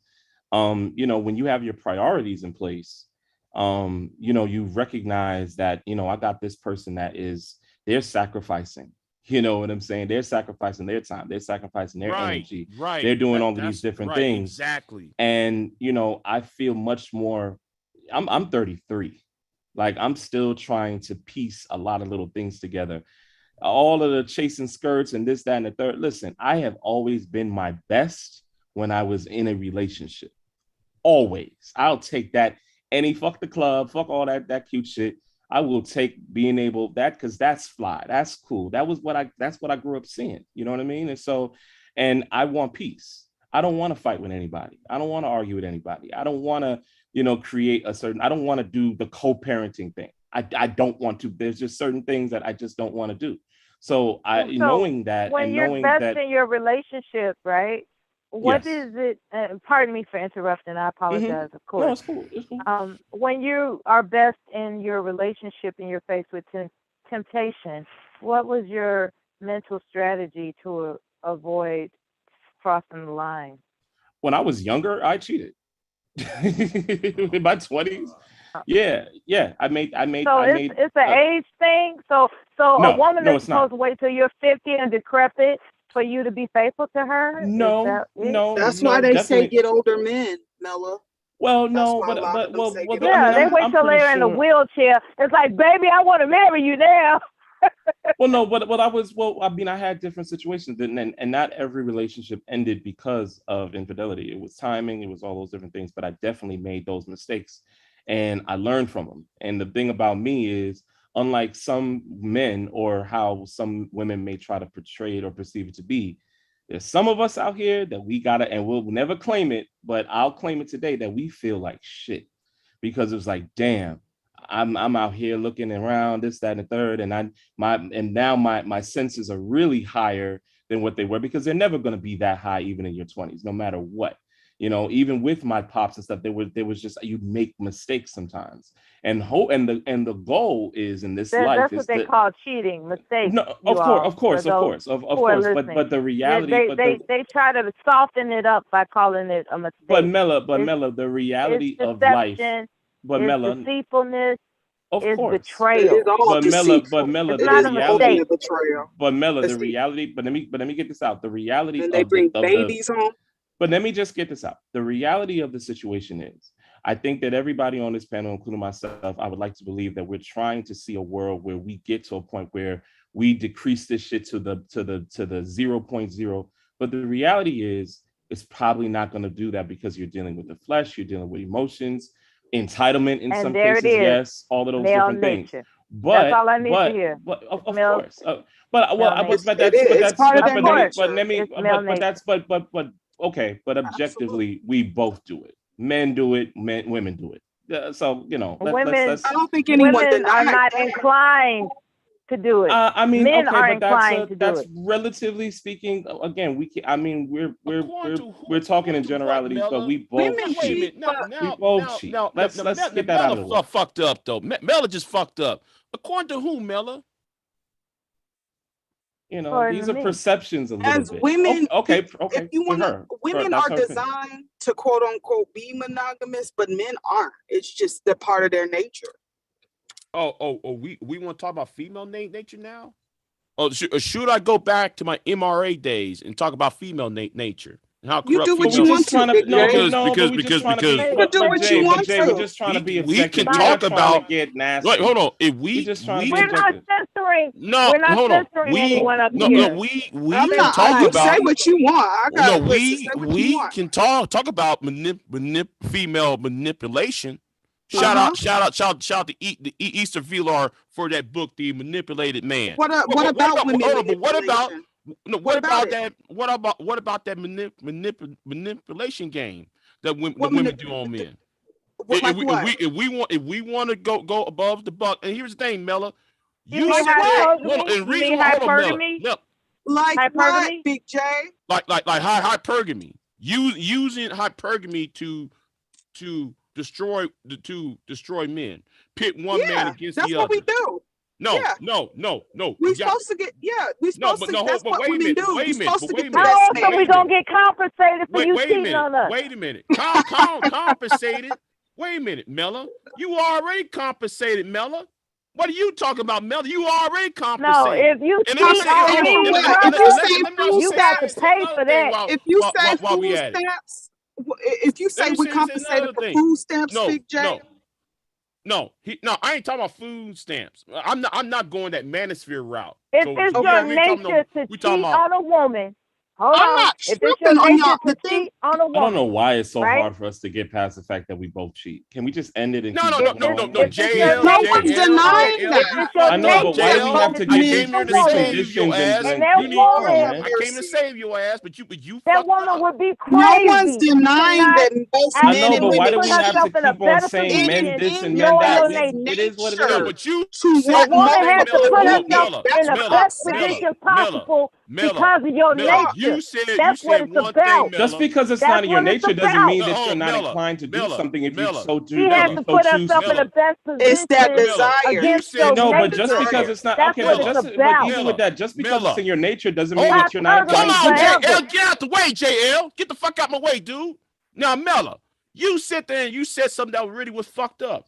Big J, I know you ain't trying to yell at. You've been interrupting everybody. No. I'm trying to You make a literally point have here. been.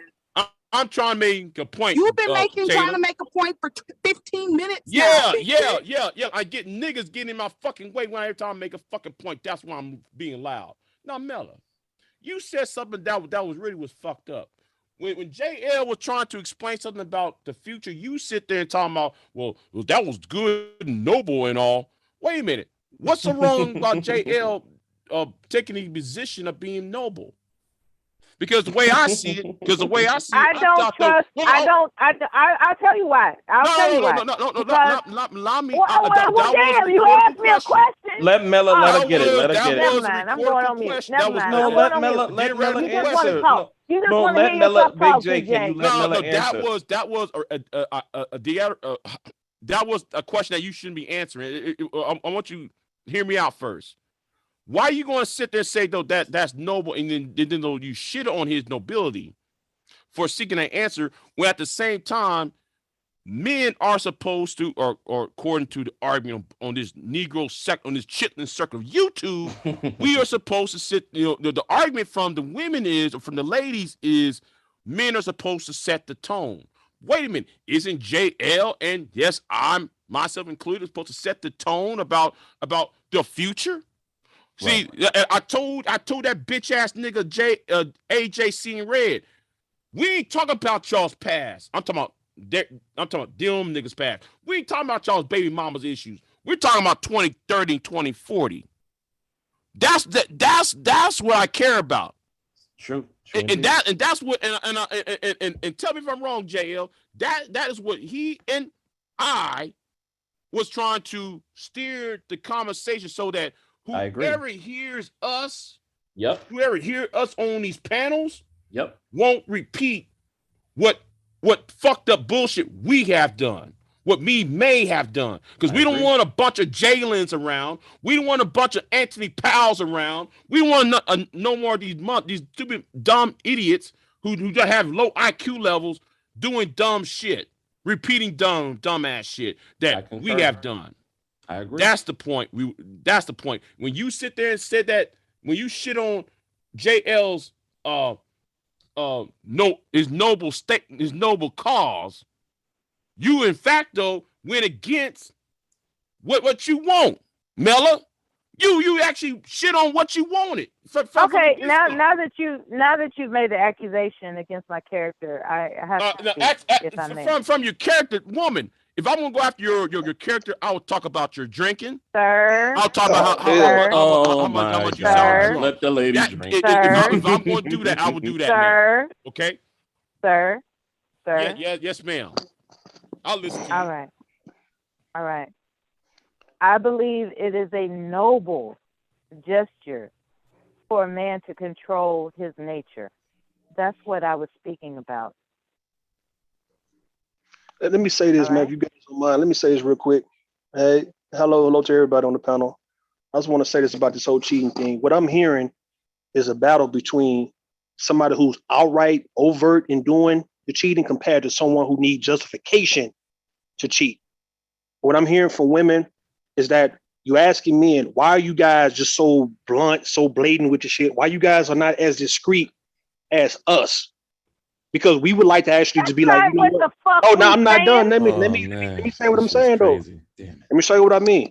Because when it comes down to women cheating, they just need a reason to do it, man. And everybody forgive them, because if they got a legit enough reason to do it, pretty much putting the blame on that man, no one's going to question her cheating. Because how many women do you know just outright just fuck over their man? No, I'm gonna give you the nature in a minute. How many women just outright just cheat on their man like it ain't shit? How many women? Not too many. So most of the time when women do cheat, it's because of that man in certain cases, right? But how many men can make an excuse for why he cheated on his girl? Not too many. Not too many. I don't know too many men who can just say, you know what? She neglected me. She abandoned me. She not giving me. I'm no, forget the nature part. I'm showing you it's not really about, it's about who want to have the right to do it without having no goddamn excuse or no justification. Just doing it because you want to do it. I think it's really wrong, let me finish what I'm saying though. Hold on.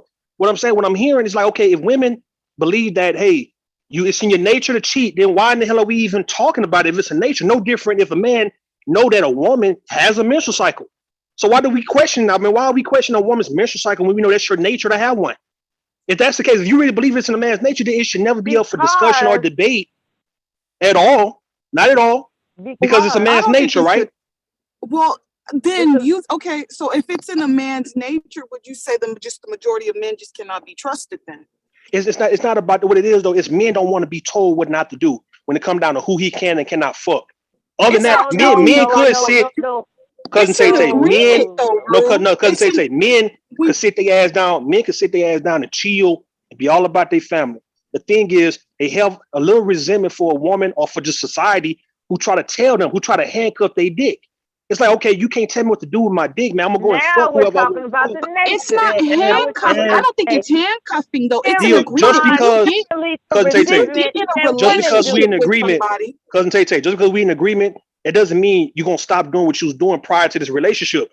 Who in the fuck said? Really, think about it. Who in the fuck said that you had to cut out cheating because you with somebody? You just with somebody because you wanted to be with somebody. You want to cheat and pee. But my thing is though, that's the only thing. Hold on, Tay. That's the only thing. That's the only thing that you can get a woman really fucked up on is the fact that you could be fucking another woman. Other than that, a woman can put up with anything that you do as a man, as long as you're not sticking your dick in another woman.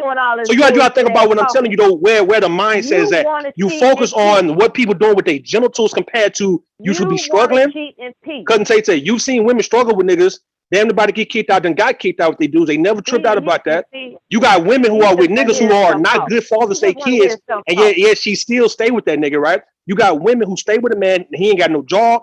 He really was bumming and crumbing out for her, like on some Warren Denini type shit. And women put up with that, but all of a sudden, when you think about the idea of a man sticking his dick in another bitch, that's when women all of a sudden talking about they heartbroken. And if you play on my emotions, my feelings, though, okay, then what I'm saying, are you saying, man, Mel, let me say what the fuck I'm saying, man. Yeah, if a nigga want to cheat in peace, then all right, let a motherfucker cheat in peace then. It's up to you if you want to be with this nigga or not. So what do you do? What do you do as a woman when you find out that your nigga cheat on you? Do you leave or do you fucking stay and you argue with the nigga about the shit?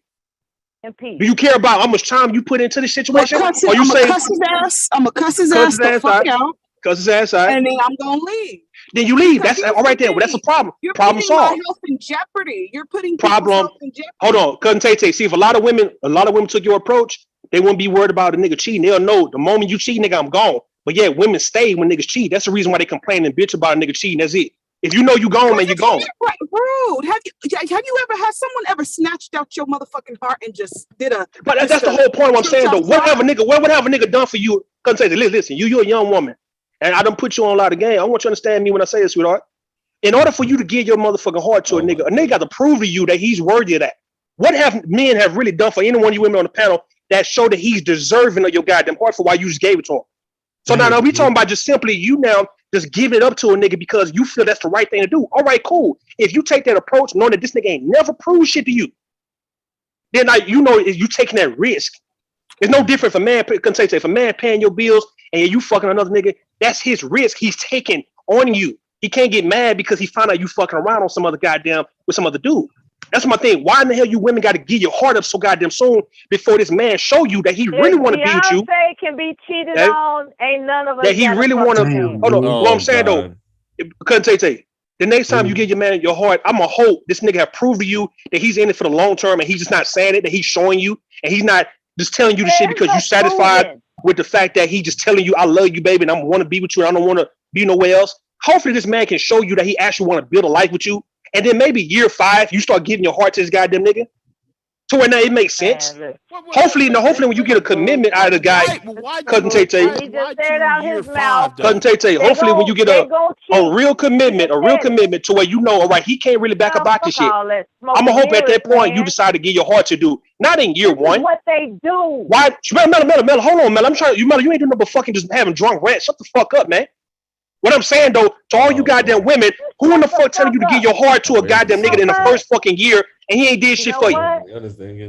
You know what? Quit the bullshit, man. Quit the bullshit. Just say that you want to be able to cheat the way niggas cheat without the society scrutinizing you for doing the shit because no one's gonna really give a damn about the shit. For a reason, nigga. Your ass. How about you women? You women just say, look, man, I want to fuck a nigga. I want to fuck different niggas without people telling me I'm a hoe. Say the shit. Quit acting as if you understand that the world we live in. Listen, man. Quit acting like as if you don't understand that it's a double standard in the society, man. That sometimes a favor go to the man and it may go to the goddamn woman. In a situation of a man fucking as many women as he want to fuck, that's a man's favor compared to women. That's all it comes down to. How about you motherfucking women let it be known that, hey, man, I want to fuck whoever I want to fuck without the world looking at me like I'm a slut, a hoe, and ain't shit woman, dog. All right, cool. Then maybe we can respect that if you come out and say this shit this up front. Quit playing like as if you a wife, you a goddamn girlfriend. You know you ain't with that shit, my nigga. You want to fuck as many niggas you want to fuck. Nigga. You ain't gonna respect. That's the whole point. You a dumbass I don't want nigga. That's too much energy. That's all right there. In that case, you shouldn't be worried about a nigga cheating, though, because you know if a nigga do, you gone. That's all. That's all. Check your cash app, goddamn it, man. I ain't got no cash app, man. Oh, well, it ain't gonna go nowhere then. I sent you some money. You just dropped the unadulterated, honest truth. Okay, I see it now, man. It just popped up. Appreciate it. The first 3 things that you said was a man. You hope that he has proven what it is for them to gain their heart like that. I don't between you and JL today, God, I'm a changed man. I quit, y'all. I'm sorry. For all the wrong I done to y'all, I'm sorry. I'm with these brothers.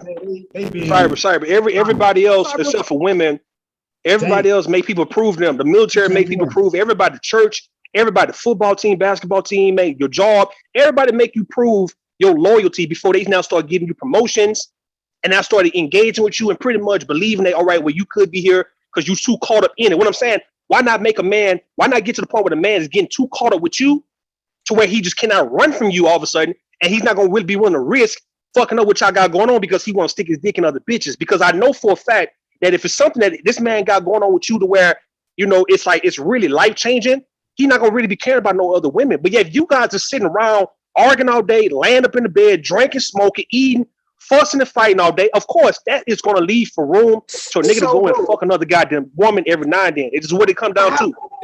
Hold on. So, Rue, how long do you think as a woman, Men are natural born fuck You up, said year 5, period. as far as women giving their heart to a man, year 5? Hold on, well, I said 5 because I know that's enough time for you to really.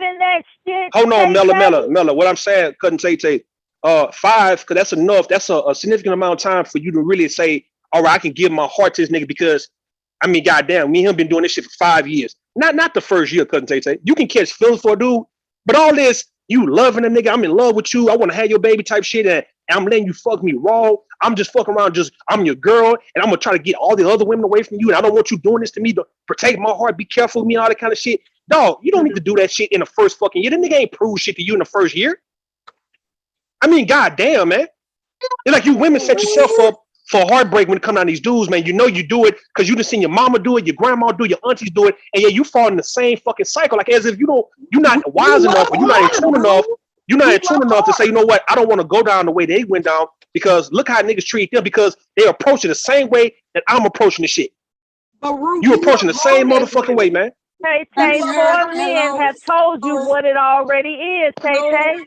Hello, could I be heard? What's going on, Rude? I didn't even know you was over here, babe. Yo, what's up, bro? How you doing, bro? How you I doing? have the computer on mute while I play with my grandchild because he bad. Okay, most Don't definitely. need to be hearing y'all. Anyway, y'all continue on. I'm gonna mute it. Y'all do what y'all do. And when I say 5 years, couldn't take 3 years. Like you got to be some time. I mean, come on, man. Come on, man. Y'all women be head over heels for niggas 6 months. Like, what the hell? And y'all want to use the fact that you're emotional as justification to be able to go crazy over a nigga for doing you wrong. God damn. With people's emotions, bro. Tay, so women don't play with niggas' emotions all day? No, I'm not saying that, bro. I'm not. So why we try to put more emphasis on women emotions being played with? Now everybody get their emotions played with in the game of relationships, in the game of dating and mating. Everybody getting their emotions played with. At some point in time, we all have been heartbroken and had our feelings hurt by the opposite gender who we was caring for, who we was in love with. All right, that's the name of the goddamn game. If you guys thinking that this is some 1990s New Jack Swing R&B songs, you sadly mistaken. The name of relationships is to eventually get your heart broken every now and then, bro. It's what you do once you get past that phase. It's no different when you take a loss, and now what do you do the next game you play? Or do you dwell on that fucking loss all day, talking about, yeah, I'm gonna lick my wounds for 6 months, for 6 years? Man, get the fuck out of here, bro. You bounce back from that shit because you old enough to realize what you've been doing. You're an adult. You're not a little kid to where this is a new concept for you. If you're 30, 40 years old, come on, man. You should know that, okay, it's a possibility. I can like this nigga. I can love this nigga. I can want to be with this nigga. He can be my dream man, and he can really just throw this shit away. He can fuck it all up for me all within next year. We can be friends right now, good. Next year, we can be the biggest enemies. Now, that is understood. For the fact that a lot of you women act like you don't want to understand those possibilities, the reason why you set yourself up for the disappointment that you go through. You should know that any nigga you fuck with, that she can go to shit next year. You should know that. You should know that he could be a player. He could be a player. He could be an abuser. He could be a womanizer. You should just know that shit because you've been dealing with this shit for 30, 40 fucking years. Not to be trusted. Exactly. It's not about who's not to be trusted. We're talking about the game you're playing. The game you're playing. You don't know this motherfucker. You weren't raised with this nigga. You met this nigga. You like the dude. It's somebody you chose. It's not somebody your daddy put you with. It's somebody you chose. Maybe you would have a problem or you have more of a legit argument if niggas arranging you guys to be with niggas, and now he all of a sudden he want to cheat on you and fuck you over when you now have sacrificed being with who you really want to be with this nigga that your daddy is telling you to be with. That's a difference. You guys picking these goddamn niggas you choosing to be with. And if you choosing to be with these dudes, all right there, the nigga broke your motherfucking heart. Get over the shit after a while though, man. Fuck all that you owe me because of my motherfucking heart. Bitch, fuck your heart, man. Fuck your heart like fuck my heart. Damn. That's the game. That's the game we play. Nigga, fuck your weak ass, fragile ass, frail ass heart. Nigga, fuck my heart too. 4 different examples, and I don't know what your confusion is about. You have 4. No, I'm saying the confusion is you women only get hung up on cheating.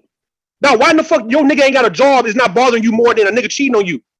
Why in the fuck the nigga who you landed with, who got kids with other women, him not taking care of his kids? Why that shit don't bother you more than him sticking his dick in another bitch though? Why does his dick, for all you women who say that you not really big up, for all you women who say that y'all not really pressed on no nigga dick, all you women say that you're not really that dick ain't everything. I can't tell because the way you guys trip over what a nigga doing with his dick, nigga, shows that it's everything to you goddamn women though. That's all it come down to. It's everything to you women. I need you women to acknowledge that look, man, dick is everything because we go crazy at the thought of him sticking another bitch. If dick wasn't shit, you wouldn't care about who he gave it to because he ain't got no good dick for one, right? Isn't that right? It's not about that. No. Tay. If nigga can't fuck you good, then you ain't worried about him fucking another woman good, right? It's not a man's nature to betray himself, let alone a woman and his children. Hey, he didn't betray his children because he fucked another woman. He didn't. What the fuck you talking about, Mella? So stupid ass. Bro, a man fucked another woman. He did not betray his children. Dumb motherfucking bitch. You dumb motherfucking stupid ass, old decrepit ass, senile bitch. Him fucking another goddamn woman did not. He betrayed his goddamn his children, nigga. Wow. Wait, stop. What's wrong with you, man? Hold on. Wait, who's on this? Hold on. Say, man. When the fuck y'all talking about a nigga fucking another woman betray his kids? Hold on. And fuck that ex-convict. Somebody make that shit make sense to me, bro. So if you fucked another man, did you betray your kids? No, you did not. Yes. Exactly. You did. Because I'm telling you, if you, bro, wow. bro, If you Wow. If you do your kids give a damn about you fucking somebody else? I'm asking, did the kids ever give a damn about mommy and daddy having sex with other people? No, they did not. The kids ain't never got in your business like that. Yes, they kids, do. Big J, Big Yes, J. Kids ain't never got to say mom and daddy business like that. Rude. Yes, they do, Rude. Big J. Kids ain't never gotten to their mama and daddy business like that. Like they didn't feel oh mommy, you cheated on us type shit. You ain't never heard a kid say, mommy, daddy, you cheated on us. They still love their mom and daddy, man. I'm gonna tell you why, Rude. Because guess what happens? If one of those parents go out and fuck somebody and then get caught, guess what the consequence is going to be in that home? What was gonna be? They gonna feel the after effects of that shit. They might not see mommy and daddy fucking. They might not see mommy and daddy with the other person. But when they're out there sleeping at night and they're hearing mommy and daddy yelling at each other, you talking about the effects? You talking about the effects of them fighting, having on the kid? We talking about if a daddy going fuck another goddamn woman and he still dad to his kids. How did he betray his kids? He betrayed that woman. They are getting out. They're going to be their childhoods be interrupted by them immediately either getting kicked, leaving the house. Big J. We talking about betrayal. We're not talking about. We ain't talking about the negative effects. Big J. I'm telling you what it is though. We talking about betrayal. Do you know what betrayal? I'm older than you, Rude. First of all, Rude. Now, if you saying, hold on, BJ. Now, if you saying that by him fucking another woman, now all of a sudden he taking up with her kids and he left his kids alone. That's betrayal. Yeah, exactly. He think that's betrayal. That's betrayal only if he take up with her kids and he abandoned his own kids. He's telling me game. You're not telling me. I'm not telling you no game. I'm telling you what the situation is. But like you act like you are. I'm telling you the situation, man. Like you are. It's not no betrayal because somebody stepped outside and had sex with somebody else. That's not betrayal to the kids. The children is going to get fucked in the end. They're gonna get fucked in the end. Okay. If anybody told you, well, son, you have to move in with your mama now. You can't stay here no more. Daddy, why can't I stay with you, Daddy? Well, son, you don't know shit. Rude. Sam, I don't know. I don't know shit. If you actually experienced it's called a broken home. Oh yeah, have you ever experienced a broken home? Mela. Yeah. Nobody need no cosign, man. Yeah. Okay, Rude. Have you ever experienced a broken home? Yeah, hell yeah. Then why are you seriously trying to tell me that because I didn't get betrayed by my mother or my father. It wasn't no betrayal though. That's you. That's your parents. But if you never experienced other people's parents fuck ups. All right, BJ, you got it. If you ever actually witnessed other parents fuck ups, you probably might understand why some my thing, BJ, my thing is this, right? No one have to deal with somebody cheating on them, right? The thing is, when you complaining about it and you want to make it a big deal, is because you really gonna stay deep down. Other than that, man, if you know you gone, if that's a deal breaker, no, listen, BJ, if getting cheated on is a deal breaker, do you understand that? Hey, man, the moment you do it, nigga, I'm gone. No ifs, ands, or buts about it. I don't want no reason for it. I don't want no answer. I'm good. I'm gone. The moment you do it. It's just that simple, man. That's the deal breaker. And why the fuck did you waste her time? Hold on, Mel. Rude. Here is the thing, Rude. The reason why certain women stay, because I know that I saw you on Old Boy's channel talking about why women stayed and shit. Well, let me tell you something why certain women stayed. Certain women stayed not because of him. Some women stayed because of them children. Okay, cool. It was good for those children. All right, cool. Because they don't want their children to experience fucked up bullshit. They don't want their children to experience a broken home. Exactly. Okay. That's why they stayed. So I agree with that. I agree with you on that one. Because being a broken home ain't cute. That shit is tragic. I agree.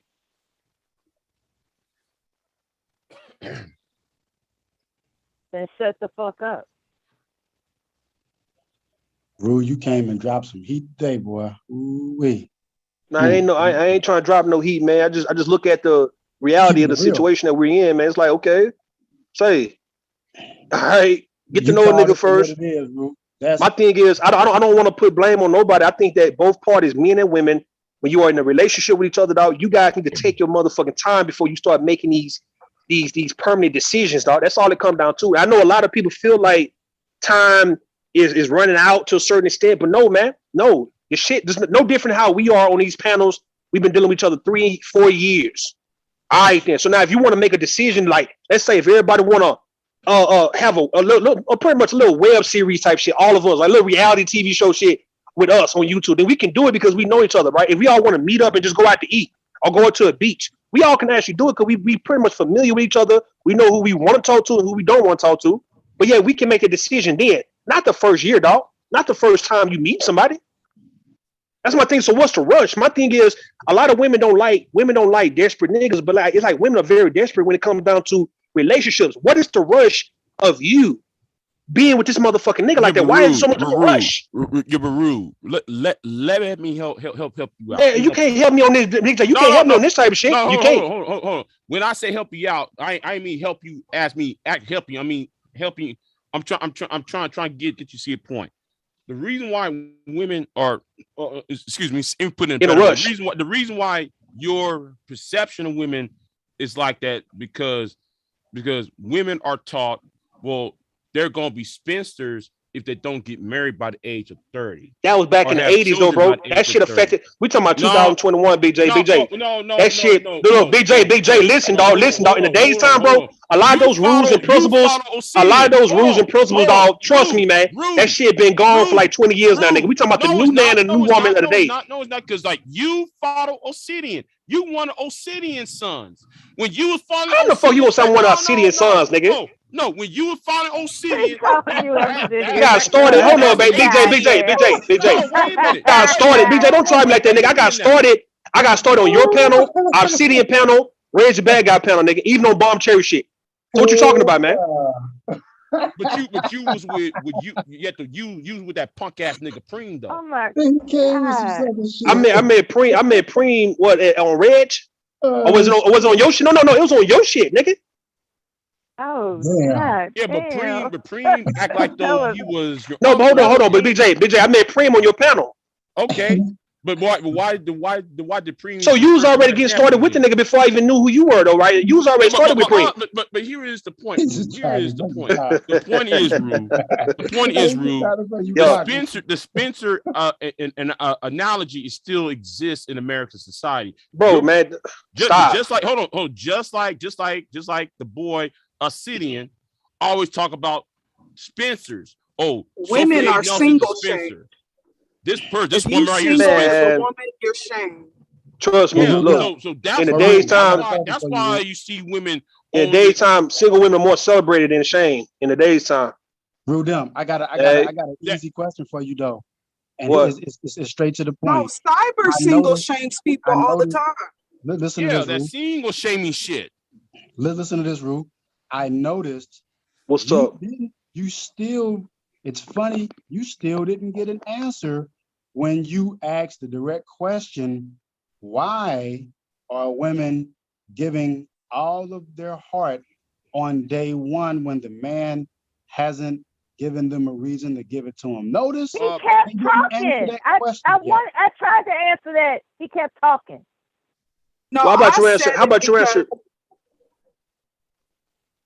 Somebody answer. Go ahead. The reason why a woman gives her heart in an inappropriate amount of time is because that's what she was conditioned to do. Man, shut the fuck up, man. That shit over with, bro. Fuck your conditioning, nigga. We talking about what you've been learning since you've been on this bitch. Fuck your raising and how you was reared by your goddamn mama and grandmama, nigga. Fuck that. We talking about since you've been living in the daytime with social media all around, dog. You have access to this shit, Mello. You even got a goddamn smartphone.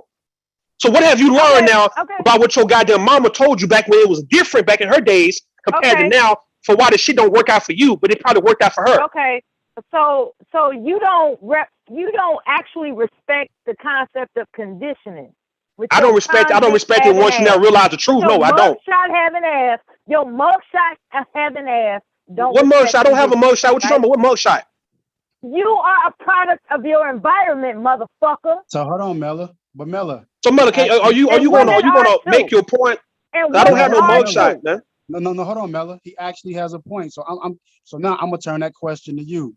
Based on what you just said, which I feel is valid and right, Rue has a point. So my question to you, Mella, is, since you said it's based off conditioning, do you feel that it still makes sense that if you know what the conditions could be, that you shouldn't just blindly give your heart, give everything on day one? It absolutely does not make sense. Hold on. If you know that you shouldn't just, do you believe that it's wise to give your heart? It absolutely does not make sense. So it don't. Thank you. So cuz like I said, cousin Tay Tay, hold on, cyber. Cousin Tay Tay should not be dealing with what these other women have dealt with at the hands of a goddamn man. That's what I'm saying, because of what she learned. Fuck how she was raised. I'm not disrespecting her mother or whoever raised her, but fuck how you was raised thinking that, I need to be with a man by the time I'm 21. No matter who he is, I need to have a baby by the time I'm 23. No, man. If that's not the best thing for you, you shouldn't be going through that, because you see how everybody have lost because of that. That shit is a losing formula, a losing strategy, man. That's a broke ass mindset. I think they know that, Ruben. And the shit worked. It worked back when black people were more together. Now black folks are really divided, man. So to where you need to kind of look out for your self-interest, dog. It is what it is, right? So you just having babies for a nigga for what? The nigga ain't gonna be with you, dog. If you know you want a man to be there with you, why you having this nigga baby then? If he's not that type of guy, absolutely have to look out for your best interest. That's the whole point. You know the nature of a man is more likely than not to cheat on you. You have to approach that relationship with that concept. Well, thank you. So now next time you face with it, now you apply your knowledge instead of being victim and being slave to your feeling, nigga. How about you look at it and say, hey man, all right, this nigga here, he good looking. This nigga here attractive. He's somebody I want to fuck with. I want that nigga bad, but now I know the nature of men now. And this nigga here, he's a playboy, right? and no matter what he say, he might fuck with different women. So Rudem, you know what? Does a woman have a right to hold a man accountable to his vows? No, wait a minute, Rudem. You can though, but if he don't give a fuck, hold on, Cyber. You can hold anybody to wherever the fuck you want to hold them to. But if they don't give a fuck though, right, about what you hold them to, then what do you do after that? What do you do? Like right now, if you want to hold me to some shit right now, I say, man, Mella, fuck all that. There are consequences. All right then. So now, instead of protecting a nigga like how you said with your husband, you protected him when you took him to the goddamn hospital. My husband. The nigga you say who bust a beer mug across his goddamn head and you lied for him saying that he was putting up a fucking ceiling fan and he fell through a goddamn coffee table. All right? Instead of lying for a nigga, instead of lying for a nigga, I'm giving you an example. I'm giving an example. I wasn't saying shit about your family. I'm giving an example of instead of lying for a nigga, tell the truth. Hey, this nigga tried to come at me and he tried to intimidate me and the nigga bust his goddamn beer mug over his own goddamn head. Fuck this nigga. Instead of lying for niggas, tell the truth on the goddamn nigga then. What the fuck you still lying for a nigga for who's trying to put you? Himself. He didn't hurt it doesn't me. matter. No, it doesn't matter. It was intimidation. It was pretty much trying to make you feel bad for him. Like he'll hurt himself if you don't want to be with him, or if you don't do what he say do. He'll hurt himself. I'm divorced from him. All right, so my point, what I'm saying though, my saying is this.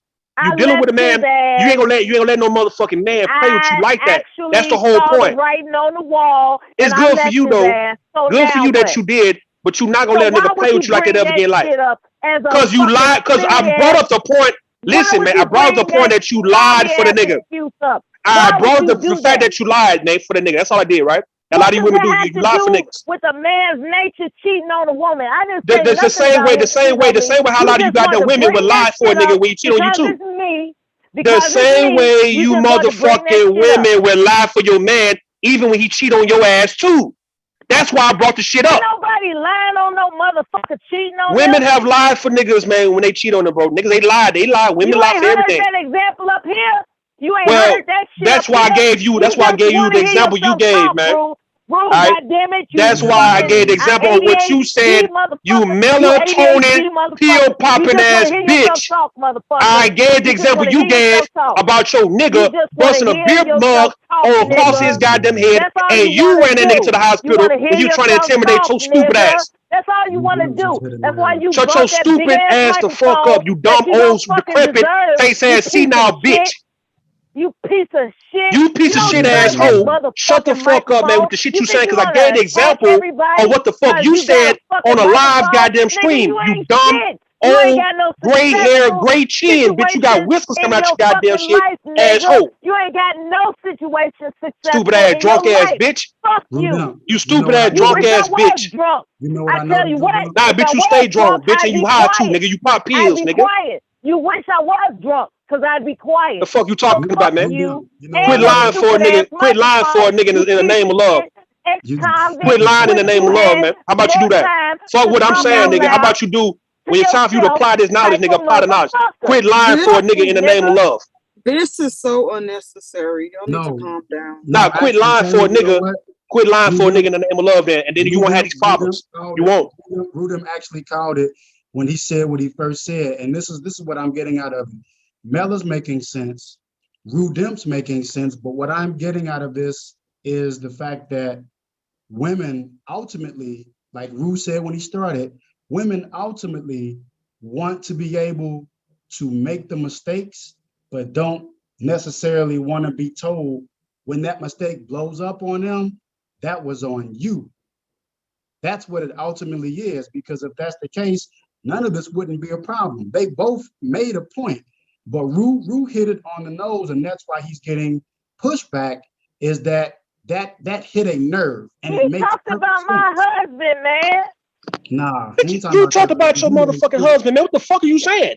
He made perfect you sense. You brought man. up an excuse. I brought up an example of you women lying for a nigga.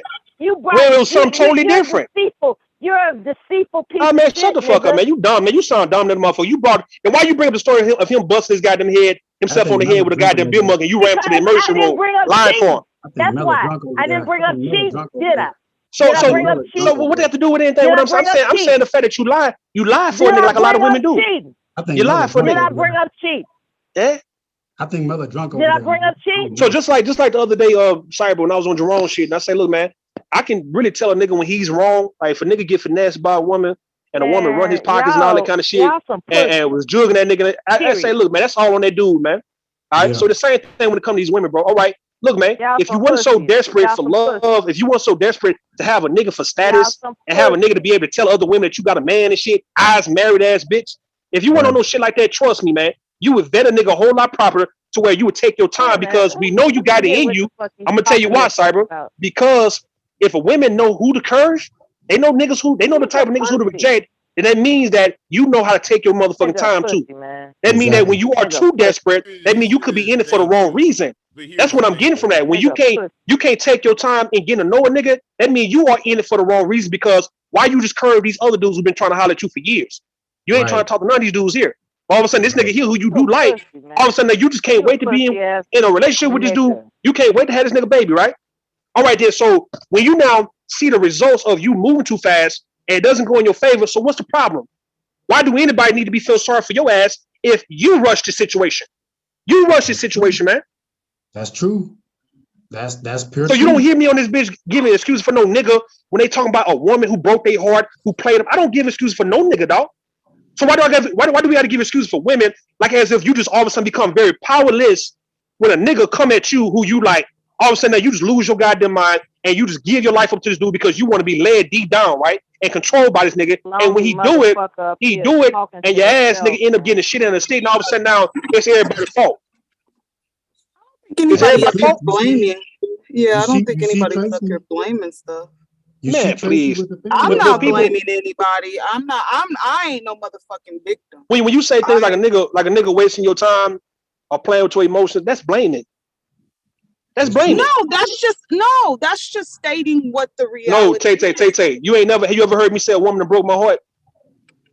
I mean, you don't have to say it. I don't have to. I don't have to because I don't want to put the blame on nobody, because if she broke my heart, that was me for letting her do the shit. She did what she did, right? All right, then that's beyond me now. Like I still have to be with my heart after her. Who's crying So now it's no different. Tay, it's no different if I let you in my home or let you in my vehicle and you fuck my shit up. Dog, at the end of the day, I can beat your ass all day. I can talk shit to you all day, but I'm stuck with this shit, dog, because this is my shit. And at the end of the day, I let you in my shit. So next time I should know better in letting certain people come in my shit. That's it. It's like everybody want to make it seem like, you know, You can invite people in your world, but yeah, you can't still have rules and people need to abide by when they gonna be in your life. All of a sudden now you just pretty much, as long as I like you and I care for you, I'm willing to compromise. And a lot of women's definition of compromise is pretty much giving up a lot of herself for this goddamn nigga, for the sake of this dude. You give up down to all yourself. Talk loud. You don't talk. All right. Okay. That's what I'm saying. Cutting Tay. Why Tay? You 24, 25. Tay, you do not have to give all yourself up to a dude, man, like that. You do not. No one told you that. Trust me. Don't let no older woman tell you, hey girl, that's your man. And when a woman love a man, she'll fuck around and man, fuck all that what she's saying, bro. You saw how these women been losing. You don't want to lose. You can actually be with a man. You can actually be with a man to where you guys can be straight up, very transparent, squared up, right, for years. And the moment he lied to you, man, the moment you leave. Heard, for example, yeah, but aren't you, aren't you virtue signaling right now? Too. You kind of virtue signaling. Where JL go? To call the right out. Don't you call the right out, JL? Where you at? To who, BJ? Because you virtual signaling. I don't understand why you calling my name, but I hear you. Yeah, I'm just asking. You know, you said you usually call the right out, so I was wondering where you was at. We don't gotta be silly and pretentious. He right there. Okay, I'm just saying. That's a cheap shot. That's immature. We don't even gotta go there. I was just trying to lighten the mood because they okay. Because I ain't going at you. I know. BJ, who I'm virtual signaling to? Yeah, because thought I apologize. What you said to Taylor? Wait a minute, don't interrupt. What I said to Taylor? What? No, what you said to Taylor? Was, God forbid. Hey.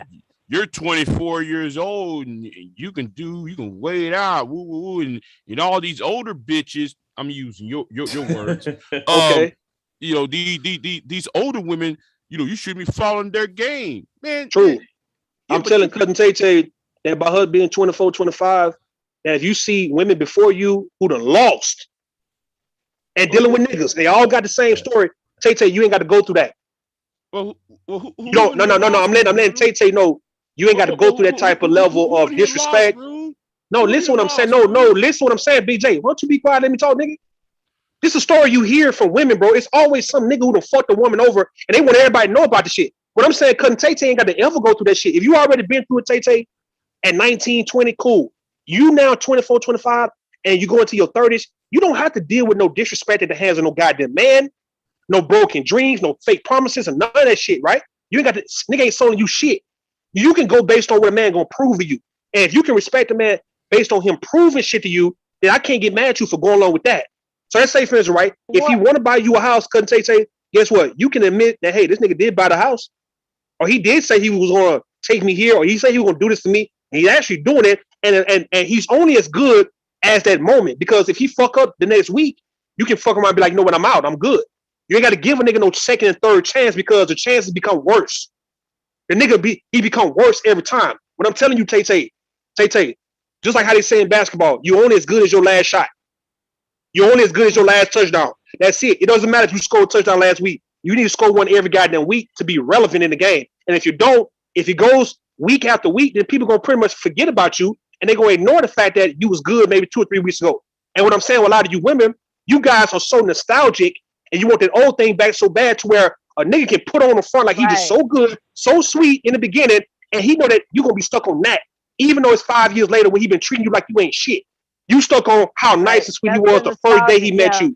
The first time he made love to you. The first time that he took you out to a nice restaurant. The first time he held you. The first time he would talk to you and call you all day and text you and shit.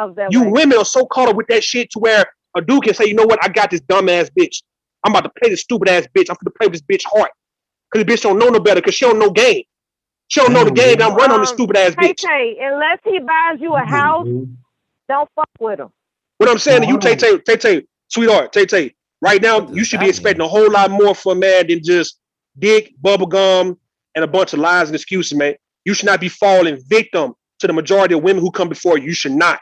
A nigga should be whispering in your ear that he wants you to have his baby and shit, like some Tyrese, some Jody baby boy type shit. And you going along with it because it felt good because how the nigga dick felt inside you. That song called Santa Baby, that list right there is everything that he needs to prove himself. What niggas know about you women, is that if it feels good, that's all that matters. If it feels good. I gotta hear this shit from Taylor. If it feels good to you, dog, you ain't caring about no logic. You ain't caring about nothing that comes with it because that moment it felt good, and at that moment it makes sense. It makes sense, Tay Tay. If a nigga hitting it right, he kissing up on you right, man. He licking them nipples right, dog. He's soft with the shit. The shit feels good to where you willing to do anything because that moment you want that moment back. You arousal addicted at that point. That's it. That's it. That's all you stuck on. A lot of you women get caught up in arousal addiction, and y'all misconstrue that for love, and then you expect for a nigga to be a man to you when he was never a man to you. He was just somebody laying deep to you, like a lot of niggas would do. Who in the fuck said they really want to be your man like that? Who? Name a nigga you know who really on some, I really want to meet your daddy, I want to meet your mama, I want to have dinner with them. That's how you kind of know if a nigga really want to be serious. But then again, you still can't put nothing past him. But it's certain steps. It's certain steps that a certain man would take. First, he gonna get himself together. First, he's not gonna ever have to come to you needing you to do a damn thing for him. But yet, he gonna take steps that the normal guy that you fuck with did not take. Yeah, he gonna meet your family. He gonna speak to the people. He gonna actually take care of you. And what I'm saying, I'm not saying that that's gonna end up all the time well for you. My thing is, you can at least say, I gave him a shot because he was proving himself. Now, if he become a fuck nigga, Tay, leave that nigga. Why can't women do it like how I do it, right? That I can't fuck with a woman. This is what I'm saying, though, Tay. This is my mindset, right? In order for me to fuck with a woman, that means I can drop your ass, dog. That's the only time I'll fuck with you. If I can't let you go, I would never fuck with you. Why can't women look at it and say, you know what? I'm going to fuck with this dude because I can let his ass go. Why in the fuck y'all fuck with niggas who you can't let go? Because they deceive themselves. Do you think what Rudy was saying makes sense though, Taylor? It's self-deception. Tay, you would be a damn fool. If you become a baby mama, Tay, that'd be a problem if you become a baby mama, dog. I think all of us would have a problem with you if you told us you pregnant and then you be pregnant by the time you're 30 by another nigga. We'll look at you like, Taylor, come on, man, you going damn fool, like you. Damn. You got all this education by us, and you turn around and do shit like that. Yeah, I'd be mad. And these women don't look, that shit don't feel good to these women on Tay. The thing is, a lot of women may look at you as being pure. I'm gotta go get my stuff out the car. They might look at you as being pure, and they might fuck around and say, you know what, we don't want her to actually become a better woman than us, so therefore we don't want her to do the right things. We want her to fuck up like we fucked up, because a lot of women believe that by you fucking up and going through the struggle, that's real womanhood shit. A lot of these older women be thinking that. A lot of these older women think that if you fuck up, couldn't it pretty much validate what they went through. Because how does they look? How would they look, couldn't if you did the right things and they fucked up in life? Yeah, I'm gonna check out. I'll catch y'all later. I'm outside, so I'll catch y'all later. Oh shit. That's what it comes down to, sweetheart. Okay, black woman. These older women don't have your best interest at heart, man. For real though, man. I'm telling you what I know. They want you to sit. They'll sit back and watch you fuck up just to make them feel good about their mistakes, because they already hate the fact that you 24. Now on top of that, you 24 and you doing the right things in life. You doing the right, making the right moves in life. How does that make a Mella look? What he want to do? You get what I'm saying though? He want to hear himself. Mella getting her ass whooped like that. How does that make her look, Tay, if you not getting your ass whooped? He wants. What the fuck? How does that make Mella look that Tay learn how not to get her ass whooped by a nigga? What the fuck? He sound crazy. What the fuck I'm hearing, man? Now you hear, come on, man. What I'm telling you, what I know, man. Tay, you in the game, sweetheart. Tay, you in the game. You should not be victim to this brutal goddamn game that we play, man. You should come out on top. Just give up, Mel. It's over. You got crushed on this one. It's a wrap. You just need to sit it on down. On what? You just need to sit it on down. I got crushed on what? Sit that motherfucking down, though. Whatever type of. I got crushed on what? Because like what Mella's doing, she interrupting. She interrupted what I'm telling Tay because she don't want me telling Tay this shit, Cyber. She don't want me telling Taylor this shit now because she hating right now on Taylor as we speak because of what she had to deal with by ain't shit piece of shit ass husband that she was married to a long time ago.